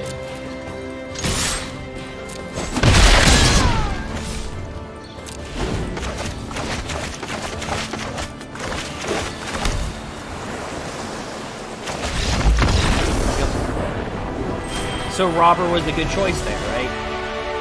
Oh, we're finally back in the 1500. I cannot believe when I went to sleep and I woke up, we went from 840 to 99% Mythic. I'm like, wow.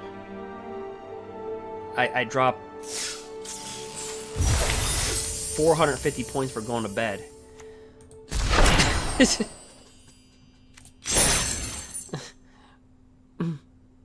All right.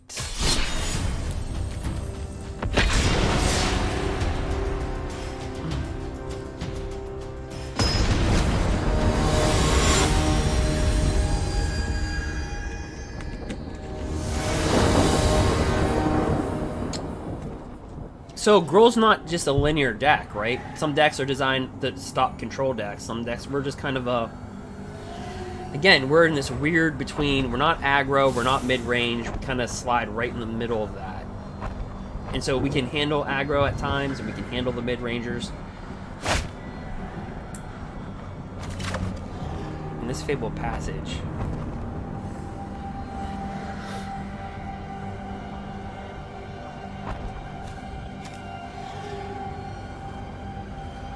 Does he have a commander? Okay, he does not. Alright, so... Like a companion, I mean. I'm gonna keep, but it's not a... I'm not a confident keep here in this. Oh, great. Here we go. Sultai. It's probably Sultai. We've seen a lot of that. Yep. Arrow Spiral. So, bad hand to keep versus a deck like this. Horrible decision by my part. Because we basically just effectively wasted a turn with Fabled Passage. And this is why you're seeing more and more people walk away from Fabled Passage.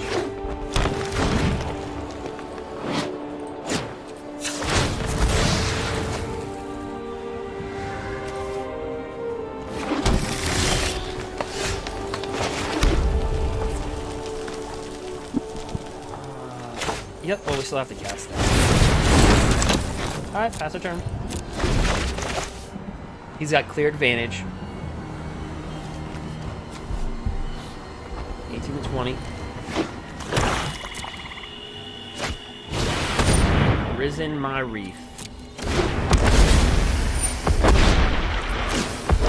Just a really good card.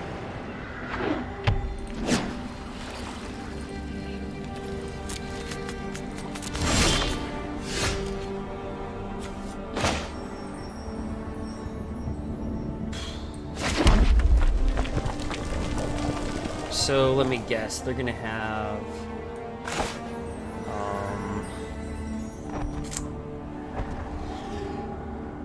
yeah, we have to pass it. They have the ability to do Casualties of War next turn, or drop a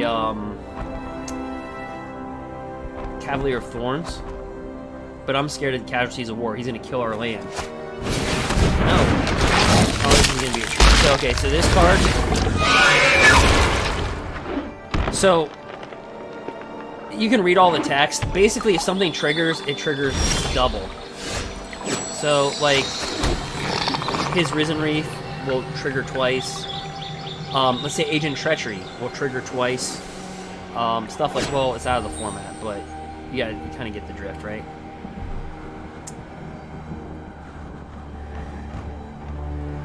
I'm going to accomplish two things here. Kill that.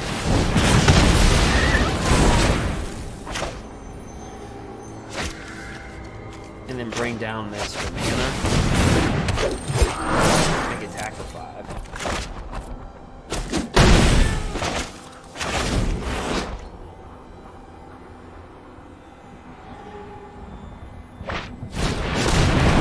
So look, this will trigger multiple times.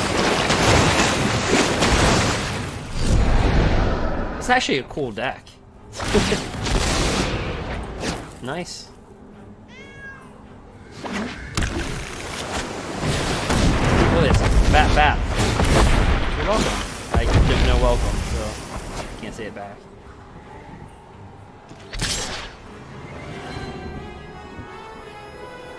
I don't know if that was a good attack there, but I'll take it. I mean, I get the whole what he's trying to do, but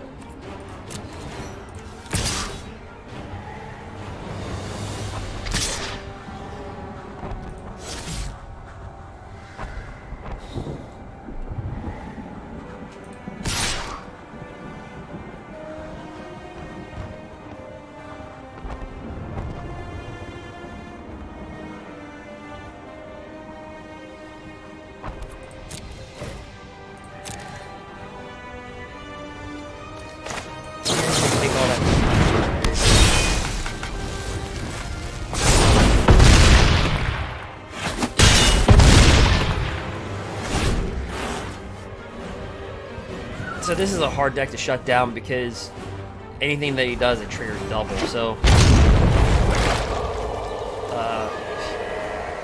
God only knows. Cavalier of Thorns would trigger twice.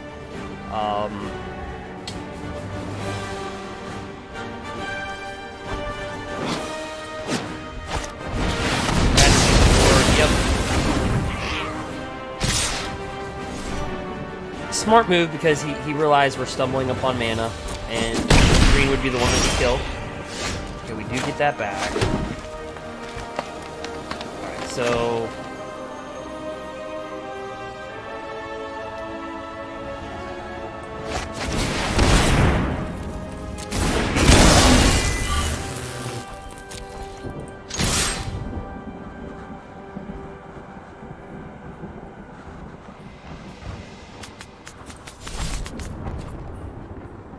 well,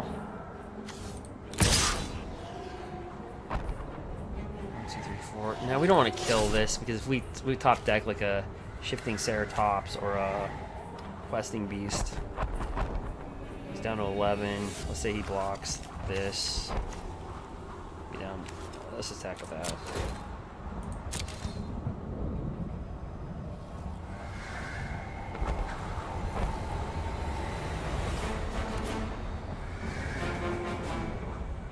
Actually, I'm just gonna hit him with that.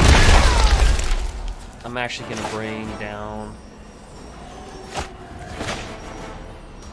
Rimrock Knight.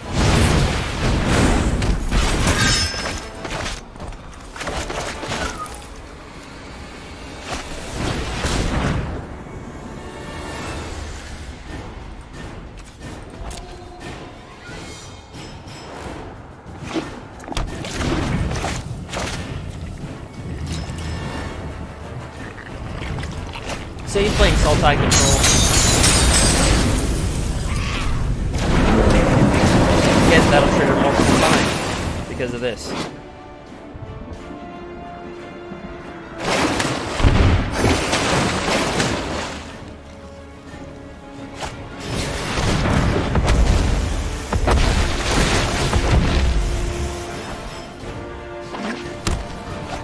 Yep.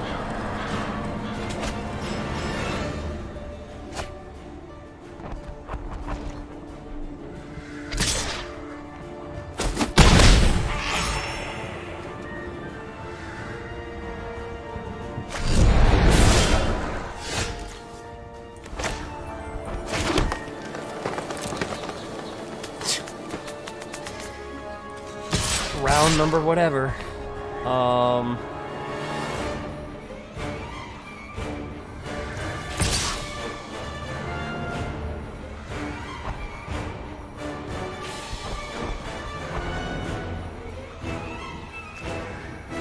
Did we just say... Well, I guess you could block our 1/1.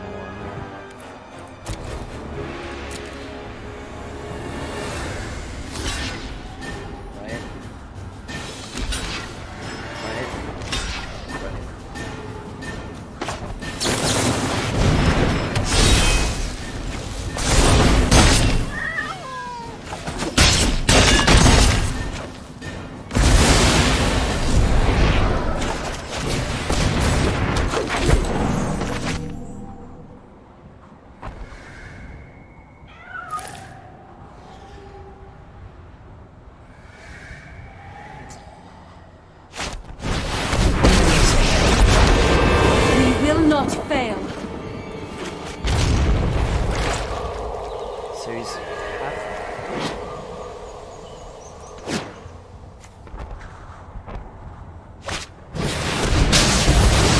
Yep, let's get him to a save.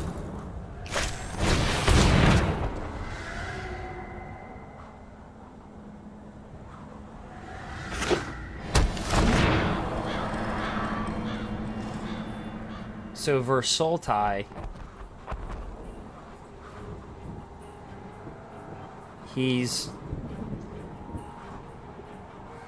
So you have to ask yourself, okay, he just can't cram all these cards into the deck. So what did he take out the regular side? Be wary of the ground you walk on. He's already been through half his deck, more than half his deck at this point. So...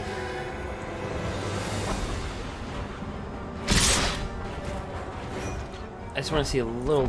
I just want to see like a turn, maybe two more out of this guy.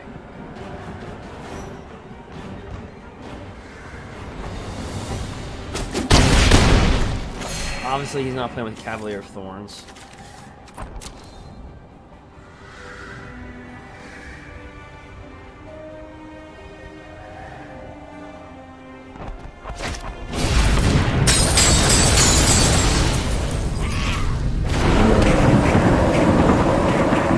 But this is kind of cool. See, I like how this... If you can pull it off, it's a cool combo.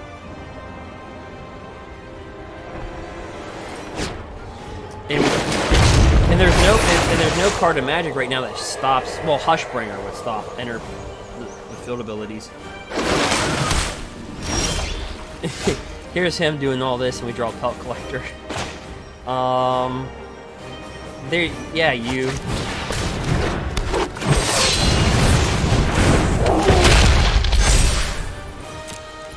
Take that. I just want to live for like one more turn. We'll be able to accomplish that. Okay, so he's got the Casualties of War. Check. So what did he... So he's playing with 4 Risen Reaves and a Shark Typhoon.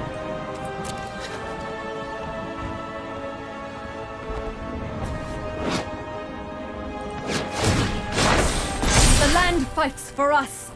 So he's all... I bet you he's only playing with, at best, 2 of these. At best.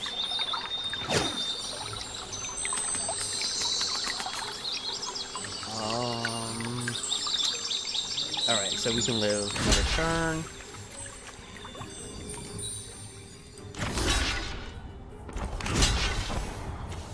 No, we still die that way.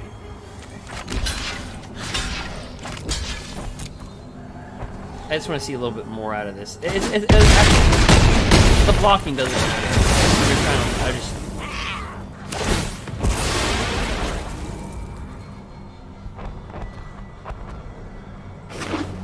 Shark Typhoon. Wow, this guy's really big time mid-ranged out. I think...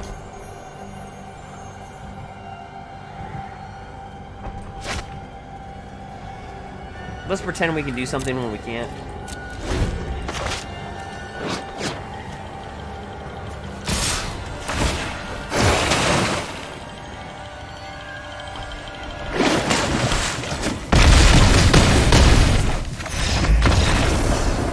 So, no, this is going to be, I think you just...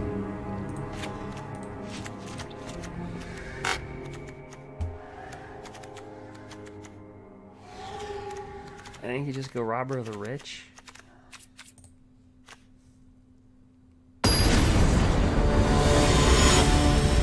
Yeah, Yoriak. Yoriak is such a good card. I made decks. If you go to my YouTube channel, I made a deck with Yoriak.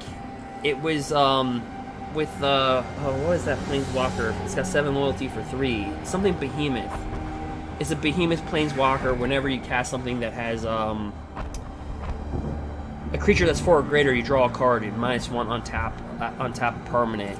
And the deck was pretty good, like in platinum ranks and stuff like that. Boy, you'd be digging through the YouTube time machine on me though with that one. Probably back.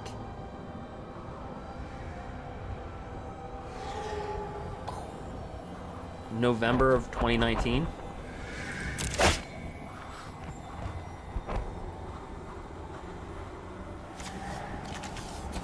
Yeah, this is a bad hand, but we'll top deck it.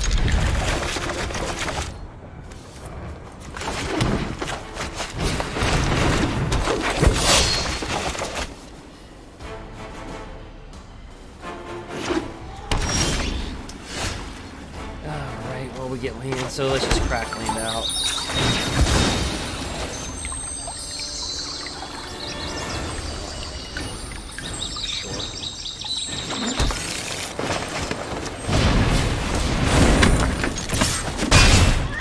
The whole point of keeping that hand was to top deck creatures, right? Because we have 32 creatures in the deck, so more than half our deck is a creature, and we keep on getting land.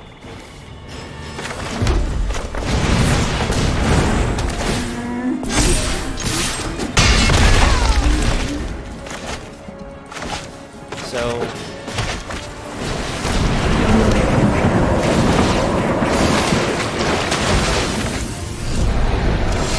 Yeah, but the shuffler disagrees. Absolutely.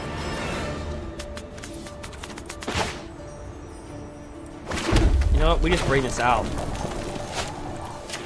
Because he is impossible. He is so mid-range, I don't want to get into a fight with him. I don't want to mid-range this at all. I don't want to, like, I just need to drop and go. He is too mid-range.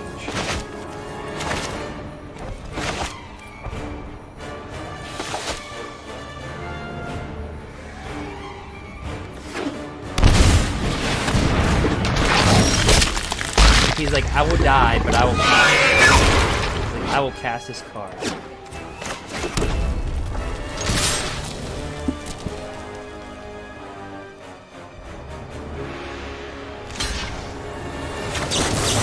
And you won't get lifelink because this will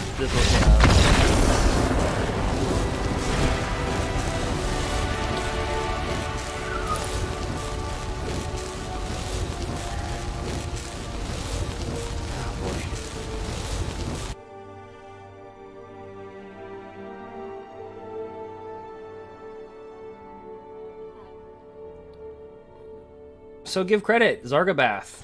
I typically don't say names. It's because I just want everybody to respect people that I play against. But good deck.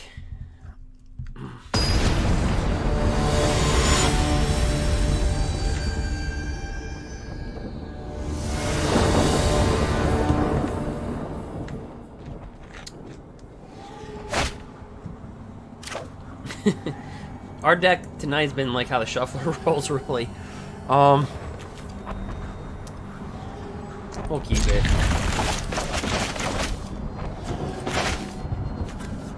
We got a questing beast, a love-struck beast, bone crusher giant, another bone crusher giant, paradise druid, and robber. I wonder if he put in like Thought Eraser, right? Like to adapt his board, because those colors have the sideboard's just nuts. You got Thought Eraser.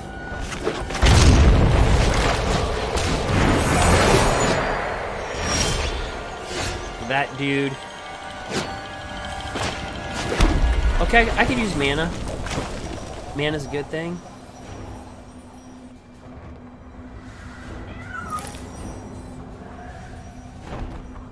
I might be forced to play this.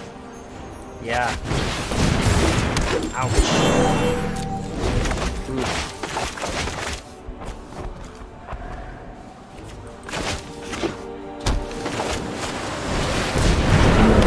It's amazing. This guy just gets stuffed. It's like, what is good synergy, and we're still not getting land.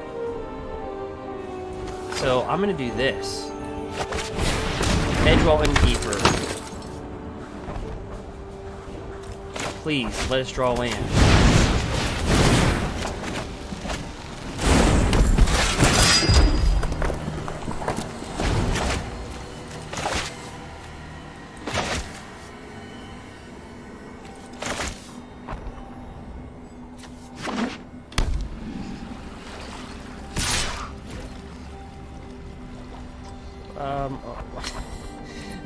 Okay. I'm not laughing at the player, I'm just laughing because the deck is just... It's funny, but not funny. Oh, everything... Oh, okay, thanks. That was nice.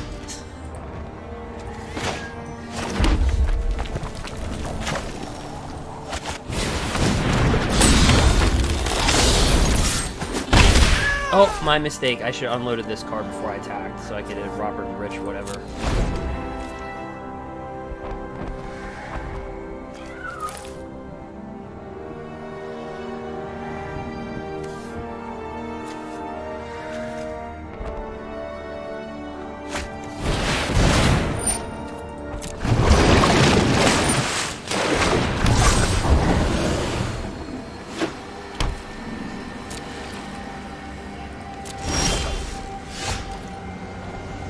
The mana continues.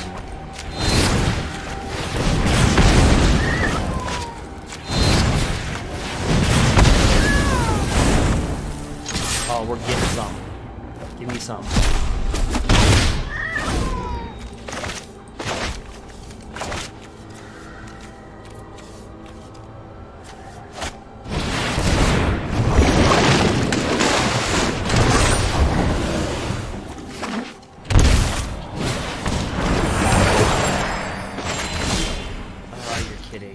I'm gonna have to literally rely on Edgewall and Keeper to draw into mana. Hey.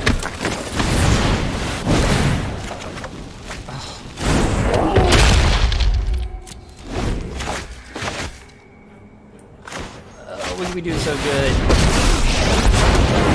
Power surges through these lands.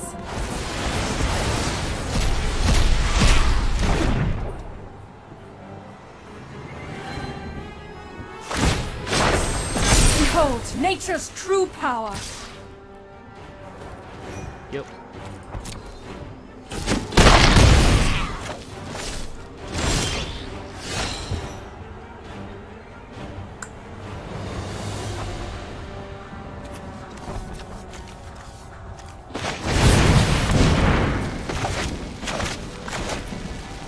Oh, we have 3 questing beasts and shifting. We can't do nothing.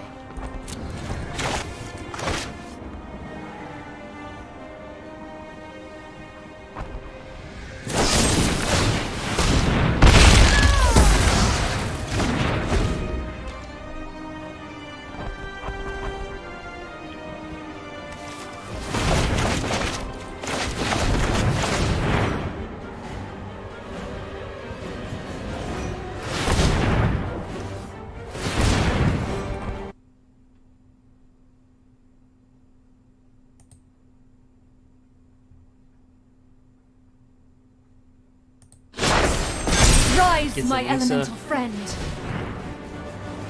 It's gonna be a big Hydro Crosses.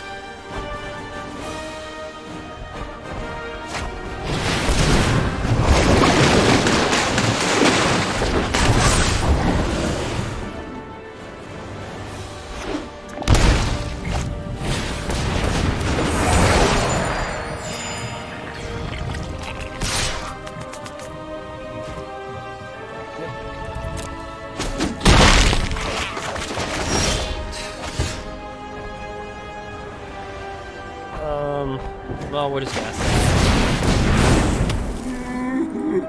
No attacks.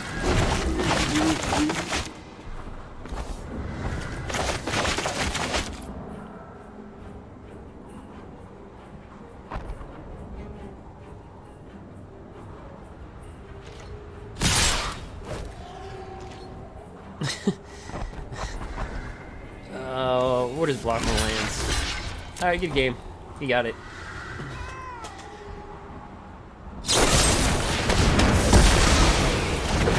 Well, I didn't have to kill our guy.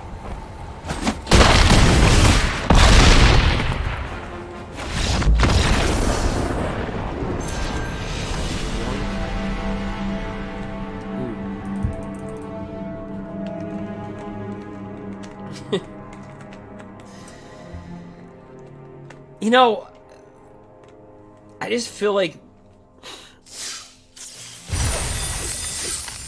we're competing a little against the shuffler more than sometimes we are the opponents. Unless it's just me being tired and just not seeing it, but yeah, it's just like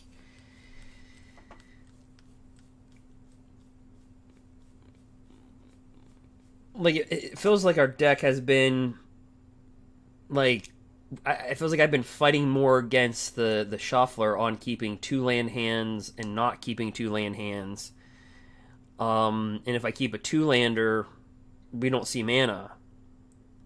And then if I keep, like, say, a 4 or 5-lander, we just get nothing but mana. And so I that's why I've been writing stuff down, because I don't think there's a win at the mulligan level.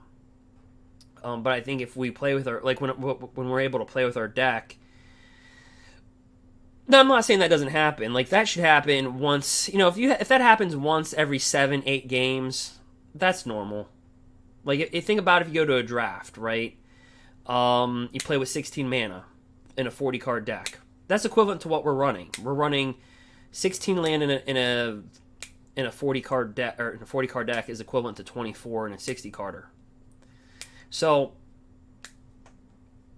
think about in a draft. Let's say you go to your Friday Night Magic, you draft. You might draft, you know, you'll play, depending upon how many rounds you have. I know around where I live, we can only get 3 rounds. We have a lot more modern players than we do standard where I live. Modern tournaments can get like 60 people easily. Standard, they can't even fire standard here. So that's why they draft. And so, but like the drafts, let's say if I play total of 8 games, let's just say, maybe I go like 2-1 in the first match, maybe lose the second match 1-2, then go like 2-0. So say an average of like 7 or 8 matches, you'll get canned once. You know, you'll have a bad hand draw out once, but man, just like it's just the consistency of this is huge. But nonetheless, the deck still performs decent just off a 2 and 3 land or something.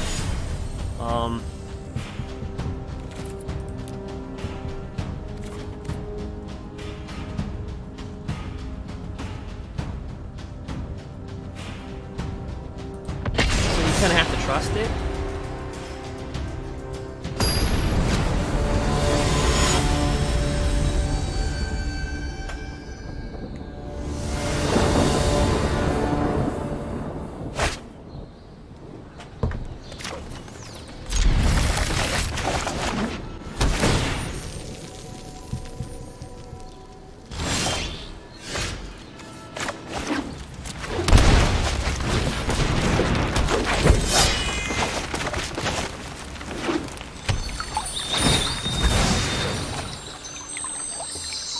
Saltai.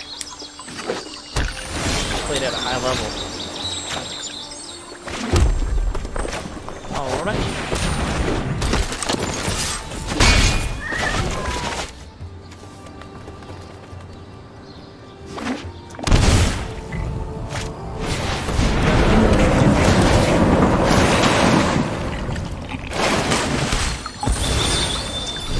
Pop that. Sends out his deck, gets another card in for your Tight Nature's Wrath. Alright. So let's just draw a card here.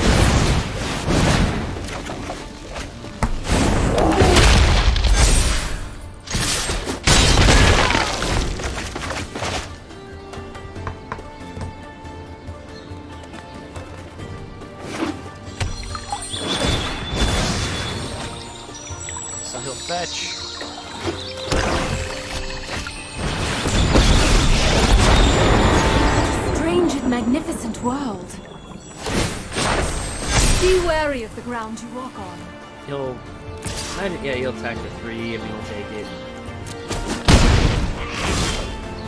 Alright, yeah. I mean, we're getting chased out of our colors, though.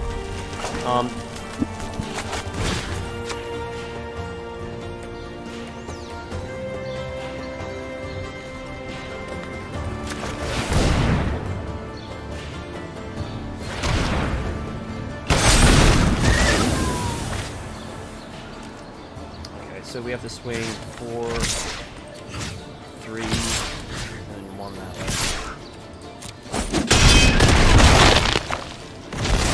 I cannot protect you. It was my anymore. mistake. I should have put on Bone Crusher Giant because he'll hard cast Eurotype Nature's Wrath. We could have killed Eurotype Nature's Wrath.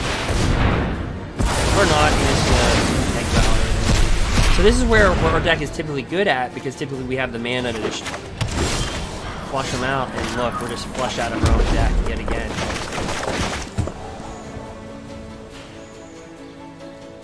So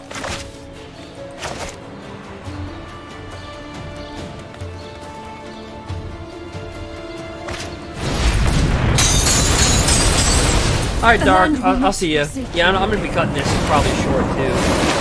Just get the wrist over. But hey, thanks for coming out. Thanks for throwing the chat.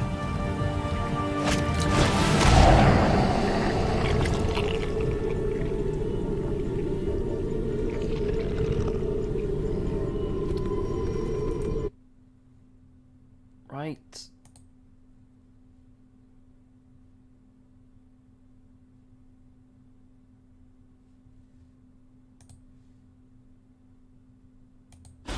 Alright, yeah, so we're still getting this. Eek.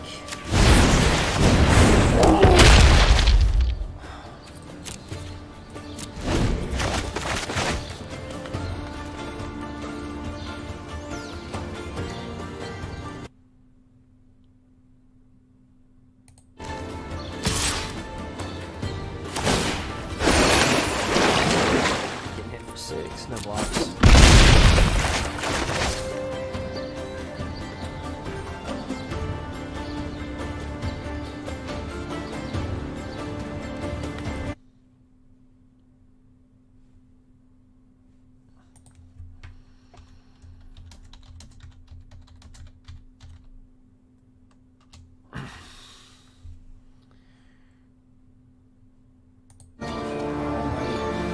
This is not going good.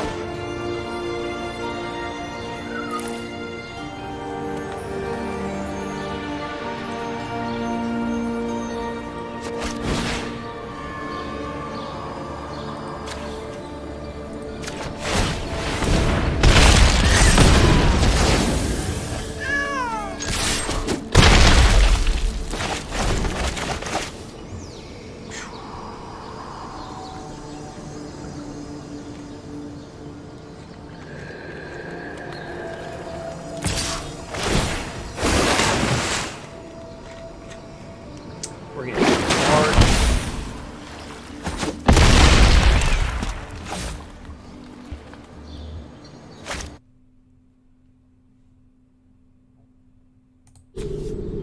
Alright, not a racer.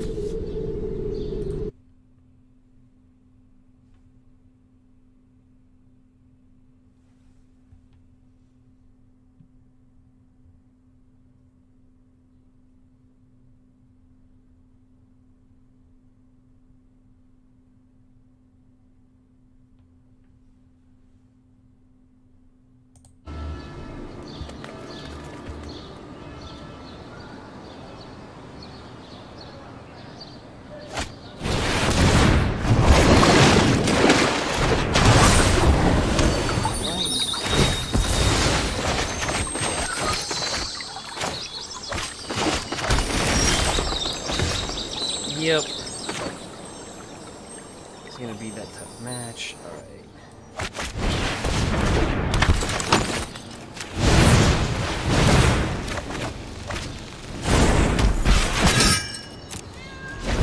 Just tell them a good game.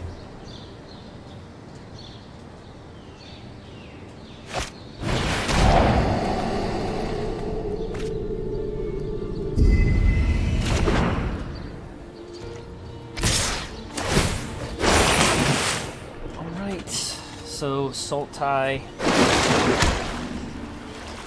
Here we are. No blocks.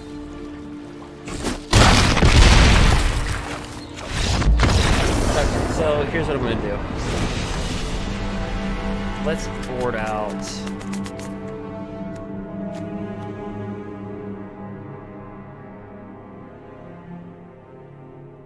I mean, it's just so weird because I only have 8 mountains in the deck to 10 forests with 4 stomping grounds. I mean, we shouldn't be drawing like that. Okay. Take out Domri.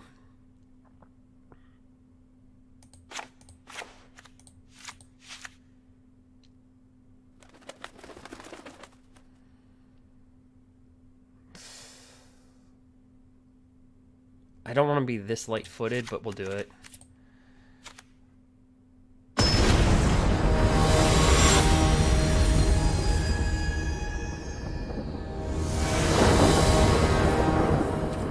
Play first. We'll go first.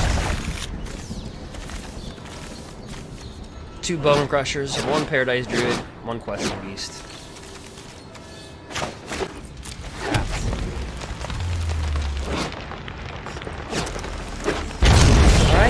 A bunch of these lanes that we open for Ikoria. So right here, we immediately drop Paradise Druid.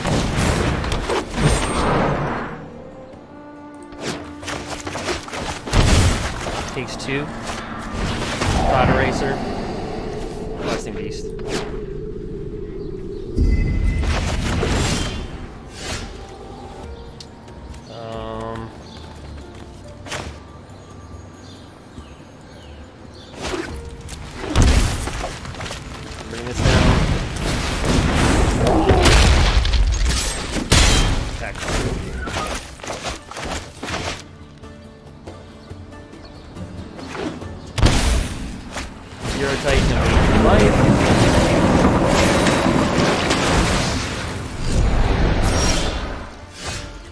See, this is how the deck should function. It's just the mana's been really weird.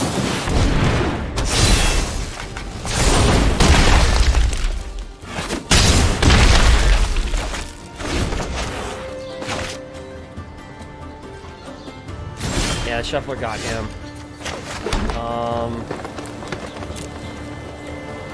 Unless he's gonna kill one of these guys right here.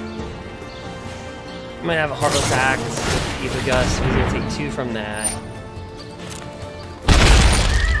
Yeah, then we'll put on top. Yep.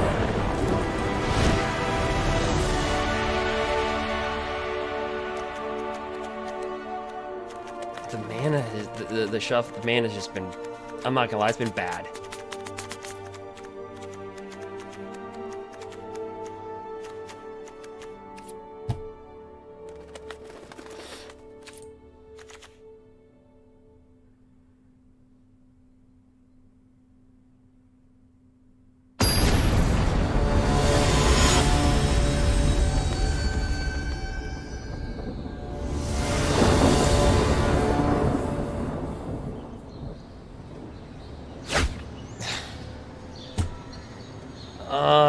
Yeah.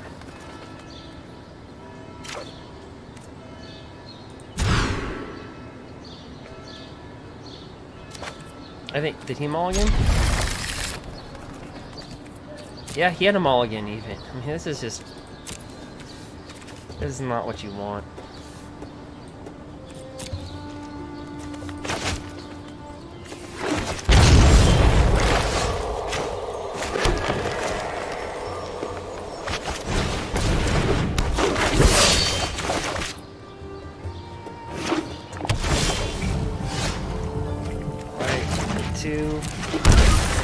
Rich, and we'll kill. So the Robber Rich attacks. If an opponent has more cards than you, which they do, he's playing Sultai, we exile that card, and we can cast that card whenever time our rogue attacks without paying it. You don't have to pay. You can spend your mana any way that you want to. So we ripped off an Ether Gust. That was huge. Robber of the Rich can be devastating to control decks, but.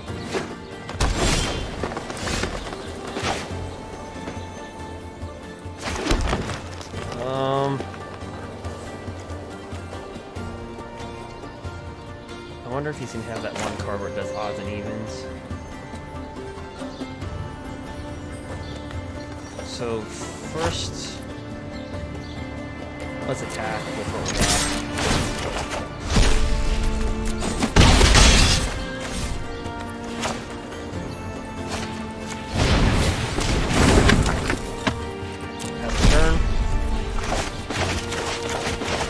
Yeah, Robert is. But yeah, that's the card I was talking about.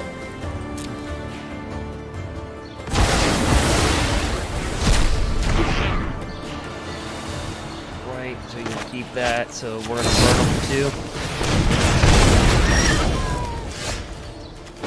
Actually, we're gonna put this on the back of the tapped. Bring this out. So we're literally like a shifting Ceratops, a questing beast, something away. He does it again.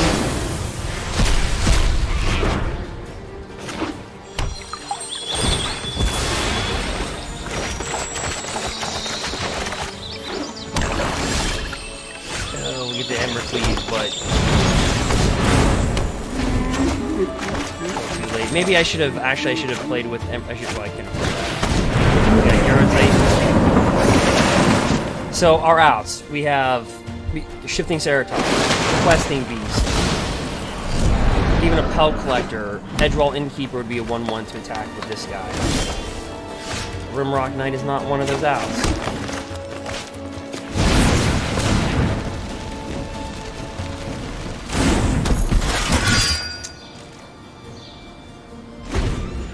All right.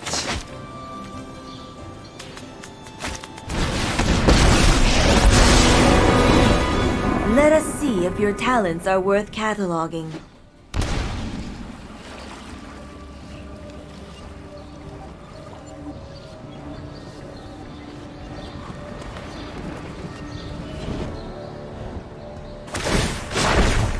The storied past holds our future.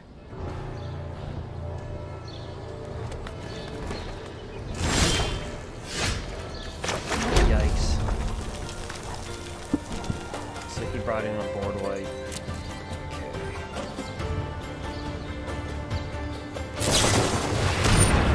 He's really gonna ether gust.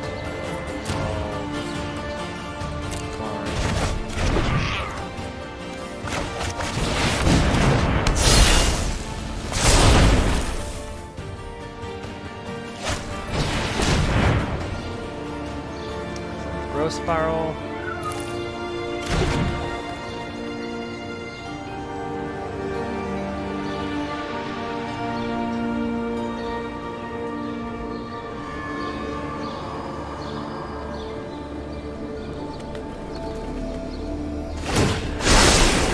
I think you will find my notes helpful.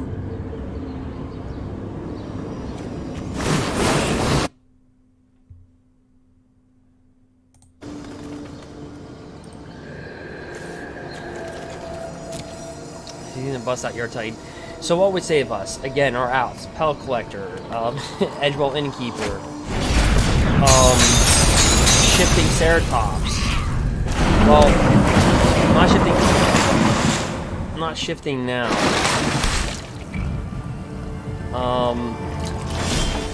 We have so many outs besides these.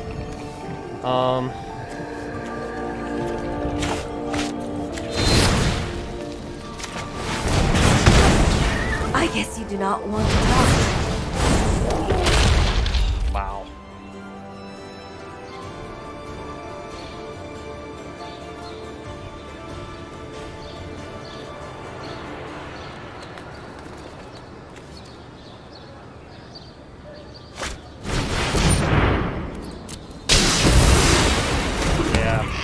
I mean, this is just...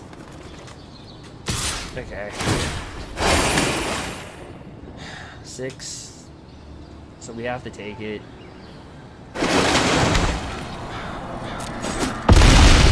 mean, I cannot believe we did not get an out all those turns.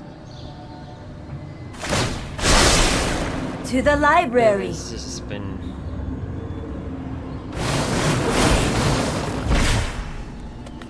Like,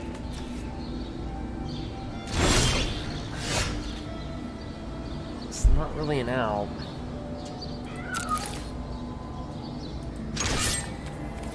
Like, I feel like it's just giving us enough to, like, keep our opponent in the game. Like,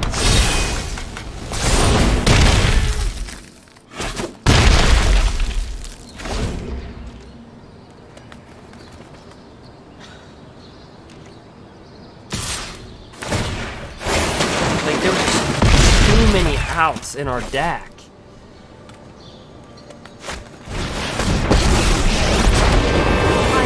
That which cannot protect itself.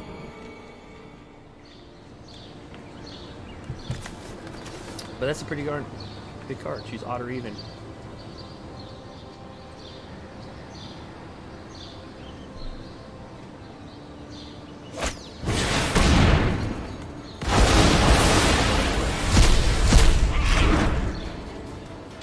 So our outs: Questing Beast, Shifting Ceratops. I mean, like, well, Questing Beast.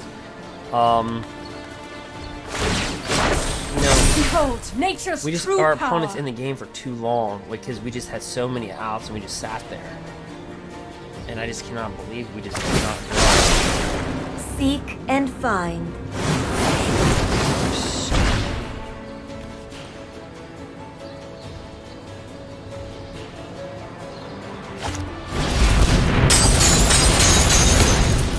We'll probably get it now that he's establishing board state, but it's too late. Watch, we'll get a quest. Yeah, I mean, you can't. I mean, this was even an out. Even getting one of these was an out. It's. Yeah, I mean, it's.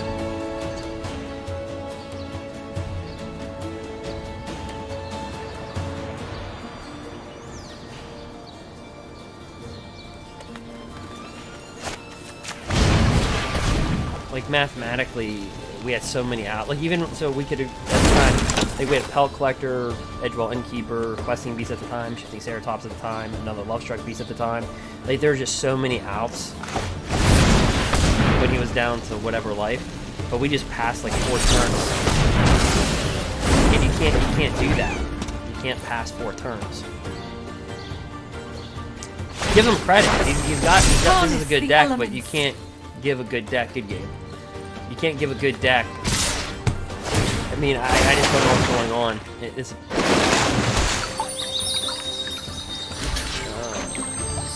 yeah, good game. Good luck.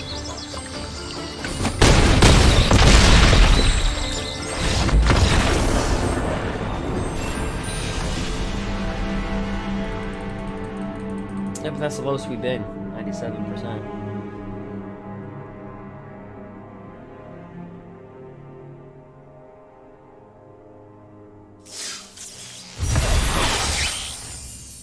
Right.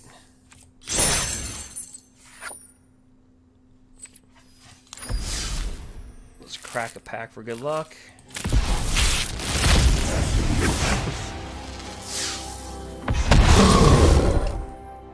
That's a good card.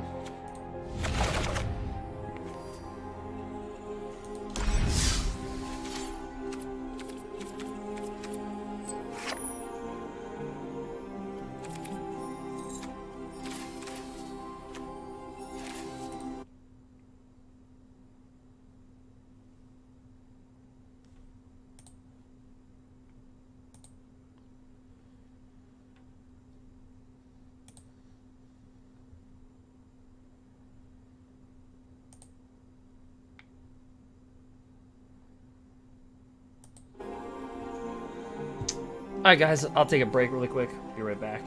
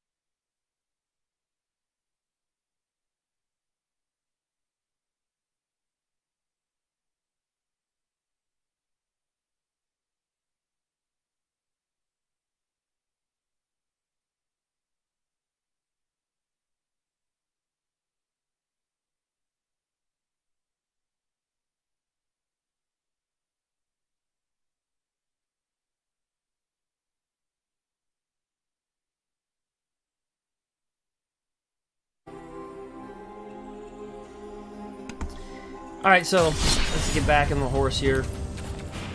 Probably play a couple more matches. So if we go back-to-back losses, we'll kind of end it, but we'll keep the ball rolling. Cool. Number 382. I have played this person in Diamond Rank so many times.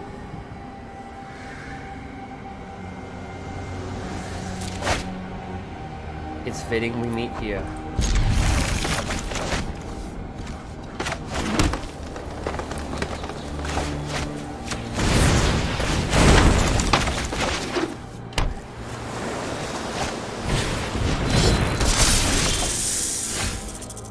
Odd.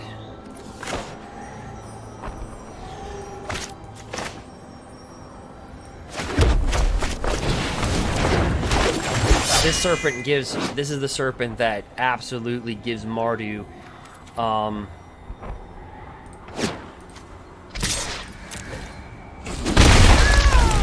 that gives Mardu Knights such troubles because all the removal is like dire tactics, they're all multicolor spells, so this card is the bane of all their decks. I wonder if he's gonna, yeah, dash this thing, that's all. Draw a card.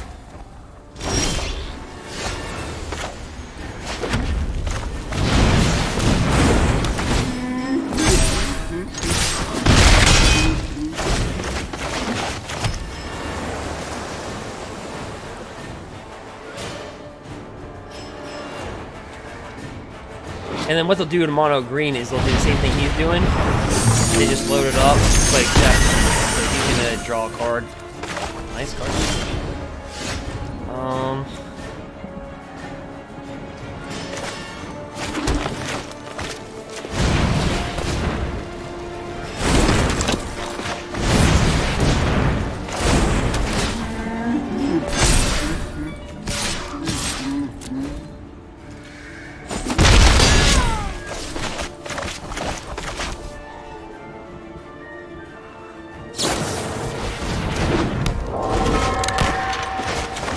So he's just like blue flash.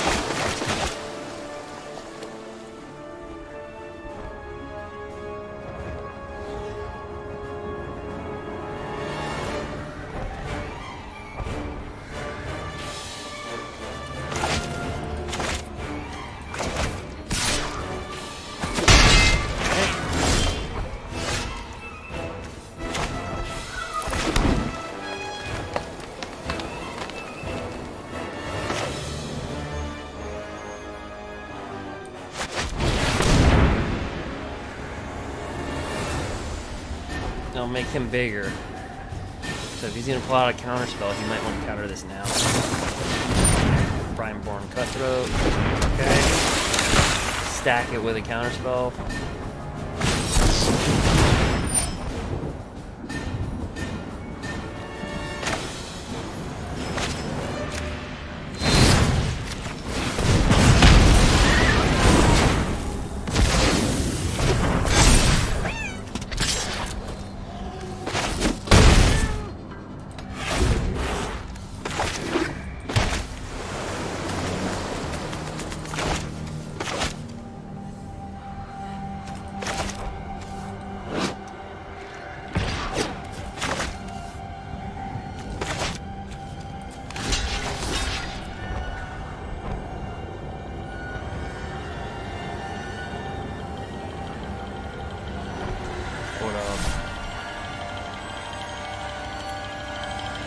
We'll let him draw a card.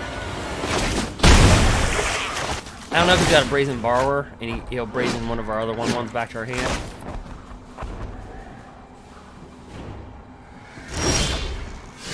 Ooh, Shifting Ceratops, it cannot be countered.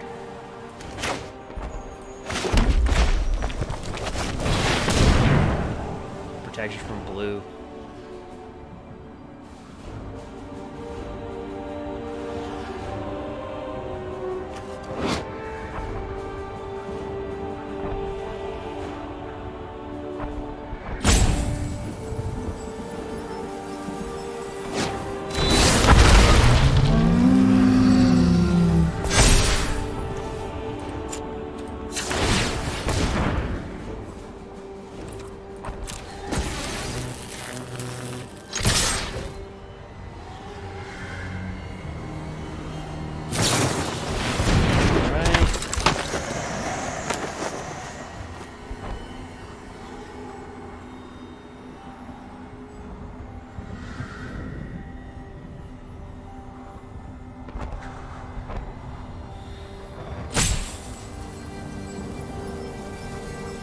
can't block this.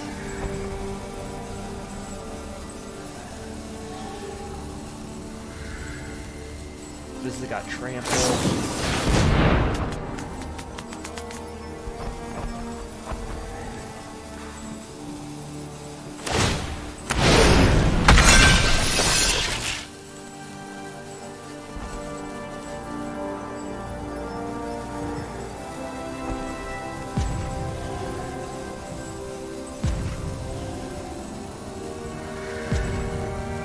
Saved him.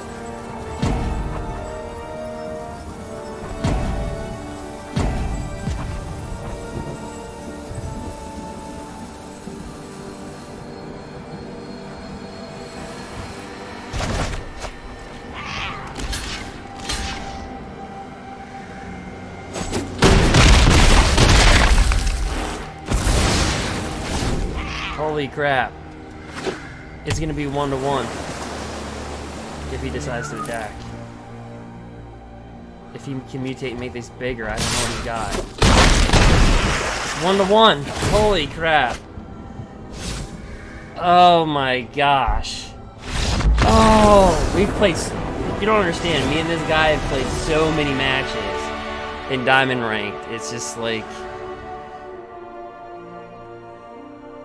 And we switch our deck so much that he's not gonna know what I'm playing, neither do I.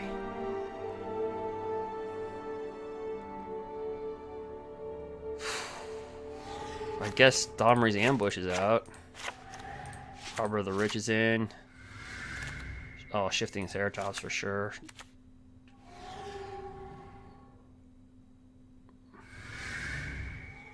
I think we just take out a Rimrock Knight and just go heavy here. Just heavy artillery. Wow. Whew. Wow, he made it all the way to 362. We're at 500 before. Oh, of course. We had nothing but land. Oh, come on. Trash.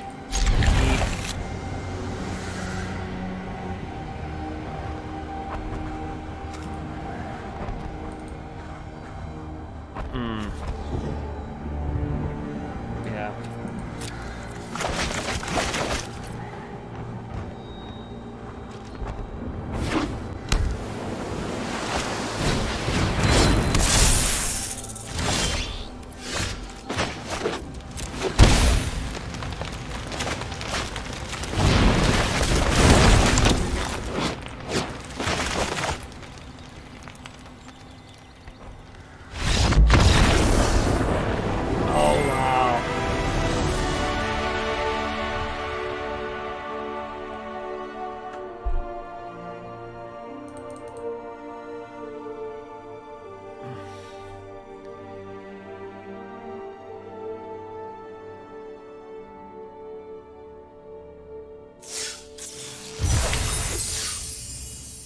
Alright, so here's a Mythic card. Pretty good. The non-Alter Art card. Also pretty good reward.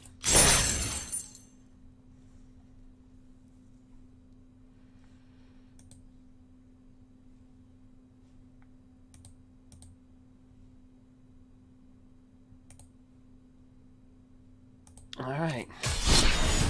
I can't believe we only moved up 1% after taking the number of 380 best player.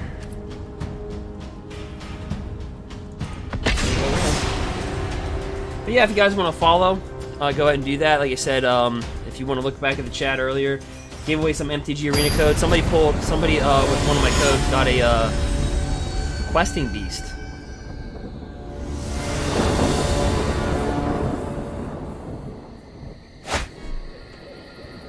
So go ahead, if you want to, follow me on here on Twitch. Also, you can check out my YouTube gameplay as well. Alright, but in the meantime, we got Shifting Ceratops. Just want to chill. Oh, this deck, right? So this is where they load up. They load up a creature, and they just keep on going to Pound Town a little bit. So...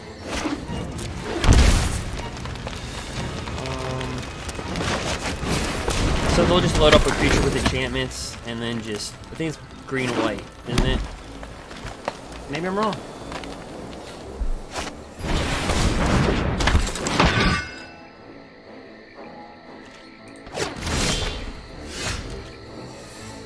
Alright, so right here, we want to flush this out. And we're going to pass a turn.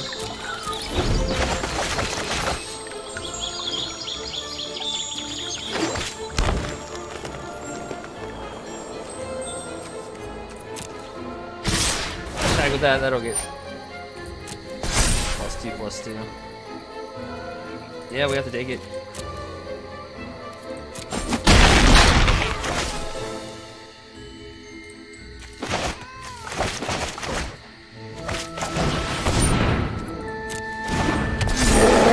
Troll, so he enters the battlefield with a 1/1 counter, and then he can remove a 1/1, and he gains hexproof until end of turn.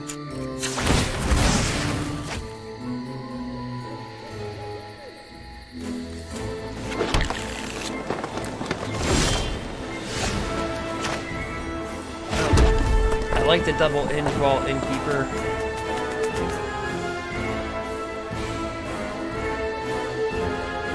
But we need a wall right now.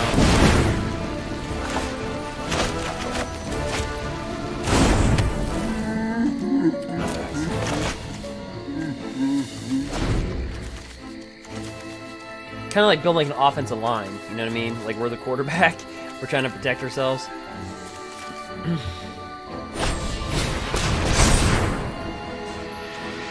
All right.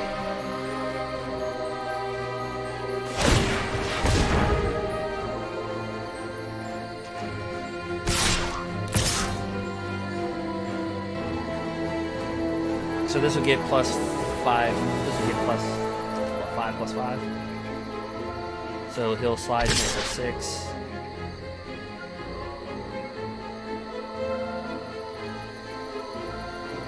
Here's gonna be the big question: does he have another one of these? You know what I mean? This cannot be blocked. If he's got another one of these.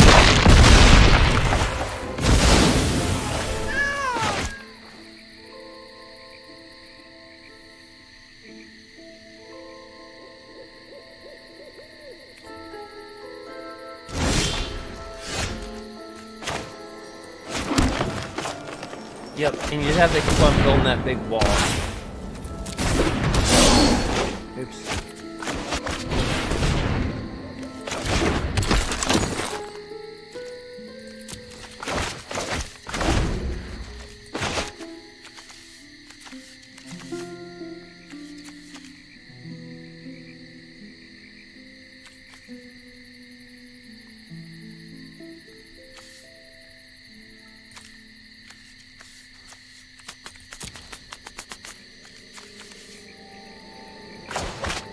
So, shifter.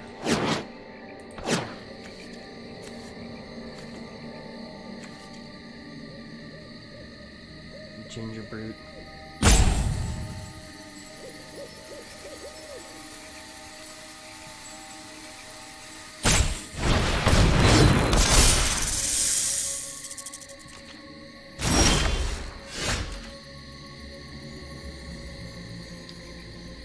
So he's got this.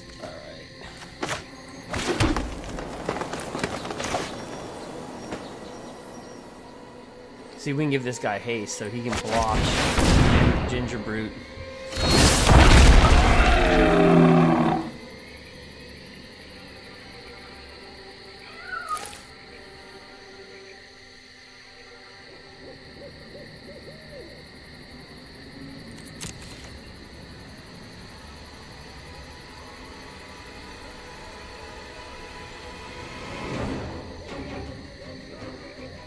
Not yet.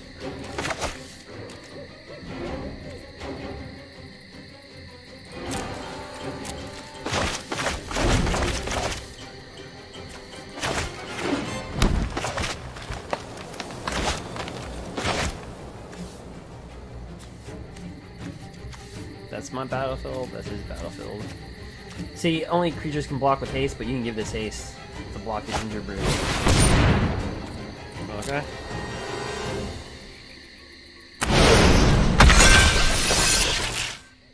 So it's a 6/6 trample with reach. The kid's got protection from multicolored. So if he wanted to erase my shifting stare, he'd attack right now, yep. He's got trample, so he knows we have to block this. And I wonder if he's got... He has to have a ramp card in his hand. Passive blockers.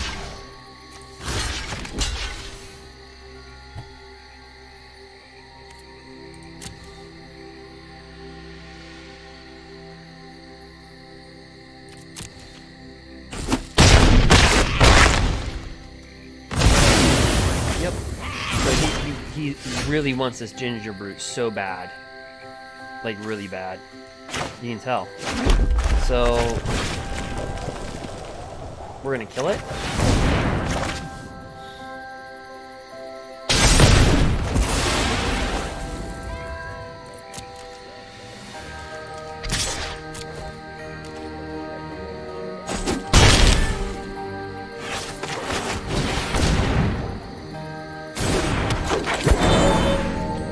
You need patience, you know, because, like, I don't know what he has in his hand. Block that to it. Is there anything in the game? So there is fully roam that can get +3/+3 and trample counter.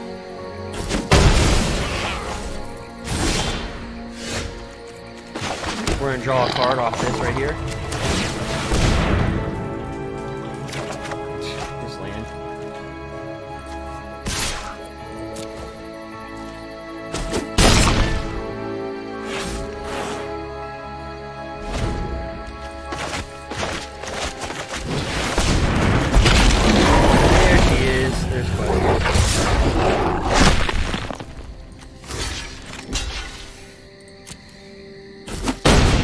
Okay, so right now, what we would need is embercleave. Oh my gosh.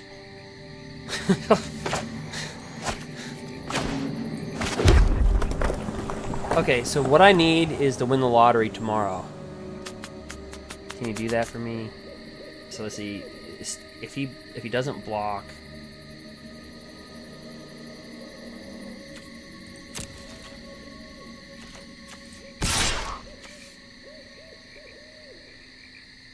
So if he blocks, he lives.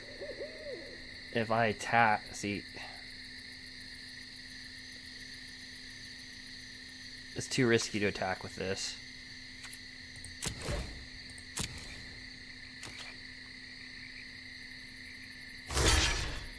Okay.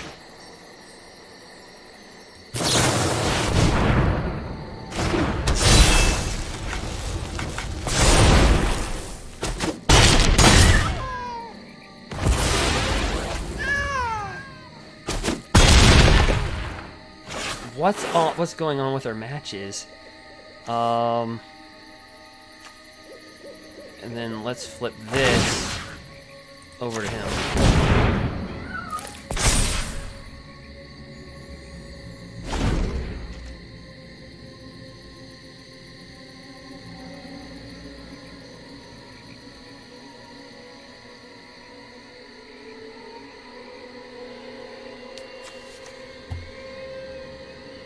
One to one and 1 to 2.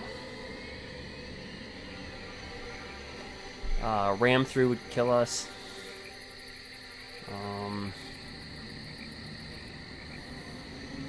We need something with trample. Ram through.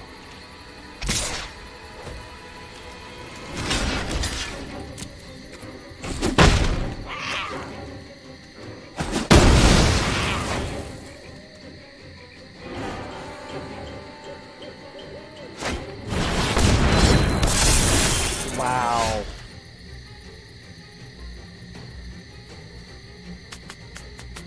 So how does this work? Okay, he's got protection from multicolored. So how does this...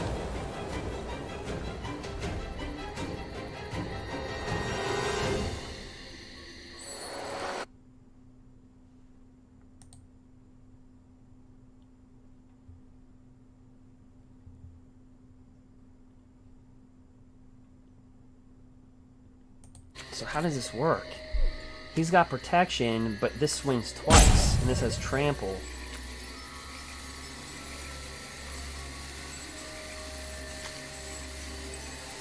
Like,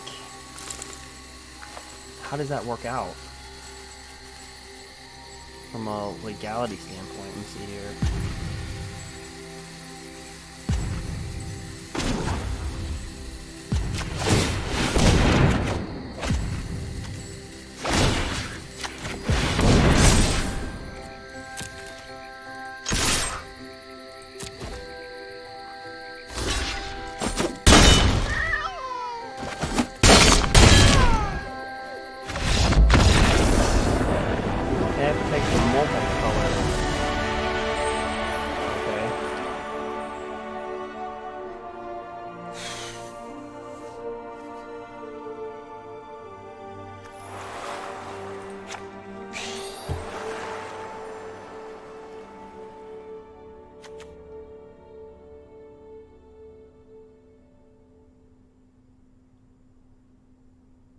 Gosh, I think we could have Dawn's Ambush.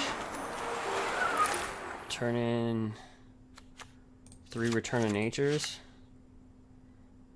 And board in Robber of the Rich.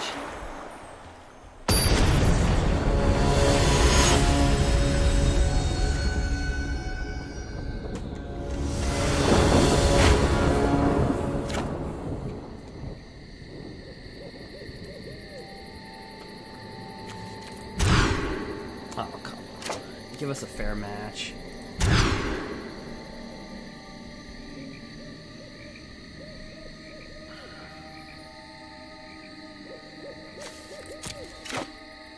Oh, he had a mulligan twice, too? Oh, come on.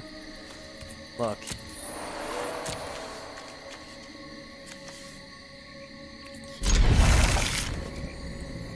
Guys, the shuffler has been... It's been like this. Like... It's for the last couple hours, like even my comment or like even my chat is just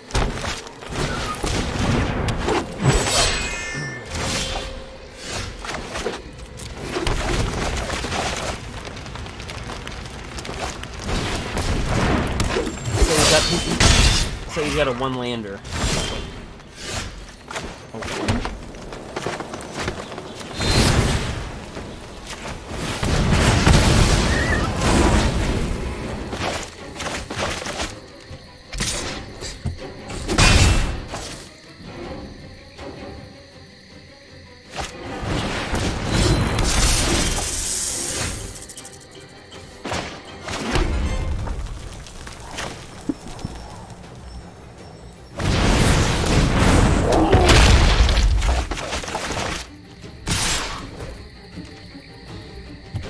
+3/+3.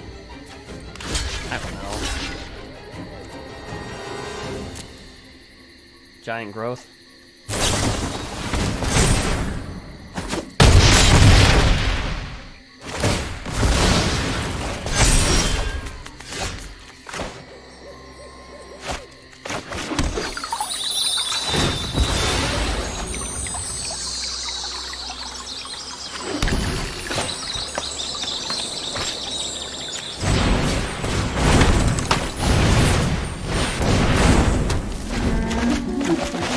Gotta get a second land. Yeah. I don't know what's going with the shuffler. Okay, so we've swept. I don't know. We swept number 380. We swept the top 1500, so we're only moving up 1%. Alright.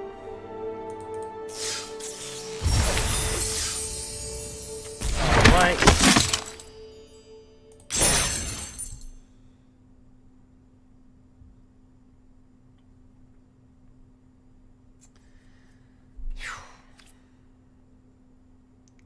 Crazy matches. Let the shuffle reset for a second. Jeez. Take a break on it for a little bit. This is Mikey Bushwag. Again, there's a video of me open up if you want to check it out. It gets +1/+0 for each instant or sorcery card in your graveyard whenever you discard one or more cards for the first time to draw that many cards.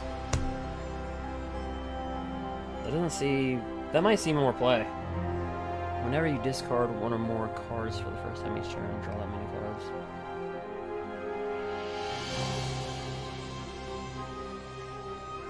So it kind of protects you from a discard, right?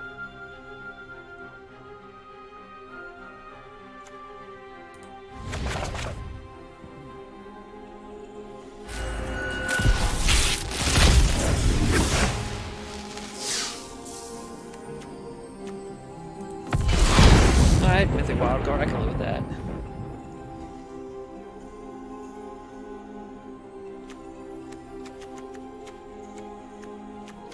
I just want to give the shuffler like a minute or so just to kind of resync itself, because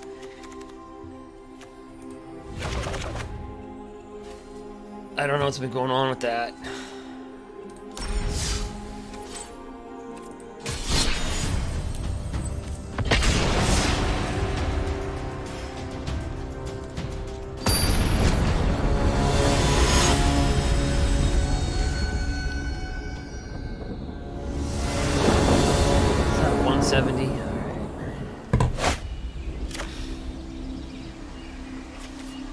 I guess we'll keep it. Ugly. It's not good. It's 5 land.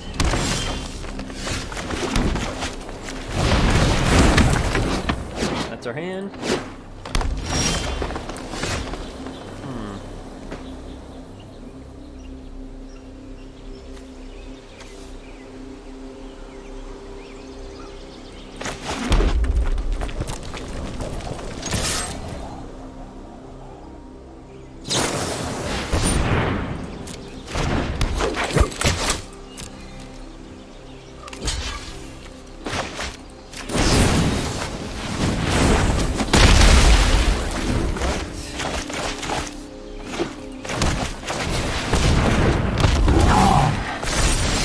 So mono green, huh?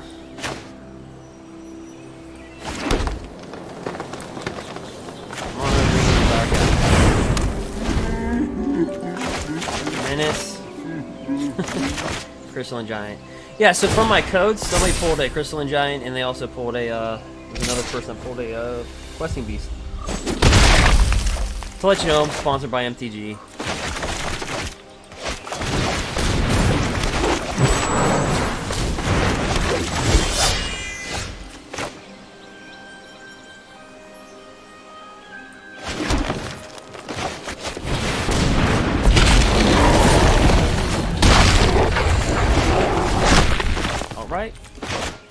So I'll give a code away every Thursday or Friday. Just follow me on Twitch. Participate in the chat.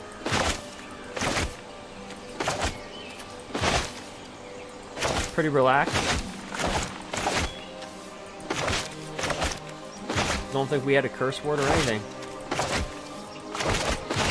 Another Questing Beast. Like, glossy your Questing Beast and get you another one. Thing. First Strike, Visions, Menace. We're gonna trade this way.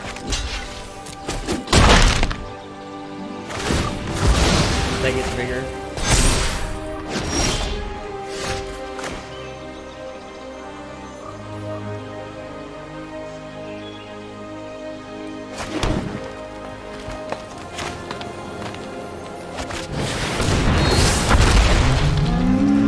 That was a big mistake by my part.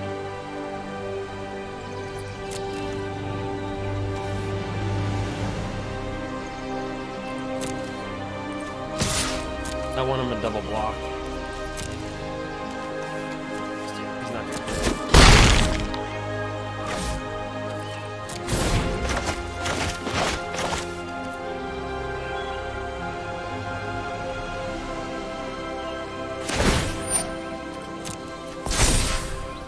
it. Menace, First Strike, Vigilance, and Trample. Oh, and the Ozolith. So this states, okay, whenever a creature you control leaves the battlefield, if it had counters on it, put those counters on the Ozolith. At the beginning of combat of your turn, if the Ozolith has counters on it, you may move all counters from Ozolith onto the target creature.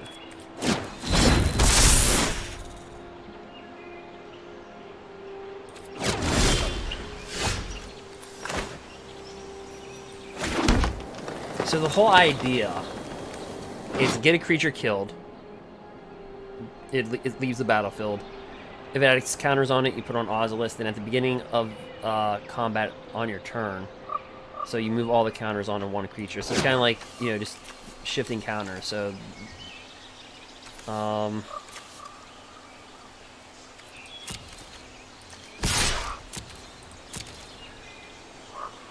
this is really where you need embercleave.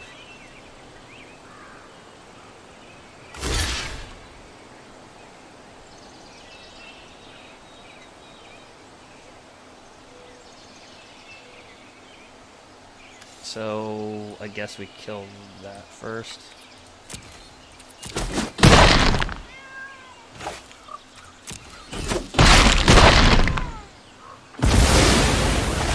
See?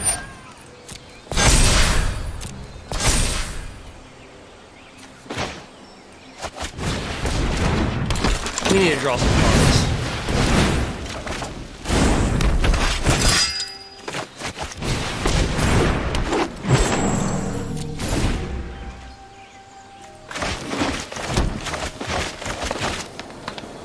And this is why Mardu Knights has trouble with the Stone Coil Serpent, because there's no answers for them. See, there you go. He's a 5/5. First strike, vigilance.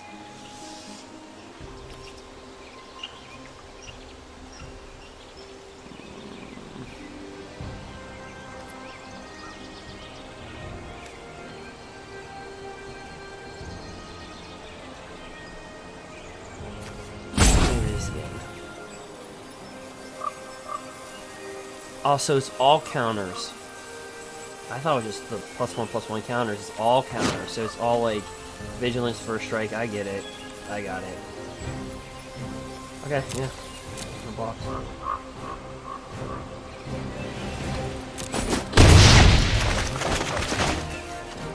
Okay.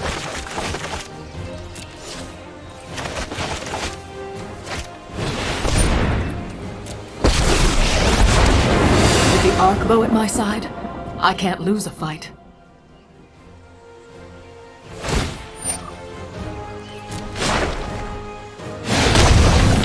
With my aim and their claws, you're done. If it wasn't for that first strike.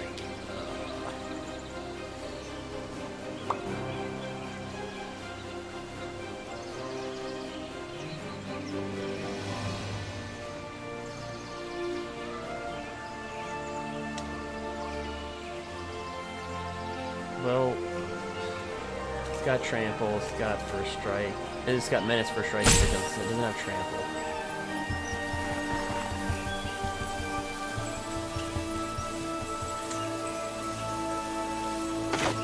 Alright, so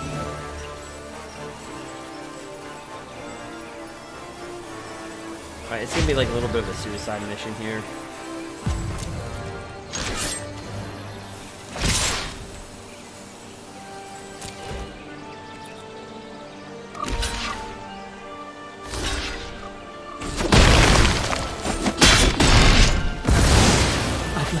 Down.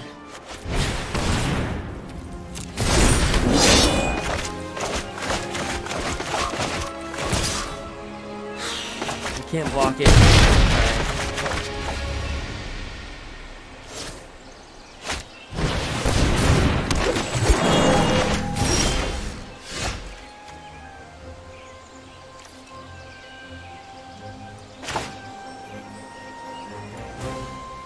No, it does have. It's that first strike.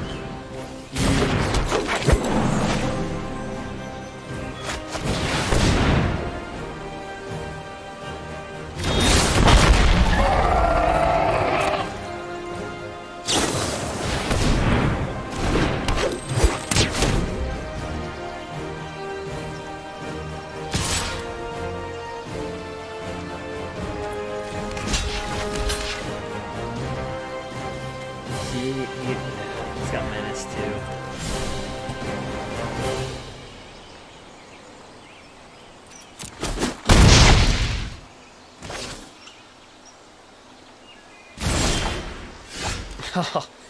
Yeah, we need two red. We need a red mana. If we had a red mana, we could just roll over this thing, bulldozer it. Well, actually, we doing this. 1, 2, 3, 4. If we attack with everything, 1, 2, 3, 4. We'd only have 1, 2 needed.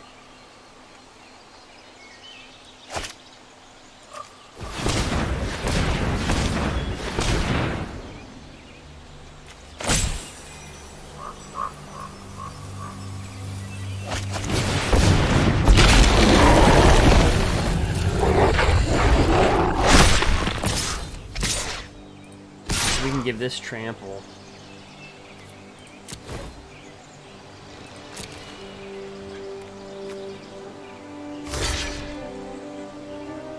Alright, we took out the 380th best player, 1400th, so...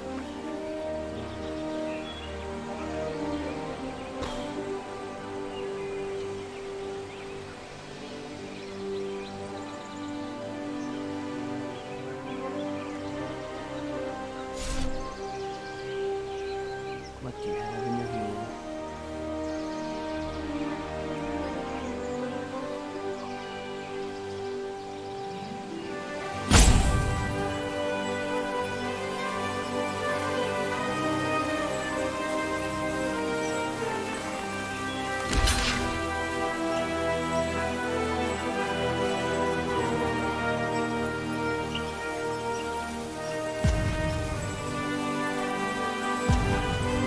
Both have one card, it's 12-2. Man, every game has been like this, hasn't it?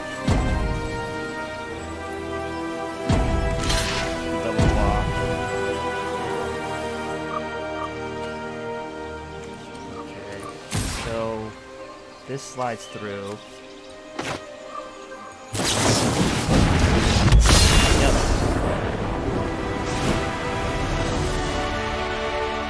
Oh.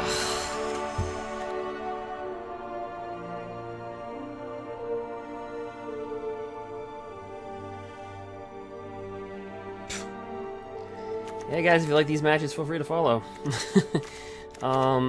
Pretty much been every match. Alright, I like Domri's ambush, but, like, he's all artifact. It's like artifact with a splash of green. Rimrock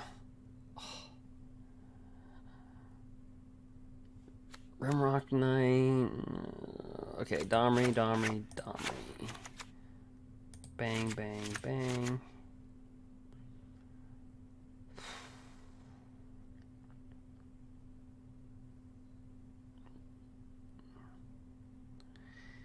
Normally you take this out, one shifting Ceratops, and you board in Domri's ambush, but you know, like, you gave him fits. Alright, there you go.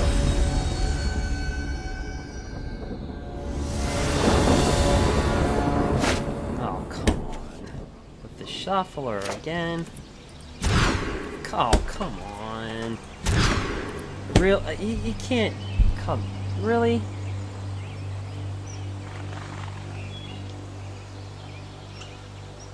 I mean, how am I supposed to play with this? Come on. Alright. Great.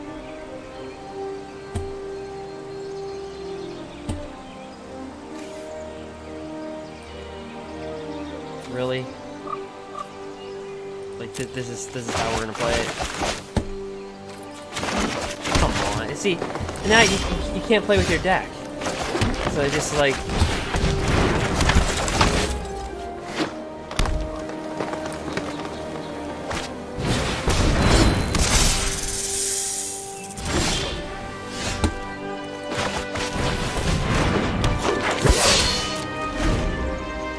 Can't go from a match like that to this.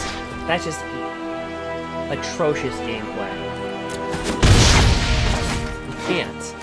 You have to be able to play with your deck. It just happened too much. Too much. Way too much. Yeah, I have to say good game, but I have to just. that's not quality. It's happened too much.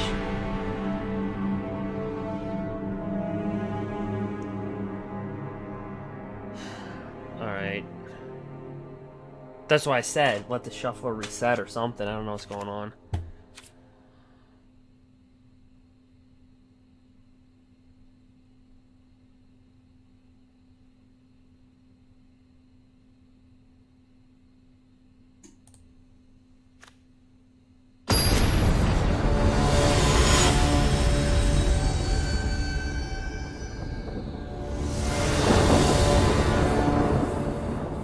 Dare I hit the play first button.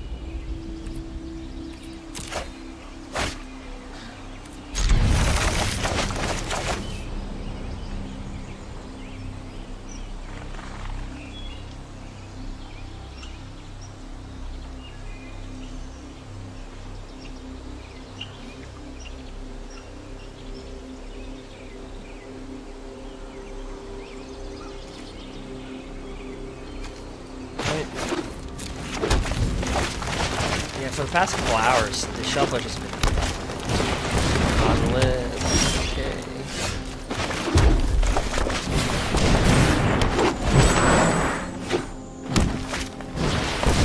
Paradise Druid, nice.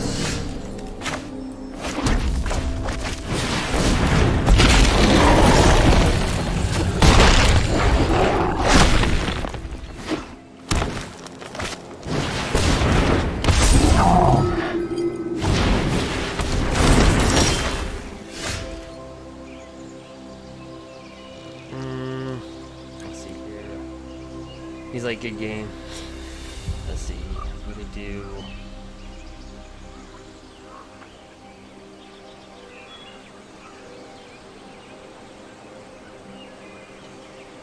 Because he'll put these counters on something. So let's see here. If we get a top deck the land,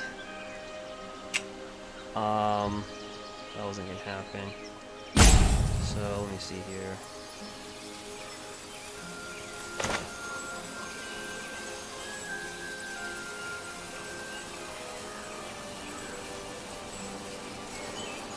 Well, before he puts the counters on a creature, I can kill that creature, technically. Maybe we can luck out. I have no idea.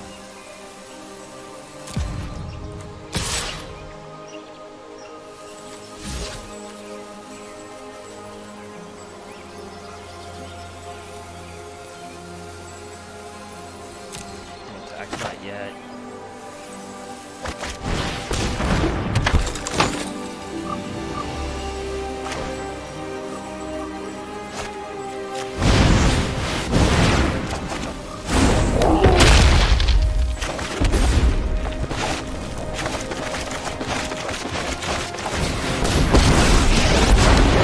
I have survived Nicol Bolas, and I will survive you.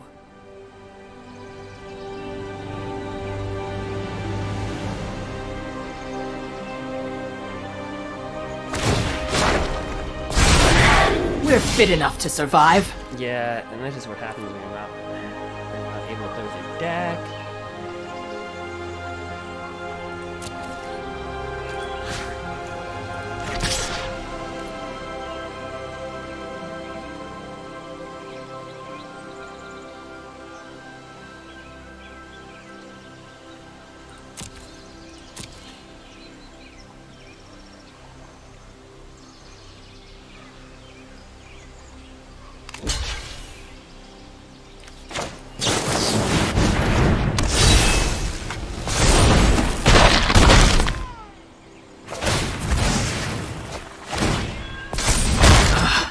I'm made for conflicts like this. Ah, time to disappear into the brush.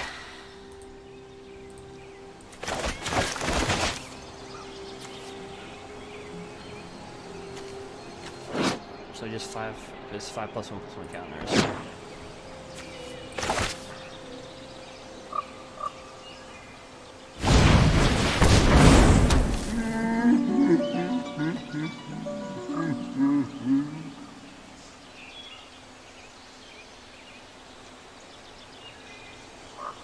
Can't attack.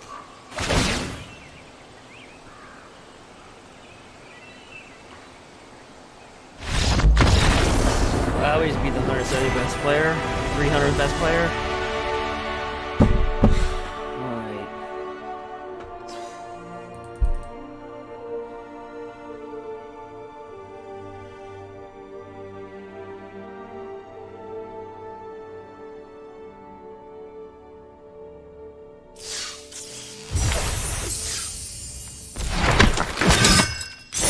Good gosh.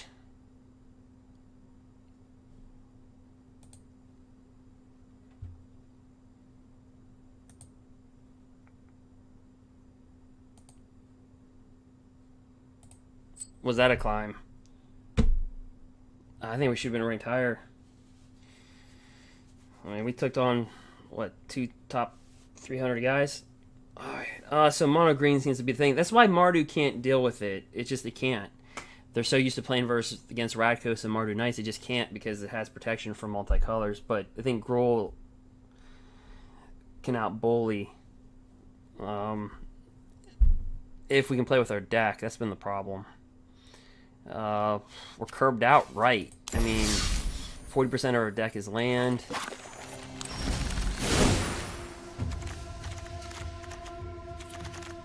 I mean, 8 mountains, 10 forests, 4 stomping grounds.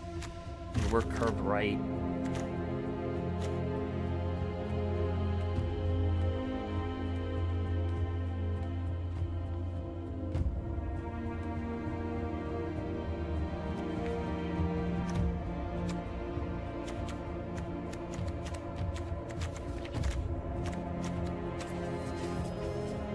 Yeah, we're curved right.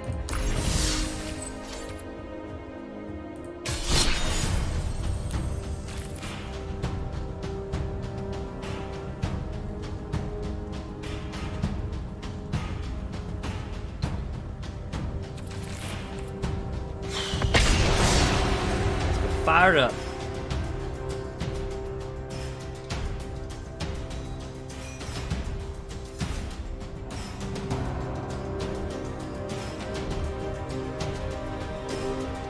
All right.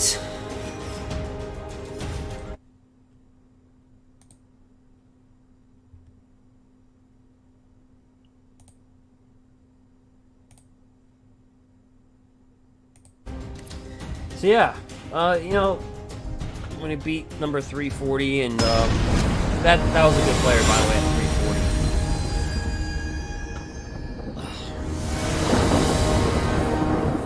340. He beat 170. All right.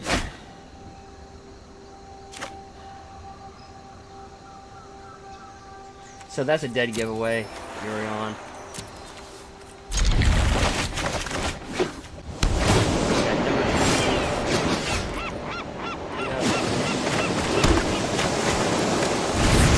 The mana thing. Bant? Yeah, look at the mana. This is atrocious. Well, normally you would play Edgewell Innkeeper, but real play right now is Paradise Druid. Alright.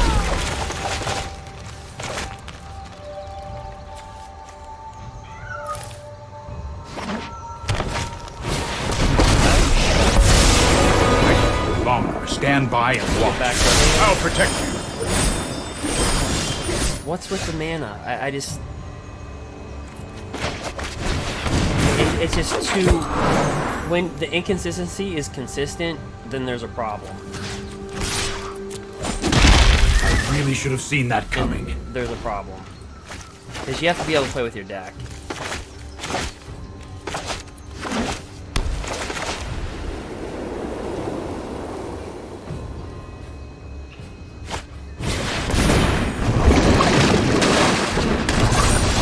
Yeah, I mean, come on. I mean, really?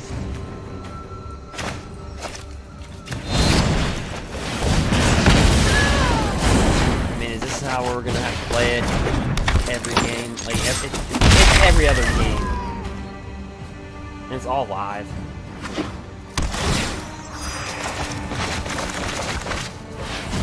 And we can can't be on 2 landers every other match.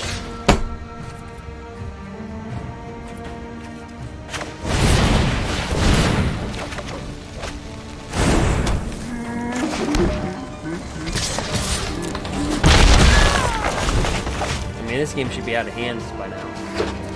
Seriously. My prowess is on keep an open mind. They just Bant carry on, so like Elspeth Conqueror's Death, Time Wipe. Alright, so we're not going to throw down our creatures because he's going to wipe the board.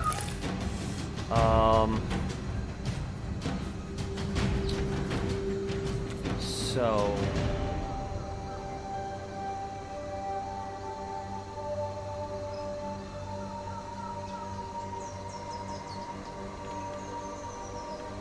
that being said,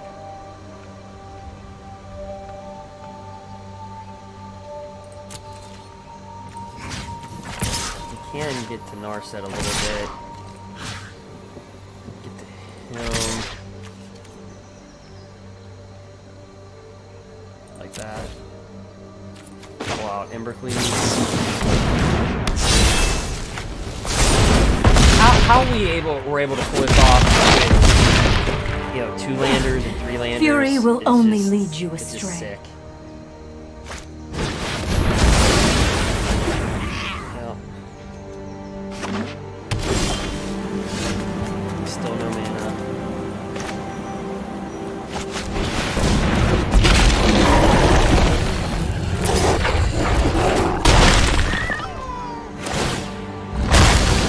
My mind needs a rest.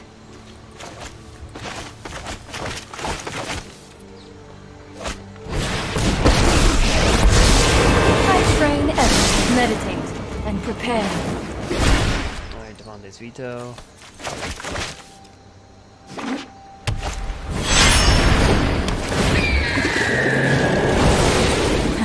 You are a mighty warrior. I can see.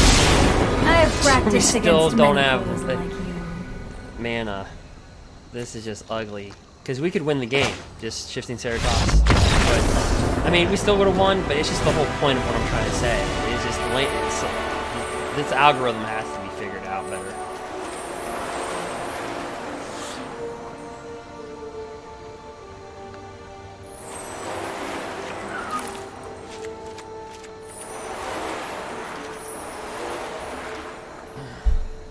Because this just happened too many times.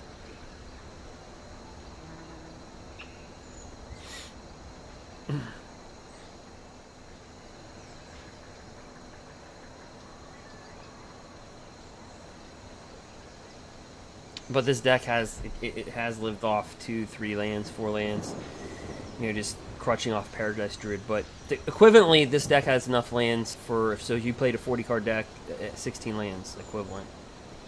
So with our curve, our highest curve being 4, you don't need more than that. 24 lands, this should be with 3 Paradise Druids. That's, some might say that's beyond what you need. But we'll proceed.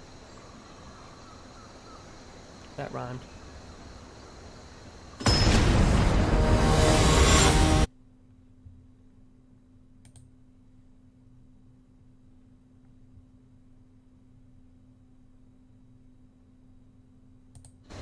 Alright. Another 2-lander. I mean, like, it just doesn't stop.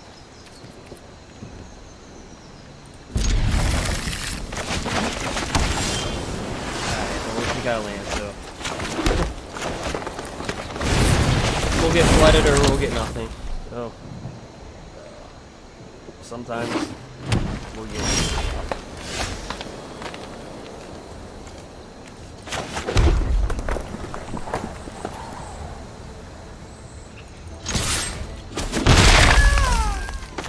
For one. So anyway, besides my yapper, we have Question Beast, Girl Spellbreaker, Embercleave. What he did is he growth spiraled into Fable Passage.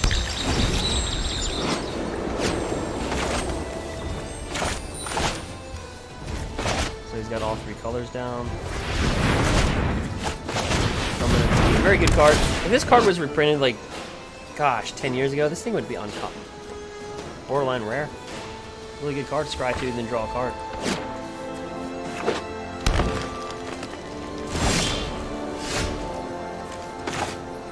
You see, we have a lot of haste in the deck to get out of board wipes. So let's bring this down.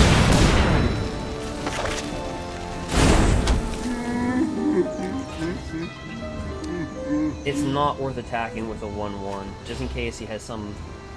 I doubt he has anything, but when you have a 5/5 on the board, it's just not worth it at that point in time.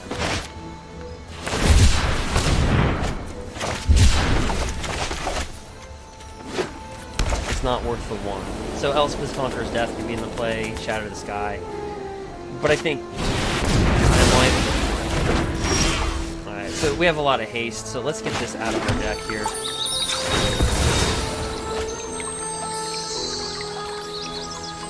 Red, and let's just... I'm not going to send in questing just yet. Not yet. You have to be patient. This can get haste too. You have to be patient. With these decks, you have to be patient.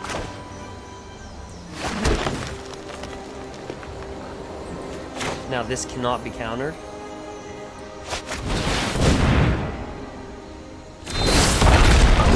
Give it haste. See, this is how the deck functions when you get the mana. He's gonna do something. Maybe create 2 1/1s. There's that other thing where it creates 2 1/1s. Does it have Ether Gusts?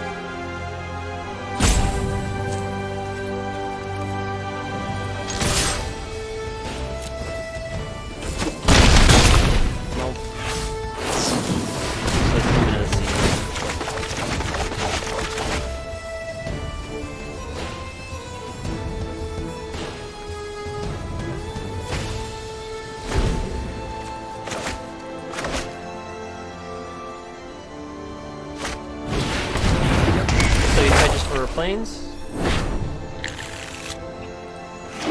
Bring it down. Now's a good time for a board wipe like Shatter. Yep. Draw a card.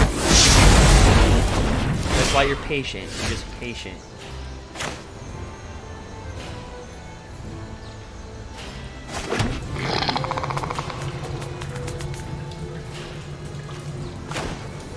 We'll bring him down.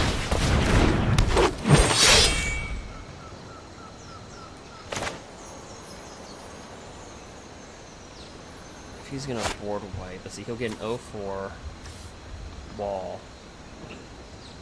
So we'll juke this in.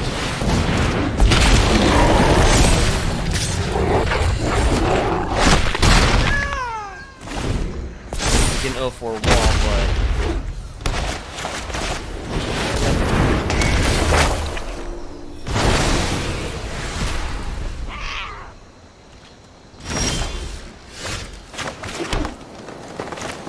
attacking creatures, 1, 2, 3, 4.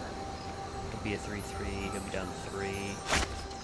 He'll jab him in. So I'd rather do it this way.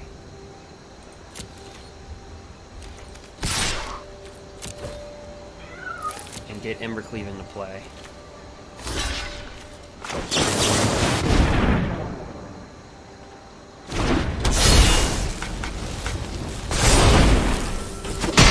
Yeah, he'll only take 2, but you have embercleave now on the board. If anything, Robber the Rich hits the board. You can now, attach it to embercleave, like Bone Crusher Giant. Anything. You got 4.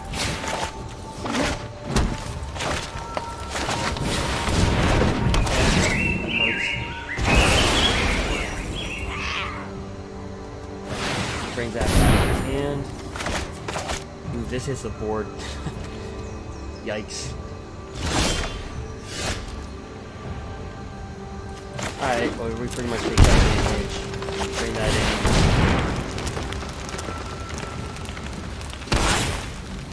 Ace. Load that on that.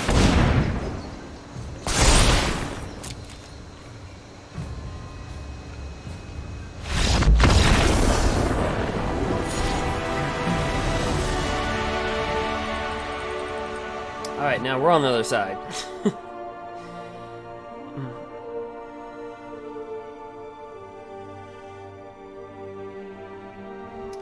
Hey, Porky. How many games am I streaming? I streamed a lot. We've been streaming for,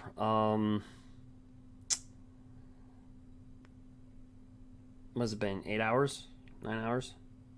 Straight? I think.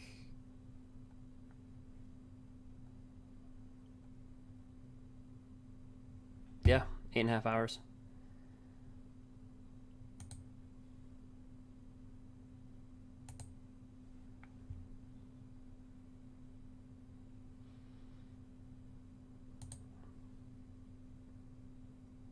So yeah, I think that's how long, right?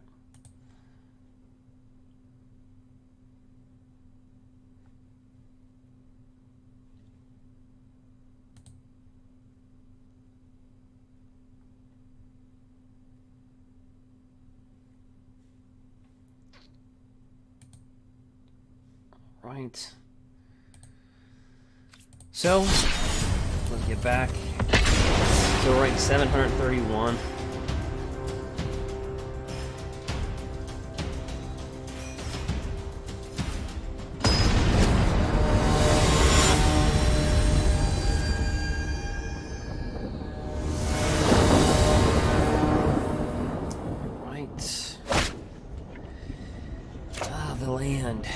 Again.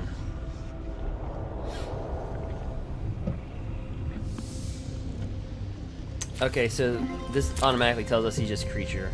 This is a creature deck. Alright, so this is a tough one.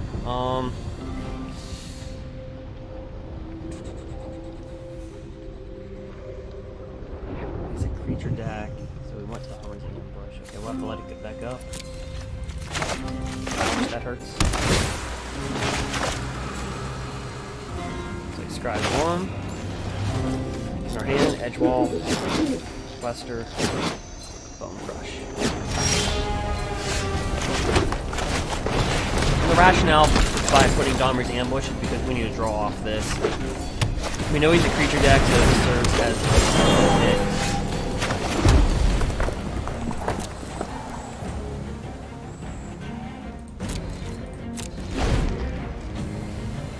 Gonna want to bring out.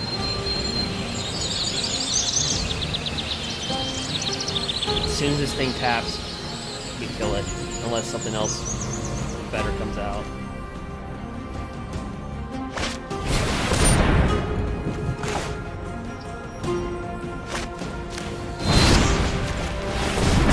It'll still come into play for its mutated cost, so it's a 3/4.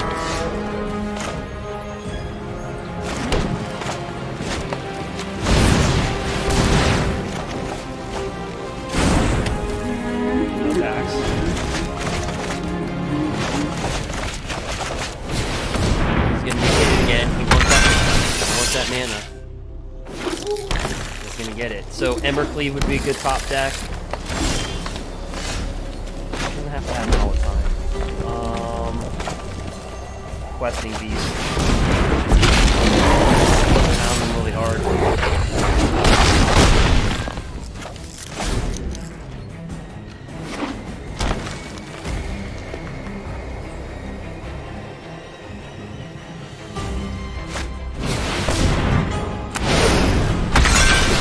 Alright, so he gets 3 permanents. For how many times it's mutated, you look at the top card of your library, you put the permanent on the battlefield.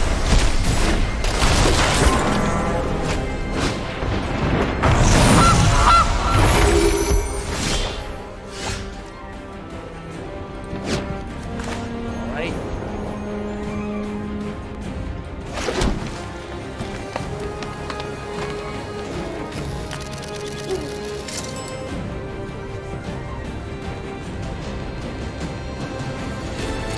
Yep.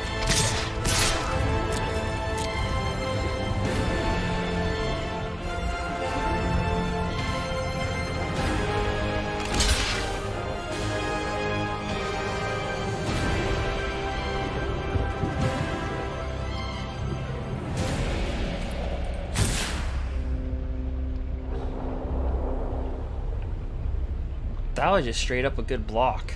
Do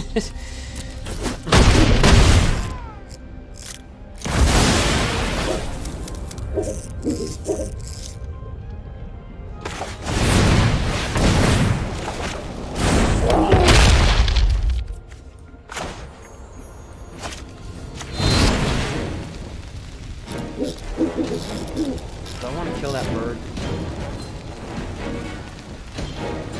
Yeah, let's just kill the freaking bird.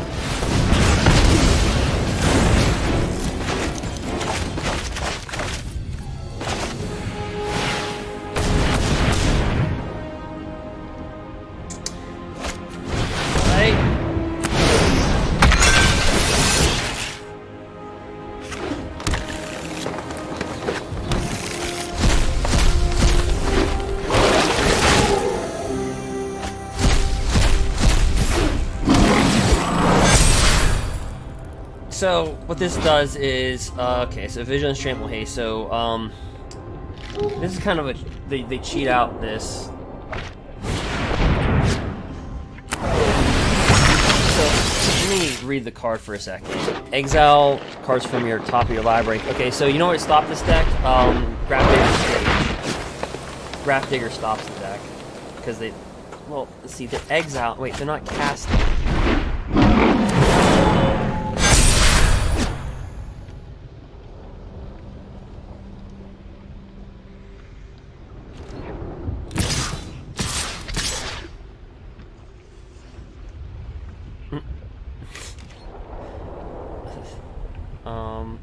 He's a 10-10 Vigilance Trample. So we're at 20, 19, 26. So we'd have to block everything.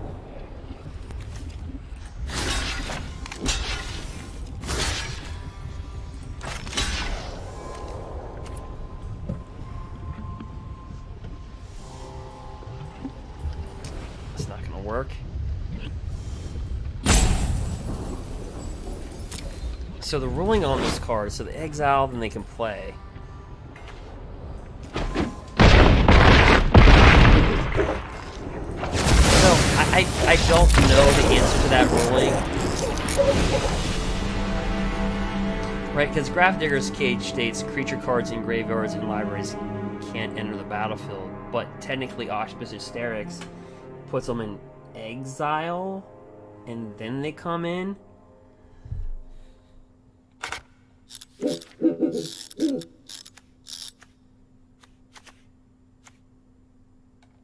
And I don't know if anybody knows that ruling. I really don't know.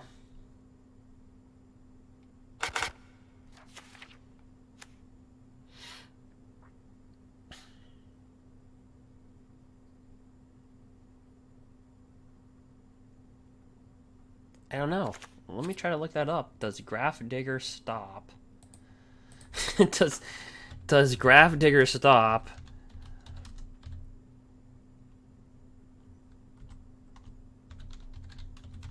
Stop Auspicious.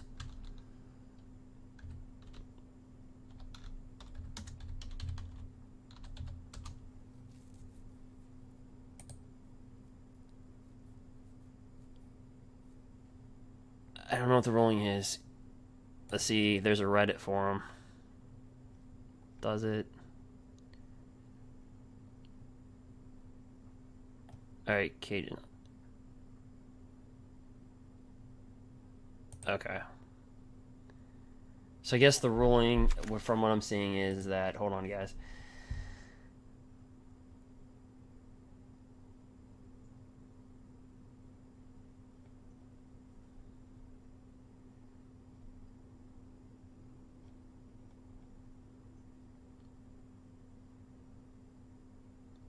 Okay, so... Yeah, I don't know the ruling on that. So we're just gonna play that. But it's looking like the ruling's what I said. Technically, you're casting from exile. Although, Grafdigger does say you can, it says... I have to read Grafdigger one more time. Oh, come on. I'd have to read it again.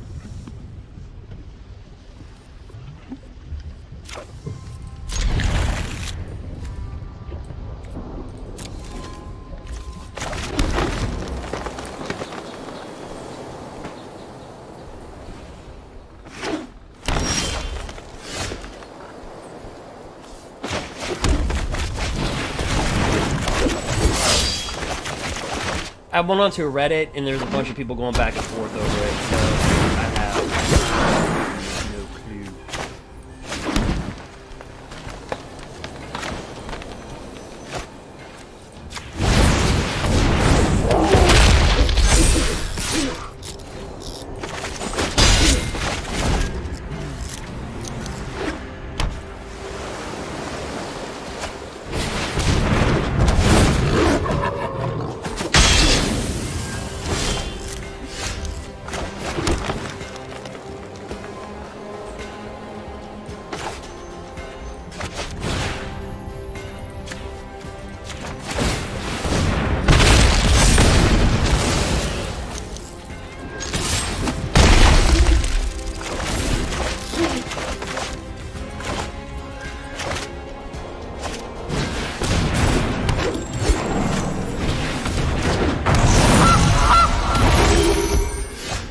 So he pretty just much ran.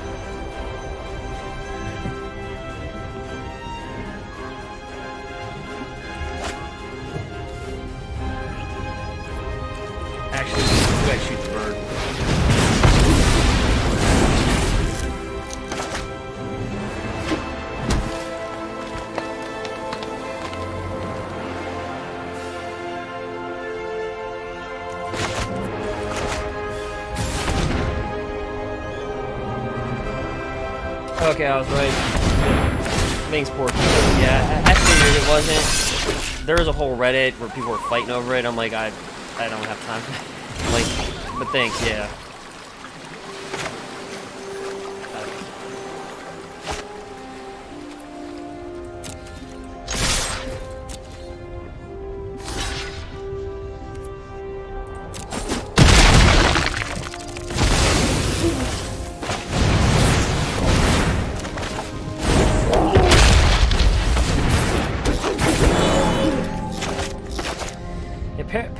That's a pretty popular topic. If you just like Google that,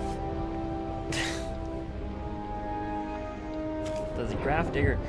Yeah, because I figured, yeah, you're exiling cards.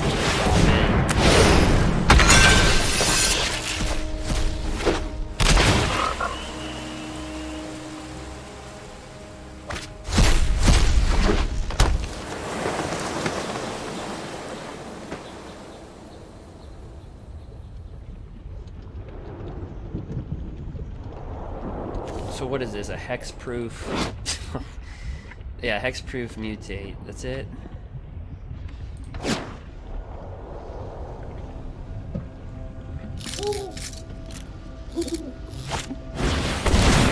Okay. So he's gonna mutate that on this. Whenever this creature mutates, exile cards from the top of your library until you reveal it. X permanent cards are active.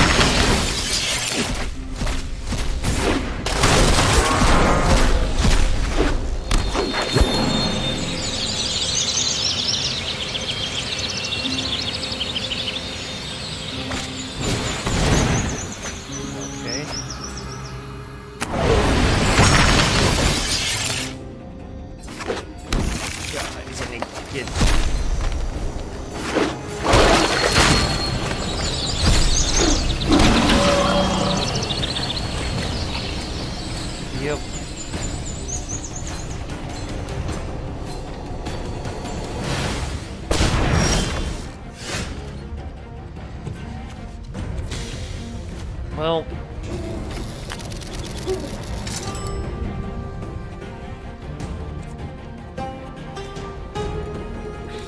I'm trying to think of outs that we have.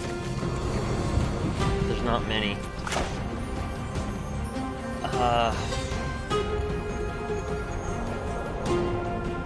mean, we'd have to draw into...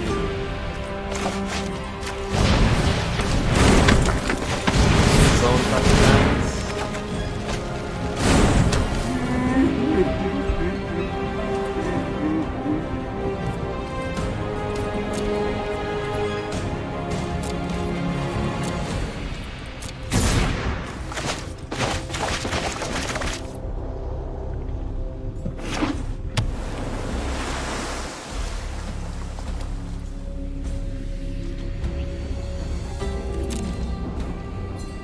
Maybe we just hope he's just overly aggressive.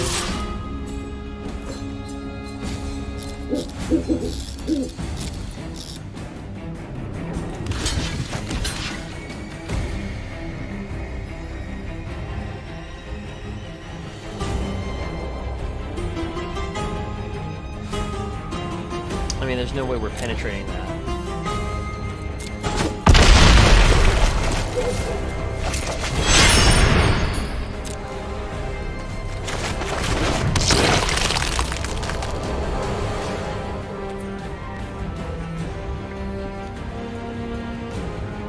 See, if I hit him now with this, he's gonna be in full swing mode.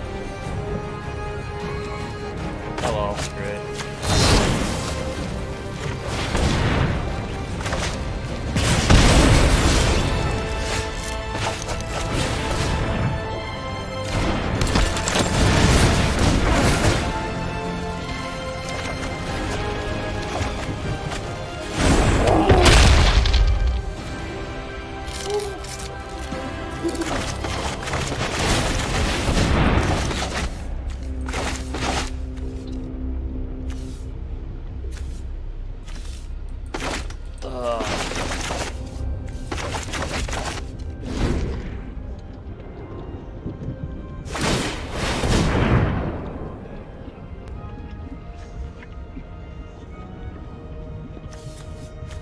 So he did that before his draw step.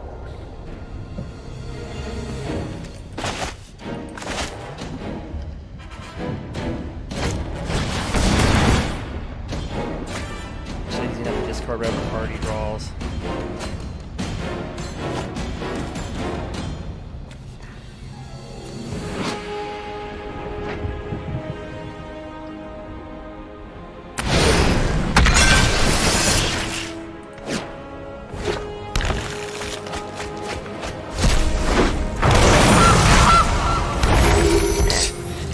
Don't even ask me what's on the board. We hope he mills himself, right? Mill yourself, dude. I don't know.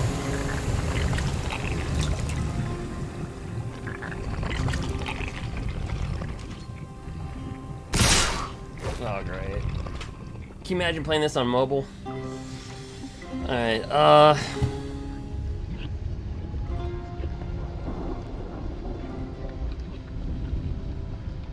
okay.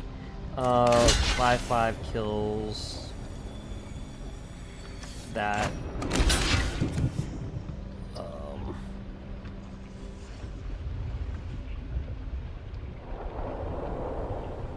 This is mutated a lot. We'll let that go. So we'll kill the 4/3 to 4/4. Grab the 1/1 for 6/6. Grab the 2/1 for 2/1. Yeah, I know. Can't see.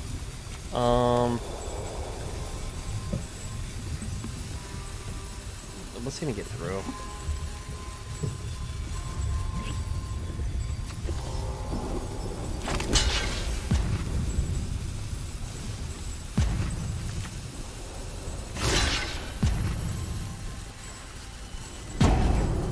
I don't know.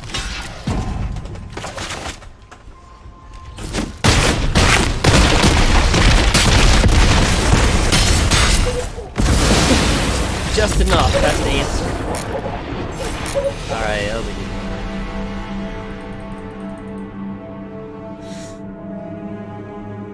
Yeah, that's what I was hoping for, Porky. I was like, I hope they just mill each other. I just hope he just mills himself.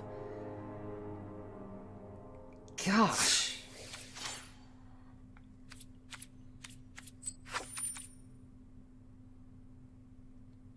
That deck is just the...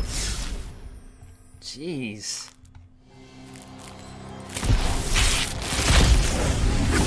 I mean, I guess it would die to board wipes, right?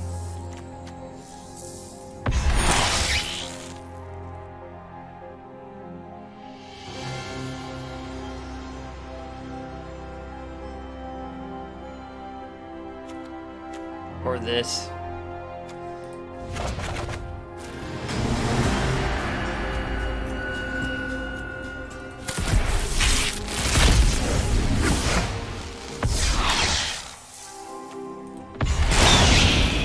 We opened up 3 of these in our booster box. It's right on the Twitch channel. You guys can go ahead and do that. Also on the YouTube channel.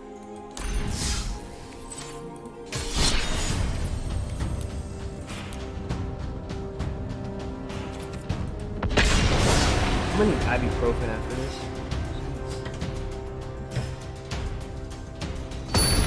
Alright.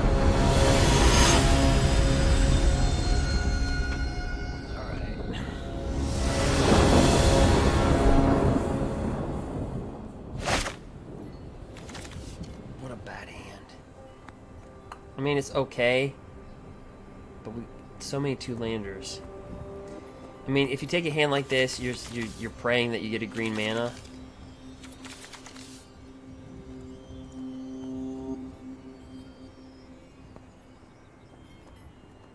Wait, what's his...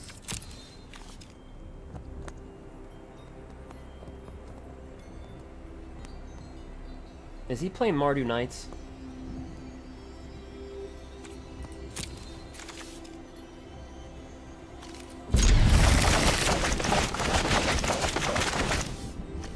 So I kept the bad hand, but if we draw 1 green,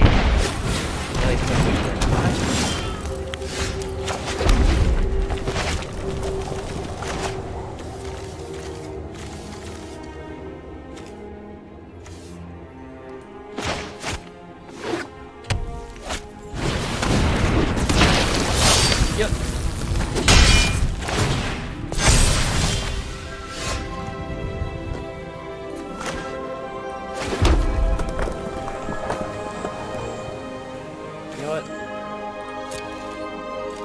This man go first.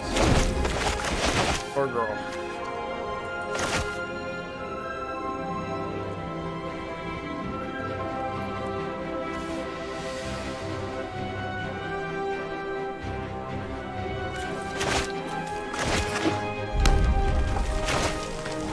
Alright. I thought Gigantha would be a good card for you.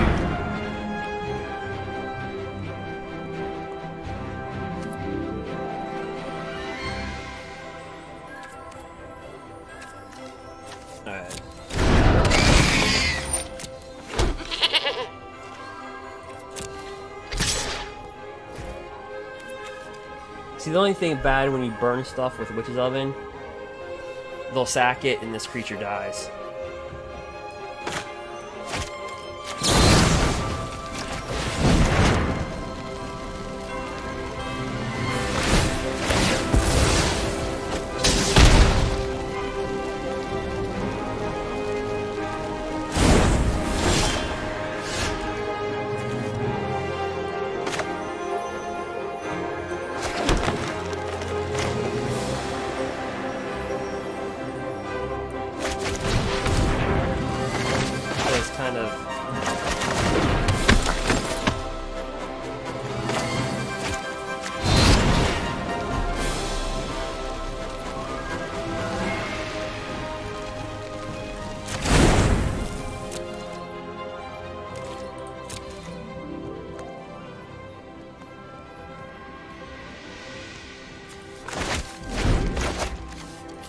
So things to look out for, obviously playing the Firstborn.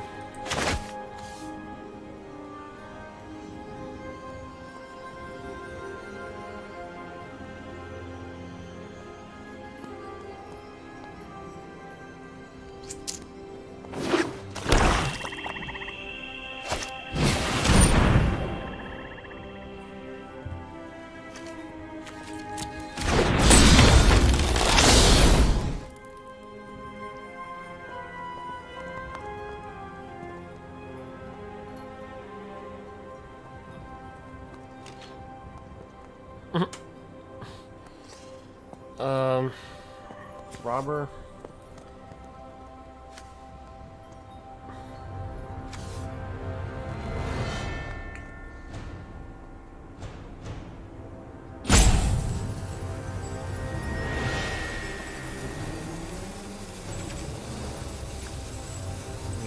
Off bad. You know what? I'm just gonna let this go.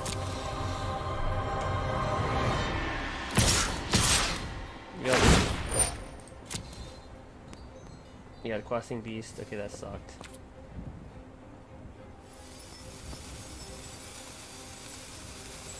Okay, so we absolutely have to kill the rogue. Or else he'll be able to attack and play with it this turn.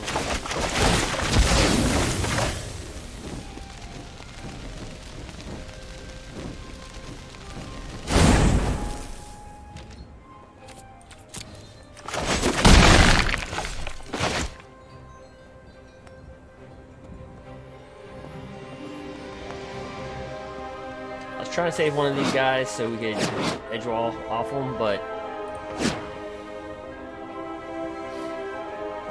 yeah, we can't have them casting questing beasts off the top of our deck through this. Nope, can't happen. Might as well do that too.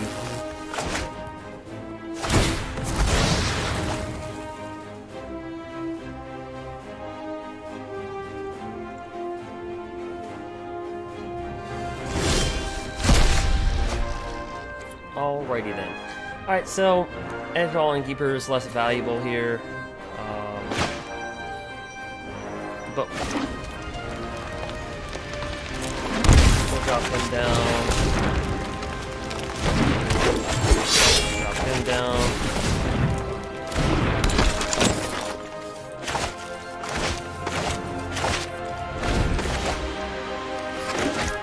You might ask yourself, why would they play this in their deck? Why wouldn't they? It's a companion. It's a 5/5. It beats the sideboard card. You know what I mean? Why wouldn't you? That's why I thought he was playing Mardu Knights.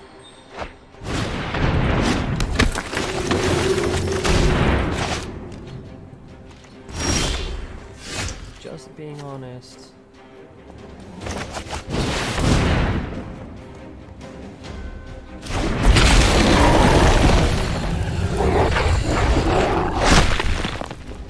That's why I kept the hand with these two, because I thought he was playing nice.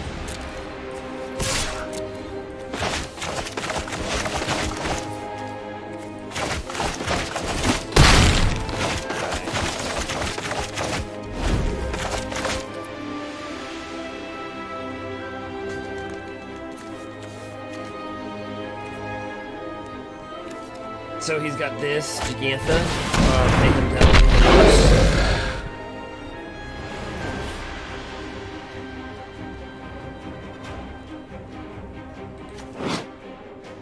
Whenever a player sacrifices a permanent, it deals 1 damage to any target. And right now, Edgewall is an easy target.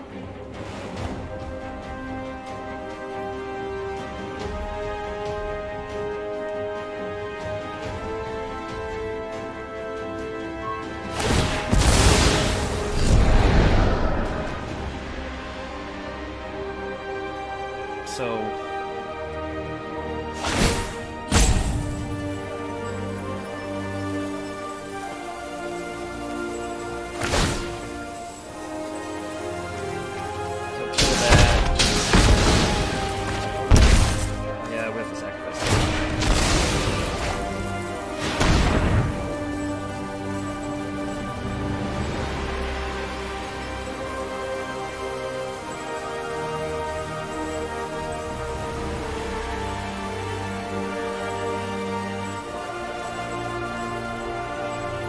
it's a good deck, it's a pain. It's a good deck.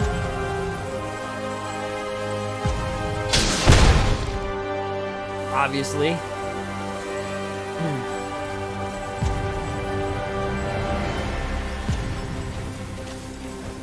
He can bring this back next turn, Low Strider.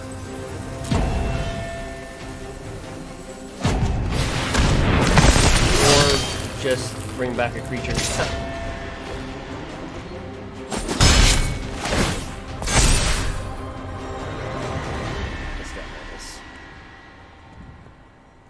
Alright, so...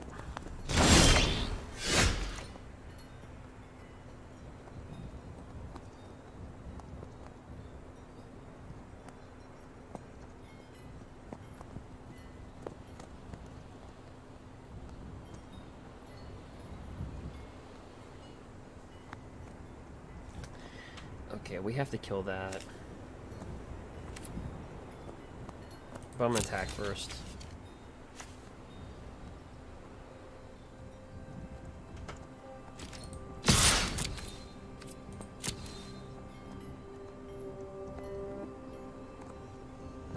What he could do, realistically, he could block this to that, which is oven this. This will do 2 damage to that.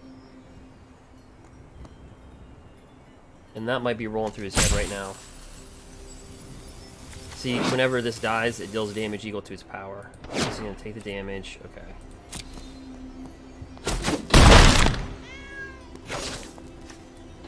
But I have no doubt that was in his head. So if I kill that, he can't make me sacrifice a creature next turn, but he can bring back Bolas.dragon.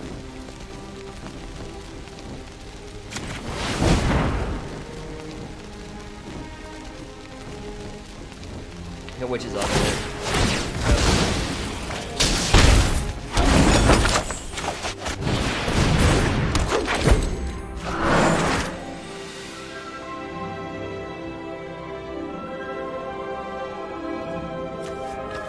He definitely has the advantage here. He's got Gigantha, he can bring back Bolas.dragon, he's got whatever card he drew.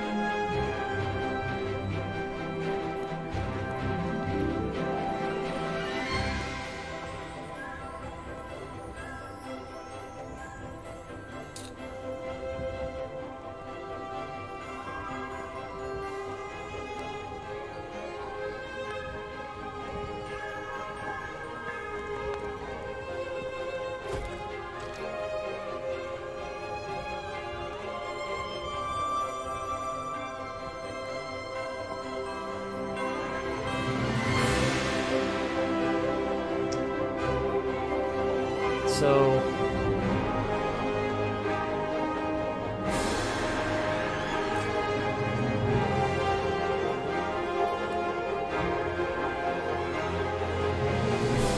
take 2, we're down to 5.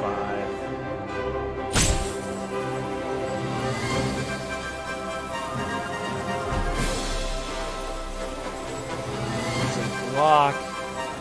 We take 2.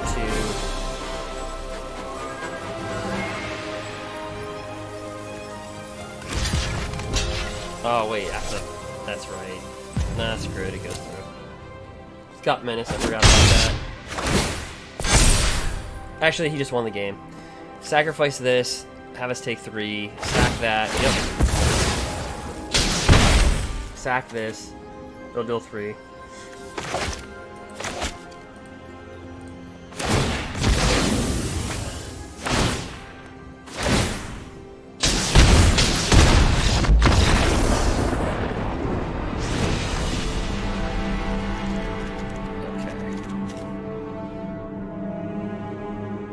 So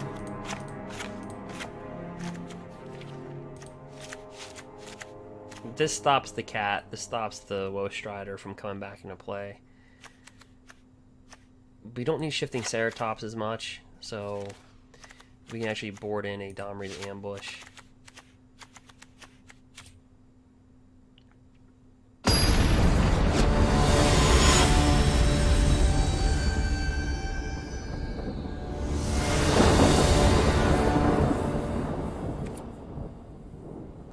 Hopefully we don't have to get into a bad hand. Oh man.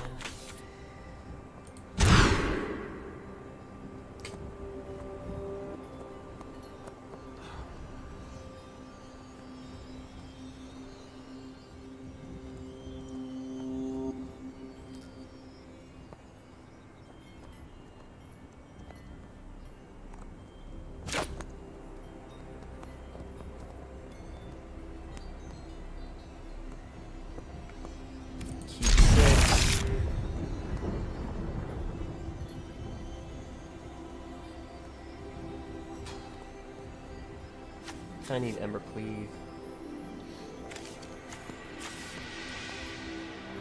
Put that down. Actually, let's get this out of here. We'll make it red. Yep, he has the same type of thinking.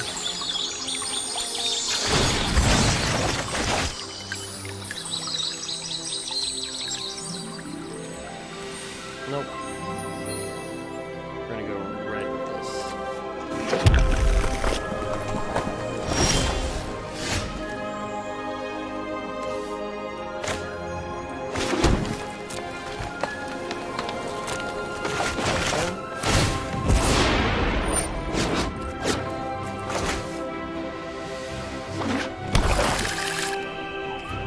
Go.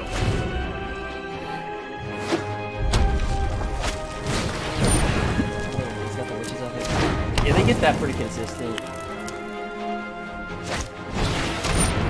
Great.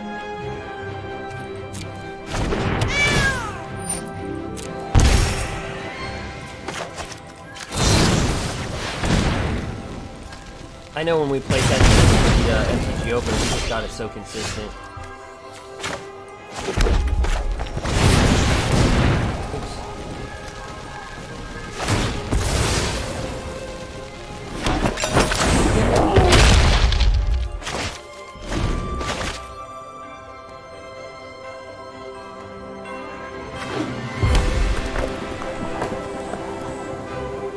Like, I remember when we play tested with this deck, we mulliganed our hand twice, and we ended up getting claim the firstborn, which is oven, claim the firstborn, claim the firstborn.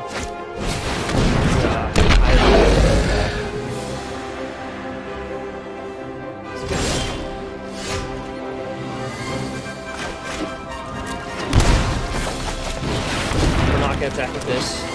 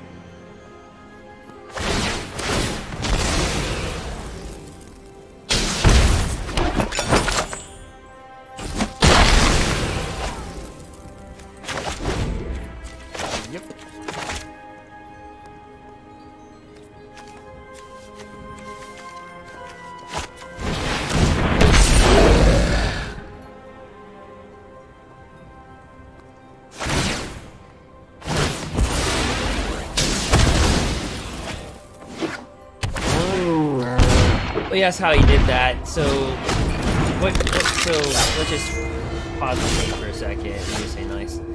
So what he did is that you can return up the target creature cards with confirming cost 3 or less from your graveyard to the battlefield. You put a death touch counter on that. Okay. Then you put a menace counter. So what he did is he chose death touch and menace. He brought this back, put it into play. Thus, when he sacrifices something in the Witch's Oven, it has death touch to anything that it kills.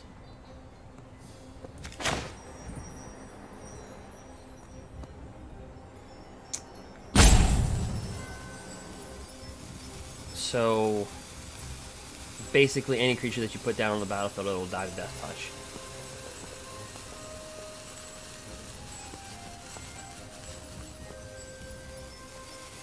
And that's what you're seeing. So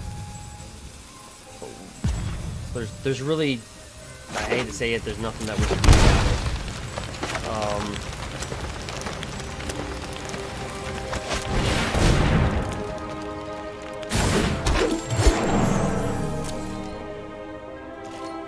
But like I said, you know, the consistency in which they get the cards is really high. So it's, I can't give a direct answer to that.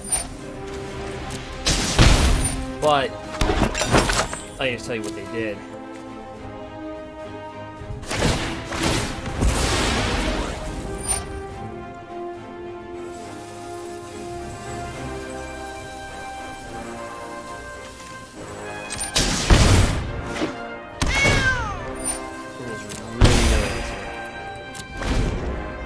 Like, you would have to play with a counter spell. Like, there, I don't think, because even if you try to wipe that, like, well, let's say we double down on Bone Crusher, right? All he has to do is pop this with the Cauldron Familiar, or pop this, and then all these would die. So there's really, you can only hexproof, which is, again, is why you're seeing people play with that coiled that coil. That stone coil. Like, watch, because we, like, I mean, I guess there is an out, the way that he attacked. Because I guess we could go, okay, block that. We can't, because it's got menace. Never mind. Yeah, you just have to eat it.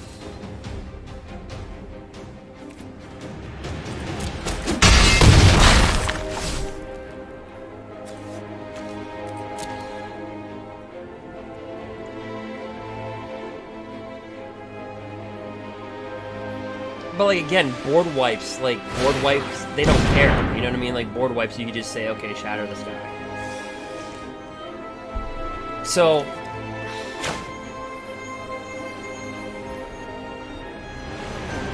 yeah, I mean, there's just really nothing you can do.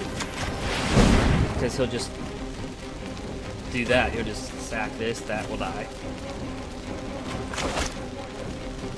So the only thing you could do is, like, embercleave a Paradise Druid.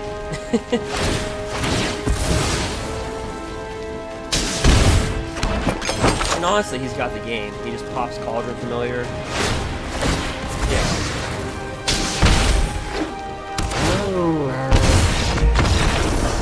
So kind of like how Luca cheated out Agent of Treachery, he kind of cheated out that.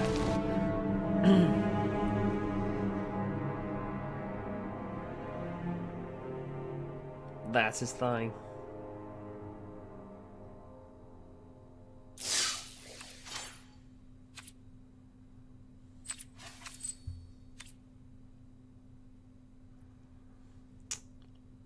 see here for a second.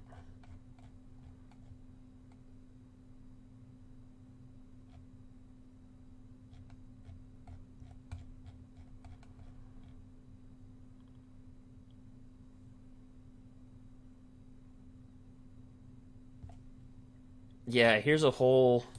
I'm going to give you guys the Reddit to the Sterix thing, though. Let's see here.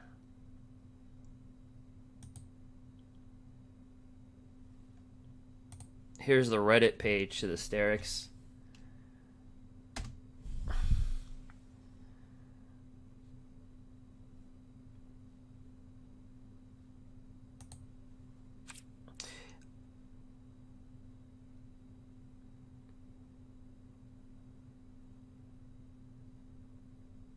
I don't even know if that went through.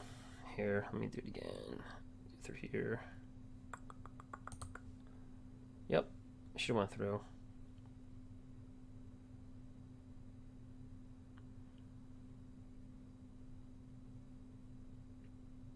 Far as codes go, yeah, you guys missed a lot. We gave away I gave away 4 codes here. Somebody pulled a questing beast. If you look back in the chat history, somebody pulled a statue, then somebody pulled a questing beast. I was just like, that was pretty crazy.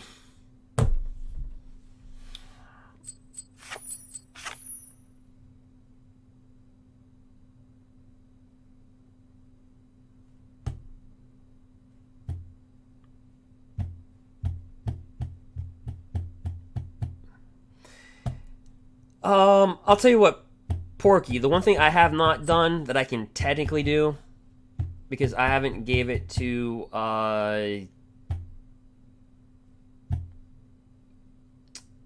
have not gave out a YouTube code, but I did give out 4 Twitch codes. I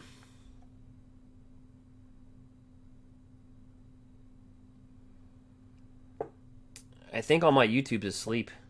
I think they fell asleep on me. So what I would suggest. Porgy, do you have me on YouTube or no?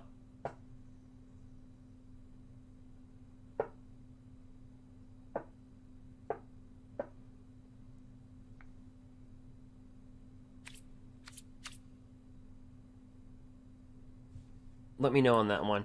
Guys, give me a minute break for a second. But yeah, so here's our deck. We just beat, not too long ago, we just beat the 140th ranked and the 170th ranked.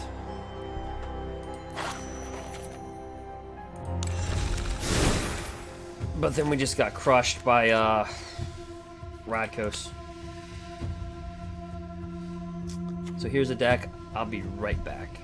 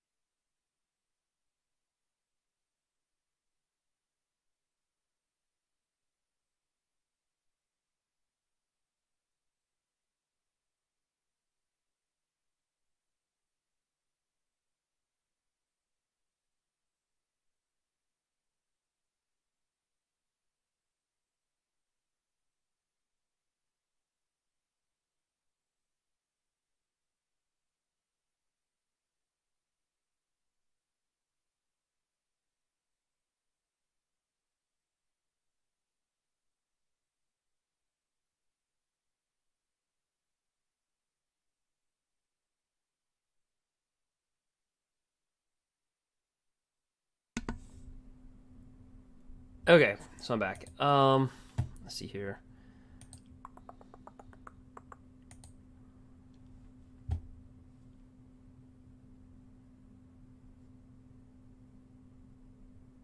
All right, so Porky.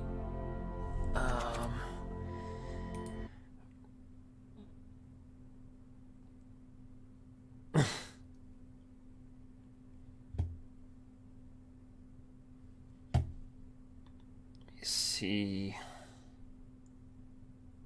for a second. No.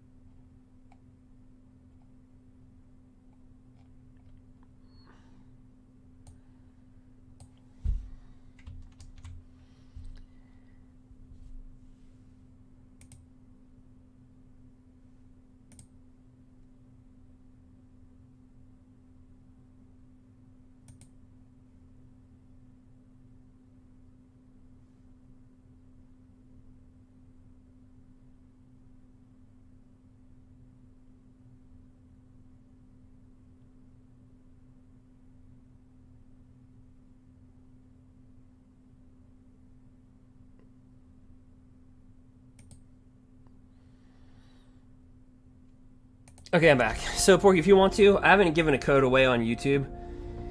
So if you want to, honestly, just open up a web browser, and I could just drop it there.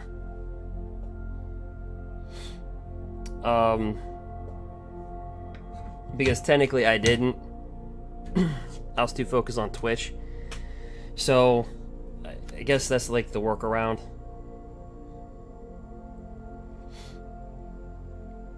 Because really the code is to get everybody a fair chance. So, on Twitch, like I said, I was able to message people directly, but I've already kind of given out. But if you just hop over, here's the deck, guys.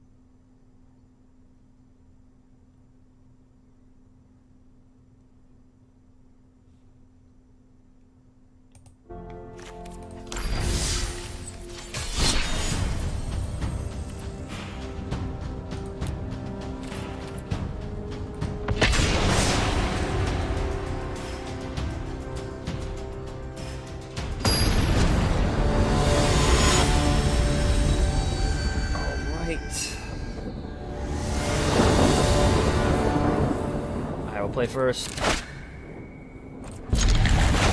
Show the road. So we got 1 Edgewall Innkeeper, Dominant Ambush, Embercleave, Shifting Ceratops.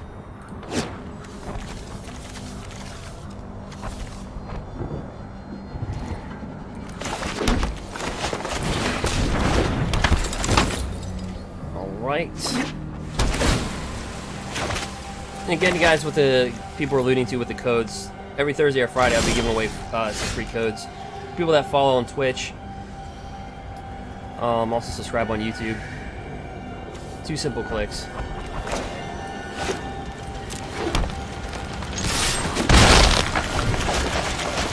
Somebody earlier this morning pulled a question beast.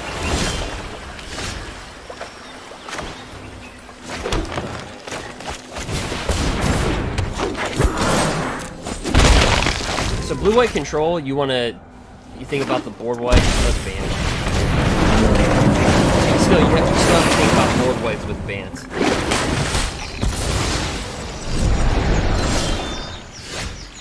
So this is where we want value off the Edgewall Innkeeper. But we're gonna prop this down. We're gonna try to force him to get that board wipe out. See, we have hasters.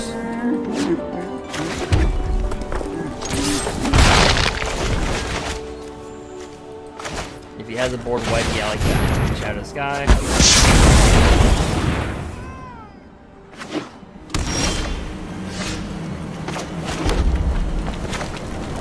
Yep.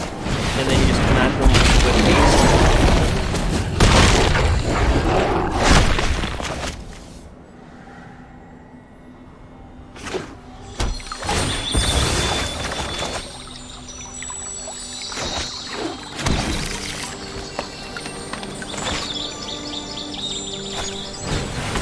So what he's He's trying to put as much stuff in his graveyard that he humanly possibly can to get this Euro Titan out. Oh, death. He has it. Now these are big hits because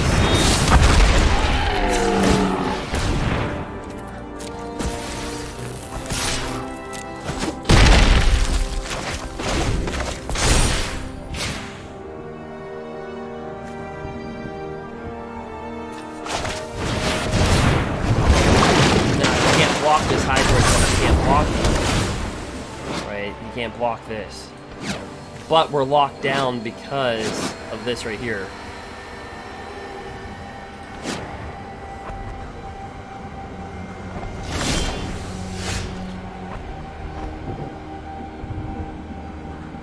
So what we do here is we make him bigger. Kill that.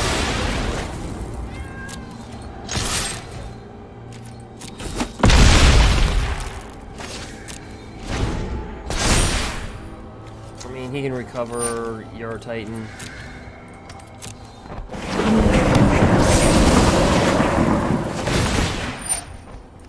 Flush back into his graveyard. Then he can recast it.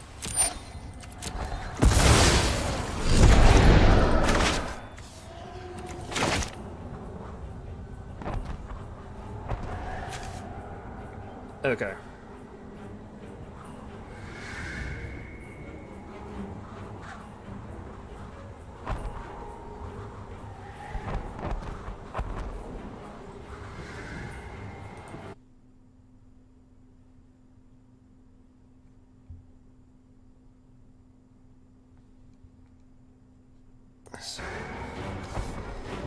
So he can't block it, right? He's got protection from blue. So, you know, he wants to cast this, but raise down Tameo instead. So he's probably gonna plus the Tameo and try to just hope to get something. You know, he's gonna neg 3 to get Shadow of the Sky. Does he have the mana to do it? He does. The past is never forgotten. All right.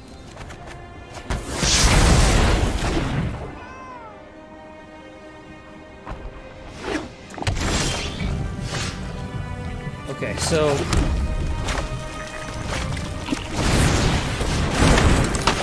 just drop guys.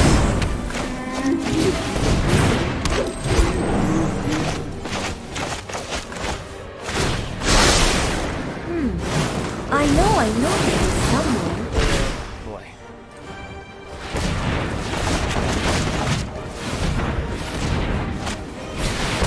Alright, so he gets Lisa. I will protect the virtue of this world.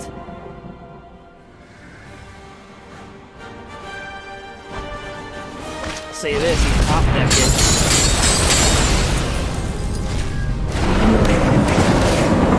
He's top decking.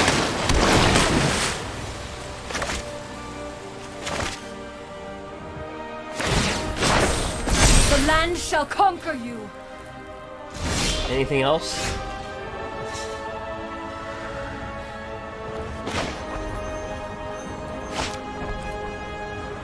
See, he can counter this. He can't block shifting Ceratops. He can neg 3 and get back Elspeth's Conqueror's Death. So the question is, does he have a counter spell?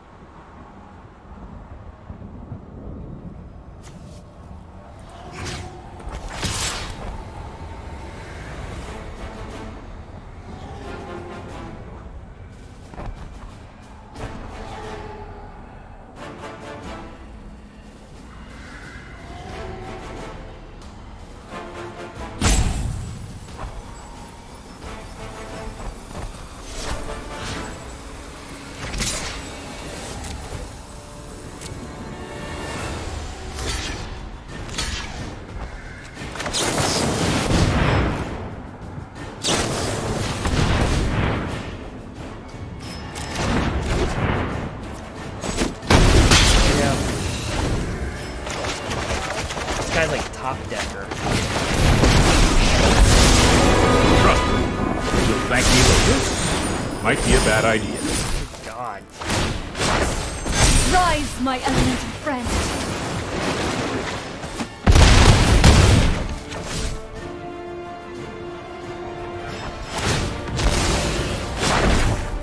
No tail should be discarded. Drop back to the dust. So, this is gonna go. What is the first match? Alright, so we're not gonna win this one, so. Yeah, there's. No. 1, 2, 3. Yeah, he can just ether gust it. So, what we're gonna do is we're just gonna kind of play. Kind of possum. Because we just know we're not gonna win this match, right? So, we're just gonna play possum here. The land fights for us. We're just gonna roll over and play possum. Alright, so. Alright. So it's the Domri's ambush. We can play Robber the Rich. If we really wanted to push it, we could put in another Shifting Ceratops.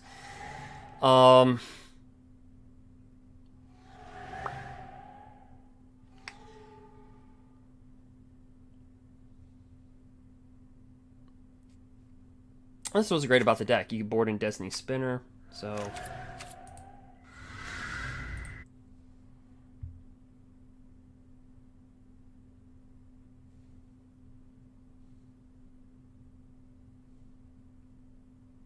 Porky, I'll get to you after this match.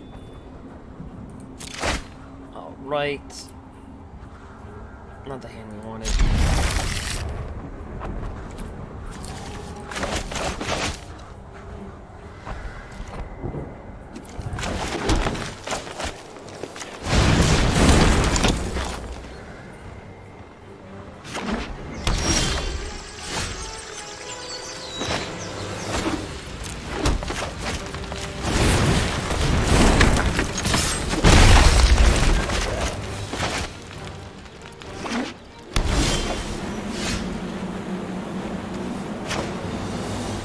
So it's the same idea as last game.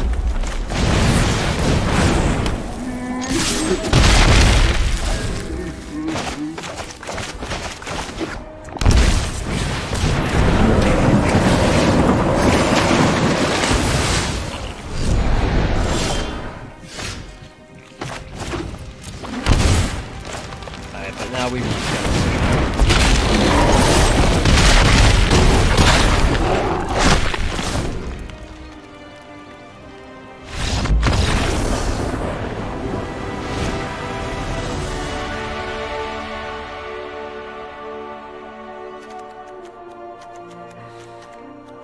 so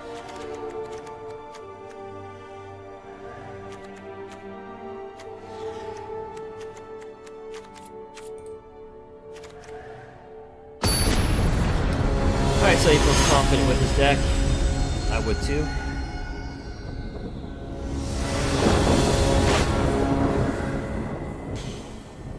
Not ideal.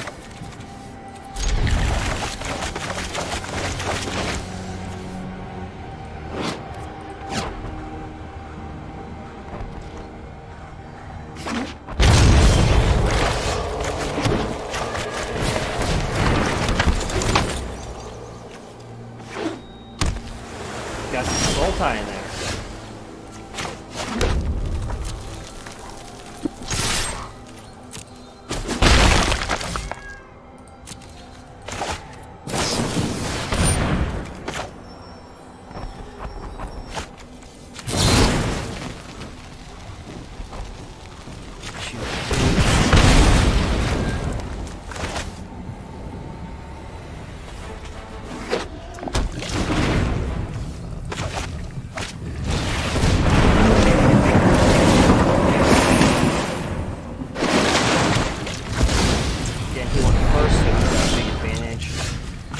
Take the damage, draw a card off the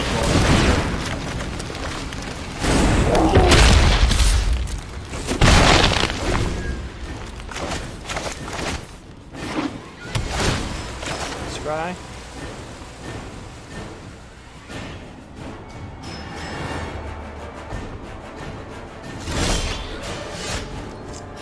Interesting.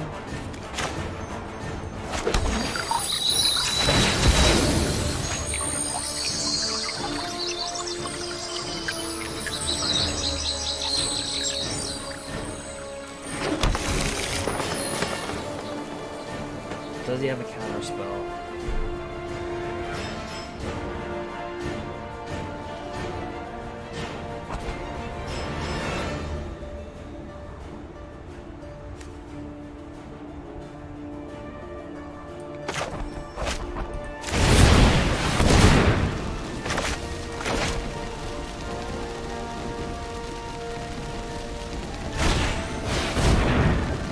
Gust. Yes. We'll draw it anyway. We'll draw it back out. He just wants to put cards in that graveyard, guys. Alright, that'll fight.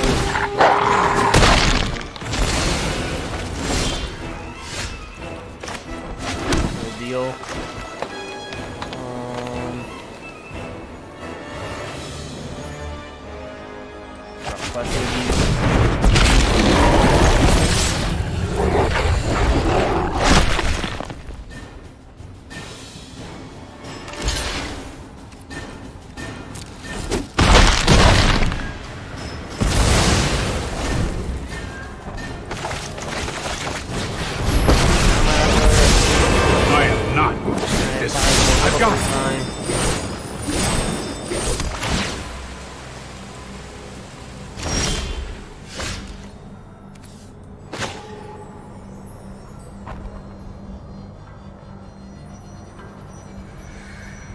How's this gonna go down, right? Does he have a counter spell in his hand?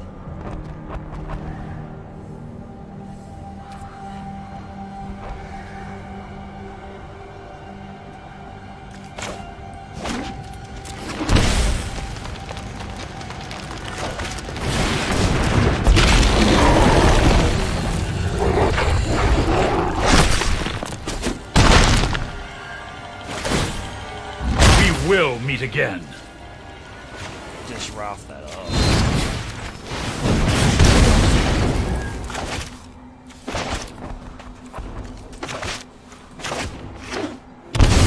Down to 3. Shine in the sky. He'll bring this out. Oh, that's how it was meant to happen.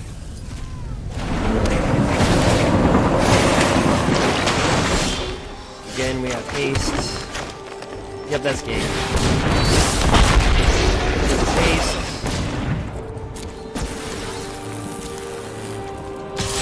How many top 500 guys do we have to beat?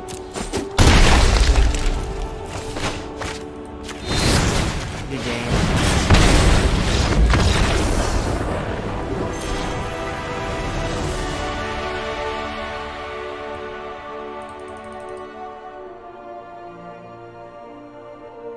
Alright guys, so I'm going to take a 30-second break because there's been a new loyal follower, and I'm going to try to push them out. So let's see here.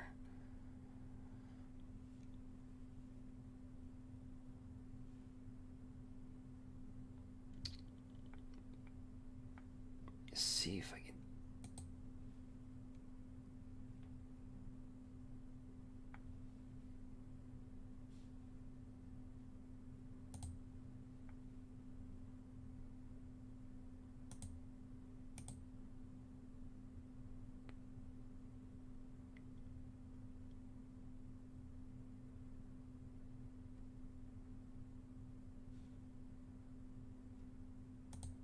Guys, I'll be right back. It'll just be like 30 seconds. But if you want to feel free to follow, go ahead and do that as well. But be right back.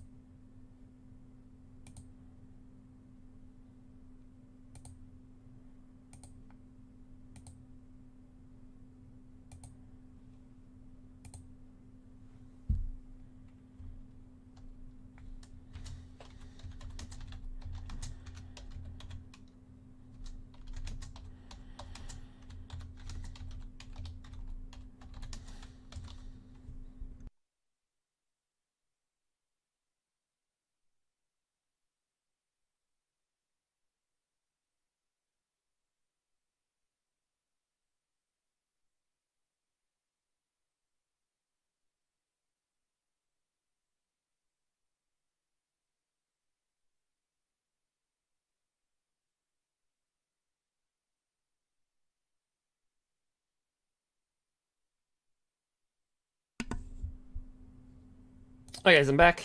Alright, so Porky, check out check your messages on Twitter. Or Twitter, gosh. Twitch. Alright. So yeah, we've had a pretty brutal going. Gruul has been back and forth. We were in the top, 600, and we're just like bouncing around.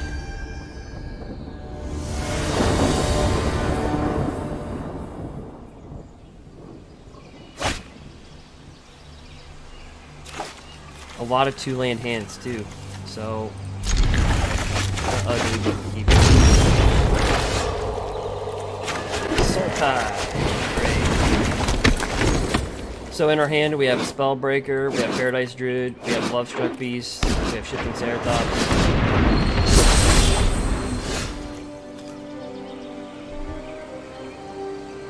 Alright, and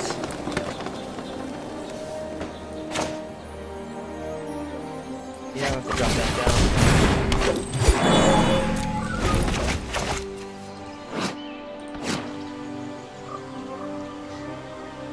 So is this pure Sultai?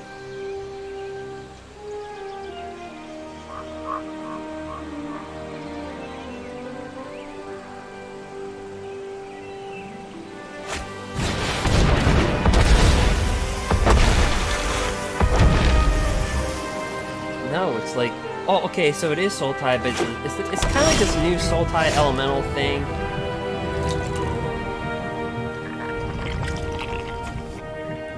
Again, our lands are killing us. Oh, it's really just all.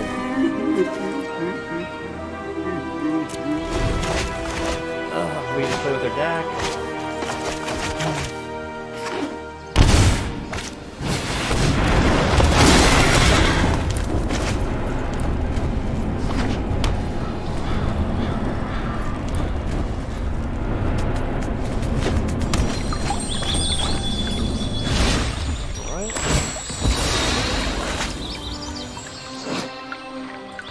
So this is everything they threw in the graveyard.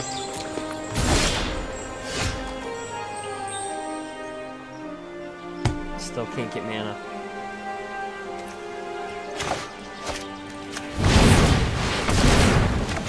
Unbelievable.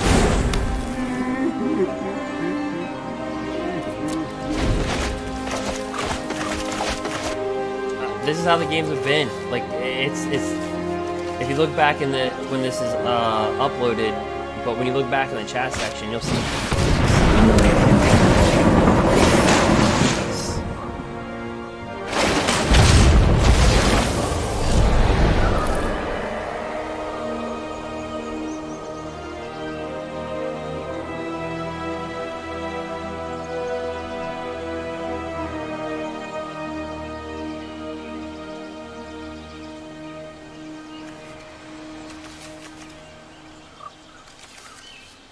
We got more Lovestruck Beast than mana.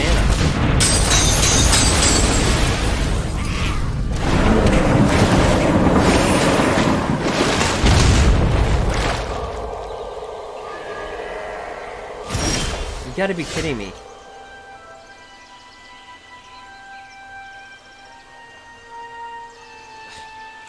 Let's try to draw again. Can we get a mana? Oh, this is crazy. Like, this is just how. This has been all morning.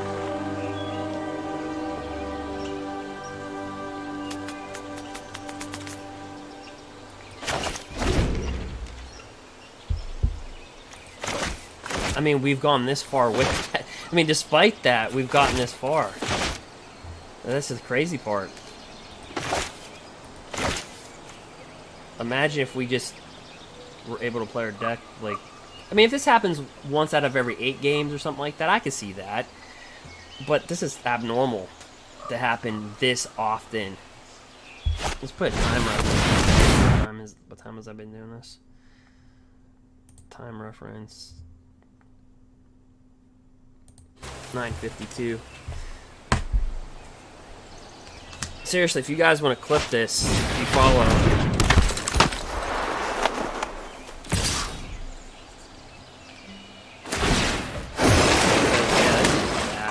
gameplay. We have 2 mana. They have 1, 2, 3, 4. I mean, they have more mana in a clump. They have 3, 4, 5, 6, 7, 8, 9, 10 to R2. And he's like,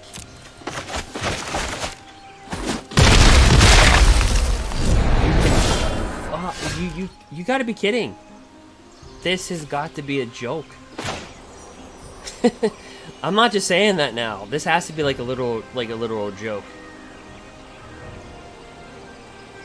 We have more Love-Struck Beasts than we do mana.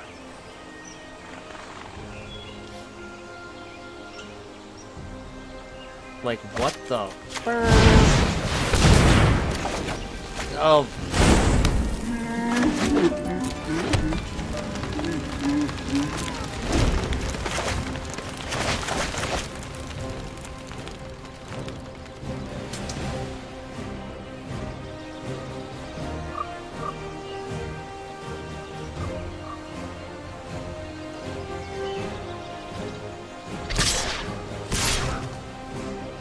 Death Touch.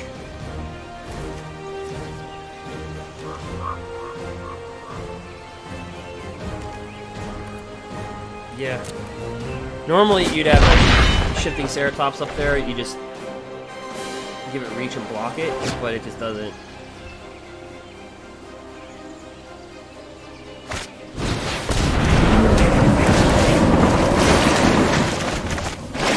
But this is still a good deck. I mean, he's playing a really good deck. But it'd just be nice to match up, draw land. I mean, come on. I mean,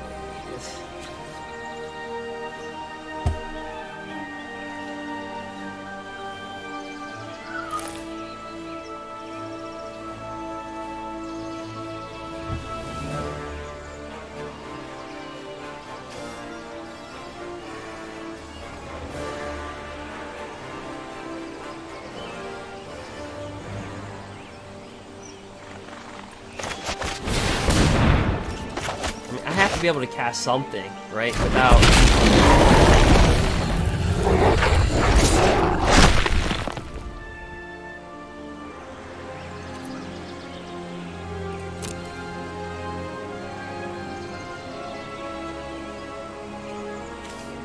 I just can't believe how many cards.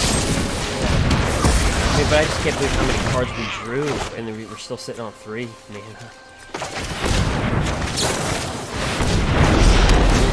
You can't win that way. You can't even play that way. The game's not even playable. Yikes.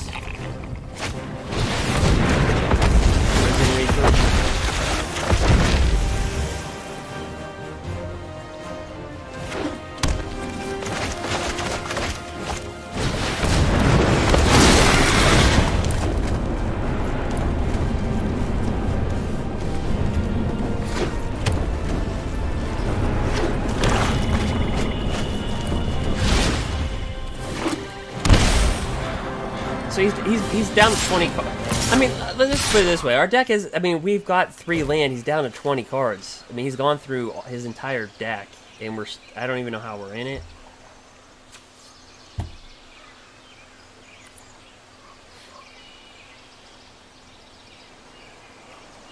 I mean...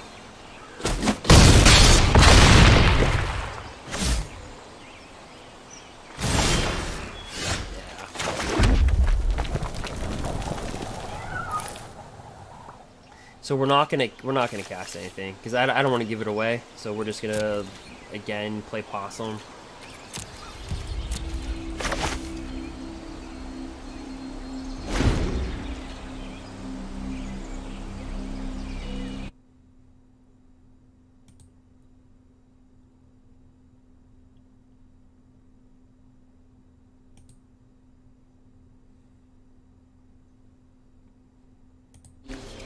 So just let them attack, you know. But honestly, shifting Ceratops, you give it reach, you block. It's got protection from blue, so you block these all day. But, and then you embercleave, but it's like, we have nothing. So we're gonna act like We're gonna die from the air, but we're just gonna act like we're playing a match. That's all we're doing. And our opponent might do something in response, but like...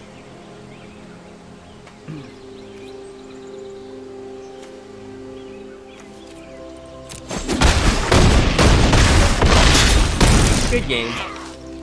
It's not... like you said, the opponent's playing his deck, guys. Yeah, it's just... Alright, so...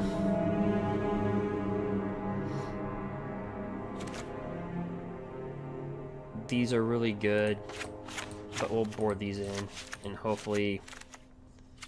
yeah, hopefully we can play our deck. So hopefully we'll just get a match. So he's got it full... Well, he's still sideboarding.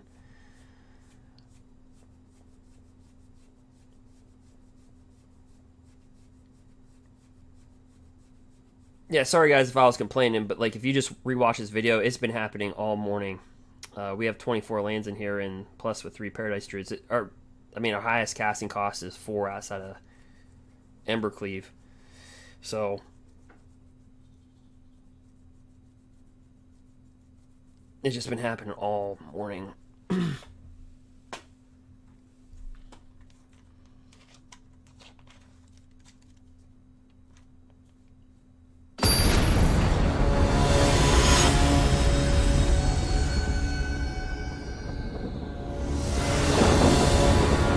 So I don't know if it's the algorithm with 24 land. It's not. I mean, 24 land is equivalent to 16 land in a 40 card deck. So if you play like limited, it's equivalent to 16 land. You wouldn't put more in with a curve. So that's normal. So we have a chance to play with it. So we'll play with it. We got 2 Bone Crushers, a Shifting Ceratops. The Bonding thing plays really good to draw you out during times that you have nothing.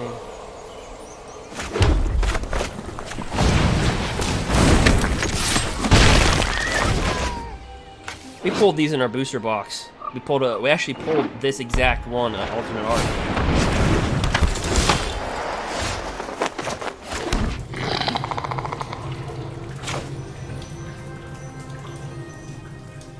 Yeah.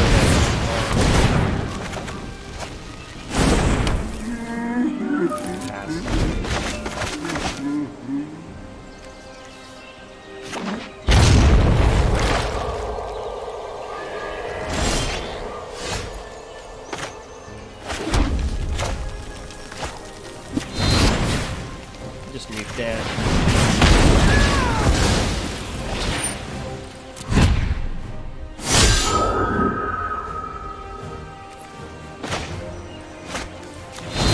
Nuke it again.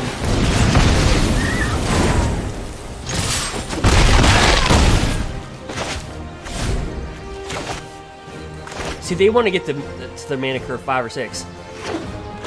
So, because that's where they can do, like, that's what they can do, it's not coming to my mind.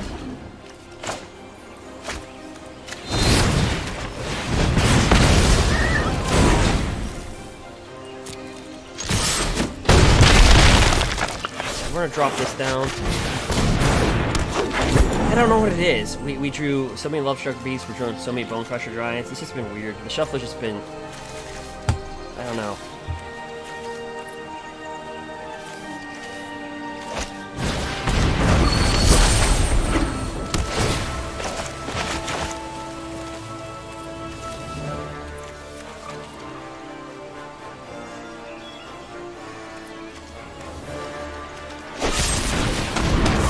Really good card, Noxious Grasp.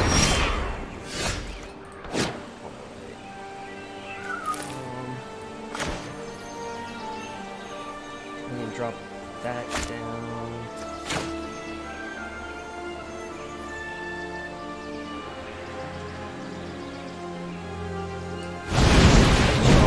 Oh, we don't have it anymore. What am I thinking?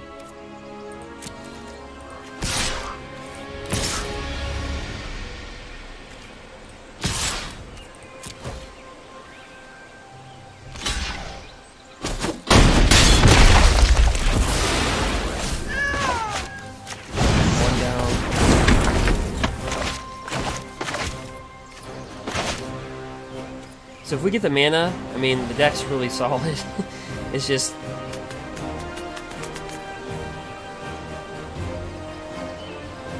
it's not complicated, it's 2 colors, so we're just getting the mana base.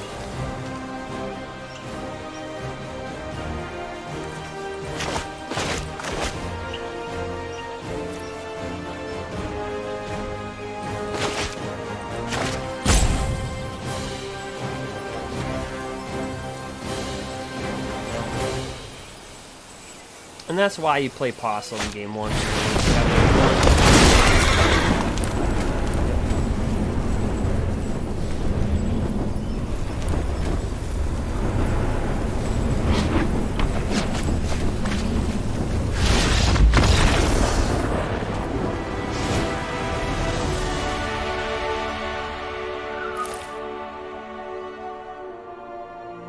And to be really honest with you guys, going into game 3, I don't really know. Because it seemed like he couldn't. It seemed like it's just both of our decks just we couldn't do anything game 1, game 2. I mean, I don't know. It's just we'll both go into game 3.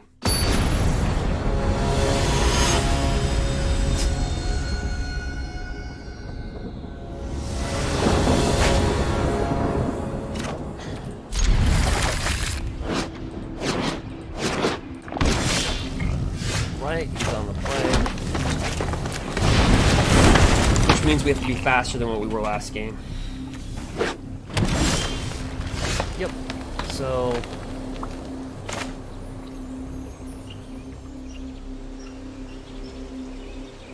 so here's what we actually do. We attack that guy. Oops. And I meant to do that. I did it way too fast. Alright, well... I meant to drop Pelk Collector and give him +2/+0. Alright, we'll do it like that. And turn. So this is where the Eurotype, yep. So again, they want to get that, it's 2 colorless, 2 black, 2 green. It's Casualties of War. They want to get that Nisa, the Casualties of War, that their curve is really that 5/6 spot.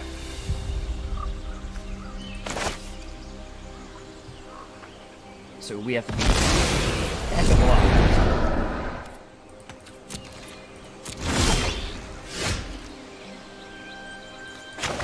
Drop this down, Puff like it gets bigger.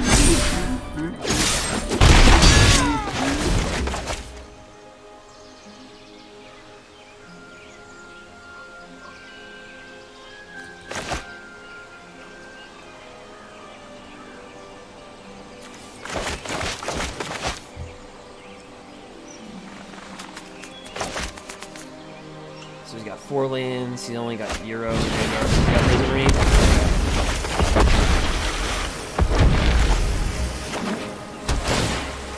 So he's got the land.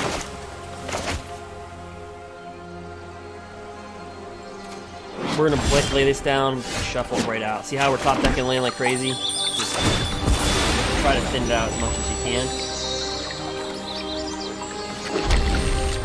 Drop down a Questing Beast.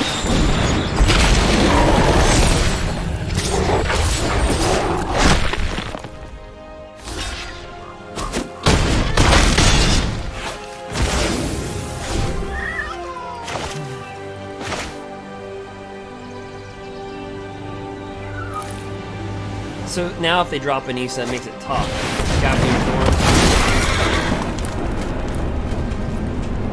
So he put the top 5 cards of your library into the graveyard, he put a land card on the battlefield. And he took the hit.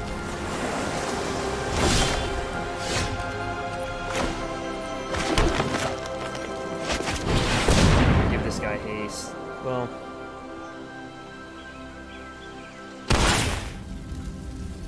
I want to give him haste.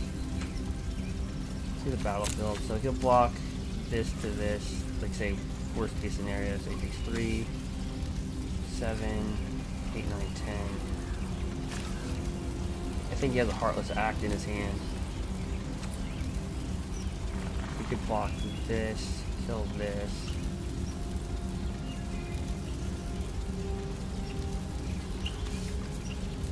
Okay.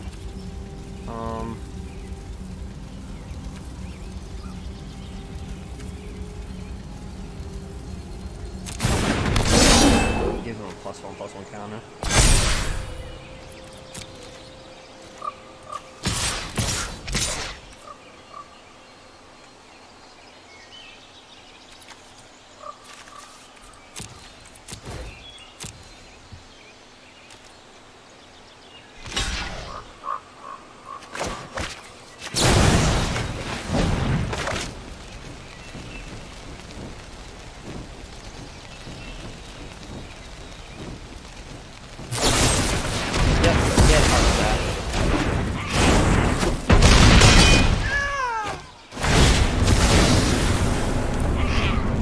I just had a feeling he had it.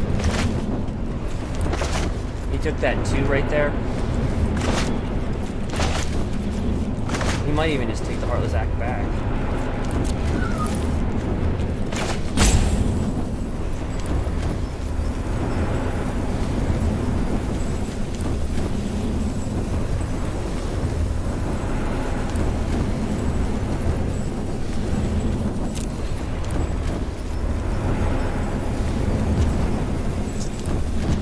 Yep.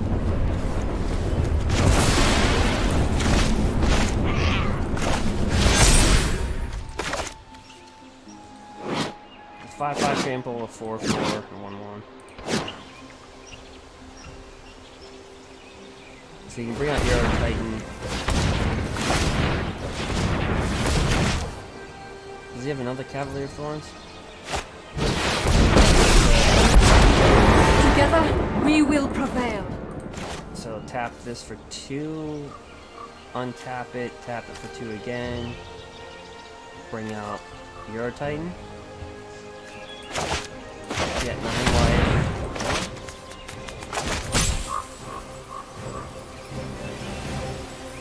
So Heartless Act.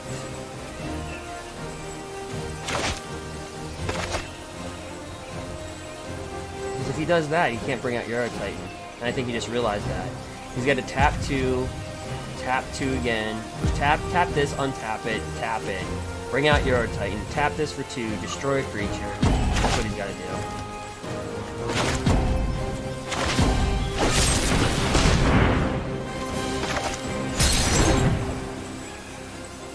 He couldn't kill it because this had counters on it. It says destroy target creature with no counters on it, remove up to 3 counters from target creature. I think he just, his timer's going down. I think he's overthinking it way too much. It was a simple tap this for 2, tap.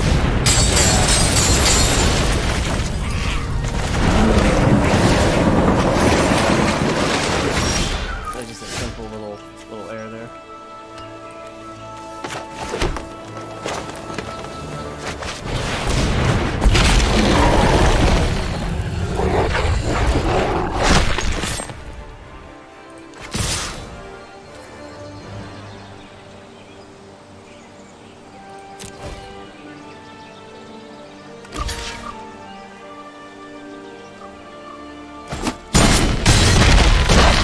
Yep, game.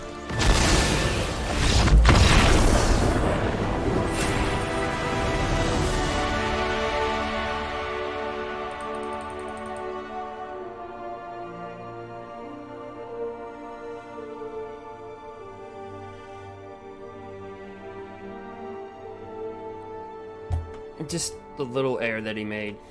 I think it just, and sometimes, guys, when you're in these types of matches, that happens. Like, you just overthink it to a point where it's just like the timer starts going down. You're like, oh gosh. And welcome to Mythic League. Yeah, it's a different type of playing field. I'd probably say you make more errors in a Mythic League than you do in Diamond or Platinum because of you wanting to rank. And so I truly think that. And I think sometimes you just overthink it. and sometimes it's like the answer's just right there. So I'll show you what happened. It's nothing against the opponent. I mean, he played his deck. So let's just look at Nisa for a second. So this is what he did. So let's just grab this Simic ramp deck from like... What did I do with this thing? Oh, this is like a challenge that I did. Well, anyway, so... So when Nisa's out, right? When you tap a forest, you get an additional one. But it does not mean when you tap a green mana. You have to tap a forest. So like this, although you can add a forest, it's not a forest itself, it's just a land. Okay? So remember, the type of something is right here. It's in the middle of the card. Okay?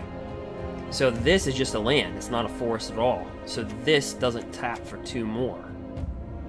So what he had to do is he had Breeding Pool, which is a forest land. So this can tap for a blue and a green. So all he had to do is tap this once, untap it with Nisa, because you can put 3+++ counters on it. Tap it again. Then you bring out your Euro Titan from his escape cost. And then he had a mana where he had Overgrown Tomb right here, where this can tap for a forest, and because it's a forest in a swamp, and then you can use Heartless Active that way. So it's just a simple. I just think it's happened to me. It seriously, it's happened. Stuff like that has happened to me all the time. So, that's neither here nor there.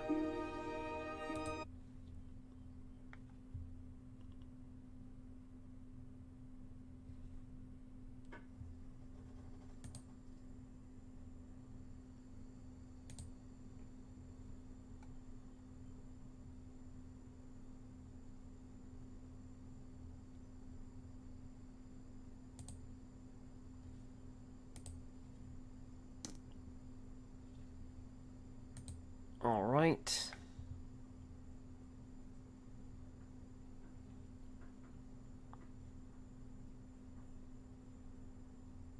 So we'll play another match. And if you guys feel free, if you want to see another deck, feel free to request. I mean, it's not that crazy. The chat's not that bad.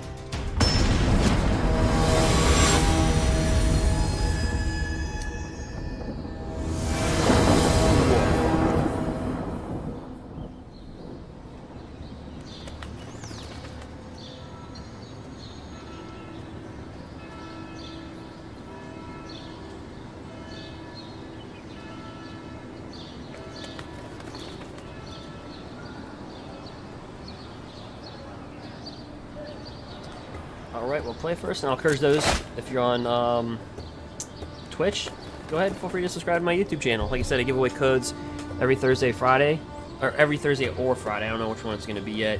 We gave away codes earlier today. Like I said, somebody pulled a questing beast, so I was like, dang. Alright, we'll keep this. We're going to flush this straight out here.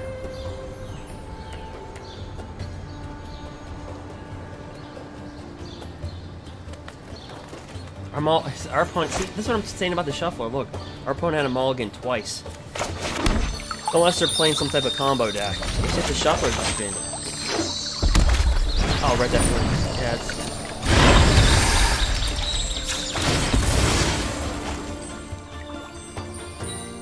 Nope. I'm gonna get some red. Mana. Drop that.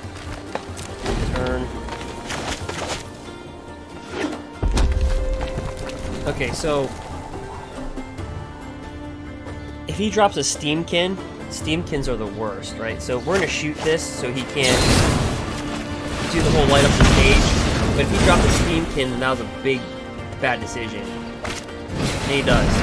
Okay, so the reason why I say that is because whenever you cast a red spell, if Steamkin has fewer than 3+1/+1 counters, so every single time, you can read all this, but what it really means is every single time he casts a red spell, he gets a +1/+1.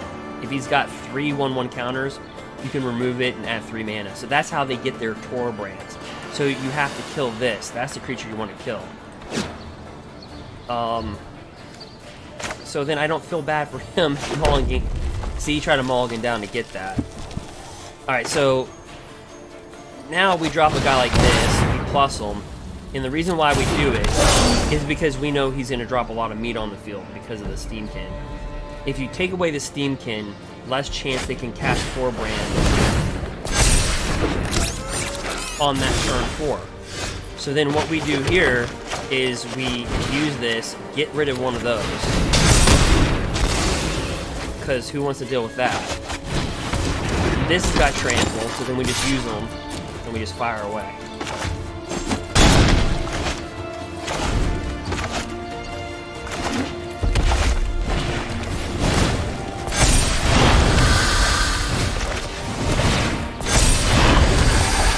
So he just mulliganed down to have a really good hand. That's what he did. Alright, so then we just bust out Questing Beast.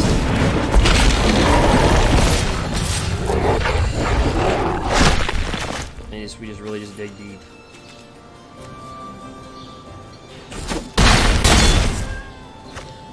So that's what you have to do. You just have to keep on, you know.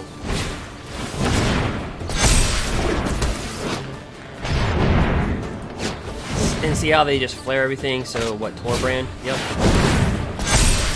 That's why you have to kill these Steamkins. Everybody complains about the Torbrand. You shut this down, it's a very hard thing to do to get Torbrand. You have to shut this. As evidenced by what we saw. So he elected to give this haste.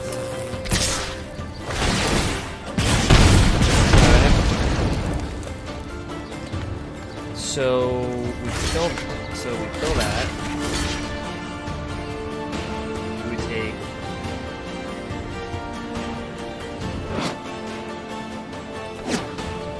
4,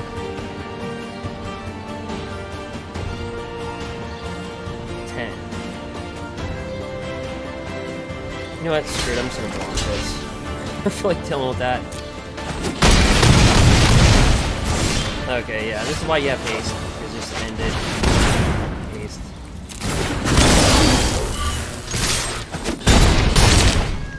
Yeah, Atrocity. Yeah, Gruul's pretty good.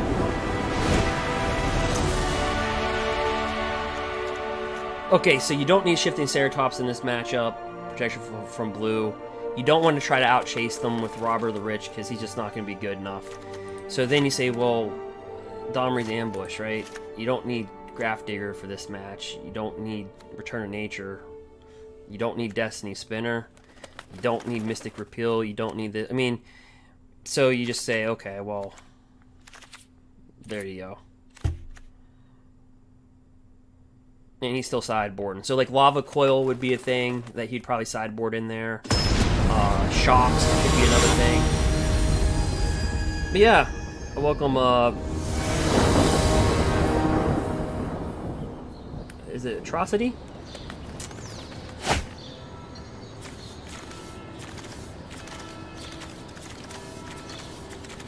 But yeah, if you're on Twitch, guys, feel free to follow my YouTube channel. Like I said, I give away codes on both platforms. I try to give away a code or 2 on YouTube a week, and I give away about 3 or 4 codes on Twitch. So I just tell people.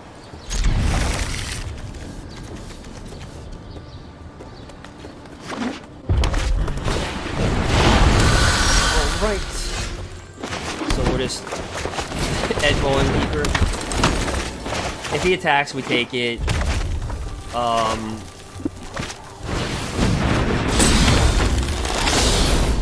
So Robber the Rich, so when this attacks, he's gonna rip the card off our own. Okay. Questing Beast. That's a good take.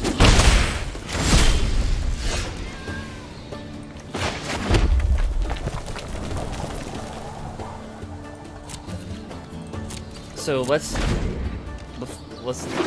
let him decide what he's gonna do. So if he brings down, he might bring down Annex. Okay, so he's gonna do that. We're gonna do this. Wait, hold on. Let that go through. Let's not trigger anything yet. Okay.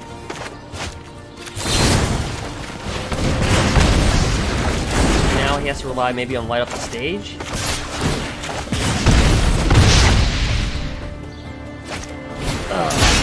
And the bugger got one. Light.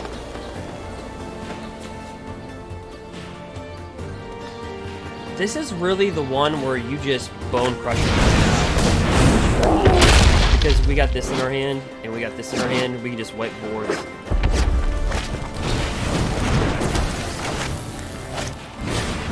Right? You know it, we're taking 2. Straight to the face. Straight to Chandra's face.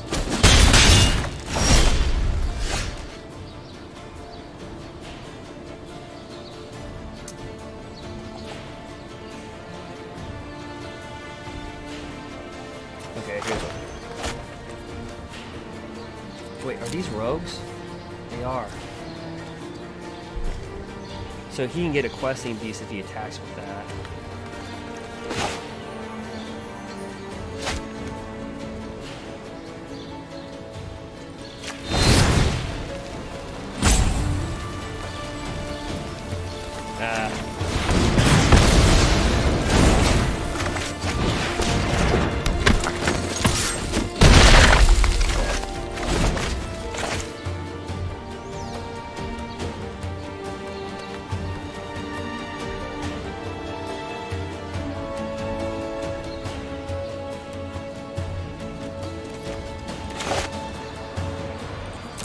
He took our questing beast via Robber of the Riches.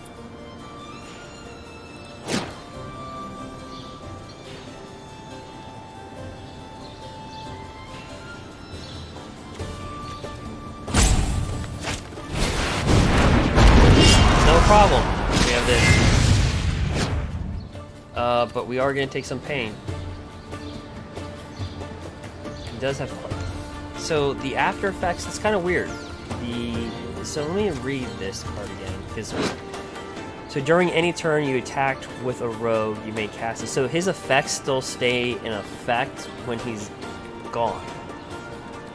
Okay.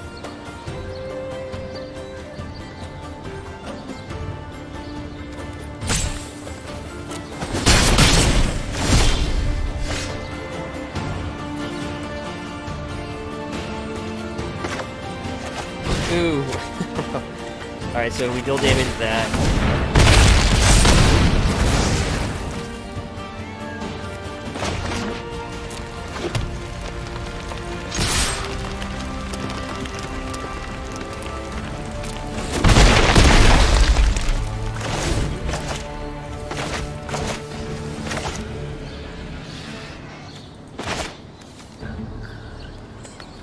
That is really weird. Its effects still stay after. Yeah,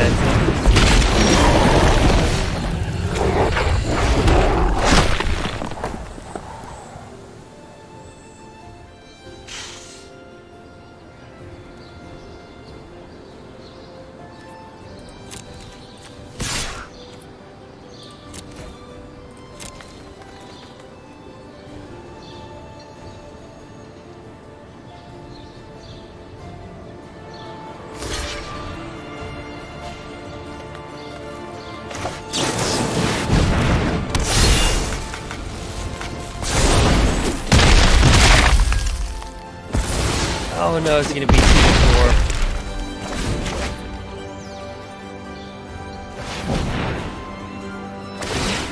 Okay.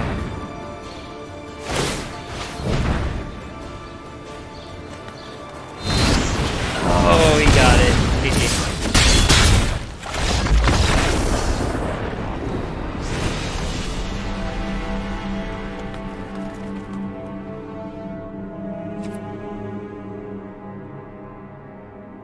Yep.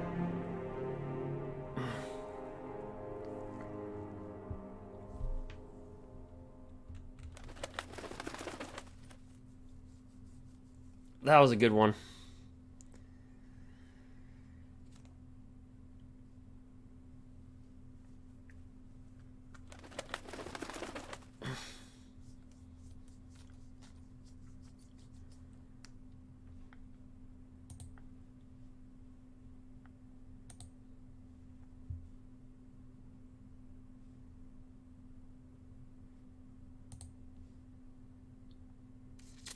Yeah, then M21 is going to shake things up.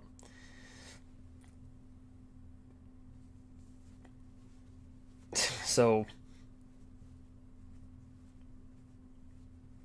that new meta will be coming in 2 weeks.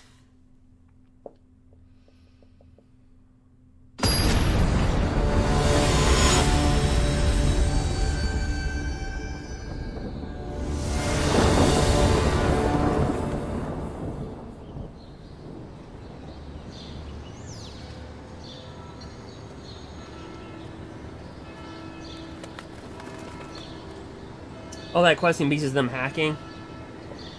Yes, so somebody's telling me they're hacking. Yeah, I didn't believe that Robber of the Rich could stay in. I don't know. I mean, because it doesn't say, like, usually when a card dies, the effects go with it. It doesn't have, like, a emblem effect. Yeah, but thanks for looking out.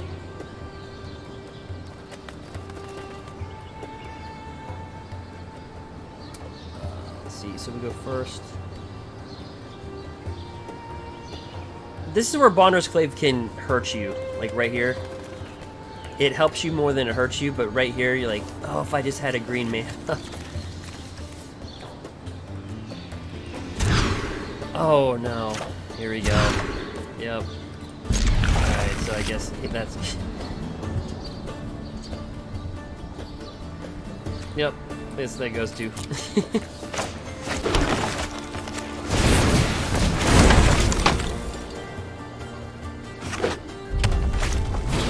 Yeah, I thought something was wrong with that, guys. You notice how I've been talking about the shuffler all this morning? Like, it's just, everything's been weird on MTG Arena. It hasn't been right. Like, our deck has lost more to our hands than we have to other players. Like, it's, and only people that have watched this earlier through, like, understand what I'm saying. Like, it's not somebody complaining. It's not some YouTuber or some, like, streamer complaining. It's like a legit, like, it's legit. Alright, take it.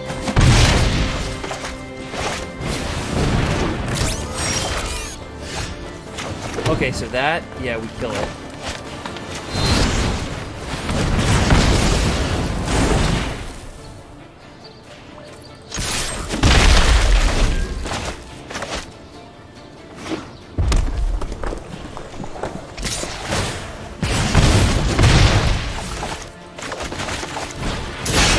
I mean, technically, what they attacked with were rogues, right? The 1/1 rogues. They were rogues, but I would think that the after effects of... I mean, you'd have to get an emblem. I don't know.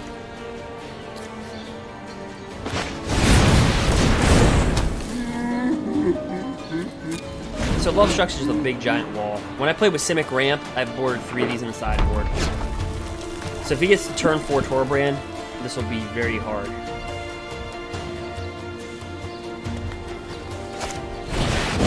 Nope. Oh, Phoenix.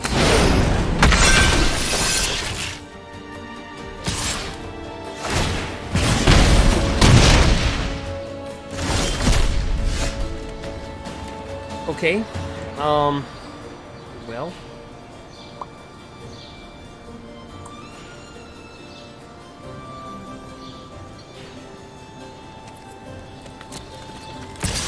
Attack for 5.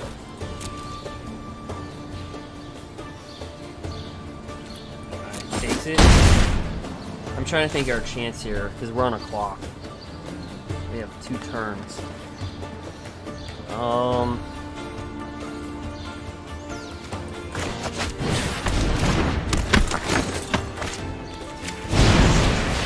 I'm just thinking what can draw us into this. Yeah. For that.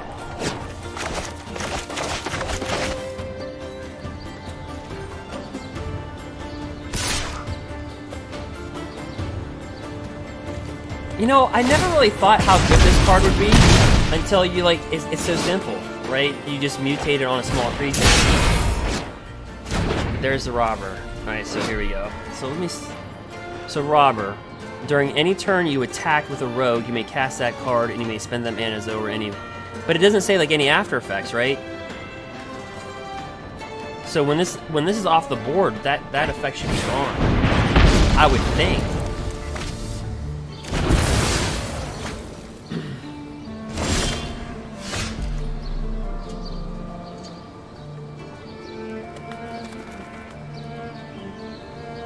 So we're dead next turn.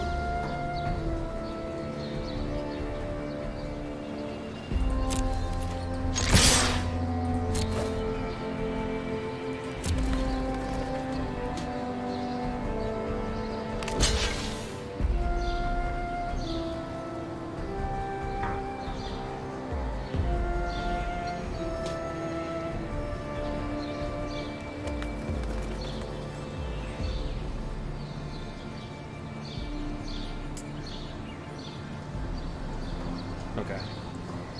So that's his call. So we get this, he'll deal 12, 13, yeah, 1 life. We trip that up. Take 7, 12.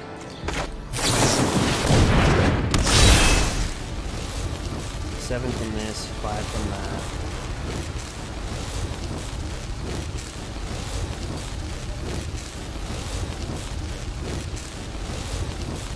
So just take 12, 13, or he'll take 7, 12, 13. Dang it.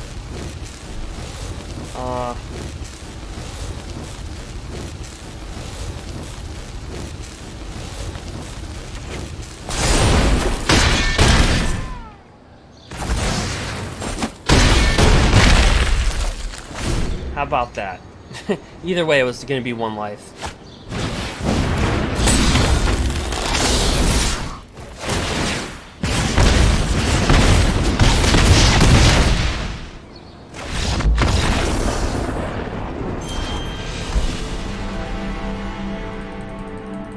Yeah, that was a big match because that took us out of that. That would have put us in the top 500.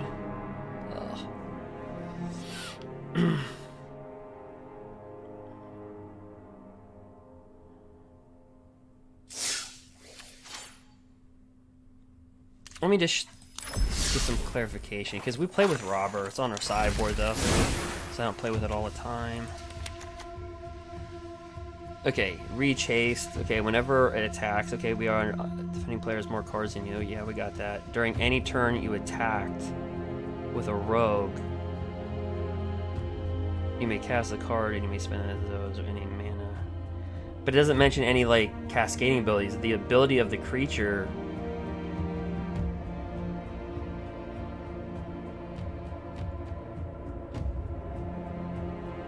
During any turn you attacked. So it's using past tense.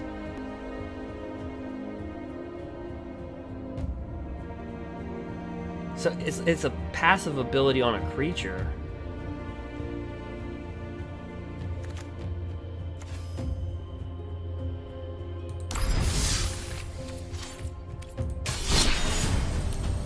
Oh well. Shall move on.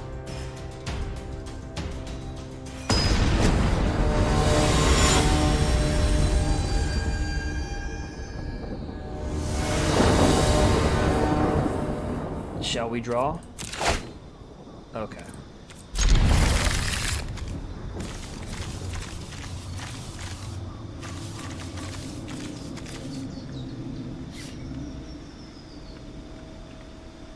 Yeah, he had a mulligan, our opponent. There's like not one game where somebody's not mulligan. Everything is weird. Everything's wonky. Like, just nothing just doesn't feel smooth.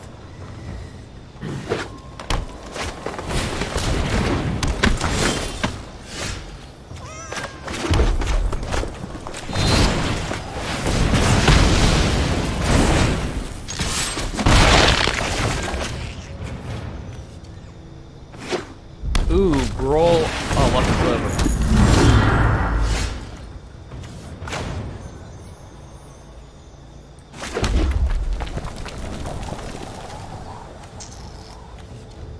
Yeah, let's draw him out. Because he can kill him 1/1. And this will be able to attack.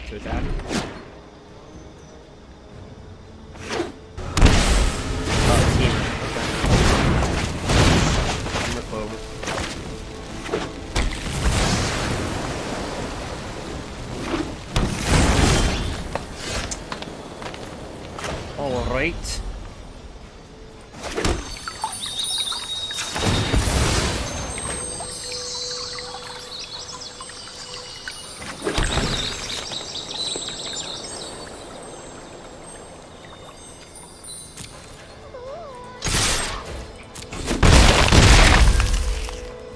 Yep, and I attacked too fast. I wasn't even. I meant to do that. Rimrock Knight.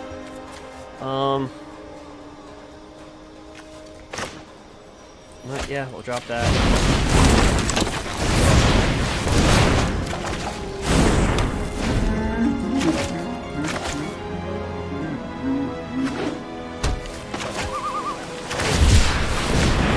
Alright, so he's gonna start on the Triumph.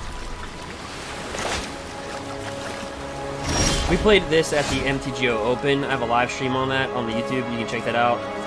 We started off 0-2 with this deck, and then we went on a tear. We went on a 5-0 run.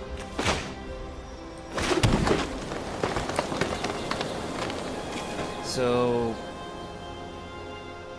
let me bring this out.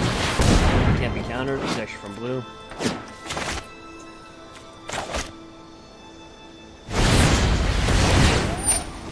He's like, well, if that's the case.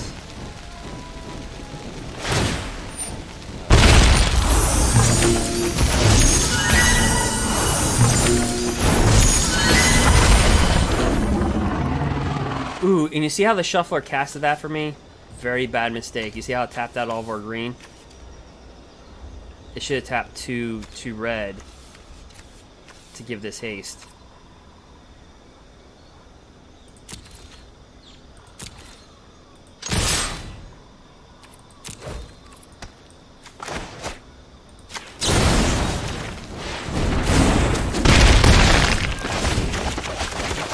That happens, so you always just pay attention to the auto tap, because it auto taps this one.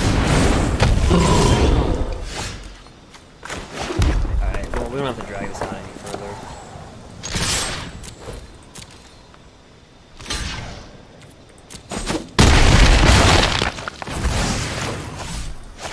Just shoot him. 2. Shoot him again.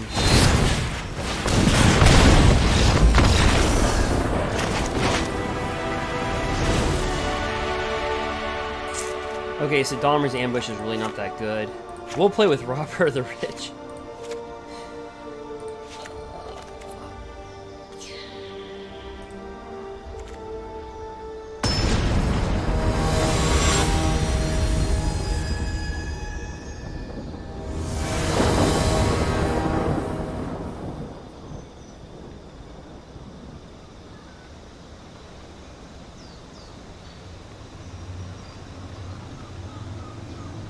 Yeah, but good looking out in the chat.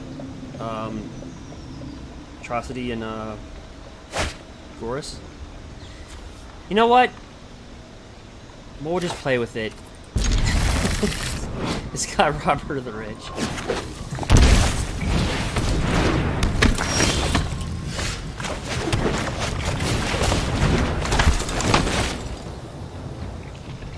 So we got one robber, quester, bone.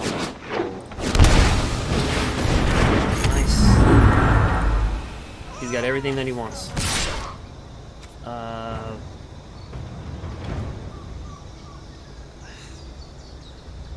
No. Okay, so we need that mana soon.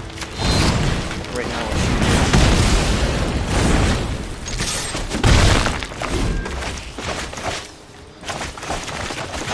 This deck has a lot of pain.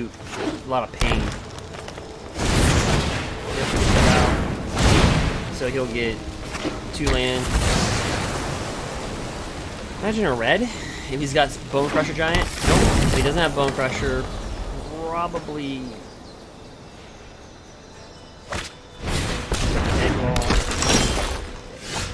no land. Which means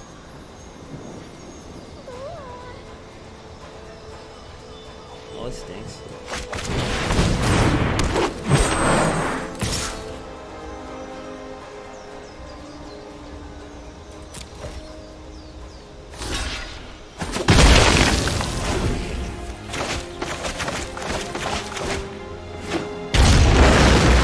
So another 2-lander.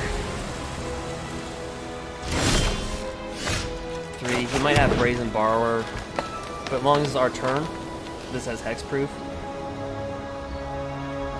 So I might come at him like this, and then when he taps out for this, bring down Questing Beast.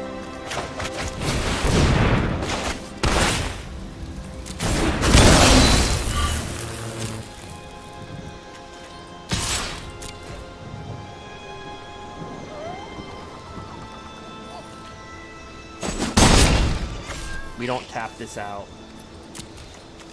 It's got hexproof.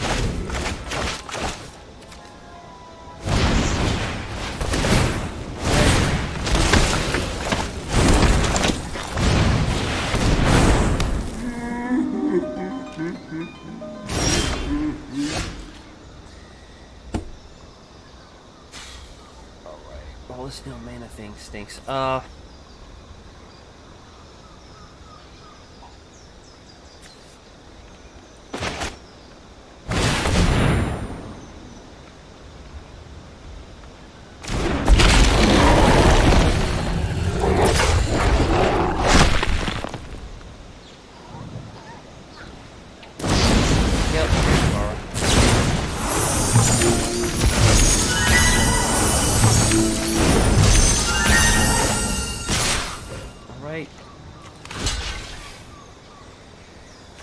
Does he have a Bone Crusher?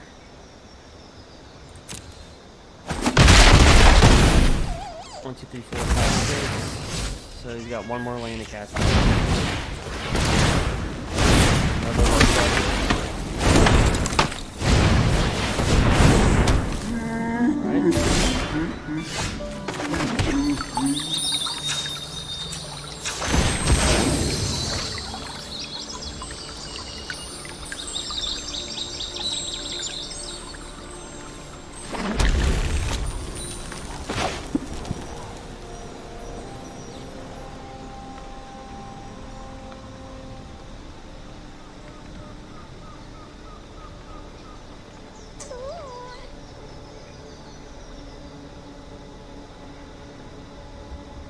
Drop it. So we attack with that, even block with that for sure.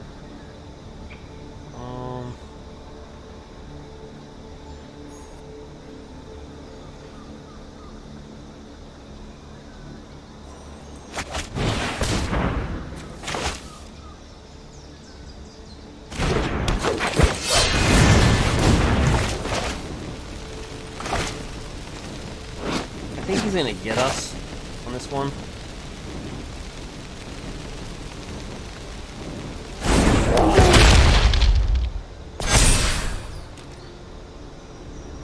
Attacks, pass the turn.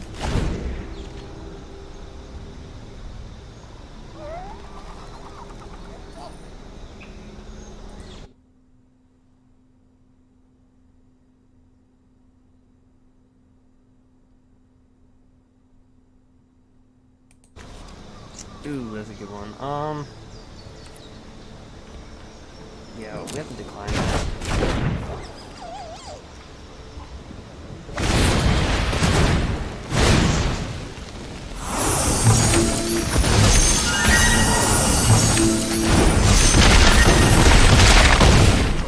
Good game.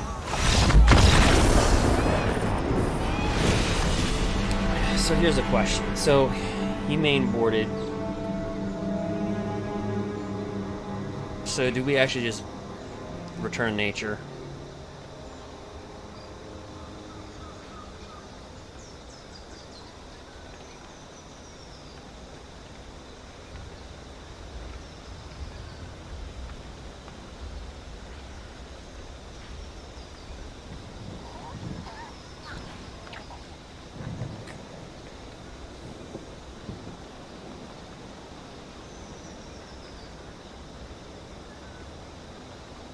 Instead of robber.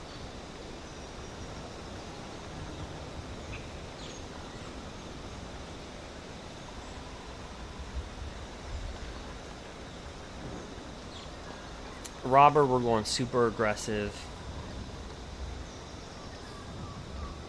Return nature, we're shutting down half their deck. Yeah, that's probably a better choice. We'll go robber.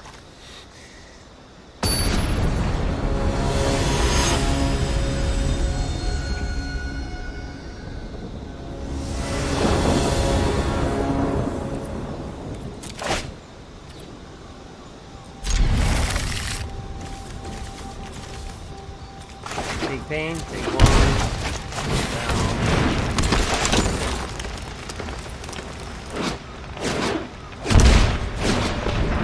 Always with the head bump.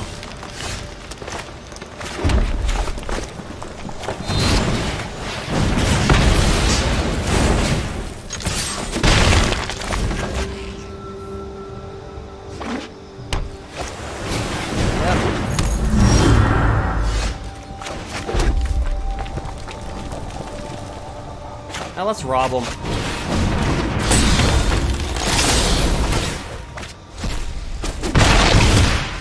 Now this would have been a return of nature to kill that.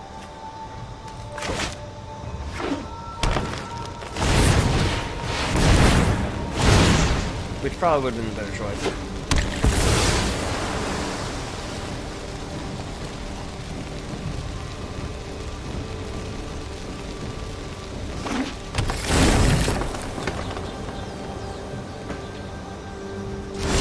So I wonder if he just has a brazen borrower.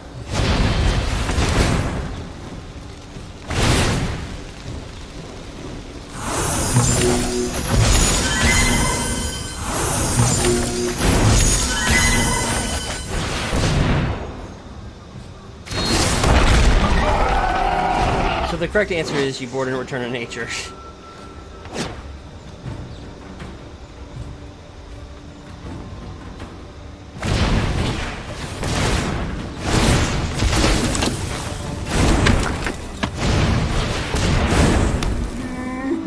If we can get a mana, that'd be huge.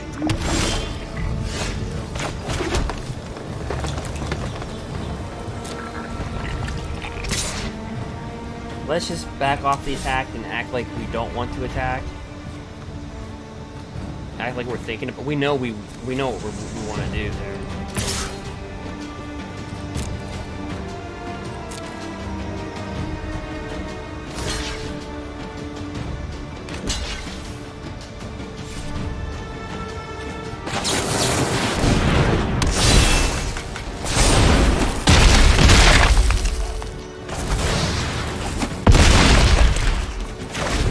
You see how we startled? If we would have just attacked, he probably would have blocked.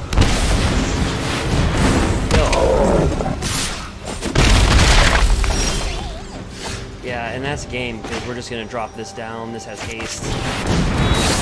Sometimes this is way better than questing.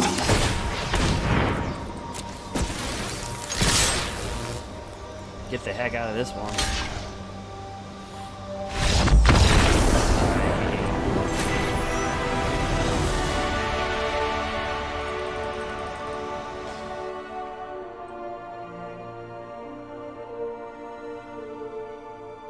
Somebody should take that to Reddit. You have my permission. You can go ahead and put that screenshot. Put the robber of the rich.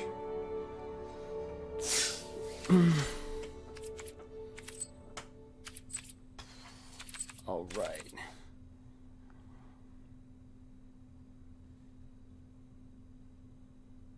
Do you guys want to still see Gruul, or do you guys want to see a different match? Or different deck, I should say. Let's see. Rob me all.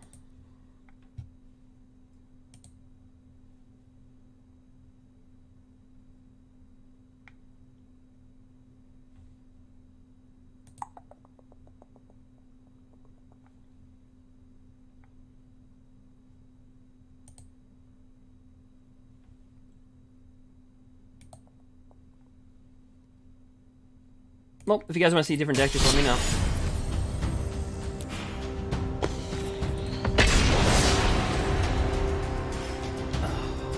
We're back in the top 2,000, or back in the top 1,000, but...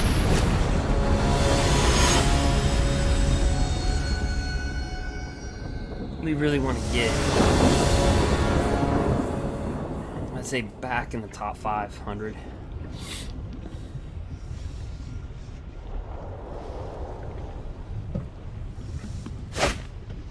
Back in top 540.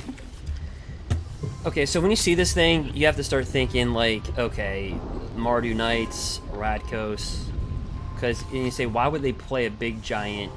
So no card in your starting deck has more than one of the same mana cost symbol. That's why. You know, Mardu Knights, that would, I don't know.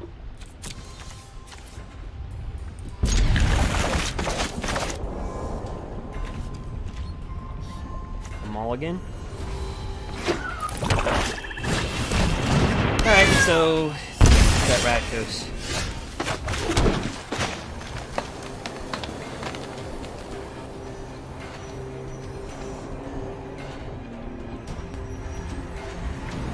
Yep.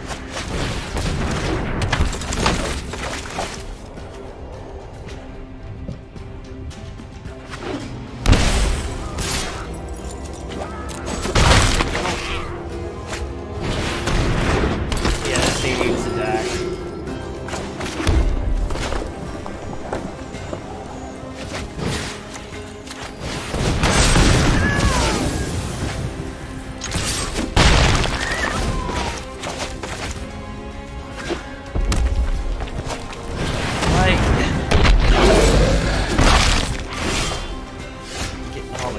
Pieces.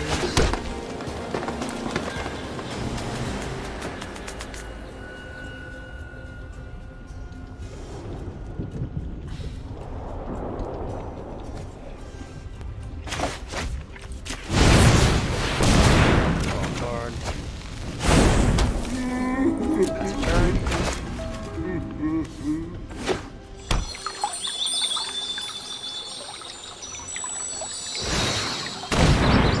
Back to his hand.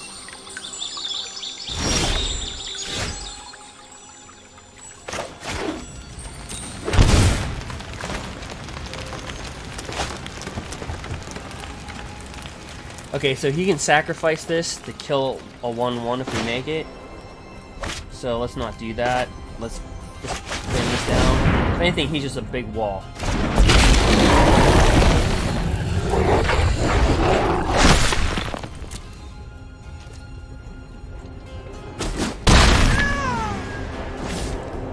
Big wall.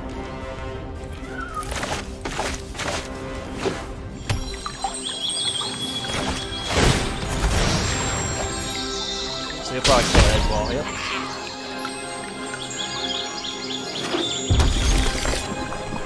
Oh yes, you're about to see Giganta.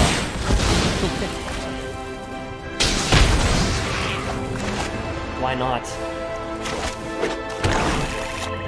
It's been one of those days. Why not?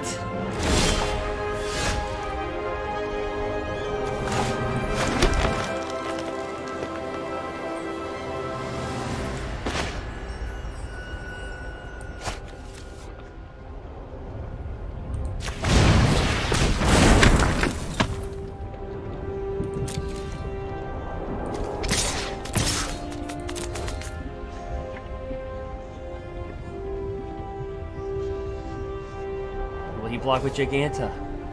Giganta. Will he not? He does. Takes the 5.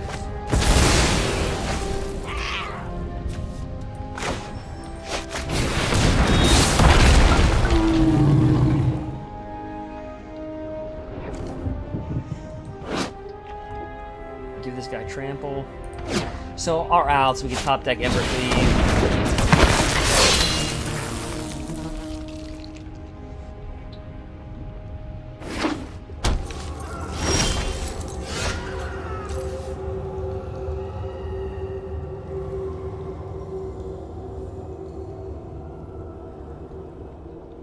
What does he have in his hand? Because Rakdos usually a kill spell.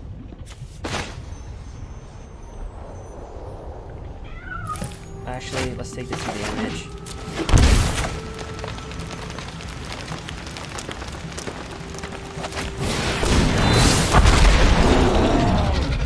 Do this.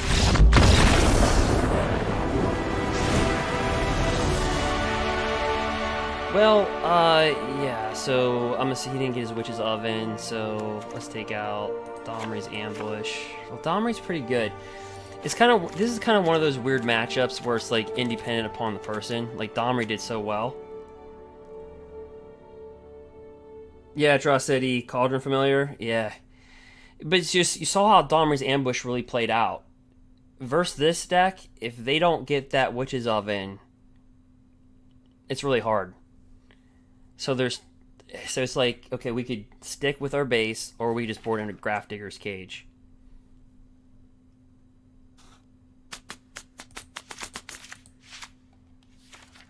And yeah, I think we just do that.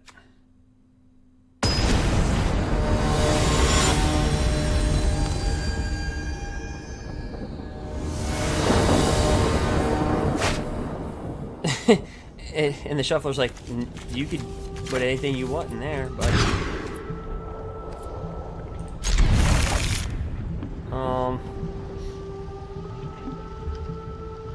okay, so versus that deck, I hate to do this, but Edgewell's got to go.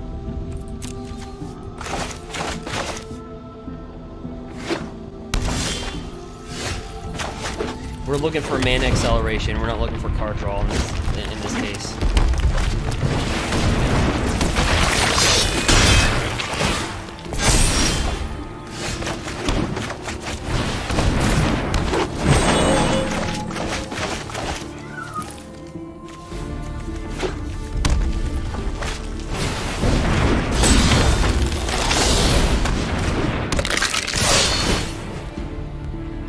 Ah, I took our Pelt Collector.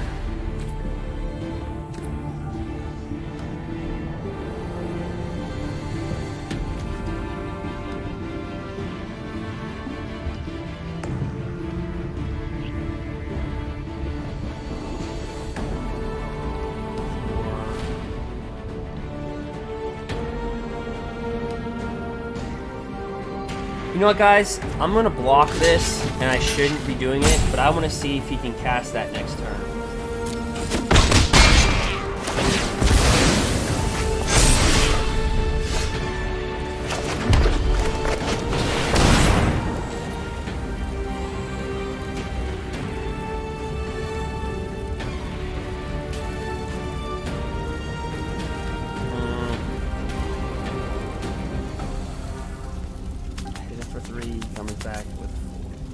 What's that guy already at? He's already at 3/3. Shoot.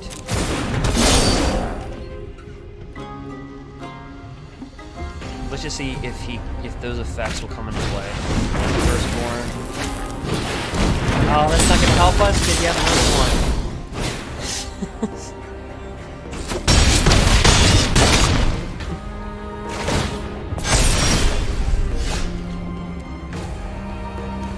That didn't go well.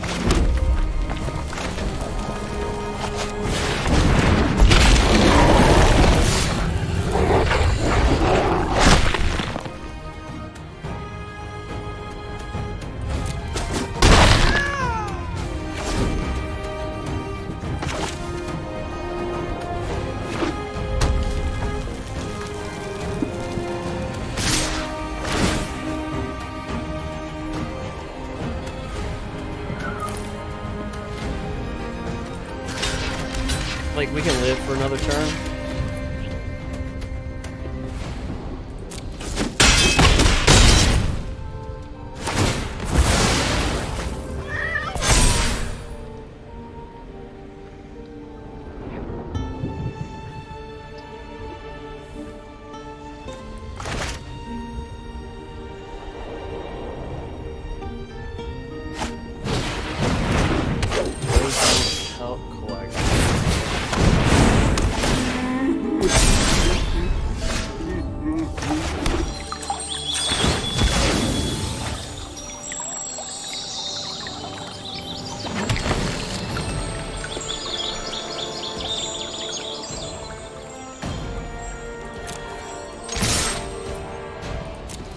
We're dead either way.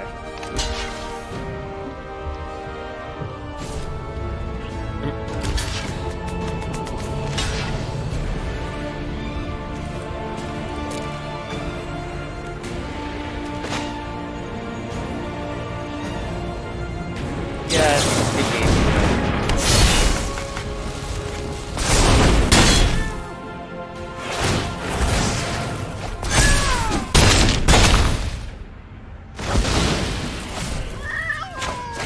Well, wait, not yet. It's not a good game yet. We can block that thing and not die yet. I think... I didn't mean to be cocky. I thought he had the game. I dropped that. Okay. I didn't mean to be cocky, guys. I thought he had the game. Because I thought I'd have to block and kill that. Or we take it. Opposite Cauldron Familiar. We're at 1 life.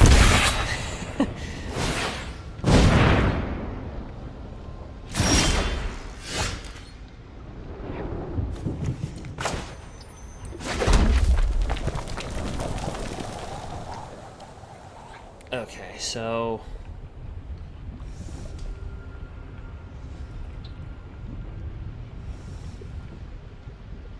Yep. He blocks this, we're dead. Well, yeah, that's just if it dies.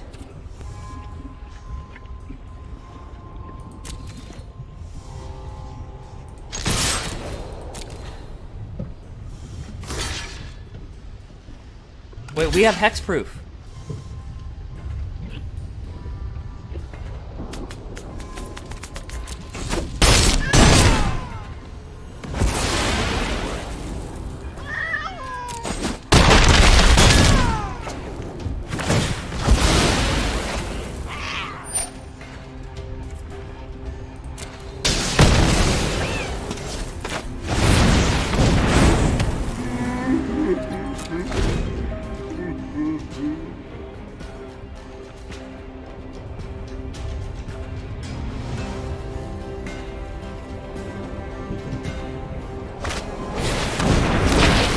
There you go.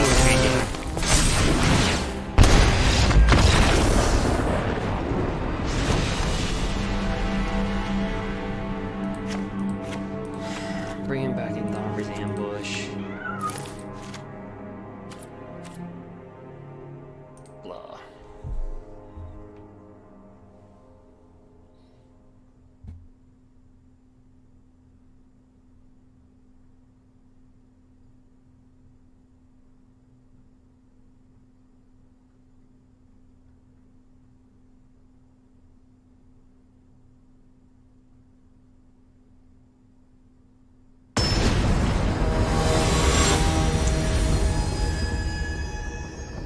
Well, the reason, you know why he didn't attack with that 5/5, because we dropped that 1/1 and we could just block with the 1/1 and that 5/5 wouldn't have died. I think if that's what you mean. Oh gosh. About to keep it. Not a very good keep.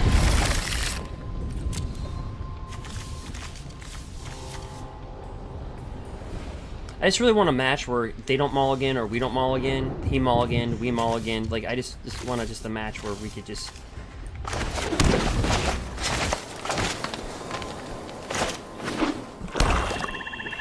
Cauldron Familiar?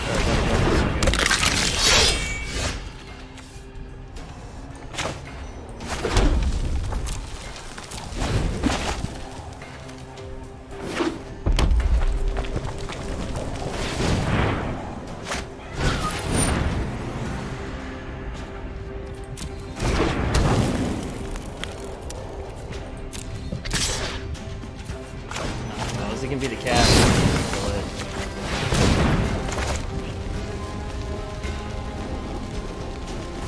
Yeah, he'll pop that, but this will die.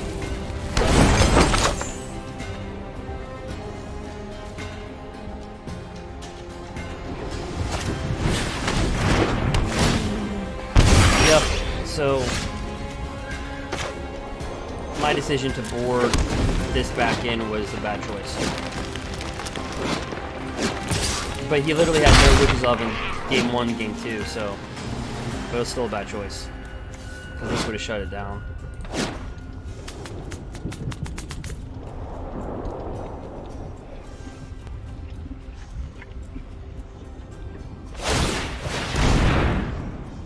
Yeah, but it has to die to do damage to any target.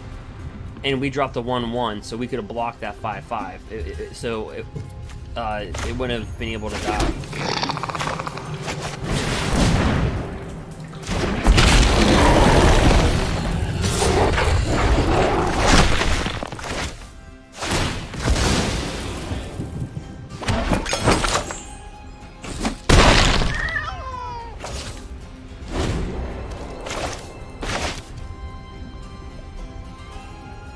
I mean, he had like a 5/5. Then we dropped the 1/1, so we were able to block that. It wouldn't have died.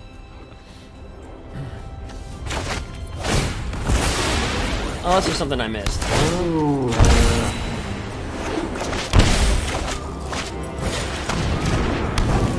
Yeah, I definitely should have played.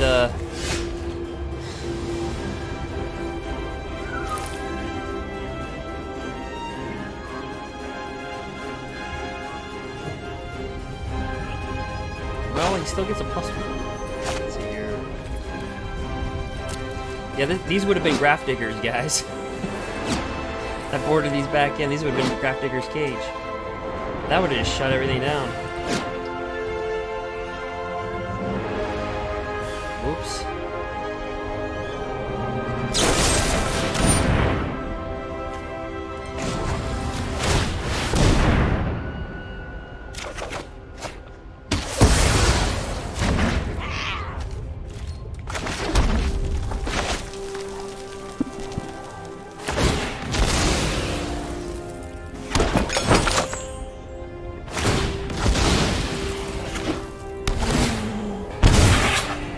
Oh, I'll use the 5 to come on 1/1. Yeah,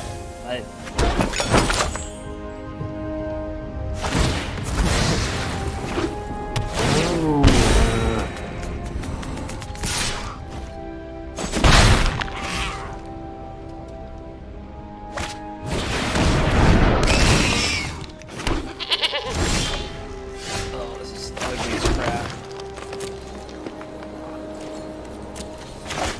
I think we're gonna lose this one.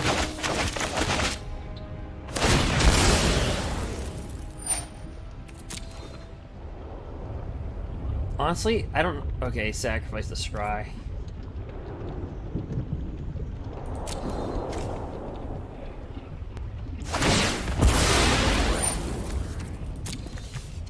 This is my bad. I should have kept the Grafdiggers in there.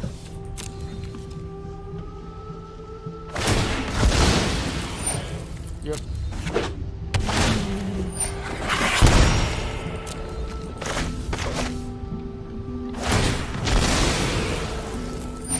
Yeah, well, you know, I had him in there. The first 2 games he didn't have, which is other. So I'm thinking, okay, he's just playing he's playing a Rakdos, just go at you deck, and then I was like, I just boarded these out. I should have kept them in, but yeah, I mean, it is a huge mistake. I mean.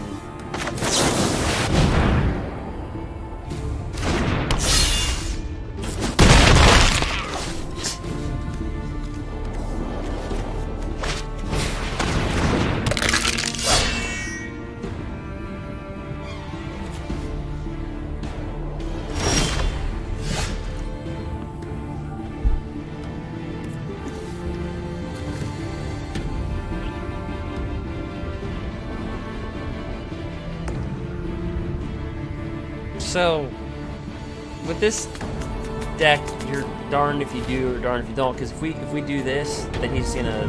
So we're gonna lose this creature. So let's bring him out.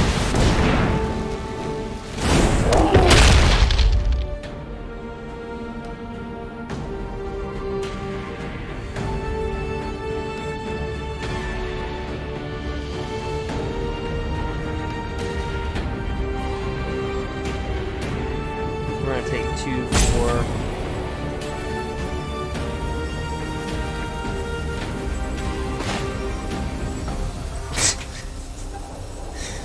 Yeah, so if we just sit back, we're just gonna take. He's gonna spike this for 2, spike it for 2, we'll take 4. But if we kill this, we're taking. Oh, I don't think I care at this point.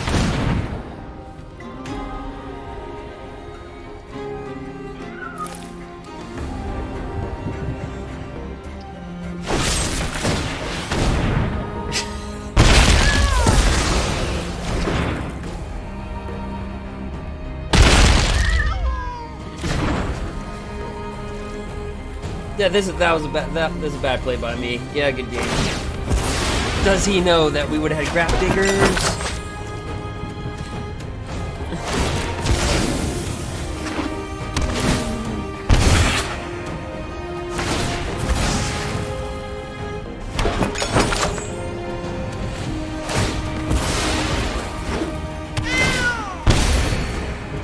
No, we're making him get carpal tunnel. He's gonna have to tap. All right. So that was a big L.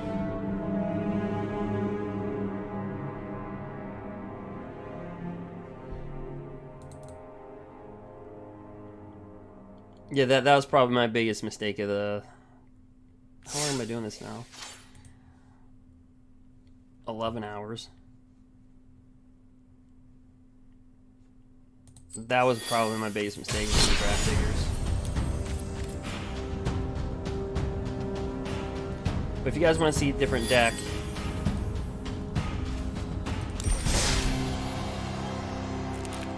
let's explode open a pack. By the way, you guys do know that when you open up a pack, it goes to your rewards, right? When you draft, it doesn't do that. Mythos of Snapdax. Not gonna read all that, but sounds like a card I would never use. But each player chooses an artifact, a creature, so I'm reading it. An enchantment, a planeswalker from among the permanents they control, and sacrifice the rest if you pay 2. So Rakdos colors. When they cast a spell, you choose the permanents for each player instead. Yep.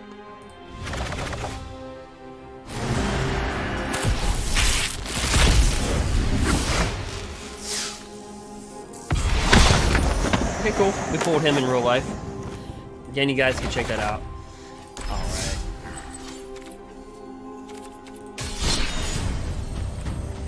Here we go.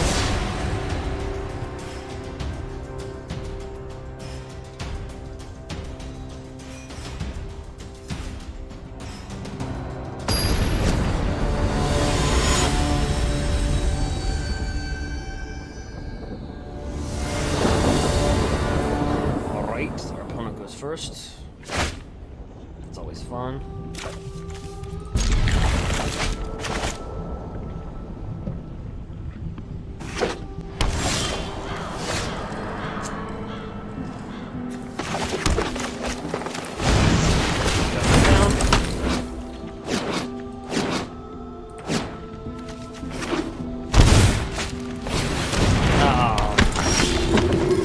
Alright. There you go.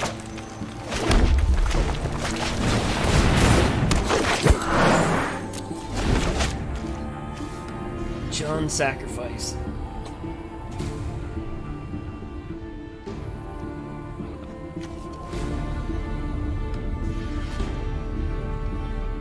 It's like, do I snatch your creature with a claim the firstborn, or do I do it the old-fashioned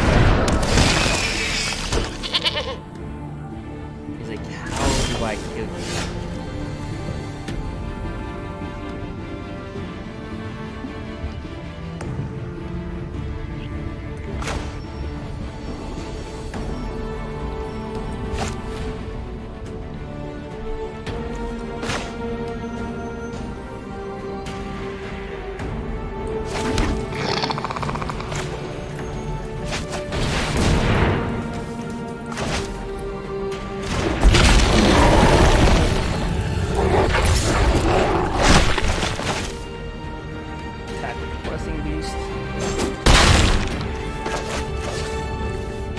We all know in Jund 12 doesn't mean nothing.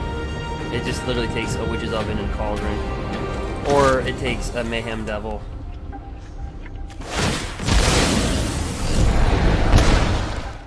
Yeah, we'll sacrifice that.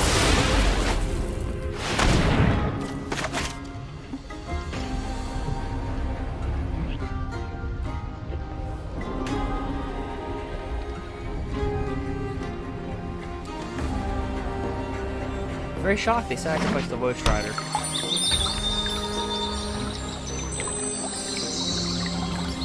floating.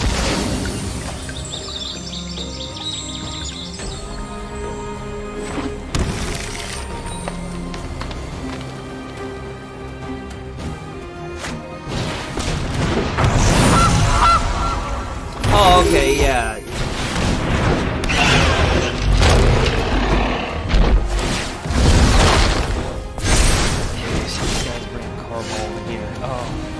So there's two ways we can approach this. We attack with embercleave. Will he block it? I don't know. So let's flush this out.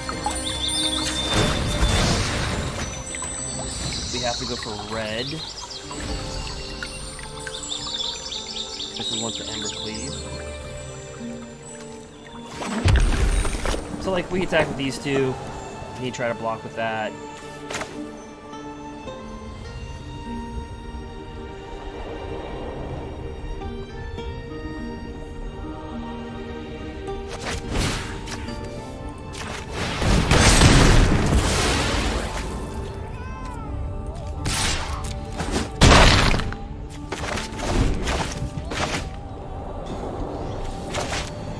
So you're playing with a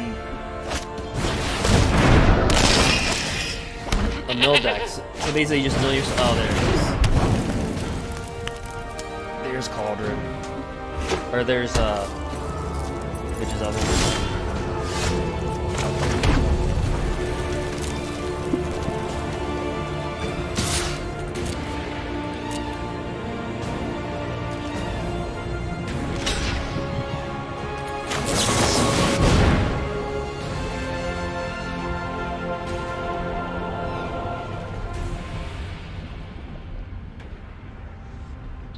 I always still feel like they're gonna do something even though they're tapped out. He might just try to sacrifice so it's a bad play.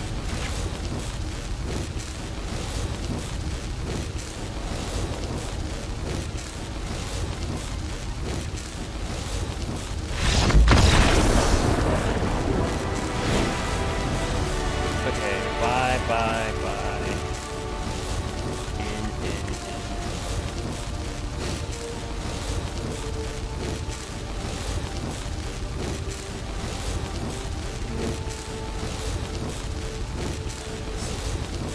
So, Astro City, you've been running a UG, so blue, green, black, so Sultai, you're a self-mill deck with Mirelurk. Yeah.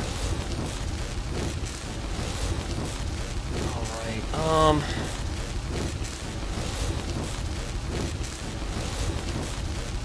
just to make sure, let's put in Domri, one Domri in there.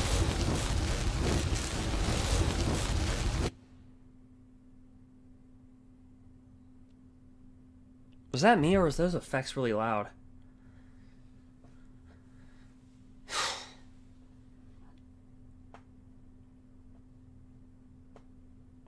Oh, he's sideboarding. Number 586.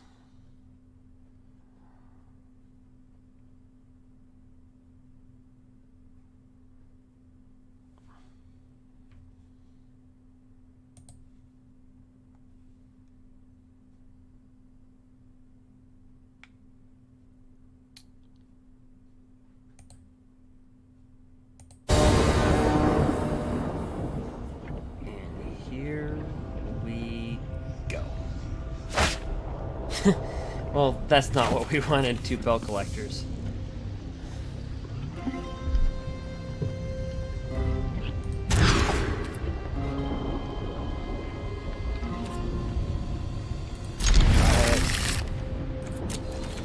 Not really the greatest hand here.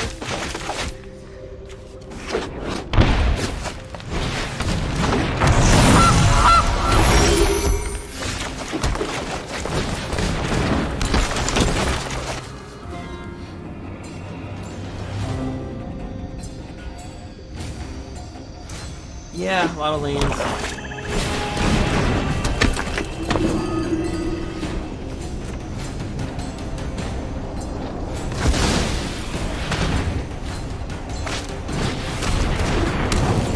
It's like a combo meal. It's like going to McDonald's. It's like, I'll just take a 1-piece combo, a 2-piece combo. I'm just missing the cat. I'll take a 3-piece.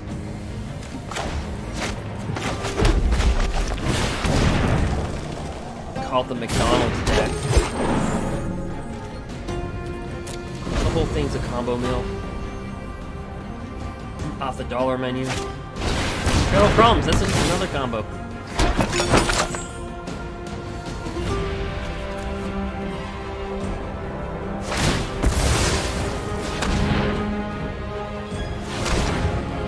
Whenever they sacrifice the food and they pay 1, they look at the top. Oh, there's the other piece.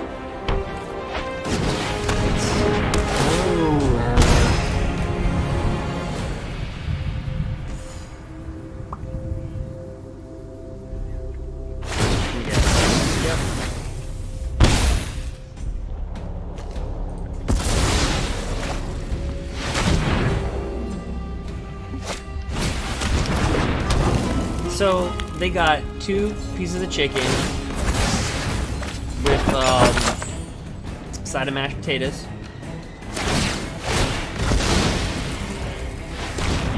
And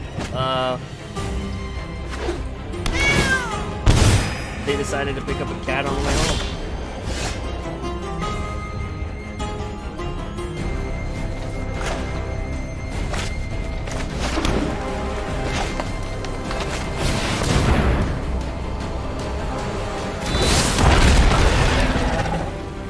I had another joke for that, but it's not appropriate. It was gonna be something about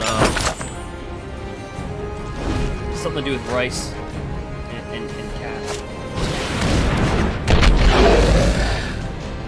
All right, so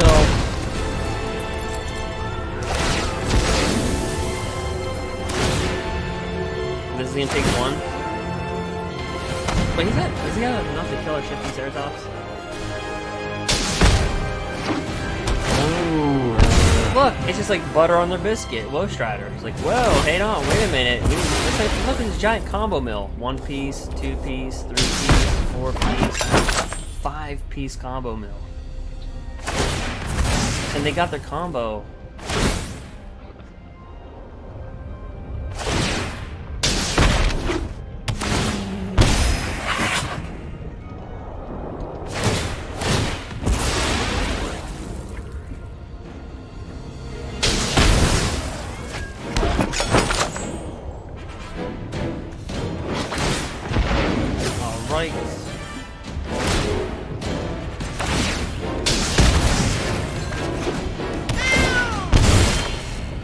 Alright, well.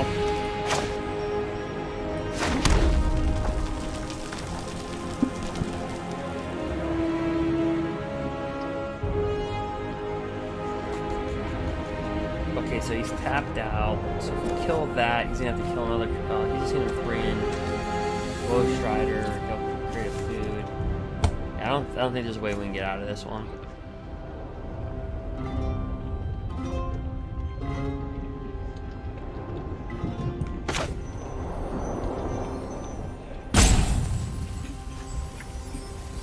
Yeah, this is going to game 3.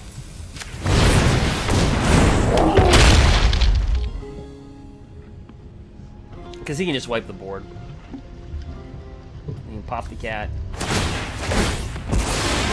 Yep.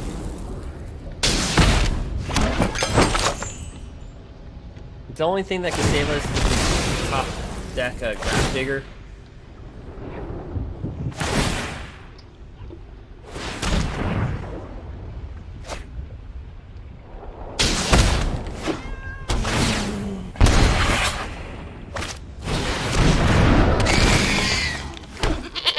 But it'll be...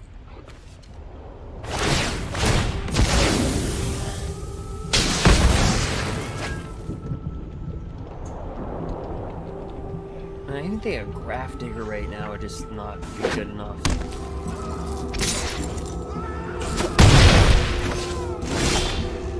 Nope. So let's just play possum here.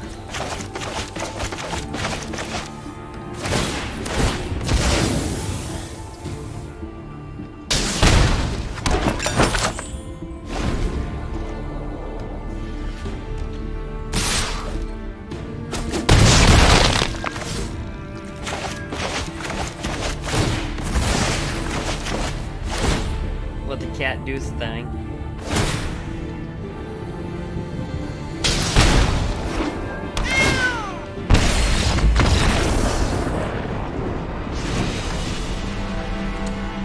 Okay. We're not gonna sideboard anything, but we're Well, you know what, actually...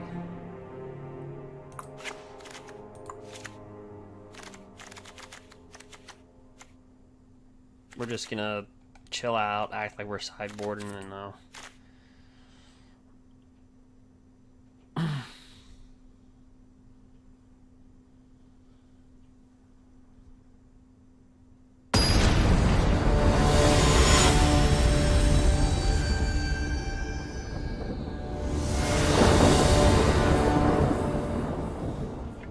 we'll draw.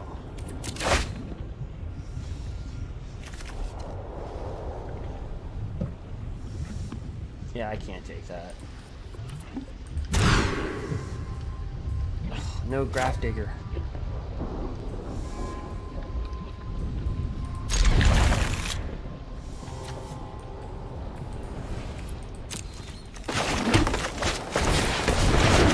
Maybe we'll top deck into a Grafdigger. We have to, eventually, right? We get one last game.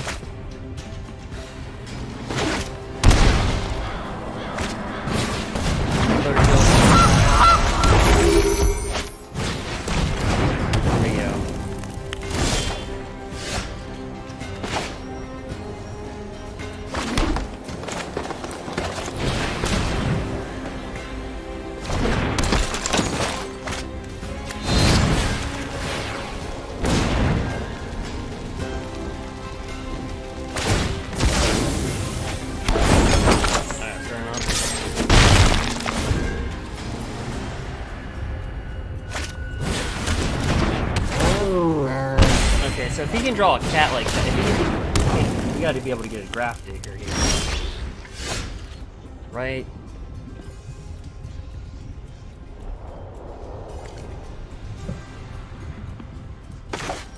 You would just think he would line up that way.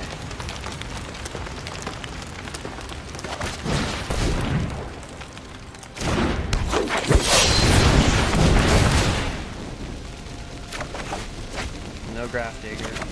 No Grafdigger.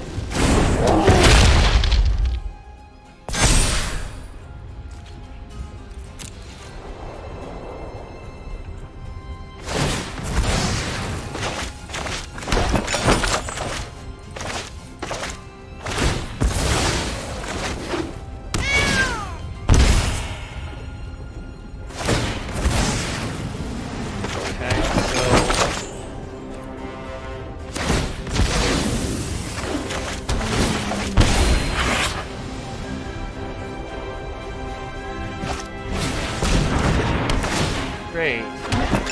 So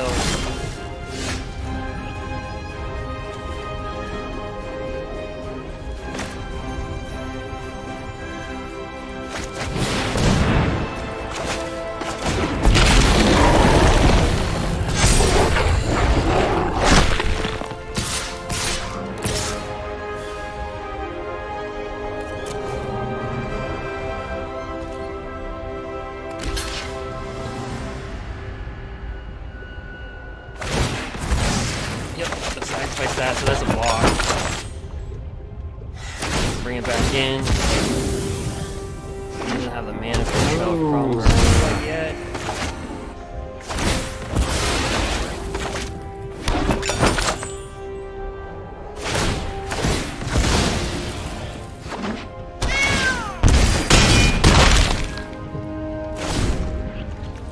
Man, where's the graph?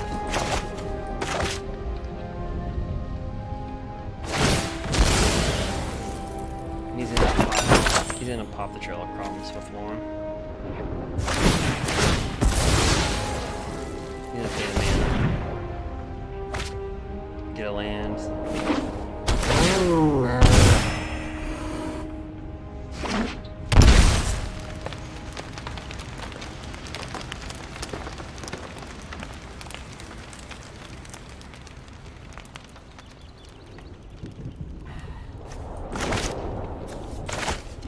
That move could be a heartless act. He could have it in his hand.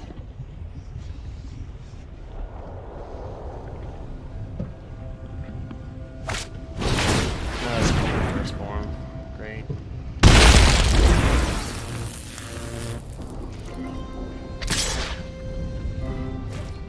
Yeah, we have to block it.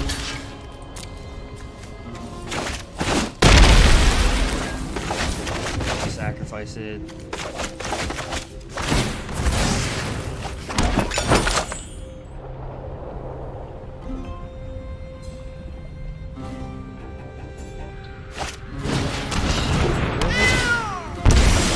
Okay, so I don't even know where our Grafdigger's at.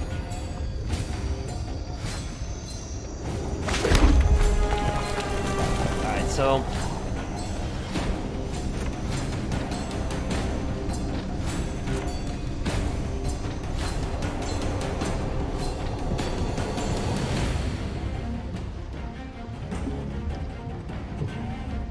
if we shoot this, oh no, he's got so many food tokens.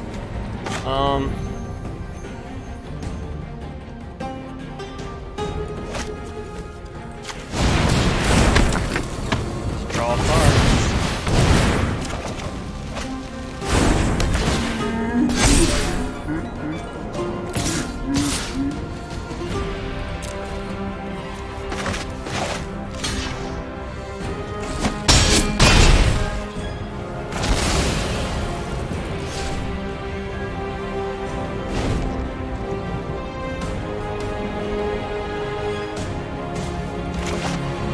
So Mayhem Devil would be really bad here. I'm surprised we have not gotten a Grafdigger's Cage.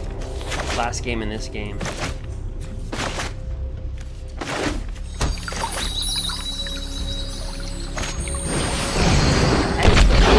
Yeah, so we just get all the combos. Alright.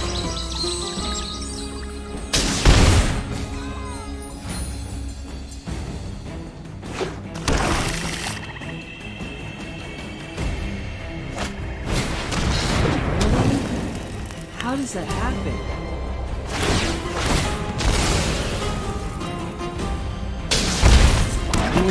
I just...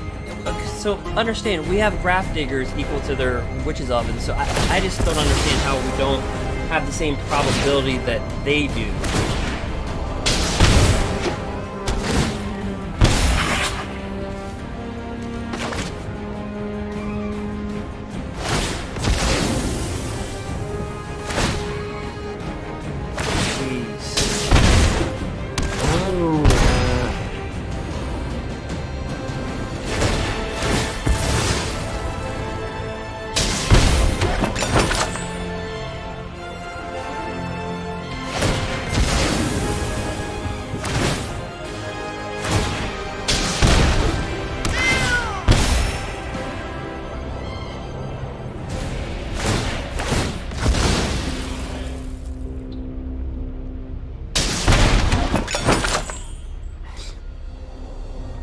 I mean...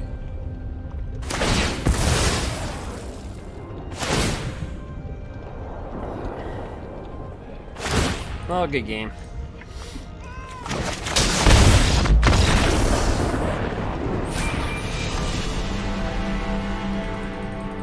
Yikes. I mean, so if they draw, this is my point. If they draw 3 Witch's Ovens, fine, but then let's draw 2 Grafdigger's Cage, or at least 1, right? 1 to 3. I mean, that's what I'm trying to say. The probability rate is just, you can't. It's just we mulligan too. So I mean, it was both games. It was both. So that's the hard part, I guess. But well, I don't know if the game's it's just there's just a probability over there.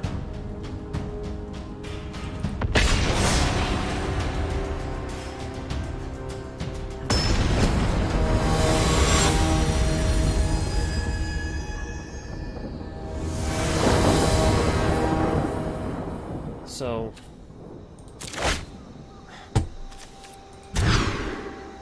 right.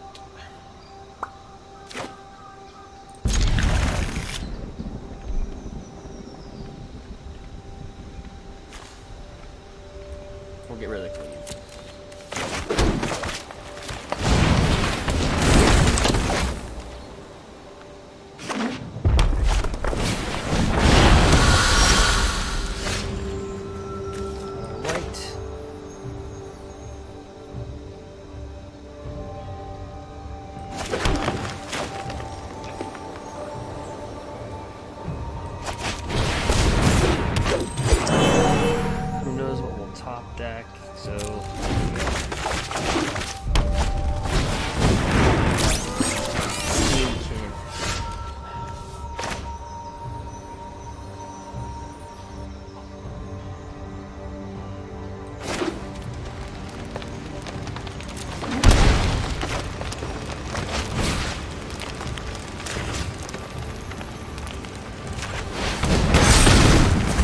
Yeah, you have to kill that thing if you can.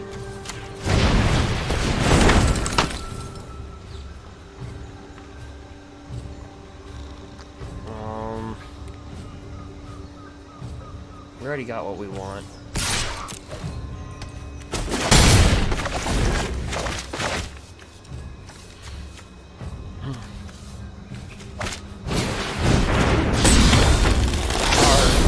The robber of the rich.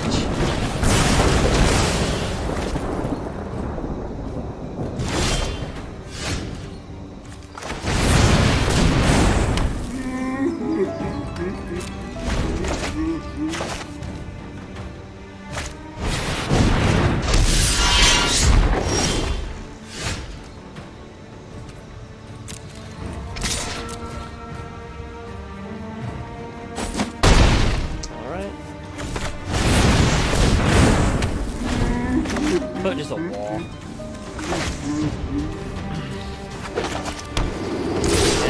Alright, so he's probably got embercleave. So if he wants to use embercleave, it costs 3 mana. I'm thinking he's got embercleave.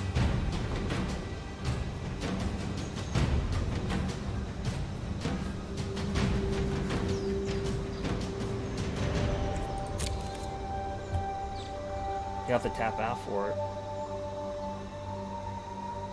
And you can kill him, maybe.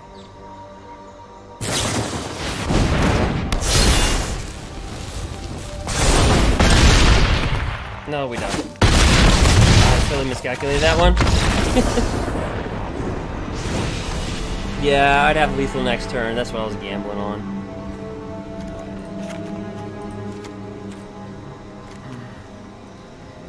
But I miscalculated that one, but just a little bit.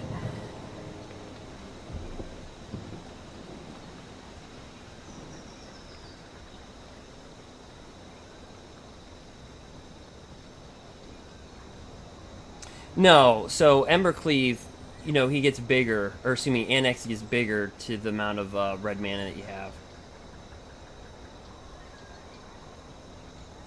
So his devotion got, you know, he got bigger.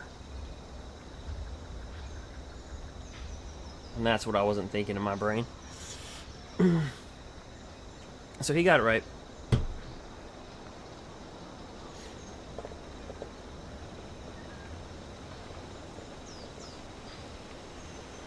Yep, devotion to right, to red. All good.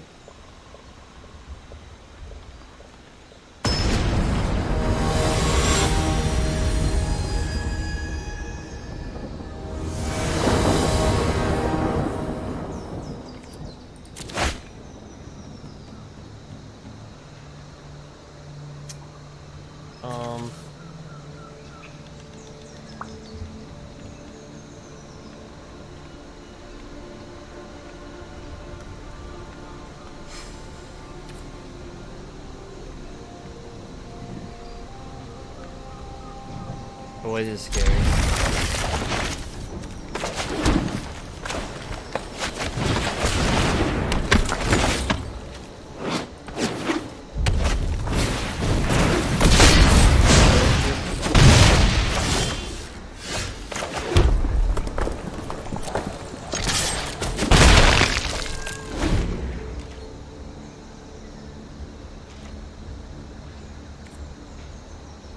Okay, so here's the weird thing, right? They attack, they hit you, they light up the stage. If I kill this, then that stops to light up the stage. If I let him go through, and he drops down a steam... If I kill this, he drops a steamkin.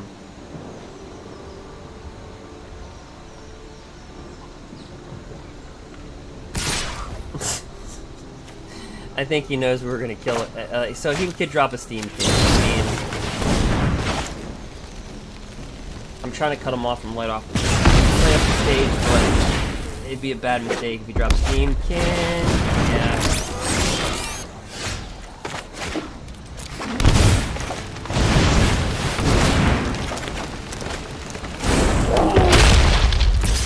trade. You want to trade? No.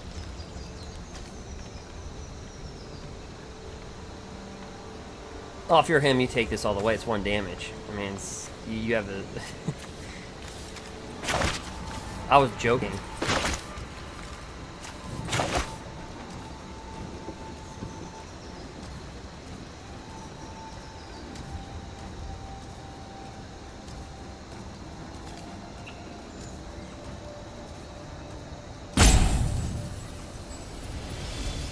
I guess it's an odd attack, because how many times do people, like, give up their Edgewell Innkeeper, right?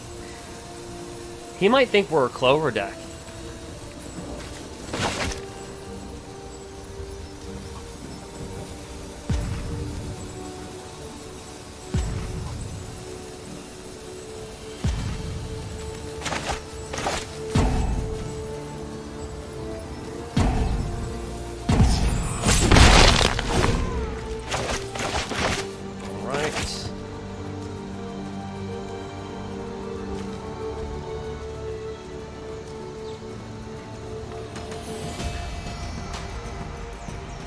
Because it's a double-edged sword with that deck.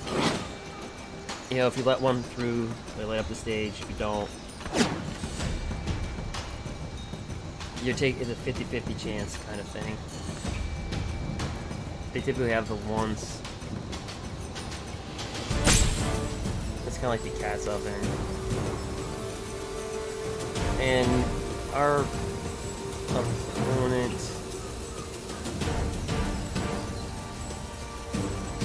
And hopefully it's not going to kick everybody off the server.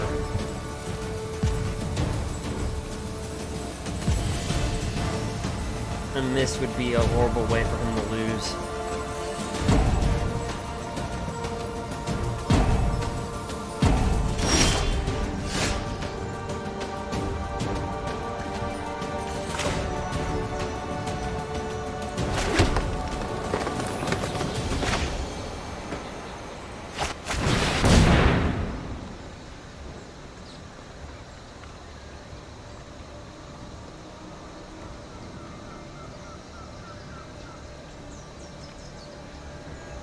Okay.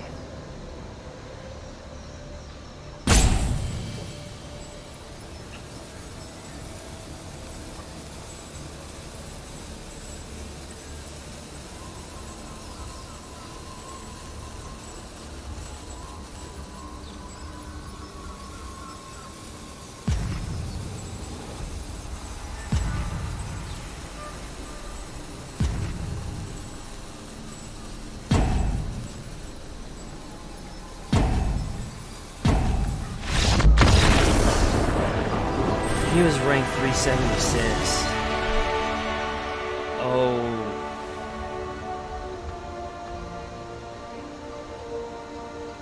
Guys, we were up there before. That's gonna kill him. I mean, it's not gonna kill him, but he's gonna fall into the 500-600s now.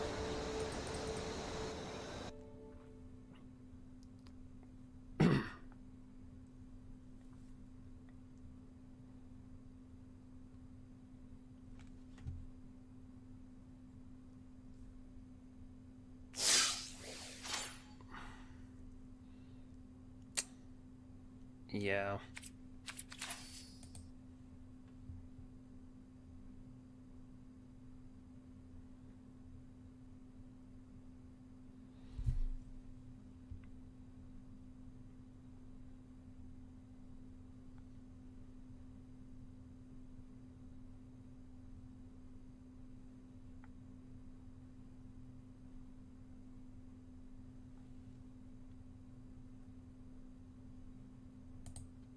So that was pretty bad.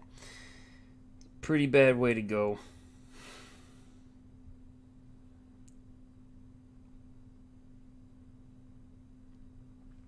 Yeah, he probably disconnected. That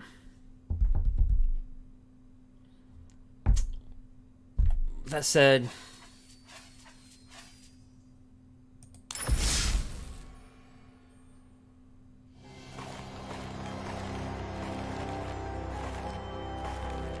that was crazy.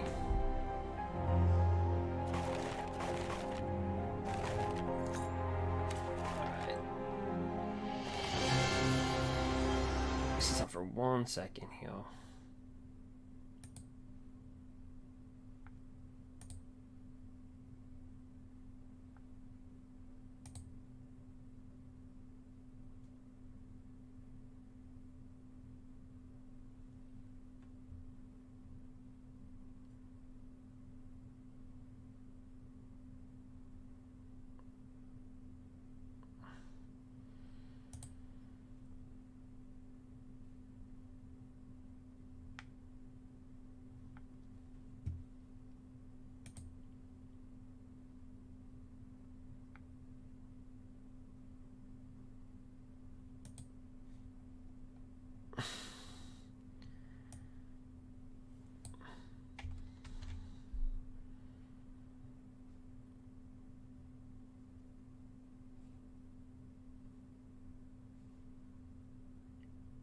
Guess I'll be right back. I just have to, I'm just getting caught up on my messages really quick.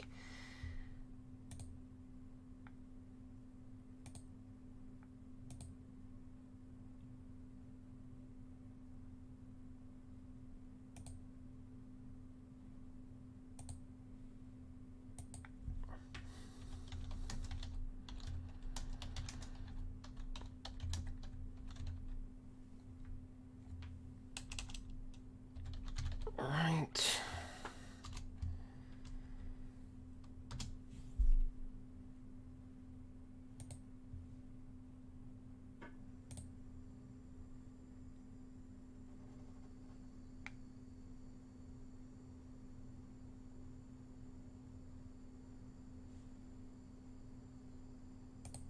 Alright guys, I'll be right back. Give me about a minute or 2 minutes, but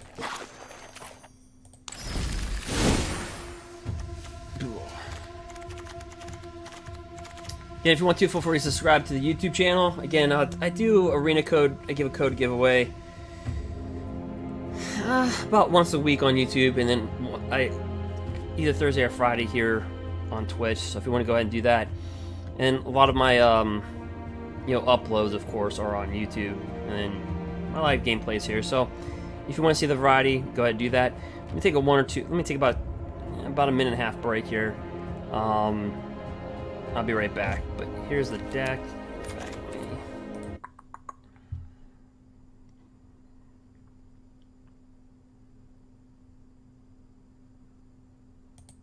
Yeah, oh yeah, you were the one that got the questing beast from the code. Yeah, I was telling people about that. They came in this morning, and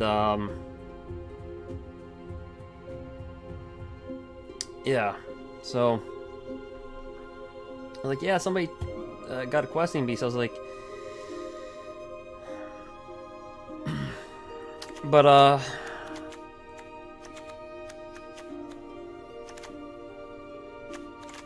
so here's this.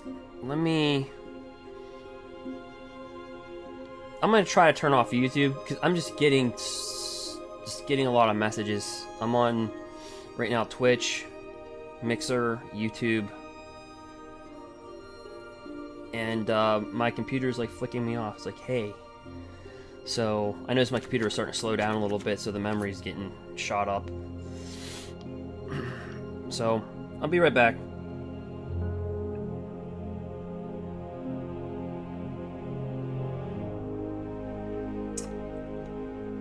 MTG Arena? Yeah, Gorse, you can add me.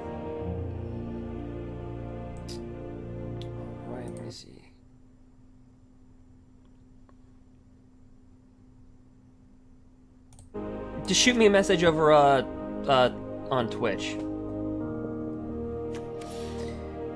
Alright, I'll be right back. Let me yeah,